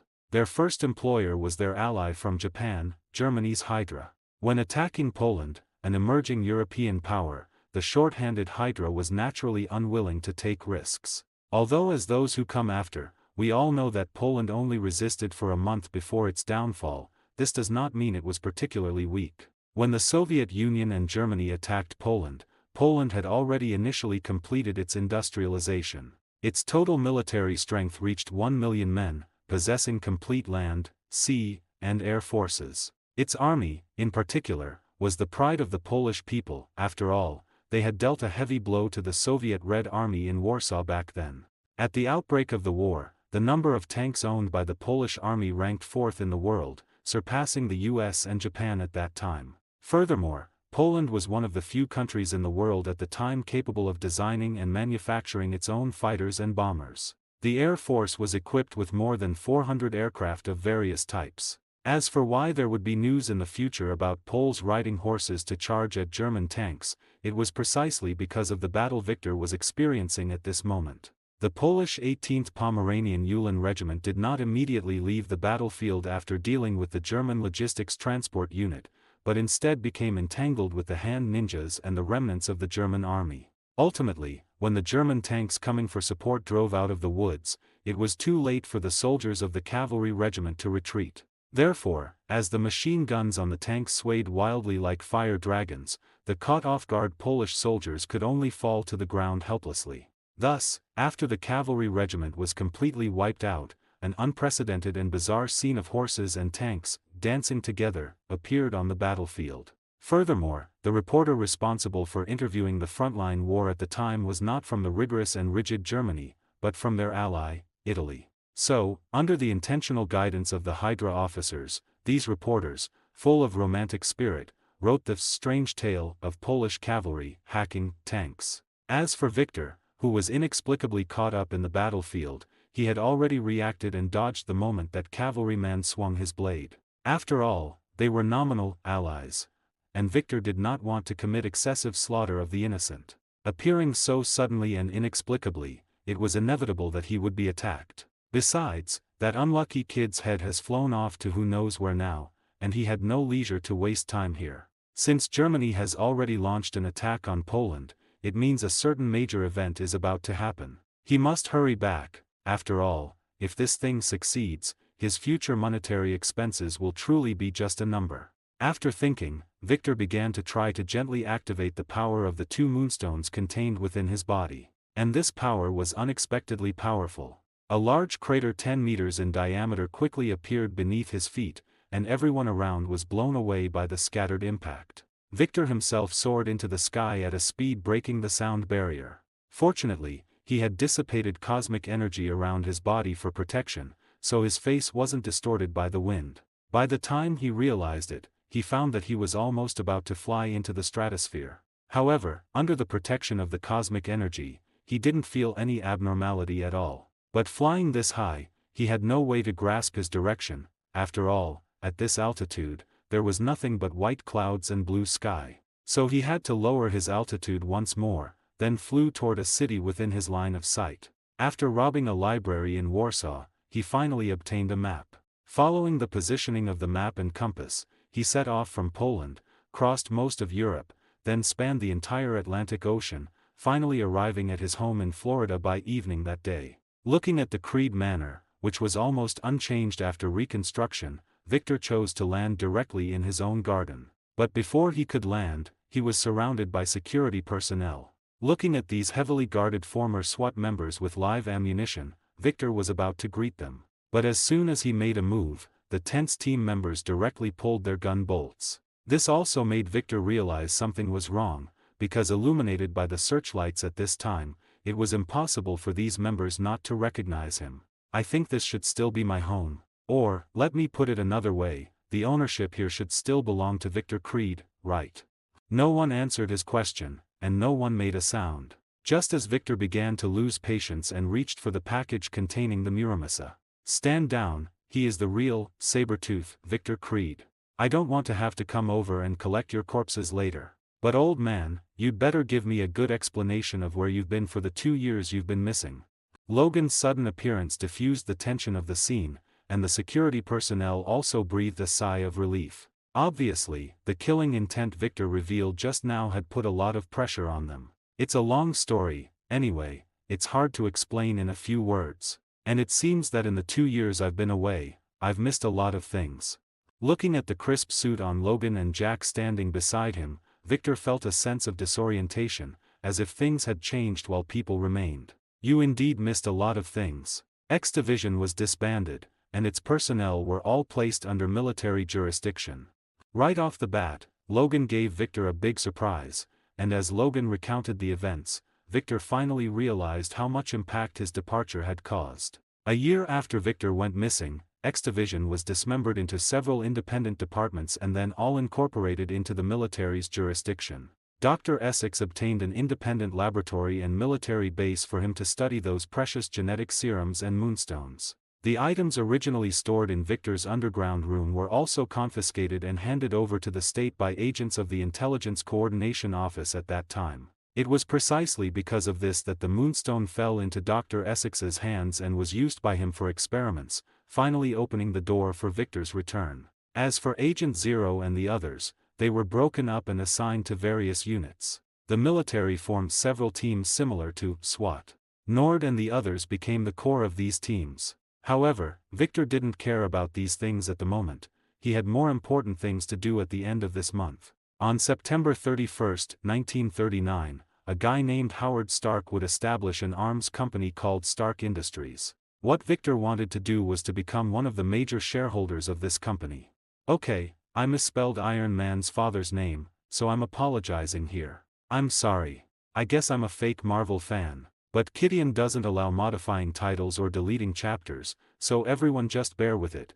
The name and the chapter content has been corrected. Looking at Howard Stark, who was so socially adept at the gala, no one would have thought that he was also a brilliant scientist. He had worked with his father since he was a child and showed extraordinary talent in mechanics. In the process of constantly creating new technologies and finding various improvements, the weapons and equipment he designed had completely transformed the world's industrial equipment. In fact, during World War I, he began to get involved in various weapon manufacturing projects for the federal government. And this time, after Germany declared war on Poland, he once again received orders from the government. Taking this opportunity, he established his own company, Stark Industries. He took on this big order from the Federation to study an unprecedented metal, vibranium.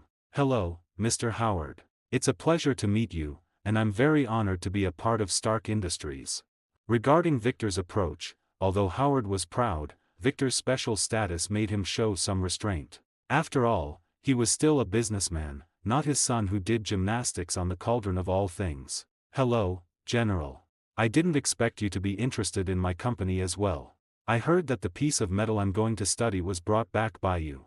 In fact, Howard was quite curious about why Victor, who already possessed vast assets and held a high position, would spend money to invest in his fledgling arms company. Regarding this point, Howard Stark was still very curious. After all, Victor clearly had more and better choices, especially during this period. No matter how smart he was, he couldn't have imagined that Victor valued his talent and future. After all, no one knew that Stark Industries would become the world's largest arms dealer in the future. And Tony Stark, as his son, would later become the famous Iron Man, saving Earth and even half of all life in the entire universe. At this time, Howard was just a slightly famous scientist. His talent in mechanics had just begun to show and was not yet known to the world. This was exactly the opportunity Victor wanted to seize, because once his talent was fully developed and recognized, it wouldn't be so easy to buy shares in Stark Industries. Moreover, the future Stark Industries would also have the Ant-Man series developed by Hank Pym, as well as a series of other good things. At this moment, although Victor had brought back the Moonstone, all other items except for the Muramasa had been confiscated by the Federation. Originally, his withholding of those items didn't go through formal channels. Now that they had been confiscated by the Federation, it wasn't convenient for him to get them back. Moreover, since the most important Moonstone and Muramasa were still with him, he didn't care that much. However, maneuvering in other areas was still essential. After all, during his disappearance, the Federation had once wanted to announce his death. Although they didn't do so in the end, the power vacuum left by his 2-year absence had already been filled. This was evident from the split of the X Division. As Victor's die-hard supporter, Wolverine, Logan was naturally sent back to Clyde Manor in Florida to retire. Under the intervention of her teacher Tina, Mystique was completely transferred to the office of the Coordinator of Information, and with her abilities, she became the best ace agent in history. Logan actually opposed this, as he always felt that it wasn't a good place. But this was Raven's own choice, and there wasn't much he could do.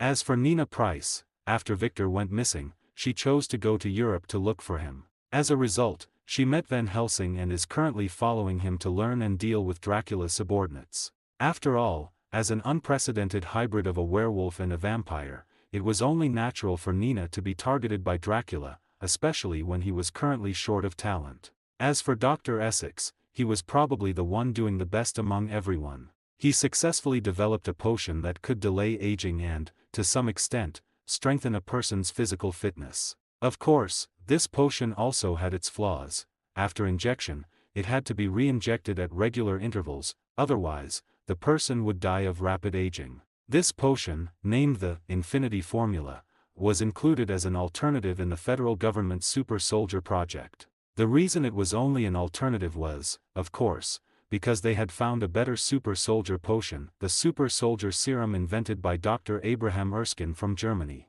Although he was very dissatisfied with the federal government categorizing his potion as a backup, Mr. Sinister, who had other plans, didn't say anything more. As for how the federal government learned about the existence of the super serum, they had to thank two people. One was President Roosevelt. Because he successfully coordinated the disputes between various intelligence departments, handing over all espionage, counter-espionage, and sabotage work to the Coordinator of Information and the Army and Navy intelligence departments. At the same time, he secretly authorized the Office of the Coordinator of Information to carry out counterintelligence and security work against Axis spies in Latin America. The other person to thank was Mystique Raven. It was while she was conducting counterintelligence work in Latin America that she successfully intercepted important intelligence from HYDRA. In a castle in Bavaria, Dr. Abraham Erskine had successfully developed a super soldier serum with no side effects. This super soldier serum could enhance the user's metabolic functions and all bodily functions, allowing the user's brain utilization to reach 100%, unlocking the peak of human potential. And its greatest advantage was that it had no side effects. A single injection was permanently effective.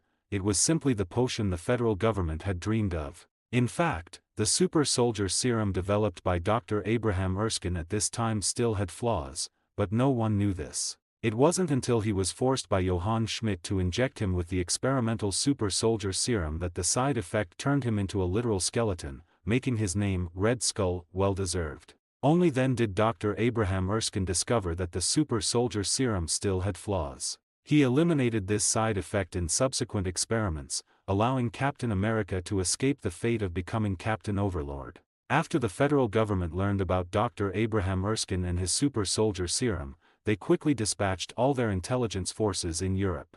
Their goal was only one: to bring Dr. Abraham Erskine and his super soldier serum back to the Federation. And the one who ultimately completed this task was a young girl named Carter.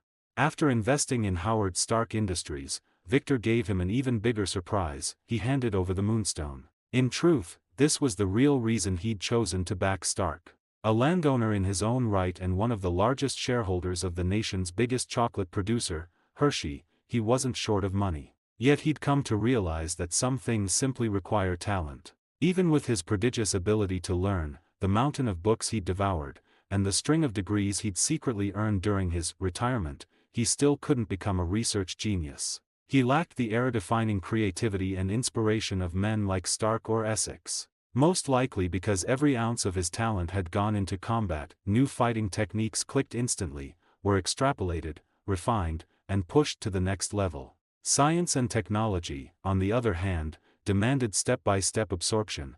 He couldn't break new ground or leap beyond what was known. Thus, in Victor's hands the Moonstone could serve only as a weapon, unable to yield greater value. Besides, he no longer needed it. His body had adapted to and mastered cosmic energy. Even without the Moonstone, he could keep growing stronger by steadily absorbing it. He owed that process to being a mutant, one blessed with potent healing factor and adaptability. A normal human body would have collapsed under the strain and required the Moonstone's protection. Much like Karla Sofen in the comics, with 2 Moonstones and a flood of cosmic energy she could take on the entire Avengers and Thunderbolts at once. But once Baron Zemo stripped the Moonstone away, she fell into a coma and nearly died. When Victor removed his, he didn't collapse, but he was left weakened, until his healing factor carried him through. The elements forming these 2 gems are unlike anything I've ever seen. They don't even appear on the periodic table. The energy they hold could create an entirely new future.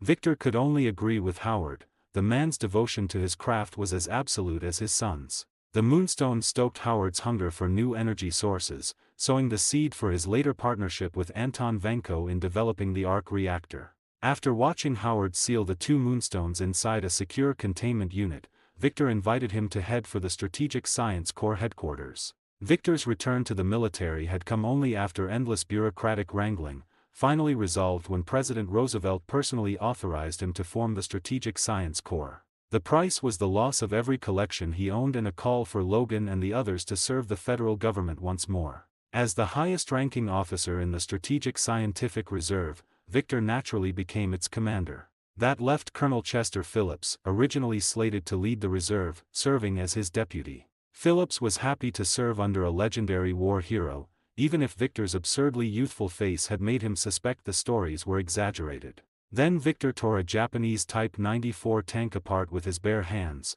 the colonel stopped doubting, muttering that with monsters like Victor around, why bother with a super soldier program? He knew Victor was an exception. Fewer than 20 such individuals were known across millions of square kilometers of federal territory. The super soldier program aimed to mass-produce super soldiers, not to wait for 1 in a million anomalies. The government had poured fortunes into research. Results were imperfect, but not zero. The birth of Agent Zero and the Infinity Formula were mere offshoots of that program. Those spin-offs kept the program alive and kept Dr. Essex from facing a court-martial for human experimentation. Now intelligence reported that Germany had beaten them to a finished super soldier serum. Unacceptable. America had led every step of concept and trial. They'd even fished Dr. Essex out of London. The triumph should have been theirs first. On Roosevelt's order, federal intelligence began hunting for the serum's creator, Dr. Abraham Erskine. If they could extract Essex from London, they could snatch Erskine from the Germans. Without knowing Erskine's allegiance, the federal government prepared for a kidnapping. As executor, the president chose Victor Creed, already a general, because since the Civil War he had a 100% mission success rate. I hear a stunning woman named Peggy Carter will be your contact over there. Seen her photo. If you're not interested, maybe introduce her to me.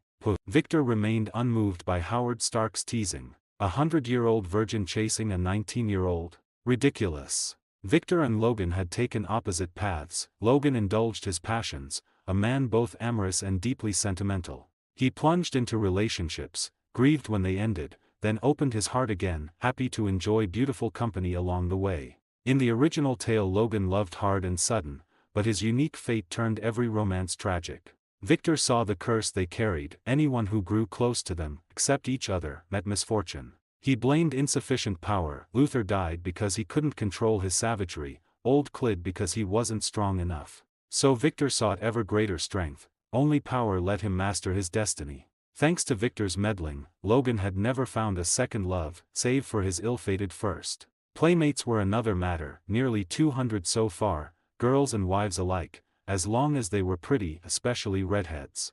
Victor realized he and Paris were bound by an inescapable fate. Every trip to Europe, aside from the time the Space Stone flung him to that Western Avengers world, ended with a stroll through Paris. For Paris, however, that bond spelled trouble. Each visit meant most of the city's buildings would have to be rebuilt. Parisian officials lined their pockets, but the citizens suffered, and more than a few historic landmarks were reduced to rubble. This time Victor arrived in secret, no red-capped welcome, no official pomp. He was here on a covert mission. The Parisians, in fact, wanted nothing to do with him. All of France had dubbed him the Bane of Paris, popping champagne corks the moment he vanished. Even if he'd wanted a diplomatic entry, the French would have slammed the door. Fortunately his contact was British, sparing him the headache. "You're different from what I pictured. They say you're over 100, but you look my age." Facing the still green 19-year-old, Victor found it hard to believe she would one day become the sultry, seasoned Agent 13. A spy should know this. What you see isn't always real. Peel back the surface, find the core. The lecture rankled the girl on the cusp of womanhood, and she shot back. "So you're a 20-year-old shell hiding a cranky centenarian." Victor had no retort. He'd expected Brits to be stiffer. Clearly he'd underestimated both her curiosity and his own mystique. "Work that out yourself. Right now we focus on the mission." He refused to waste more breath on age. The topic bored him and embarrassed him slightly. "According to your intel, Dr. Abraham Erskine is being held in a HYDRA base somewhere in Bavaria." Victor was curious how Britain had snatched such secrets, but he knew which questions to leave unasked. After centuries of stirring Europe's pot, Britain had its sources. Napoleon himself had met his Waterloo at their hands. One day those channels would belong to SHIELD. There was no rush. "Correct. He's in a castle in Bavaria, family estate of a German aristocrat, Baron Strucker." Hearing the name slip from Carter's lips, Victor wore a smile that gave nothing away. An old friend, unlooked for. To Carter that grin felt predatory, almost wolfish, and more than a little seedy. Still, out of respect for the elder before her, however young he looked, she pressed on. Records show Baron Strucker fought in World War I, appeared in several major battles, and maintains ambiguous ties to HYDRA. Victor decided to flesh out the file, a show of federal clout and clearer analysis. He didn't just fight, he helped start it, a senior commander. His HYDRA ties aren't ambiguous, he's one of its chiefs. Victor's words confirmed Britain's suspicion, the castle was a hydra nest. If Strucker himself was HYDRA, so was every stone of his keep. Then defenses will be heavier than we thought. A noble's country house wouldn't pack that much firepower. Carter feigned concern. In truth everything was set, commandos waiting on the high seas. She wanted to see federal commitment, allies shouldn't shoulder the load alone. You've got the address, let's move. Guide us in and handle exfil. Infiltration and extraction, my job. His reply derailed her plan. He meant to go in solo and haul the doctor out. Exactly. And he could do it. The Bane of Paris hadn't earned the title by knocking politely. Once inside Strucker's castle, Victor would ensure it exited as a genuine ruin. But that fantasy played only in his head as he pictured delivering the doctor to a waiting warship. Carter yanked him back to reality. She wouldn't watch an antique charge a fortress with a katana and be stitched by machine gun fire. His hand hadn't left the sword at his hip. Times had changed. Why had the Fed sent a relic, however handsome and youthful? Going alone is suicide. Our assault team is primed offshore. Can't the federal government spare more support? Reading her thoughts, Victor replied, in the federal government's eyes, he was the support. If Britain insisted on company, the commandos could follow him in, but the doctor would be handed over to the feds. In the end, the two men, each nursing their own agenda, finalized the assault plan. Victor would storm the castle together with the British commandos. Carter's idea was to have the commandos keep an eye on Victor so HYDRA didn't kill him, otherwise the Federation would be hard to answer to. Victor's thinking was that, although these extra commandos were a bit cumbersome, they wouldn't seriously hamper his performance.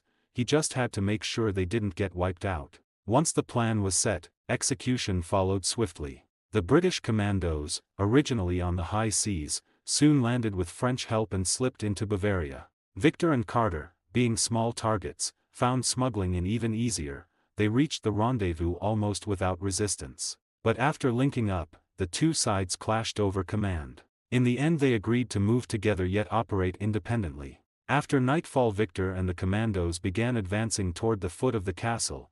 They had to eliminate the outer sentries before they could get inside. A commando raised his military crossbow, about to drop the guard in the watchtower. When Victor beside him vanished, the tower sentry became a corpse. Having dealt with the tower guard, Victor simply scaled the castle wall, slipped in through an open window, leaving Carter and the commandos gaping. What kind of monster did the Federation send? Who exactly is that guy? Don't tell me all those rumors about him are true. Before Captain Price's words faded, fierce gunfire and explosions erupted inside the castle. Several Hydra corpses were hurled from the windows. By now Victor, inside the castle, had stopped wielding the Muramasa for his chopping spree. The katana was too long for indoor work. But his bare-handed prowess outstripped his blade work. After all, his fangs and claws were not for show. Of course, the fangs served mostly for intimidation. He wasn't a vampire or werewolf, he couldn't really pounce on an agent and bite. From the start he had planned to infiltrate alone, though he had agreed by day to move with the team. When night fell he stormed in solo. You couldn't blame him for not sticking with the commandos, they simply couldn't keep up. Once inside, Victor's first opponents were two grunts. Seeing the fully re-equipped Hydra soldiers, Victor inwardly mocked the shabby gear of both the Federation and the Grating Empire. Then he reached out and finished off the two oddballs wearing sunglasses at night. Watching their neck-snapped corpses drop, Victor mused he still had it, and moved on. Though the room takedown of the two Hydra soldiers made little noise, he was spotted the moment he stepped into the corridor. The HYDRA guard almost instantly raised the alarm and tried to gun the intruder down. Victor easily dodged the bullets and ran along the wall. By the time he reached the man's rear, the soldier's submachine gun magazine wasn't even empty. Dropping that guard cost Victor no effort, but the gunfire alerted the rest.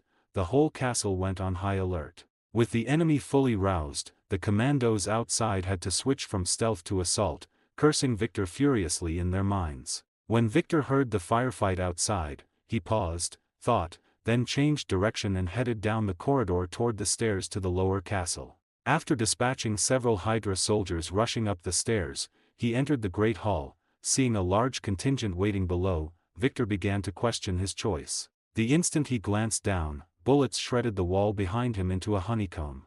The stone railing he had used for cover was torn apart by machine gun fire. Before he shared its fate, he leapt down into the hall. No need to doubt Hydra marksmanship. Victor, swift as he was, had already taken several hits, but used his healing factor to look untouched. He stood up, dual-wielding 2 captured light machine guns, and returned fire. The recoil might trouble an ordinary man, but to Victor it was nothing. After several minutes of blazing away against a man who cheated with superpowers, Hydra soldiers were either dead or writhing on the floor. With the hall cleared, Victor reached the main doors, lifted the wooden bar, and pushed them open. By then the British commandos had dealt with the outer foes and were about to blow the gate when it opened from inside. "Looks like your side went smoothly too. Any casualties?" "All right, come in. I think the doctor is either on the top floor or in the cellar." Victor sized up the team. Seeing no one hurt or killed, he suggested they split, one party upstairs, one below. Familiar with Hydra's tunnel habits, the British agent chose down. Victor shrugged and headed upward. Though he had just emptied the Great Hall, more Hydra soldiers poured out while he talked. Their arrival only added corpses to the floor under the crossfire. Once separated again, Victor climbed the stairs. Hydra troops kept rushing from above and below, but he cut them down with ease. To a man of his skill, these ordinary soldiers posed no threat, until he reached the doctor's room, where he finally met a bit of trouble. Of course, the minor trouble Victor encountered was only minor for him. First, as he stepped into the corridor of this floor, he was ambushed by over a dozen the hand ninjas. He casually grabbed a wooden table holding a vase from the side to use as a shield. In an instant, the surface of the table was riddled with shuriken and kunai. Then, the ninjas drew their blades and charged. Victor, who hadn't used a blade in a long time, naturally chose to draw his to counterattack. As Muramasa was drawn from its scabbard, the first ninja had already rushed in front of him. After sidestepping the opponent's slash, Victor performed an upward flick with his backhand, slicing the opponent's body, still in mid-air, into 2 sections. Ignoring the 2 halves of the corpse falling to the ground with spurting blood, Victor followed through by swinging the raised Muramasa toward the second ninja who was charging over. This well-trained ninja's first instinct was to block with his blade. Then he forgot that he was facing the indestructible Muramasa. After the second ninja was split in half from head to toe by Victor, the third ninja finally learned his lesson. He neither attacked nor blocked, but decisively began to retreat. But before he could take 2 steps back, Victor grabbed him by the neck. With a light twist, another corpse dressed in a night suit was added to the floor. The remaining ninjas saw that Victor had dealt with 3 of their companions almost effortlessly, and the total time spent was only a few seconds. They began to retreat step by step with their blades raised until both sides reached a relatively spacious hall, where the ninjas launched another attack. This time, they attacked in groups of 2 or 3 simultaneously. However, this was no challenge for Victor. He only needed to make a light swipe with the Muramasa in his hand. After the blade's light flashed, the ninjas felt a lightness in their hands. Their katana had all been sliced into 2 by Muramasa. With Victor's second swing, only darkness remained before their eyes. After dealing with the fodder ninjas, Victor rubbed his neck and pushed open the door to the last room. Unsurprisingly, Dr. Abraham Erskine was inside the room. However, on either side of him, there were 2 Gundams guarding him. Looking at the bipedal robots equipped with 2 twin-mounted machine guns, Victor cursed shit and quickly dove to the side. As bizarre robots created by Dr. Zola, they did not possess very complex intelligence systems. Well, actually, they were remotely controlled by Hydra soldiers in the underground room. There was a camera installed in the cockpit in their middle section. It allowed the operators to view the scene remotely and operate the robots to respond. As products of era-transcending black technology, these 2 robots were placed here by Red Skull to protect Dr. Abraham Erskine.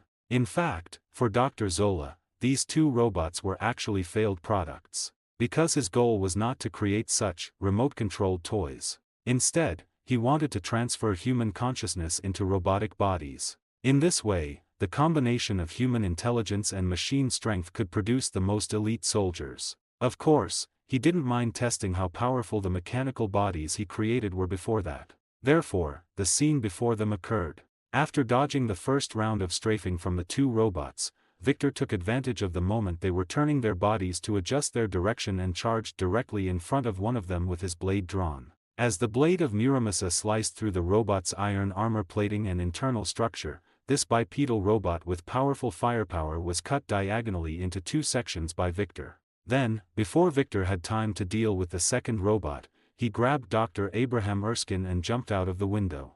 Because his beast instinct told him that the second robot was prepared to shred both him and Dr. Abraham Erskine into a pile of meat. Even more dangerous, the first robot was about to explode. The moment the two of them smashed through the glass and rushed out the window, an extremely intense explosion occurred in the original room. No ordinary person could have survived it. While holding Dr. Abraham Erskine with one hand, Victor plunged the Muramasa in his other hand into the castle's wall. Although Muramasa sliced through the wall like cutting tofu, it ultimately gave Victor a point of leverage, slowing down his falling momentum considerably. Not long after Victor rescued the doctor, Carter and the commandos finally rushed into the castle's underground prison and wine cellar along the corridor. After dealing with the enemies there, they did not find Dr. Abraham Erskine. After questioning the prisoners and learning that Dr. Abraham Erskine was actually upstairs, Carter and the commando captain exchanged a look and chose to withdraw from there, heading upstairs to support Victor. They guessed that Victor probably hadn't fought his way to the top floor yet. However, when they reached the hall, what they saw was Dr. Abraham Erskine drinking wine and Victor resting his eyes while leaning on his blade. "You arrived much faster than I expected, and the candidate sent out also exceeded my expectations. Since you already have such warriors, my existence shouldn't be that important." Dr. Abraham Erskine, who did not know Victor's identity, could not understand why the Allied forces were willing to pay such a huge price to save him. In his view, since the federal government already had the status of creating super soldiers, then just killing him would have been enough. But just now, Victor had almost risked his life to save him. "Dr. Abraham Erskine, I cannot answer your question. I can only ask you to return to the federal government with us. Someone there will answer your doubts."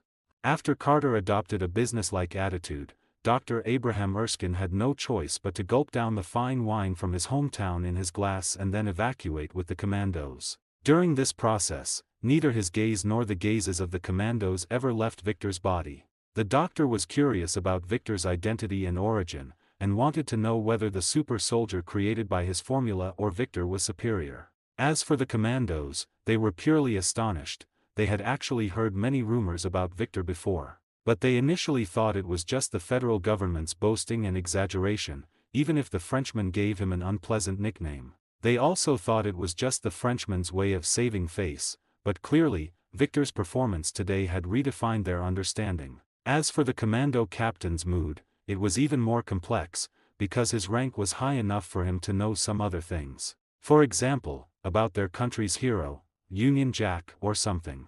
Just as everyone completed the mission and began to evacuate, Victor suddenly asked Carter and the others to take Dr. Abraham Erskine and leave first, while he stayed behind to cover their retreat. "Take the doctor and leave immediately, then get him to the Federation as soon as possible. A very troublesome fellow is catching up from behind. I don't know if I can handle him."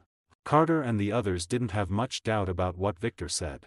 After all, they had already seen his performance when they were rescuing the man. Now that someone supposedly even more ferocious than him had arrived, it was better for these ordinary people to evacuate as early as possible. Since the mission was complete, there was no need to get involved in a fight between gods. "I never thought I would meet one of my own kind here, and on the opposing side. Would you like to join us and rule the world together?"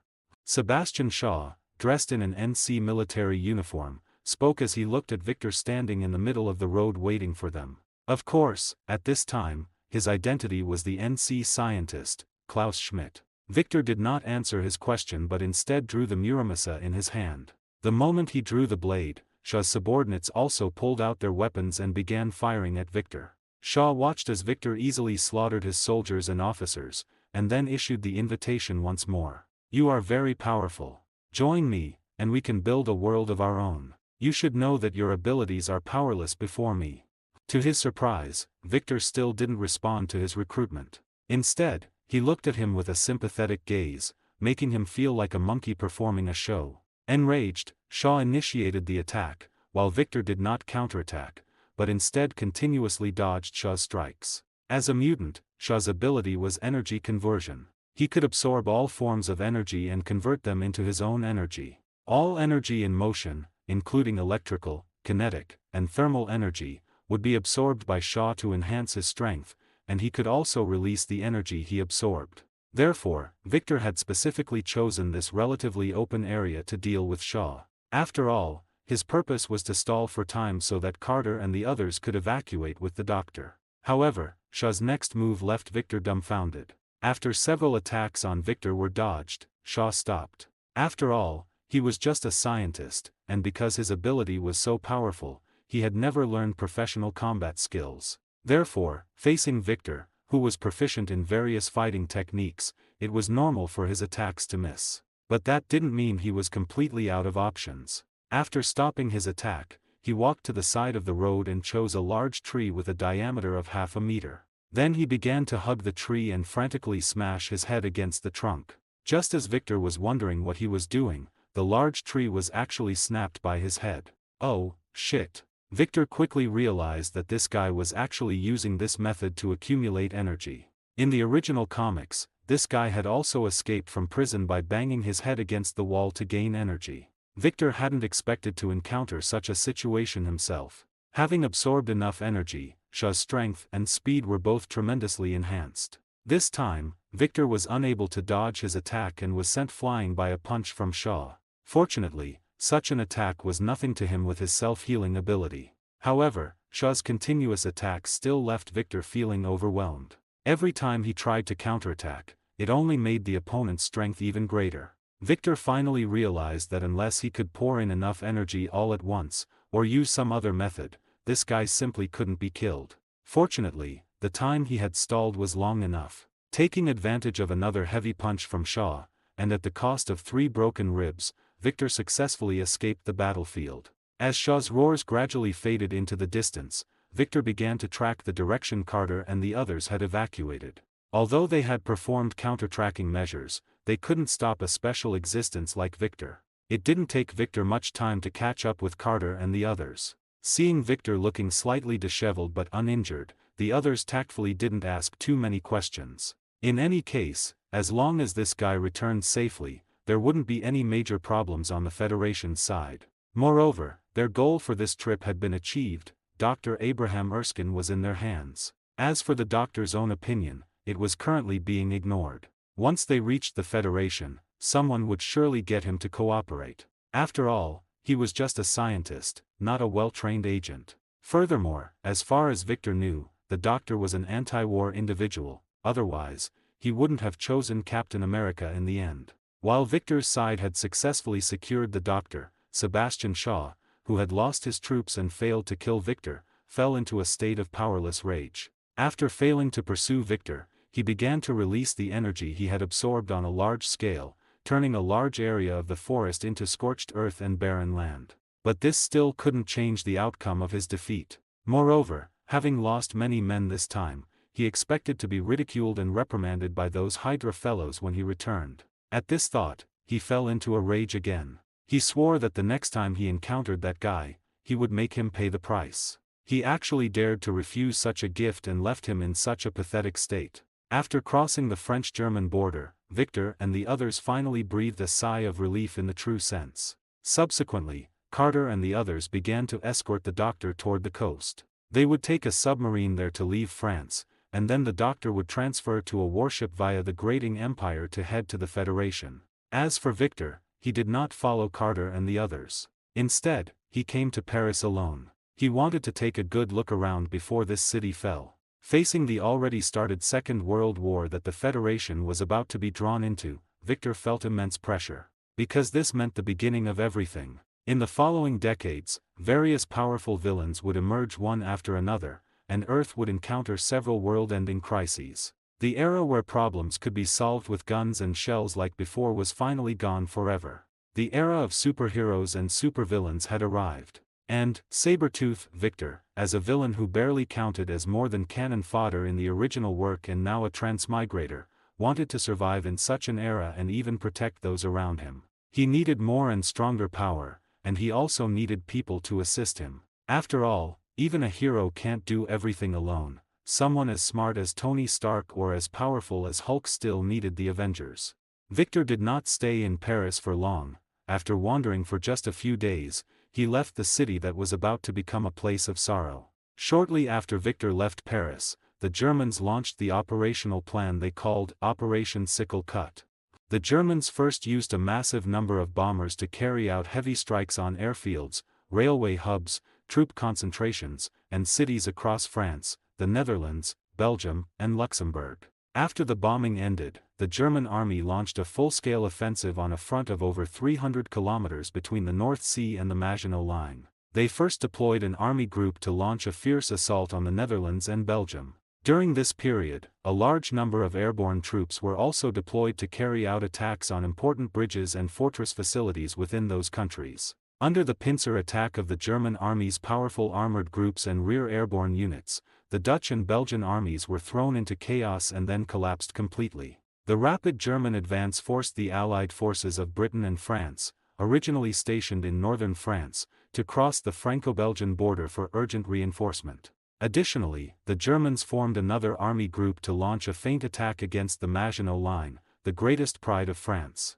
Their feint performance was very successful, leaving the French army in a state of indecision between withdrawing or continuing the offensive. At this moment, the German force truly responsible for the offensive finally crossed the 110-kilometer-long canyon of the Ardennes Mountains and penetrated deep into French territory. Subsequently, that very afternoon, the three armored divisions under Guderian's command captured the famous French fortress city of Sedan. After capturing Sedan, they did not stop but intensified their preparations for crossing the river. Whether the Germans could force a crossing of the Meuse River was the key to this battle. The next morning, shortly after dawn, German planes arrived in overwhelming numbers. They deployed nearly 400 bombers. In waves, they carried out 5 hours of relentless saturation bombing on French positions and artillery groups on the south bank of the Meuse River, causing a mental paralysis among the French troops. Having completely lost their will to fight, the French army failed to organize any decent resistance against the hundreds of rubber boats forcing the crossing of the Meuse River.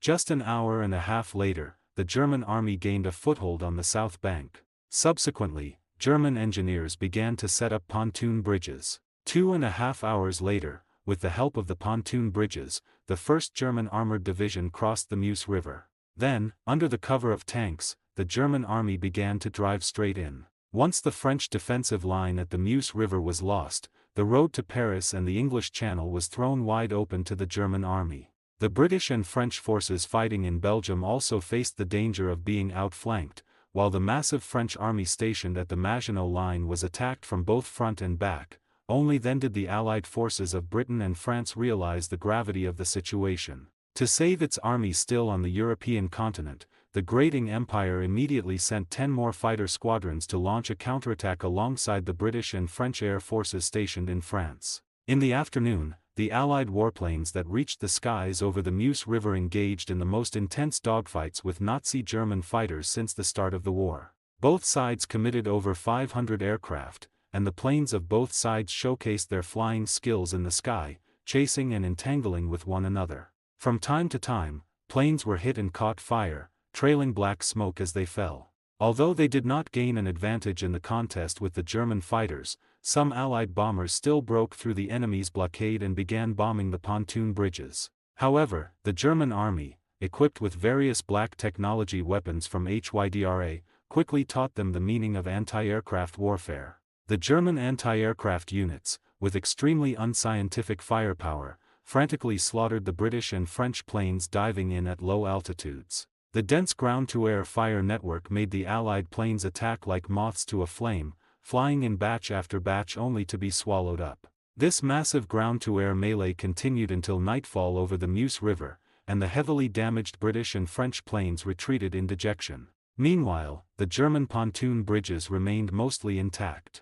In this battle, the German army shot down as many as several hundred British and French planes, with the German Anti-Aircraft Regiment alone accounting for 112 of them. After this battle, the skies over all of France became a playground for German planes. Having completely lost air superiority, the British and French planes only dared to appear at night. The German armored groups began another deep penetration. Their power and speed were unheard of in the history of warfare, and France fell into complete panic and confusion. As for how panicked they were, I can give an example. While the 3 armored divisions under Guderian were racing toward Dunkirk, They encountered hundreds of thousands of scattered French soldiers on the road.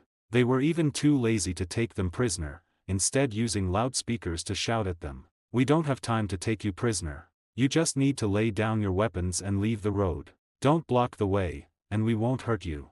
The irony of it could probably only be understood by those scattered French soldiers and the shouting Germans. In this manner, Guderian raced all the way to a position only 10 miles from Dunkirk. What happened afterward is known to everyone. He ultimately fell short at the last moment, cementing the fame of the Dunkirk evacuation. But this was not because of any strenuous resistance from France, but because the other side gave up the pursuit. That's right, it was a certain Führer who ordered them to abandon it.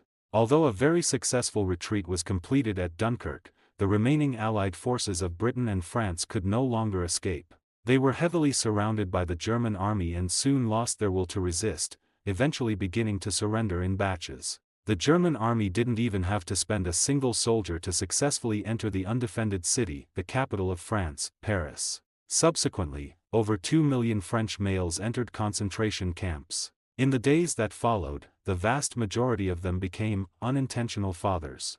Finally, when the French troops in Alsace and Lorraine also surrendered, France and Nazi Germany signed an armistice agreement. The campaign was over, and France had fallen. In this battle, the German army's casualties totaled 150,000, while the casualties of the Allied forces of Britain and France were as high as 2.29 million, resulting in a loss ratio of 1:15. When Victor learned of the fall of France, he didn't say much, only lighting another cigarette. Then he continued his busy work for the formation of the Strategic Scientific Reserve. The Federation had no intention of joining the war yet, but it would be soon. It was on this very day that President Roosevelt summoned the heads of the Intelligence Coordination Office and other intelligence departments. He gave them a secret mission: find a way for the Federation to join this war legitimately. And Tina, the head of the Intelligence Coordination Office, after consulting with the others, set her sights on that country in East Asia that always liked to stretch its hands into territories that didn't belong to them.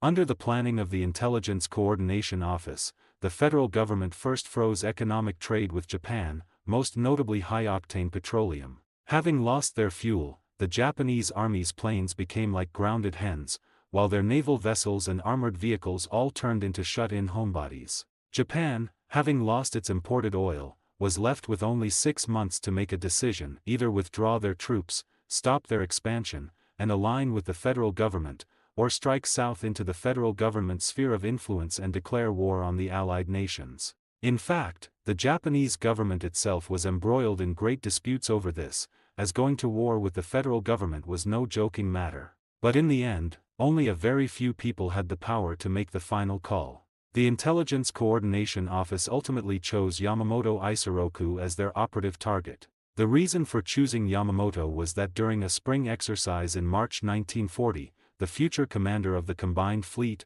Ozawa, had utterly defeated his senior, Yamamoto. At that time, Ozawa commanded 2 aircraft carriers, one large and one small, while Yamamoto commanded the pride of the combined fleet, 2 battleships and 1 heavy aircraft carrier. Ultimately, by concentrating his aircraft for a dense assault, Ozawa destroyed the fleet commanded by Yamamoto, consisting of 2 battleships and 1 heavy aircraft carrier, in one fell swoop. After this exercise ended, Yamamoto Isoroku said one thing to Shigeru Fukudome, the chief of staff of the Navy behind him: "Could we use planes to bomb Hawaii?"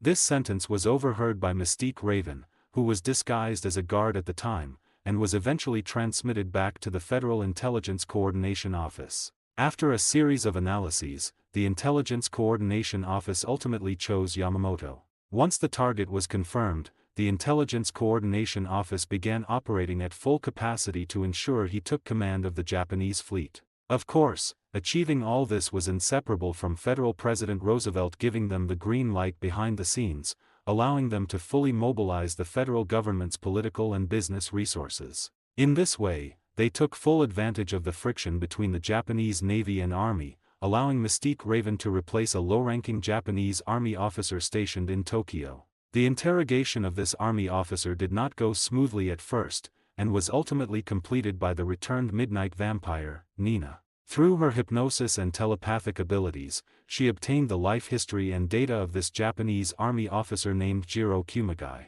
Combined with Raven's special abilities, her disguise was impeccable. After disguised as this officer, she began to constantly stir up conflict between the lower-level army and navy. Eventually, she successfully seized an opportunity, leading her own detachment to directly block the gates of the Ministry of the Navy, nearly triggering a firefight with the Marines. The officials of the Japanese Ministry of the Navy were so frightened that they even prepared generators in advance to deal with the extreme situation of water and electricity being cut off. Ultimately, this conflict evolved into a gamble between the high-ranking officials, the outcome of which was the resignation of the Mitsumasa Yona cabinet. The final act of the Mitsumasa Yona cabinet before stepping down was to appoint the gambler Yamamoto Isoroku as the new commander of the combined fleet. As for the source of this turmoil, the army officer Jiro Kumagai mysteriously disappeared after going out for drinks one night. His beloved pet dog vanished along with him. However, at this time in Japan, not many people cared about the life or death of such a low-level officer,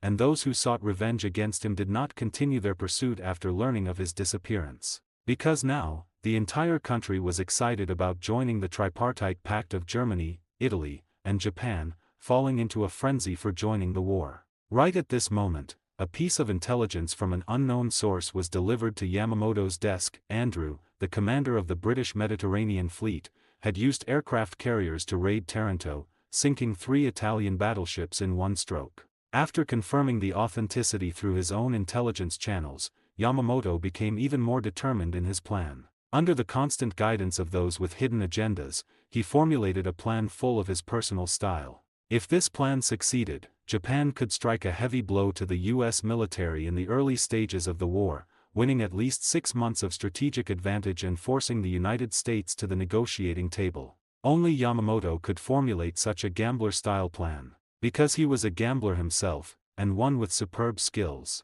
While serving as an envoy to Europe, he was even banned from the casinos in Monaco because he won too much money. But he did not know that while you can gamble on anything, you cannot gamble on the fate of a nation. What's more, as soon as his plan was formulated, it was stolen by Mystique and sent back to the federal government. Her ability is truly pervasive. I have to say, these intelligence people are really terrifying.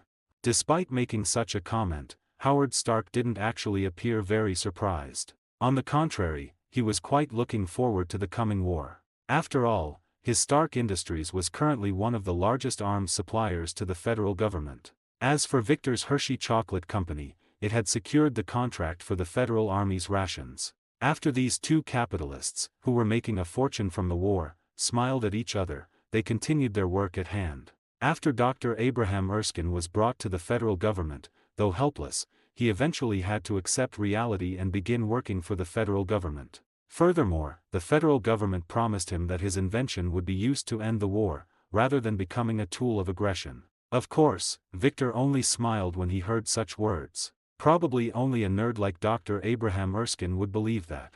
To develop the super soldier serum, the federal government was extremely dedicated, even dispatching Howard to assist the doctor. Victor, in the name of supervision, was actually providing protection and experimental materials for these two giants of the scientific research world. As for Mr. Sinister, who was supposed to join them, he started a whole new research project due to Nina's return, telepathic abilities. He was fascinated by this mysterious power, even giving up the opportunity to study the super soldier serum. In fact, he didn't have much interest in the super soldier serum either, because he primarily hoped to obtain more powerful abilities for himself. In this regard, he was actually somewhat similar to Victor, except that Mr. Sinister's method was to constantly perform genetic modifications on himself. Moreover, while studying telepathy, he also made significant progress in cloning. This led the federal government to agree to let him skip the research and improvement of the super soldier serum.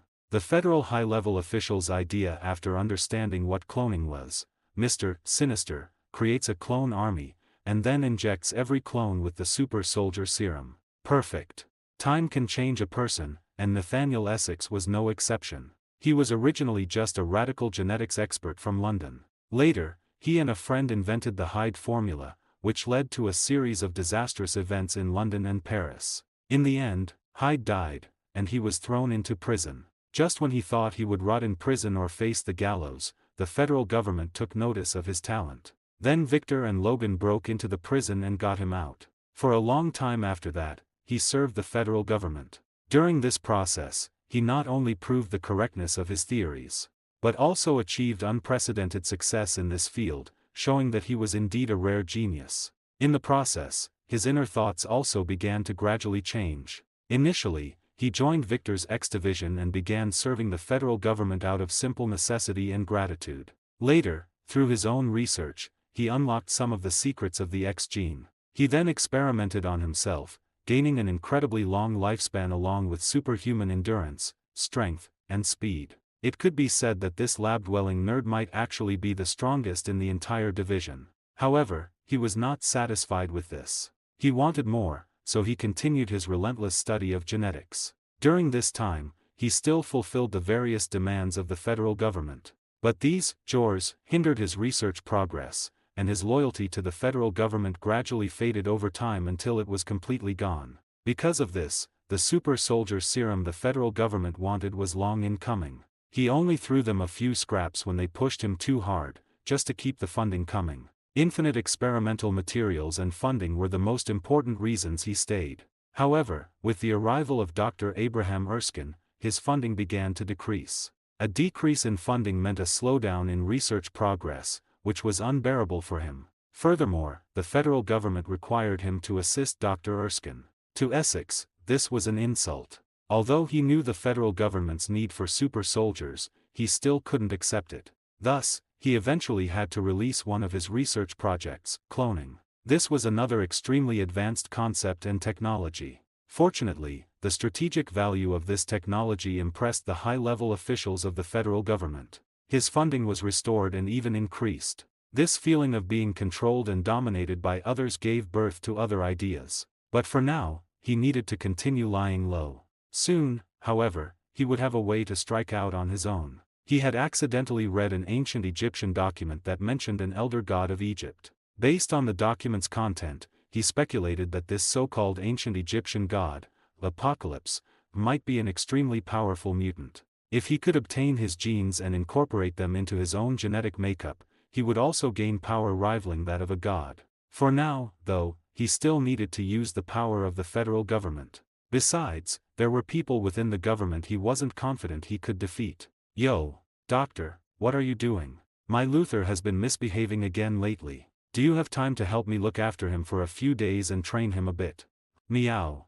Victor's habit of not knocking had always been a source of deep resentment for Essex, and the man moved as silently as a feline. So when Victor spoke, Mr. Sinister, who was reviewing the ancient Egyptian document, was startled and fumbled around, cursing inwardly. Yet every time he grew a bit stronger, this guy would inexplicably become even stronger. Especially after he returned from that alternate dimension, he was practically as strong as a god. After all, have you ever seen an ordinary person glowing with golden light, invulnerable, possessing immense strength, and able to release various energy beams almost without limit? Most importantly, he could actually fly. Flight had once been the ultimate ideal of humanity, even though airplanes existed now. But Victor could defy the so-called laws of gravity and float in mid-air without any tools at all. Essex coveted this ability. Later, he finally found an opportunity to obtain the Moonstone while Victor was missing. However, not long after he started his research, that stone disappeared after absorbing the electricity of half the state. But once he saw the returned Victor, he knew where the Moonstone had gone. Faced with a clearly stronger Victor, both he and the federal government eventually gave up on reclaiming the Moonstone. After all, it had originally been confiscated from Victor's home. Now that it was back with its owner, it was impossible to risk a fallout by trying to seize it again. Moreover, Victor later gave 2 Moonstones to Howard Stark, saying they were for the Strategic Scientific Reserve to study. Everyone knew Victor was the head of the Strategic Scientific Reserve, but the federal government didn't care because the SSR was still a subordinate organization of the federal government. Its main personnel were also composed of federal agents and soldiers. Therefore, the federal government was quite satisfied that Victor had handed over the Moonstones. As for Mr. Sinister's repeated applications to continue studying the Moonstone, they were never approved. The main reason was that the federal government feared another major incident like the one that affected half the state. At this time, even after giving up 2 moonstones, Victor still retained some of the abilities granted to him by the moonstone. He could still envelop his body in cosmic energy for protection and flight. He could also release attack beams focused from cosmic energy. But both his flight speed and the intensity of the beams had been weakened to the extreme. His flight speed couldn't exceed the speed of sound, and the beams could only be used to roast a chicken. Not wanting to become a flying roast chicken man, Victor chose another way. He used cosmic energy to strengthen his physical fitness and speed. This further enhanced his already superhuman physique. Even without the moonstone, his close combat capabilities hadn't diminished much. This was a conclusion Mr. Sinister reached after a small test, for which he paid the price of having his left hand twisted into a pretzel by Victor. After confirming he was still no match for Victor, he chose to continue working honestly. But he also secretly accelerated his deciphering of that ancient Egyptian document. Because based on what he had already deciphered, he speculated that the next part of the document spoke of Apocalypse's final resting place.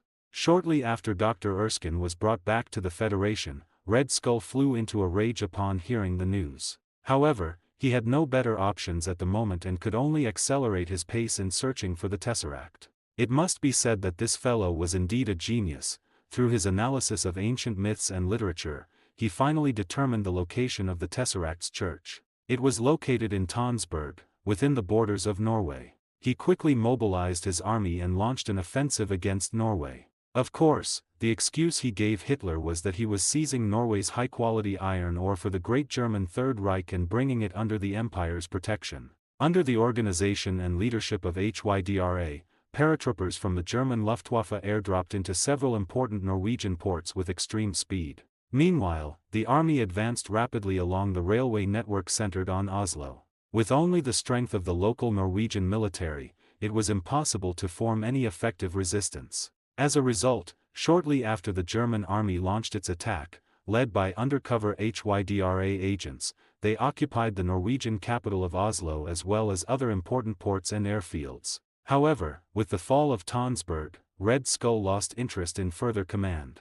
His goal had been achieved, he was going to seize the Tesseract. Because the supreme commander on the front lines went AWOL, the German and Hydra offensive against Norway fell into temporary chaos. Norway took the opportunity to launch a powerful counterattack, coordinating with the landing Anglo-French allied forces, and at one point even heavily damaged the attacking German army. Of course, none of this was of concern to Red Skull, as he was currently driving his HYDRA Schmidt 2-door supercar, leading his men toward the church where the Tesseract was located. This cool sports car, modified based on the Mercedes 540K, combined off-road and speed performance into one, and was even equipped with weapon cases, radio equipment, and other gear. Well, a certain fellow named Victor had long been coveting this car, but unfortunately, he never had the chance, so it remained an unfulfilled desire. In fact, when Victor learned that the Germans had begun attacking Norway, he knew it must be Red Skull making his move.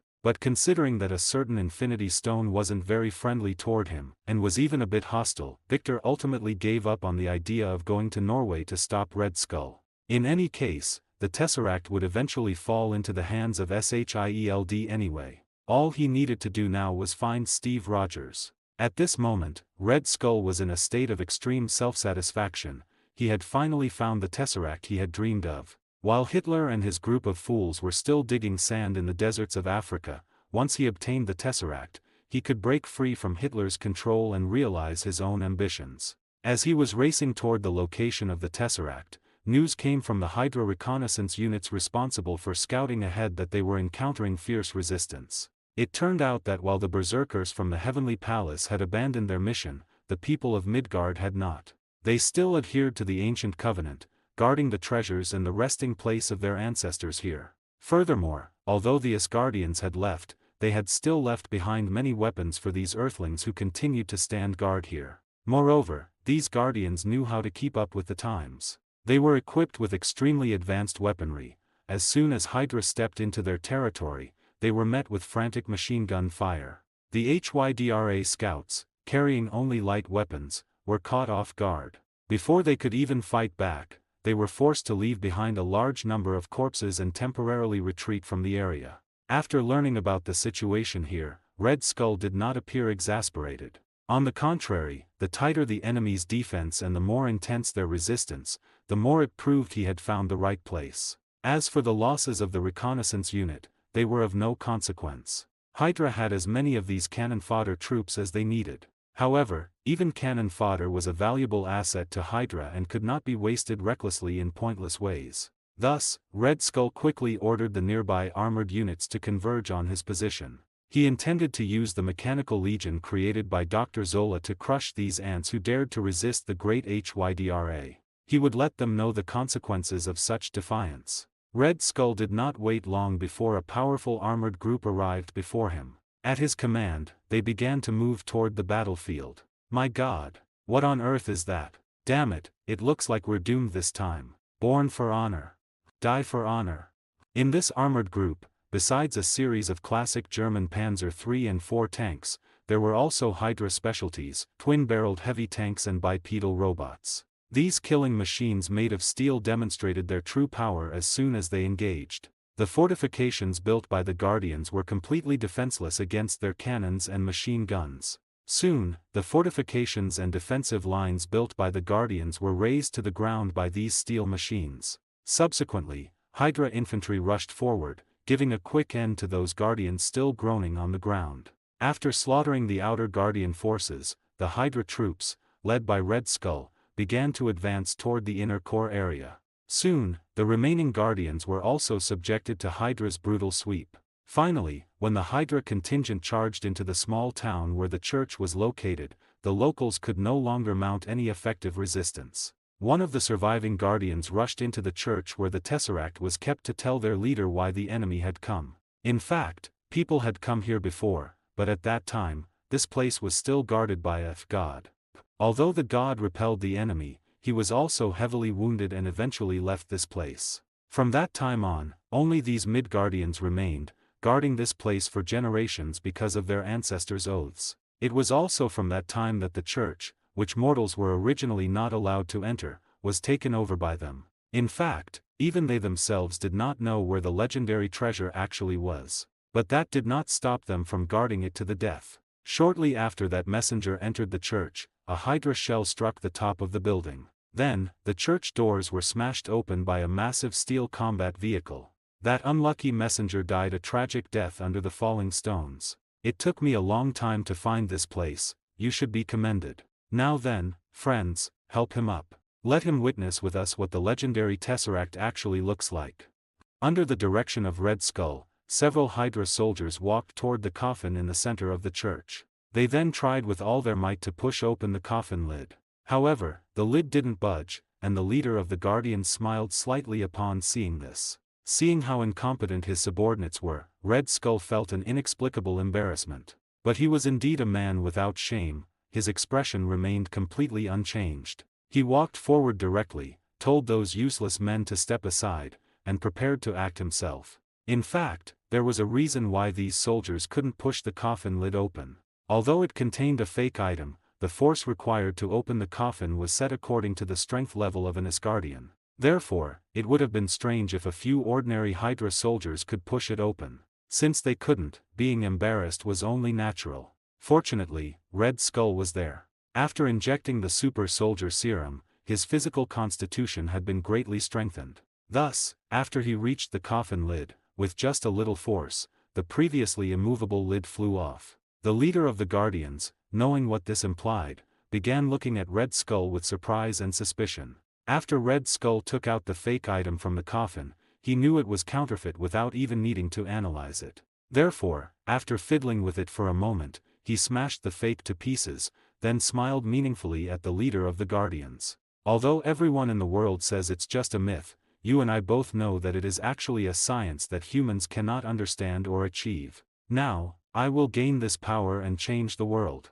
While proclaiming his ambition and ideals, Red Skull's cunning brain spun rapidly. Since the Tesseract wasn't inside the coffin, where could it be hidden? Soon, he noticed the world tree depicted in the church's relief carvings. Red Skull, who was familiar with Norse mythology and legends, quickly guessed the secret. Sure enough, it didn't take him long to find the hidden compartment within the relief carving. Inside the compartment was a palm-sized box, which contained the legendary tesseract. Looking at the azure blue light emitted by the tesseract, Red Skull found it incredibly mesmerizing. But he cautiously refrained from touching the tesseract with his hand, knowing that this power was not something mortals could easily control. After closing the box, he coldly issued his final command: kill them all. Just as Red Skull obtained the divine artifact, the tesseract, Yamamoto, the commander of Japan's combined fleet, finally launched a surprise attack on the federal Pearl Harbor. Although the federal government had made full preparations,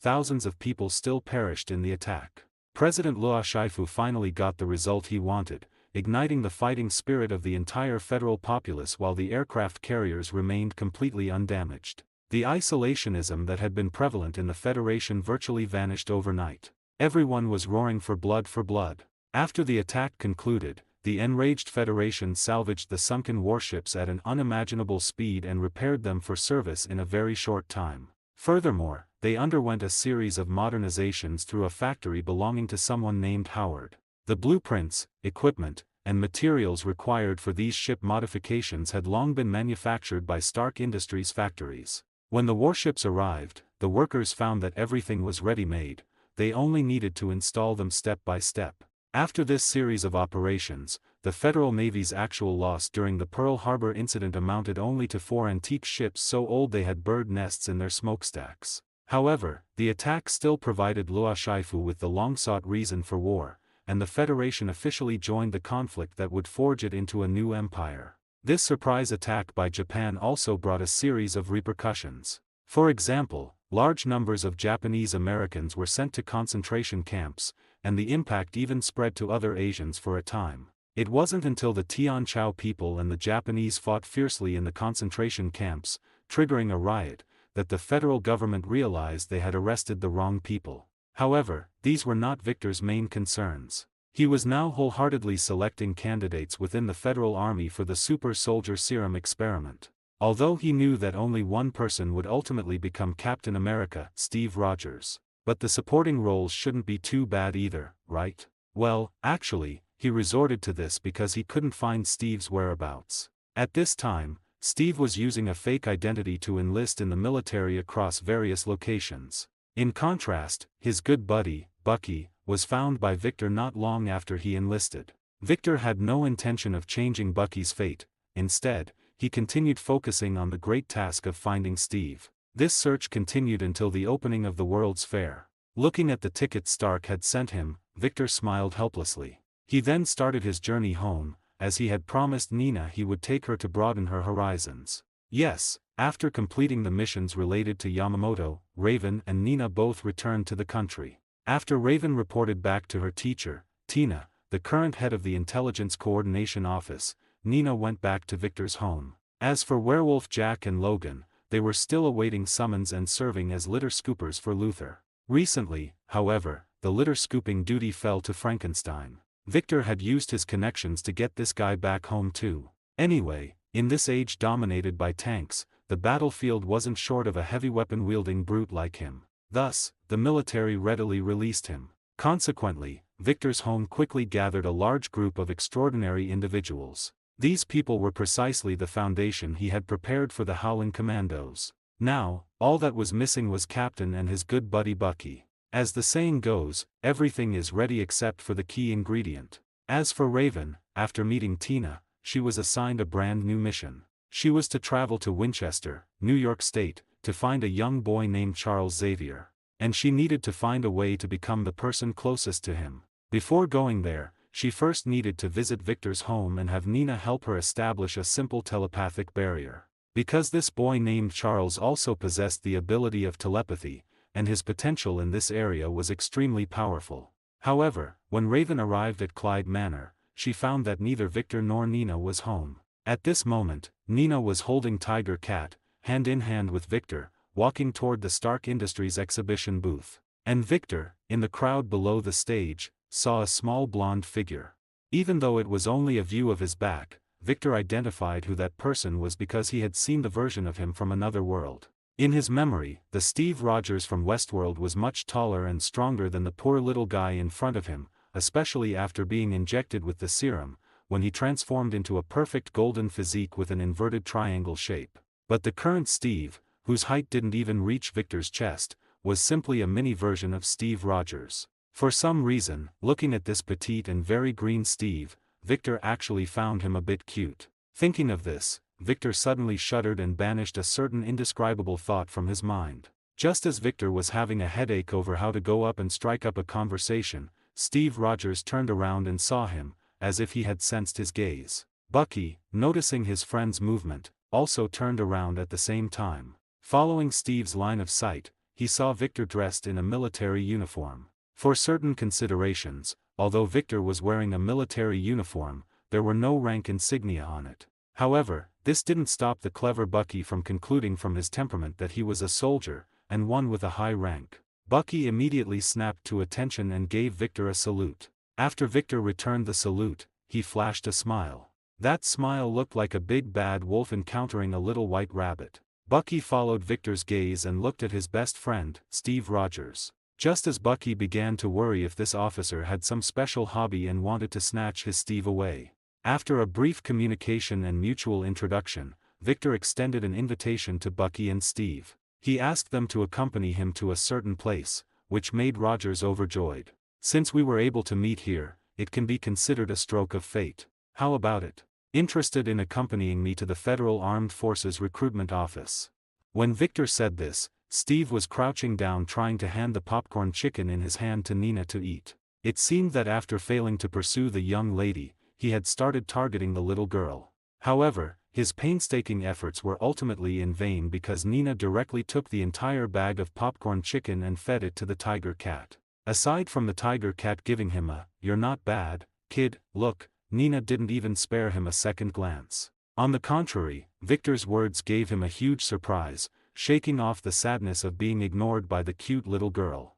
Although Bucky's expression looked a bit reluctant, he couldn't resist Steve's enthusiasm and the officer's face. In the end, he could only accompany Steve with a forced smile. As for those two infatuated girls, they had long been cast to the back of these two men's minds. After all, one of them only had Steve in his heart, and the other's mind was full of joining the army. Looking at Steve, who had excitement written all over his face, Bucky couldn't help but try to persuade his friend to stop trying to enlist. But Steve spoke his mind. He was unwilling to sit in a factory and watch others sacrifice themselves for the country. He didn't believe he was inferior to them. Hearing Steve's words, besides Victor and Bucky, there was also Dr. Erskine, who was waiting for someone at the recruitment office. He and Victor had agreed to meet today to finalize the list of experimental personnel. When he saw Victor arrive, he immediately went up to greet him. He didn't expect the thin boy beside Victor to say such words, which struck a chord with Dr. Erskine.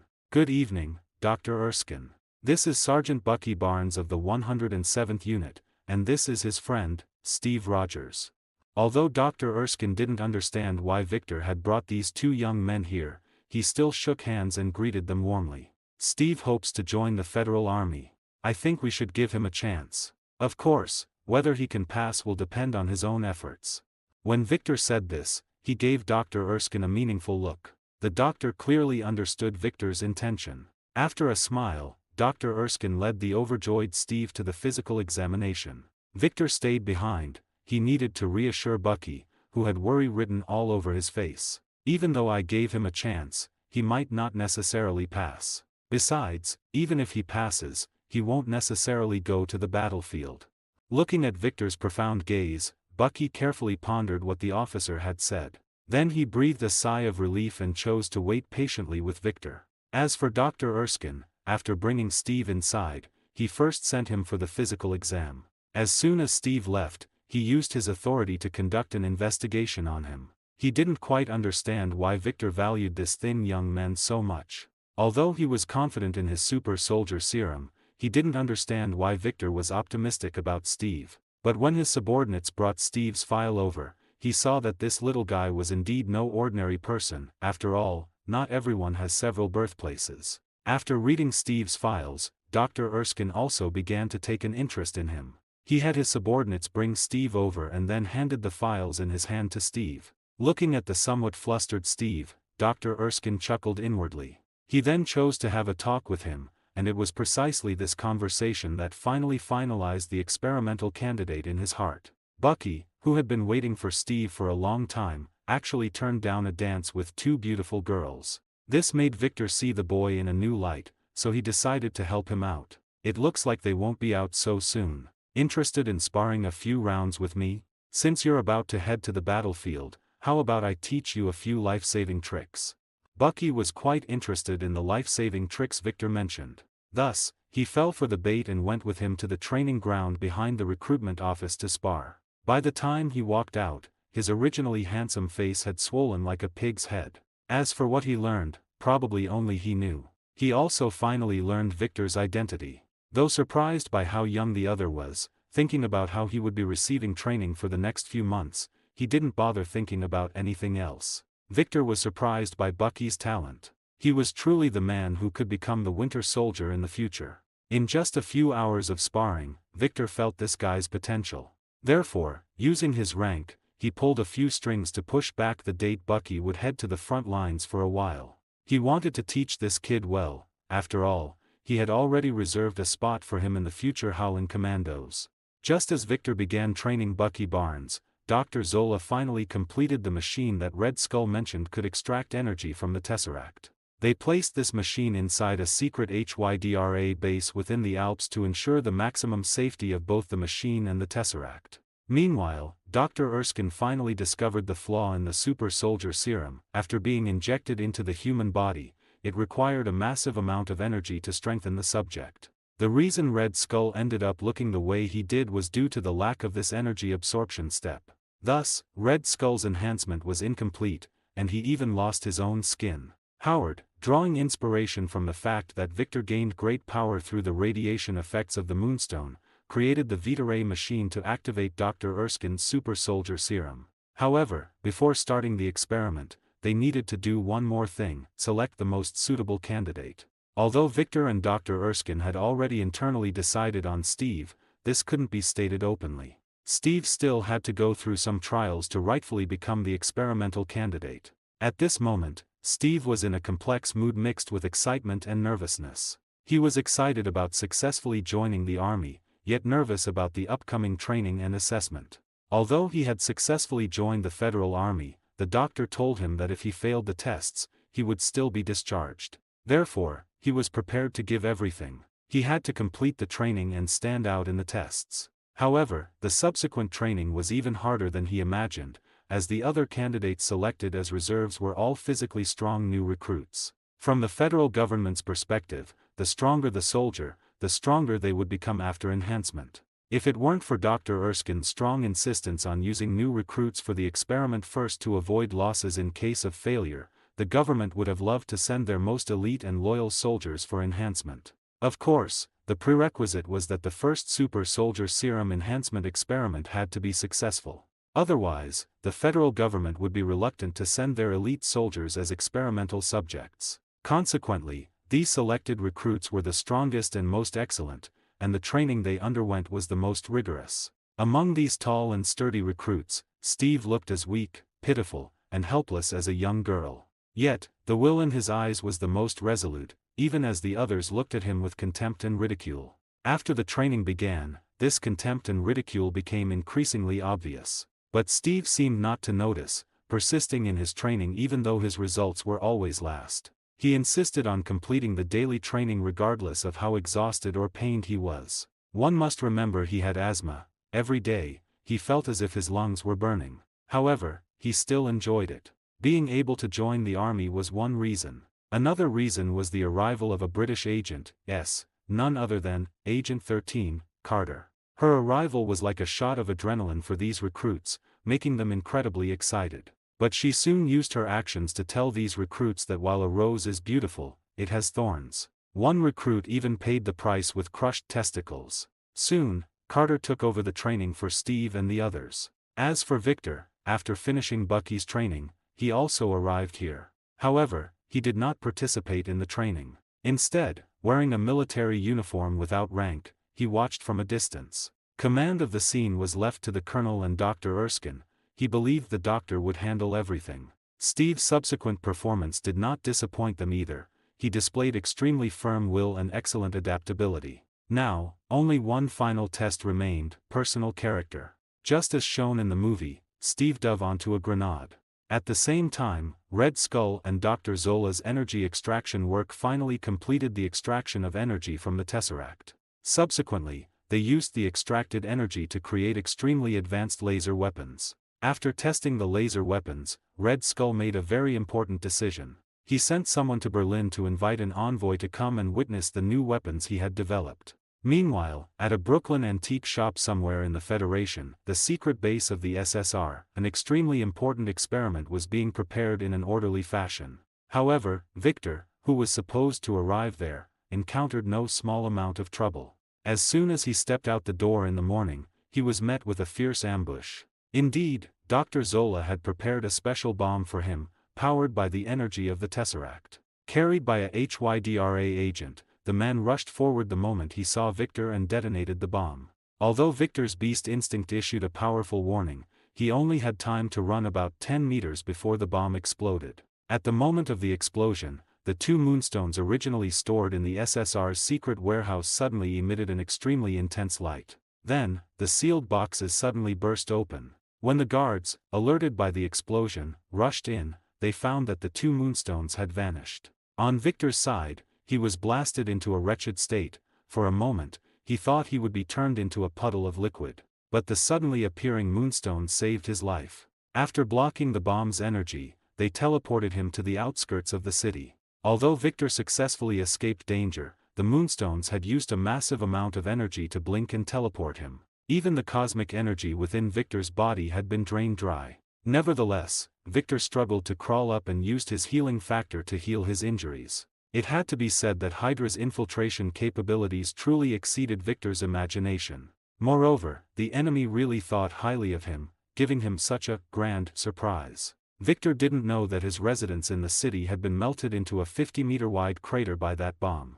If the moonstones hadn't teleported him away in time, even with his healing factor, he might have met a grim end. He was now more worried about Dr. Erskine's safety. Although he often mocked the man's bookishness and naivete, he was indeed a very good friend and colleague. But now the moonstones could no longer provide him with energy to fly there. He could only use his 2 legs to run. Although his running speed far exceeded an ordinary person's, when he reached the scene, all he saw was a messy road and a dazed Carter.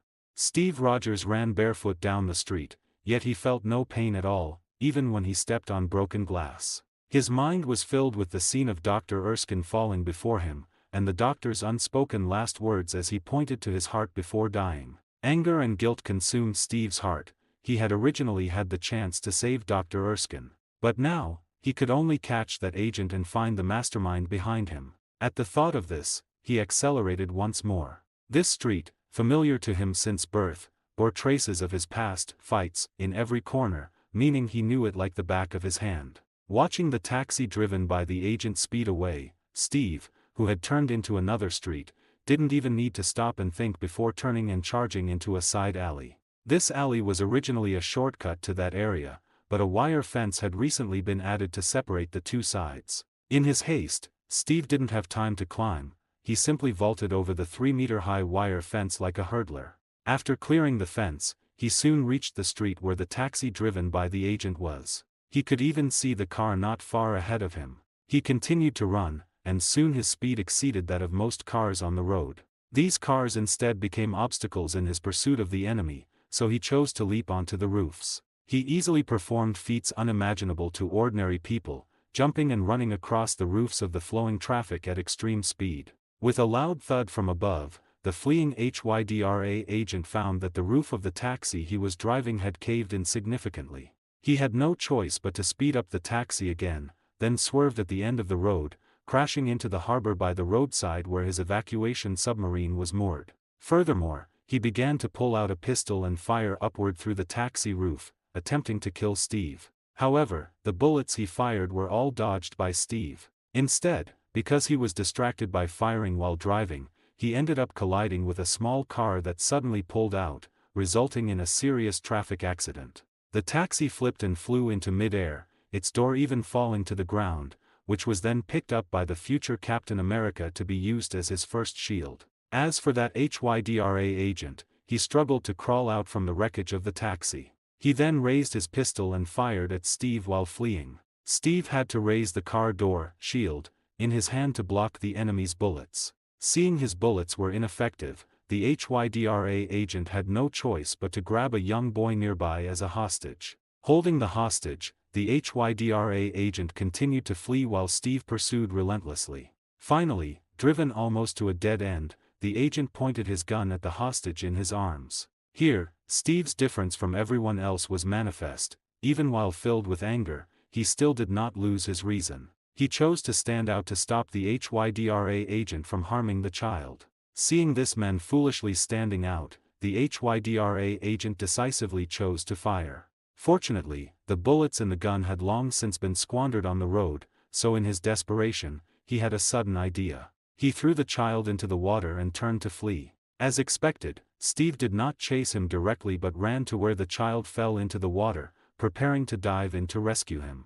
What neither the HYDRA agent nor Steve expected at the time was that this young lad was a good swimmer and didn't need Steve to save him at all. Instead, he told the dazed Steve to hurry up and chase the fleeing agent. But because of this brief delay, the HYDRA agent successfully summoned his submarine and boarded it. As he accelerated the submarine and dived into the water, he breathed a sigh of relief. But he didn't expect that Steve would actually chase him down. Moreover, this guy actually swam faster than the submarine and could break reinforced glass capable of withstanding extreme water pressure with a single punch. Terrified, the HYDRA agent was thrown out of the sea by Steve, who then leaped out of the water himself. Realizing he was in a desperate situation, the HYDRA agent began a final struggle. Even though he was the elite of the elite, he was still crushed by Steve. During their struggle, the last vial of super soldier serum was accidentally shattered. With no hope of escape, the agent shouted the classic Hydra slogan, then crushed the poison in his molar and committed suicide. Meanwhile, Victor was cleaning up the mess left by the agent, during which he also gave a thorough beating to a certain uninvited congressman. Yes, that congressman hadn't received an invitation, but he had somehow gotten word and, in order to accumulate political capital, had rushed over. Then, just like in the movies, he had brought the Hydra spy inside. After pummeling the bloated politician, Victor began to vent his rage at the others, asking why they had let this man with a spy in tow inside. Facing Victor, who had a solid military background and capital, the unlucky congressman could only swallow his pride. After all, even his backing committee could do nothing against this man who had been a war hero since the Civil War. Victor had powerful backing and was very strong himself, being the strongest known super soldier in the Federation. Furthermore, he was very wealthy, being one of the largest plantation owners in the South and a major shareholder in several monopolistic giant enterprises. Against such a person, a mere minor politician like the congressman was powerless. After the congressman was politely escorted out by the military police, Victor decided that he and Howard would be responsible for the funding of the entire department's operations. This was also why the colonel had let the congressman in. Previously, part of the SSR's operational funds relied on the committee behind that man. Now that the funding was independent, they no longer needed to answer to anyone. Of course, the federal government might worry about the SSR slipping out of their control. But for now, Victor had a more important task to handle, which was the funeral arrangements for his friend, Dr. Erskine. In the end, Howard and Victor found a good plot of land for the doctor and gave him a funeral full of prestige. Although Dr. Erskine might have preferred to be buried in his homeland rather than a foreign land like the Federation, Germany was currently ravaged by HYDRA, and there was no way to send him back for burial. Everyone gathered before his tombstone, which bore a bouquet of flowers and a photograph of Dr. Erskine. In the photo, he looked as nerdy and unkempt as ever. No wonder he was single even in death. After the priest's eulogy and prayers, Dr. Erskine began to be interred. Once his grave was filled, the stone slab slowly closed, he had found eternal peace. After the funeral ended, everyone began to leave, except for Steve Rogers, who still stood before Dr. Erskine's tombstone, looking at the doctor's epitaph, unwilling to leave for a long time. That you must stay who you are. Not a perfect soldier, but a good man. Steve stood before the grave, recalling Dr. Erskine's voice and smile, remembering the long talk they'd had the night before the experiment. He resolved to become a strong man who understood mercy and compassion. In truth, his personal character was already almost beyond reproach, exactly what Victor and Dr. Erskine valued most in him. While everyone mourned Dr. Erskine, Red Skull and Dr. Zola finally made another breakthrough. Using energy extracted from the Tesseract, they'd developed laser weapons portable by a single soldier. Energy bombs had also proved their power. At last they would no longer be beholden to certain people. He ordered his subordinates to build production plants across every Hydra domain in Europe to manufacture these weapons, and the newly produced arms were issued to his Hydra troops. As for the men under other Hydra bigwigs, they would have to wait until Red Skull's own troops were fully equipped. Although Red Skull had turned against Country D, other Hydra branches still served it. Baron Zima and others remained loyal to the nation even while believing in HYDRA. None of that concerned Steve for the moment. He'd made the newspapers. A photo of him holding a taxi door as a shield to rescue a teenager abducted by HYDRA agents became the day's headline. Then, in retaliation, a certain congressman revealed Steve as the product of the federal super soldier program. A star-making campaign followed, launched by the federal government. It didn't lack soldiers, it wanted an entire army, not a single success. Dr. Essex had already produced such an individual. But the politicians hit on another way to maximize Steve's value, mold him into a federal hero, send him on a nationwide tour, and publish his own comic. The aim was to boost civilian morale and sell war bonds. Though it wasn't the role Steve had envisioned, the government convinced him this would better serve the war effort. Victor also helped persuade him, hoping to use the time to train Steve properly. Even with the super soldier serum granting him physique far beyond Superman, Steve's combat experience was limited to street brawls. He'd received basic military hand-to-hand training during selection, but his frail body then had prevented real learning. Now Victor would teach him the distilled essence of every combat skill he'd acquired: cold weapons, unarmed fighting, firearms, and more. Thus Steve settled into a routine, training by day, performing by night. For someone with his stamina, the tour was little more than rest except when sparring with Victor. The shows won him hordes of young fans. He disliked the job itself but loved the children. Their innocence felt far better than the calculating adults. This orderly life was appended months later by a frontline tour. Battle-scarred veterans didn't swallow government propaganda like civilians and kids. Steve met his biggest setback since taking center stage, outshone by the white thighs of dancing girls. Beaten, Steve retreated backstage, found a corner, and began to sketch. Unlike the movie, he drew not a monkey but Agent 13, Carter. When Carter walked up, he hastily shut the notebook. After a brief chat, Carter told him news of Bucky's 107th, heavy losses, most men captured. The moment he heard, Steve, mind full of Bucky, went straight to the colonel for details. The colonel, still sore over the one-soldier outcome, stonewalled him. The military had wanted an army, not a lone, non-deployable Steve Rogers. Victor's arrival forced the colonel to hand over the 107th's file and, through gritted teeth, approve a plane to Austria so Steve could rescue Bucky. Once Carter and Steve left, the colonel sniped at Victor. As head of the SSR, Victor had rarely appeared since Dr. Erskine's death. While he and Howard funded the department, Howard at least researched. Victor only toured the world with Captain America. Victor didn't retort, he merely smiled, knowing strategy had never been his strength. His rank rested on battle record, seniority, and unique status. Bucky felt cursed that day, just escaped the factory, only to be hunted again. After Victor's crash course, his quick learning and memory had won battlefield honors. He was now a junior field commander. He vaulted a fallen tree, used it as cover, and shot several pursuers. It was his second day on the run. After capture, someone had performed surgery on him. Post-op side effects blurred his memory. Only a lab tech's mention of Steve had snapped him awake, fearing Steve was also caught. After trashing the lab he broke out, learning from a terrified tech that Steve hadn't been captured but had passed the super soldier program and become the Fed's new hope, now a star. Relieved, Bucky thought stardom suited Steve better than combat. After dispatching his hunters, he heard HYDRA anti-air guns open up outside the forest. A white parachute bloomed in the night sky, drifting down into the very woods where Bucky stood.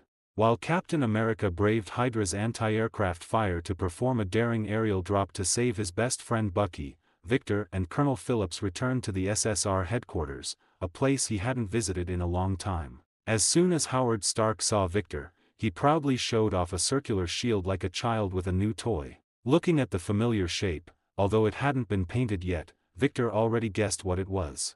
That's right. Years ago, Victor had seized a batch of vibranium spears, which couldn't be processed due to technical reasons. Therefore, they had been stored in the X Division's containment warehouse. After the X Division was disbanded, many containment items were transferred to the SSR, and among them was that batch of vibranium spears. After Howard heard about it, he used his clearance to retrieve the spears. Then, using them as material, he processed them into the proto-adamantium shield in his hands. The creation of this shield was largely thanks to Howard's genius. He had found a way to melt and process vibranium. The remaining small part was due to fate, because while Howard was making this shield, his hand slipped, and he accidentally mixed in other materials. Ultimately, after a series of tests, Howard discovered that this shield was actually indestructible. No known weapon could damage it. Unfortunately, due to limited materials, he couldn't continue trying to manufacture more. However, that didn't stop him from bringing it out now to show off to Victor and Colonel Phillips.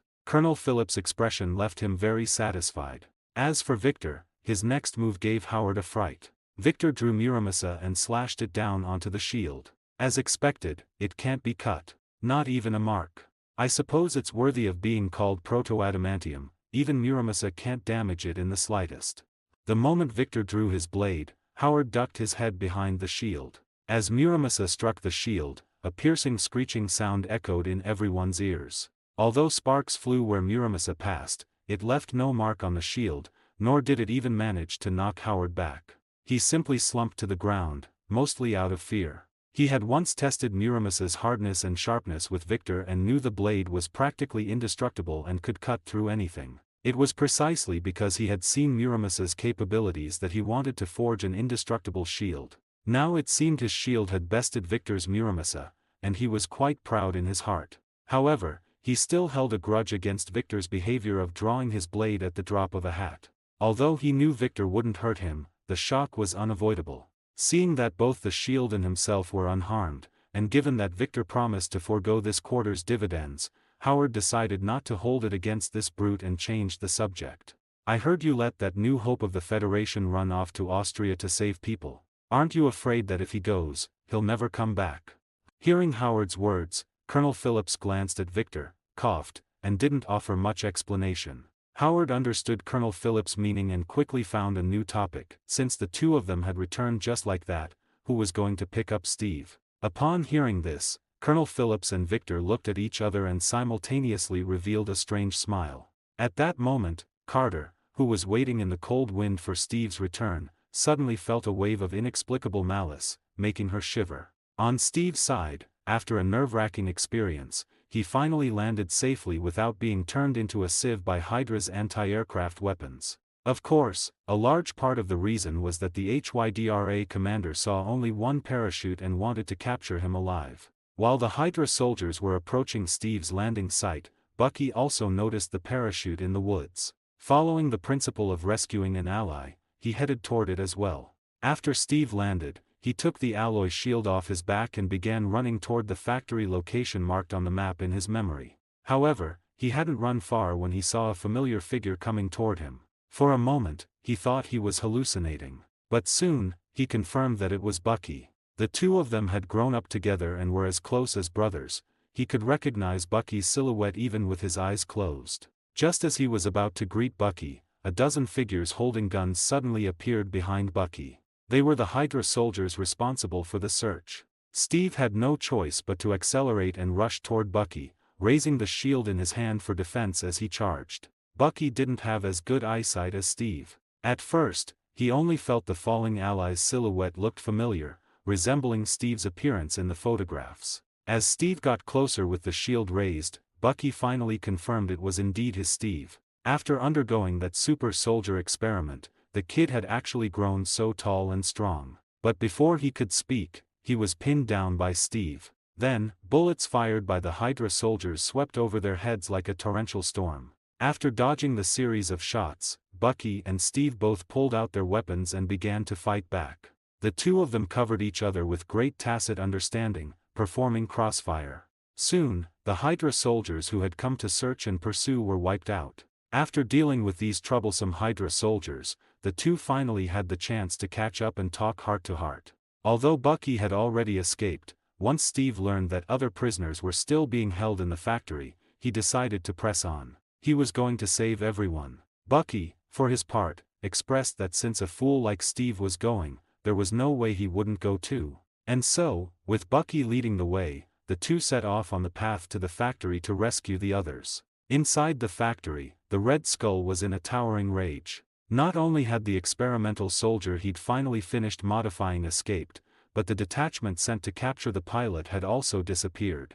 How could his subordinates be such useless trash? In his fury, the Red Skull decided to send more men to continue hunting down the escaped prisoners and the landed Allied forces personnel. It was precisely this decision that reduced the number of patrols on the factory's perimeter by nearly half. This allowed Bucky and Steve, when they later infiltrated, to find the HYDRA soldiers' patrol routes full of flaws. Steve and Bucky didn't chase the truck on foot and leap into the cargo hold the way Steve had in the original movie. It wasn't because Bucky was too slow to keep up. Steve simply used him as a projectile, hurling him inside before jumping in himself. The HYDRA soldiers, already dazed from Bucky's human cannonball entrance, were immediately met by Captain America's iron fists. No one could take that kind of beating. Even their special Hydra armor might as well have been regular fatigues. One bullet and they were done. After clearing the truck, Bucky scooped up a captured ray gun and stacked up alongside Steve for whatever came next. The moment the vehicle rolled to a stop, they vaulted out, melted into the factory shadows, and began slipping deeper inside. As they crept forward, Bucky noticed far fewer patrols than when he'd escaped. Something must have pulled half the garrison away. Whatever the reason, it was a gift. The two of them now had a much easier path to the heart of the facility. They dodged several patrols and slipped through the inner gate,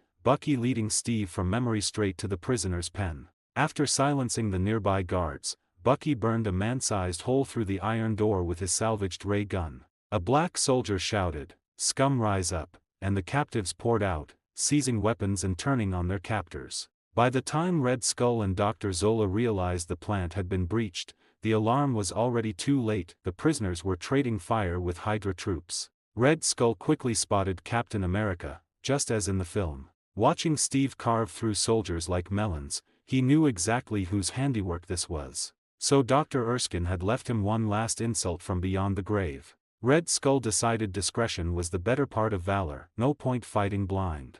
The man still had a face, which meant he'd received the perfected super soldier serum. Who knew if it was stronger than his own? Red Skull hit the self-destruct.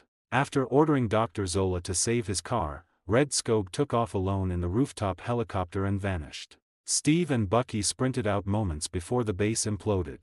Leaderless HYDRA troops were mopped up by the liberated prisoners, who then hoisted Steve aloft, chanting, "Captain America." Agent Carter had waited a full day and night while everyone else gave up. She kept the faith, he would come back. Reality rewarded her. Steve Rogers returned, and he brought every missing prisoner with him. This time his arrival was greeted like a hero's homecoming. Men snapped salutes and called him captain. Only now, after fire and death, did these battle-hardened veterans accept Steve Rogers as Captain America instead of the costumed clown they'd once jeered. Carter ran to meet him as he strode back, smiling. Steve spotted her and walked forward. Bucky stepped between them, grinning, close enough for conversation, far enough to keep things decent. He meant nothing by it. Public displays of affection just rubbed him wrong. That was all. Steve and Carter exchanged smiles and began to talk. When the chat stayed safely platonic, Bucky finally exhaled. Last thing he wanted was Steve dating a spy. Pretty girls were everywhere, even a vibranium-level blockhead would have options now. Case in point, Phillips's secretary had tried to corner Steve inside the SSR base. Victor caught her in the act. Since she had time to flirt on duty, Victor decided she deserved frontline excitement and signed her over as a field radio operator. Carter, standing behind the door, heard every word. When Steve stepped out, her look made him squirm, though he had no idea why. Then, while proudly showing off his new shield, he still managed to get shot at. Some things never change. After Howard dragged Steve off to design a uniform, Carter caught Victor's knowing smile. She gave him an even stare and walked away. Victor filed that poker face away for future use. With Captain America in place, it was time to assemble the Howling Commandos. Victor's cable recalled vacationing Logan and the others from across the nation back to the Strategic Scientific Reserve. He then told Steve to personally pick the ordinary humans who would fill out the Howling Commandos. Only a mixed unit could mesh with regular Allied forces. A squad of monsters and super soldiers would be shunned. The old X squad had learned that lesson the hard way. Resentment ran silent but deep. Trust had to grow first inside the team, only then would the rest of the army follow. Steve already had a roster in mind. He was stunned when Victor handed him carte blanche approval, no red tape, no oversight. What he didn't know was that Victor had an even bigger surprise waiting. The moment Steve met the other members, his jaw would drop. While Victor raced to stand up the Howling Commandos, Red Skull, chastened by his last lone wolf defeat, sent out calls for help to Baron Zemo and the rest. Although Baron Strucker and Baron Zemo looked down on Schmidt from the bottom of their hearts, especially after he became the Red Skull, when his ugly face disgusted them even more. Yet when the Red Skull asked for help they had to send men, even go themselves, because after all they belonged to the same Hydra line. Besides, if the Allies wiped out Hydra it would do them no good.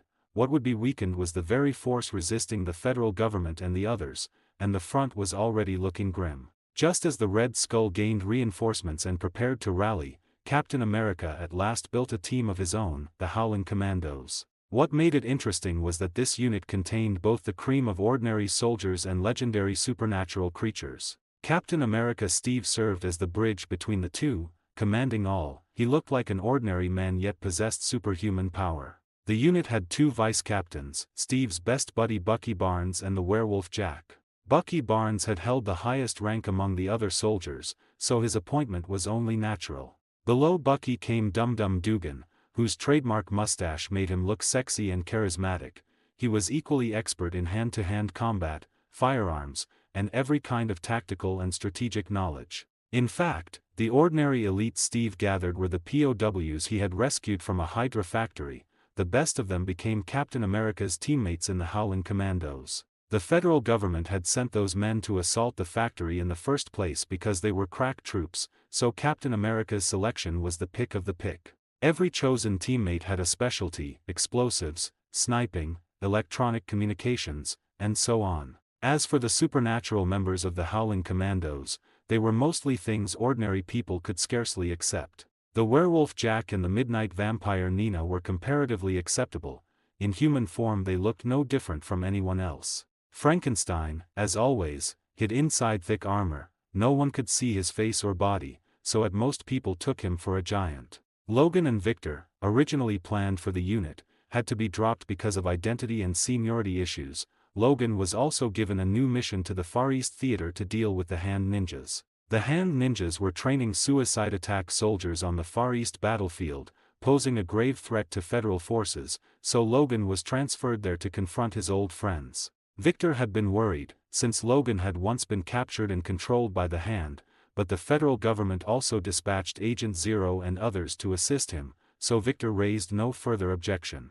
Besides, Logan himself had demanded the assignment. He wanted personal revenge. Where Wolverine had fallen, there he would rise again. After assigning tasks to everyone, Victor suddenly found himself with nothing to do.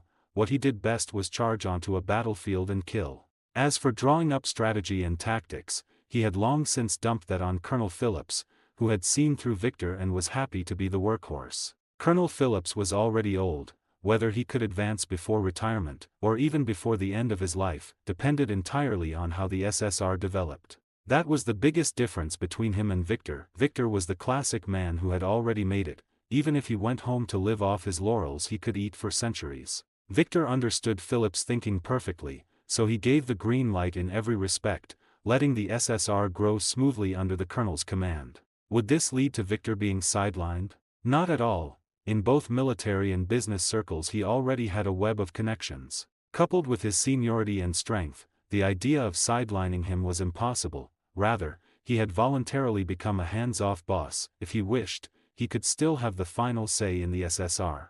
Otherwise he could simply cut off the funding chain. No matter how capable a department, without money it can't fly, and that was where Victor's confidence lay. Victor did not stay at headquarters for long, however, because Howard told him there was news about the Moonstones. In fact, they had Steve to thank. Besides seizing a batch of ray weapons from the factory, he had also captured plenty of their ammunition. These were granular compressed energy blocks, which Dr. Zola's machines had extracted from the Tesseract and then manufactured. Howard's analysis was that, in the instant it saved Victor, the Moonstone seemed to freeze time in that area and then open a spatial tunnel to teleport him away. Both actions consumed enormous energy. The power of the two Moonstones had been almost exhausted just bringing Victor back from the other dimension. With no recharge in between, another high-intensity space jump had drained their energy almost to nothing. Now, lodged inside Victor's body, they were hibernating and absorbing his cosmic energy to recover. One must admit, some things are fated. Victor gained cosmic energy because of the Moonstones, and they chose him as their ideal host. He had always disliked them, even getting hurled into another dimension, yet in the end it was the Moonstones that brought him back. They even saved his life in the subsequent explosion. So when he sensed the two Moonstones inside him grow weak and dim, he went to Howard. After analyzing and scanning him, Howard concluded that Victor felt weak because the Moonstones were absorbing his own cosmic energy to restore themselves. Once they absorbed enough, they would recover and feed power back to him. Until then he would remain in this weakened state. His own abilities and physique were scarcely affected, his healing factor was still active, but without the boost of cosmic energy he felt a false emptiness and frailty. Howard had tried to recharge the Moonstones, yes, literally. He got hold of an electric chair used for executions, sat Victor in it. And when he threw the switch there was a loud zzzzt. At first, when the current was low, it only made a sizzling sound. As Howard turned the voltage to its maximum, the frantically surging current began to hum. Victor began to twitch all over from the electricity, his eyes rolled back, and the cigar he had been holding in his mouth fell out. Then, the smell of roasted meat began to permeate the room, and Howard hurriedly turned off the switch in a panic. With a blackened face and hair standing on end from the shock, Victor had actually stopped breathing. However, as soon as the electricity stopped, he immediately recovered and began to gasp for air. Howard's heart, which had been in his throat, finally settled. Victor had just bent over to pick up the cigar from the floor and hadn't even had time to speak before Howard flipped the switch again. This time, he went straight to the maximum current. The powerful electricity began to surge frantically into Victor's body, until eventually, electric sparks began to appear on both him and the chair. Following a loud explosion, Howard hid behind the workbench in fear, while Victor was sent flying along with the chair. When he climbed up from the ground, the cigar in his hand had been flattened into a pancake-like shape. Tossing the ruined cigar behind him, he began to feel the state of the Moonstone inside his body. It was slightly better than before, but the improvement was minuscule, almost negligible. If he couldn't perfectly sense the state of the Moonstone, he wouldn't have even noticed it. Although this method was effective, the efficiency was far too low. Moreover, the process was extremely unpleasant for Victor. Even though his healing factor prevented him from dying, it still hurt. And the feeling of such a powerful current passing through his entire body was simply terrible. After this incident, Victor and Howard never tried such a thing again, because that time not only was Victor blown away by the electricity, but it also caused a power outage in most of the city and the headquarters. Although the power was restored quickly, the two of them were still afraid of causing more trouble and eventually abandoned this extremely inefficient and dangerous method. Victor had originally thought he could only wait for the Moonstone to slowly recover, but the energy cubes Steve brought back and Howard gave him another surprise. Howard analyzed these energy cubes and found they were compressed from extremely pure energy, without any impurities. Since HYDRA could use it as energy for weapons, could the Moonstone also utilize this energy? After thinking of this, Howard contacted Victor directly. Upon hearing the news, Victor quickly arrived at Howard's laboratory. Victor looked at the soybean-sized energy cube in Howard's hand, emitting a deep blue glow. He suddenly felt the Moonstone move. It was craving this energy crystal. Victor reached out and took the energy crystal from Howard's hand. Then, he began to wrap the energy crystal with the cosmic energy in his body. The originally stable crystal, upon contact with the cosmic energy in Victor's body, began to dissolve rapidly, turning into energy of the same nature and merging into it. Victor felt it. the energy provided by such a small energy crystal was actually not inferior at all to the energy provided by the previous electrotherapy. Thus, under Victor's coercion, except for a few crystals left for Howard's experiments, all the other captured energy crystals were swept away by Victor. This also strengthened Victor's determination to go to the battlefield personally. However, he would not act together with the Howling Commandos. Instead, he would use a brand new nickname and carry out missions alone. Sabretooth? What kind of ridiculous codename is that? So he just ran off to the front lines like that to carry out a so-called reconnaissance mission on a Hydra weapons factory.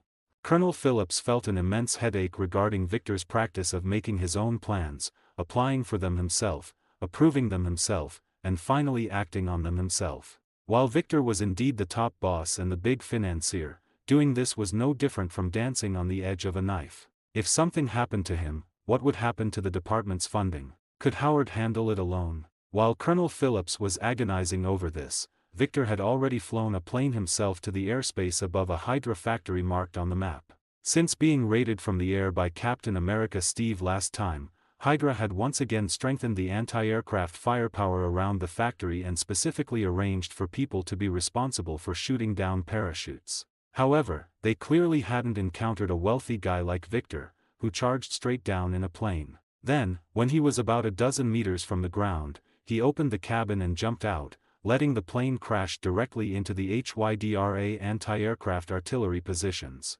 Using the Moonstone's flight ability as a buffer, Victor's landing made almost no sound. But the enemies had already focused their sights on him and began to fire frantically at his position.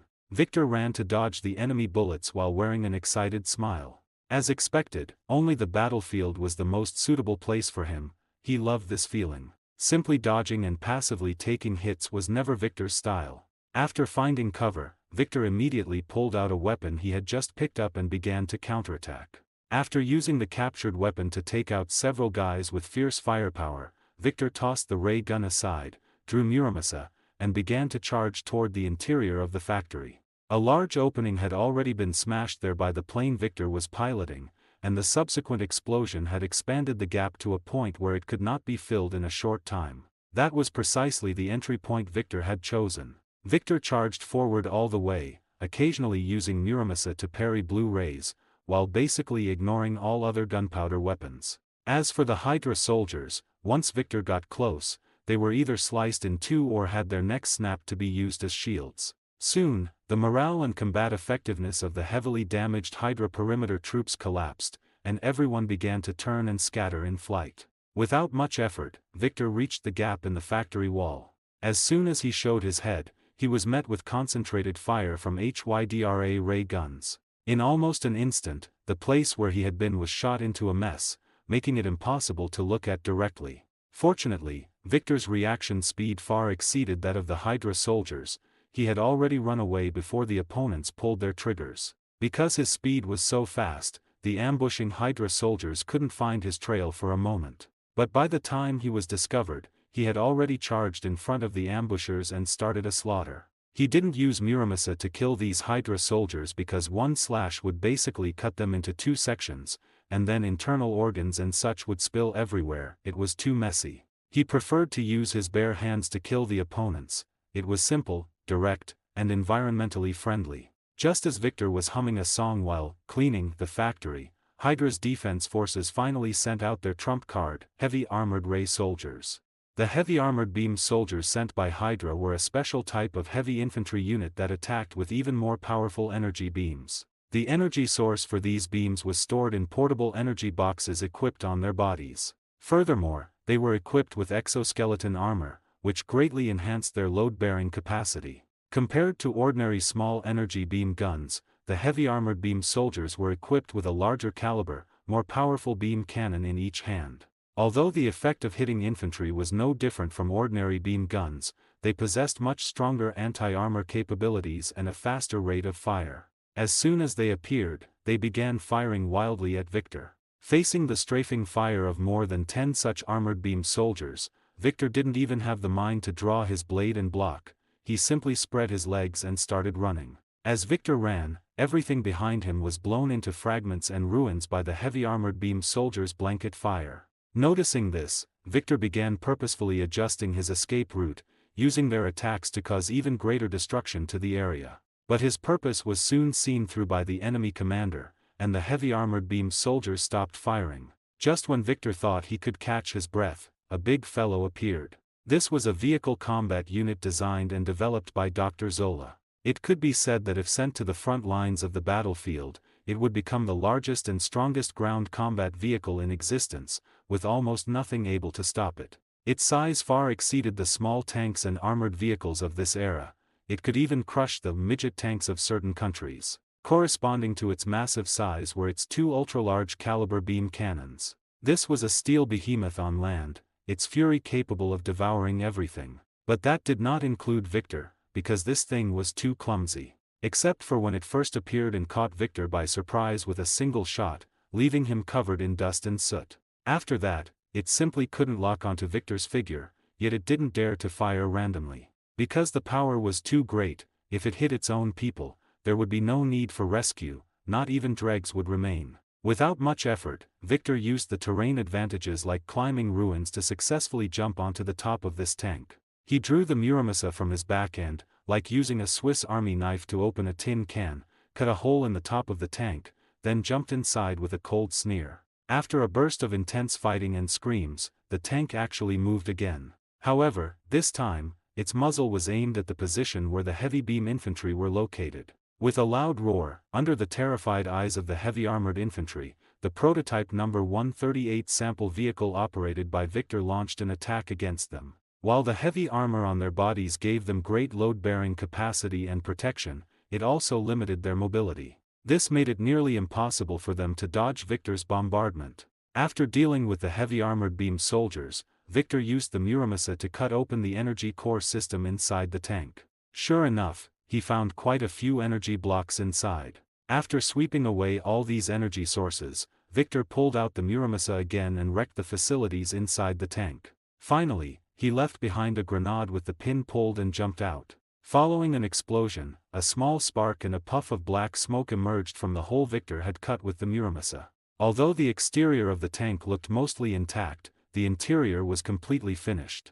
The HYDRA commander saw that Victor had easily taken out the number 138 sample vehicle and the heavy armored beam soldiers of Alpha Detachment. He could see now that Victor's skills far surpassed those of ordinary soldiers, and the katana in his hand was nearly indestructible. To deal with Victor, besides using a large amount of concentrated firepower, the only way was to find someone with similar skills to stall him and then wait for an opportunity to act. Thinking of this, the HYDRA commander decisively sent out the hand ninjas hired by Johann Schmidt. Although these ninjas charged a high fee, their ability to get things done was quite good. Especially their close combat skills. Even when facing the leader of HYDRA, Red Skull, they could hold their own for a few moves. He dispatched all the hand ninjas at once, and it was said that the one leading them was some kind of jonin.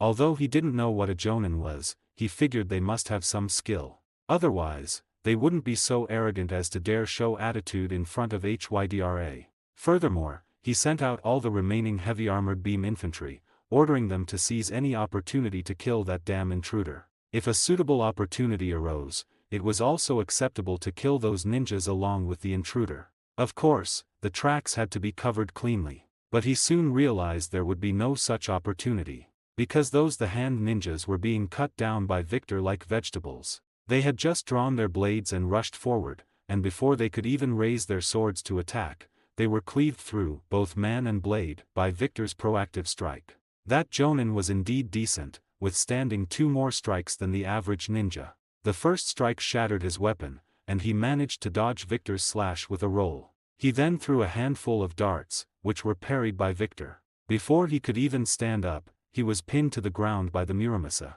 Meanwhile, the heavy armored beam infantry seized this rare opportunity to fire wildly at the position where Victor and the jonin were. As the flames and dust from the explosions completely covered Victor and the jonin's figures, the heavy armored beam soldiers continued to fire for a good while before stopping. When the dust and flames dissipated, Victor was revealed to be completely unharmed. He had thrust the Muramasa into the ground and used cosmic energy to prop up a semicircular energy shield, protecting himself within. It turned out that this move was highly effective against the concentrated fire of beam weapons. The moment the enemy stopped firing, Victor pulled out the Muramasa from the ground. He was going to start his counterattack. At this time, the weapons of the heavy armored beam infantry were all in an overheated state due to the prolonged firing. They simply couldn't continue to launch a barrage like they just had, so Victor easily rushed in front of them. The seemingly thick armor couldn't provide them with a shred of protection. The Muramasa sliced through their bodies like a hot knife through butter, taking their lives. Victor walked among them like a god of death, bringing them death and eternal sleep. After the hand ninjas and the remaining heavy armored beam infantry were wiped out, the HYDRA commander finally fell into despair. He activated the base's self-destruct device, then picked up a weapon, prepared to make a final stand against Victor along with the other Hydra soldiers.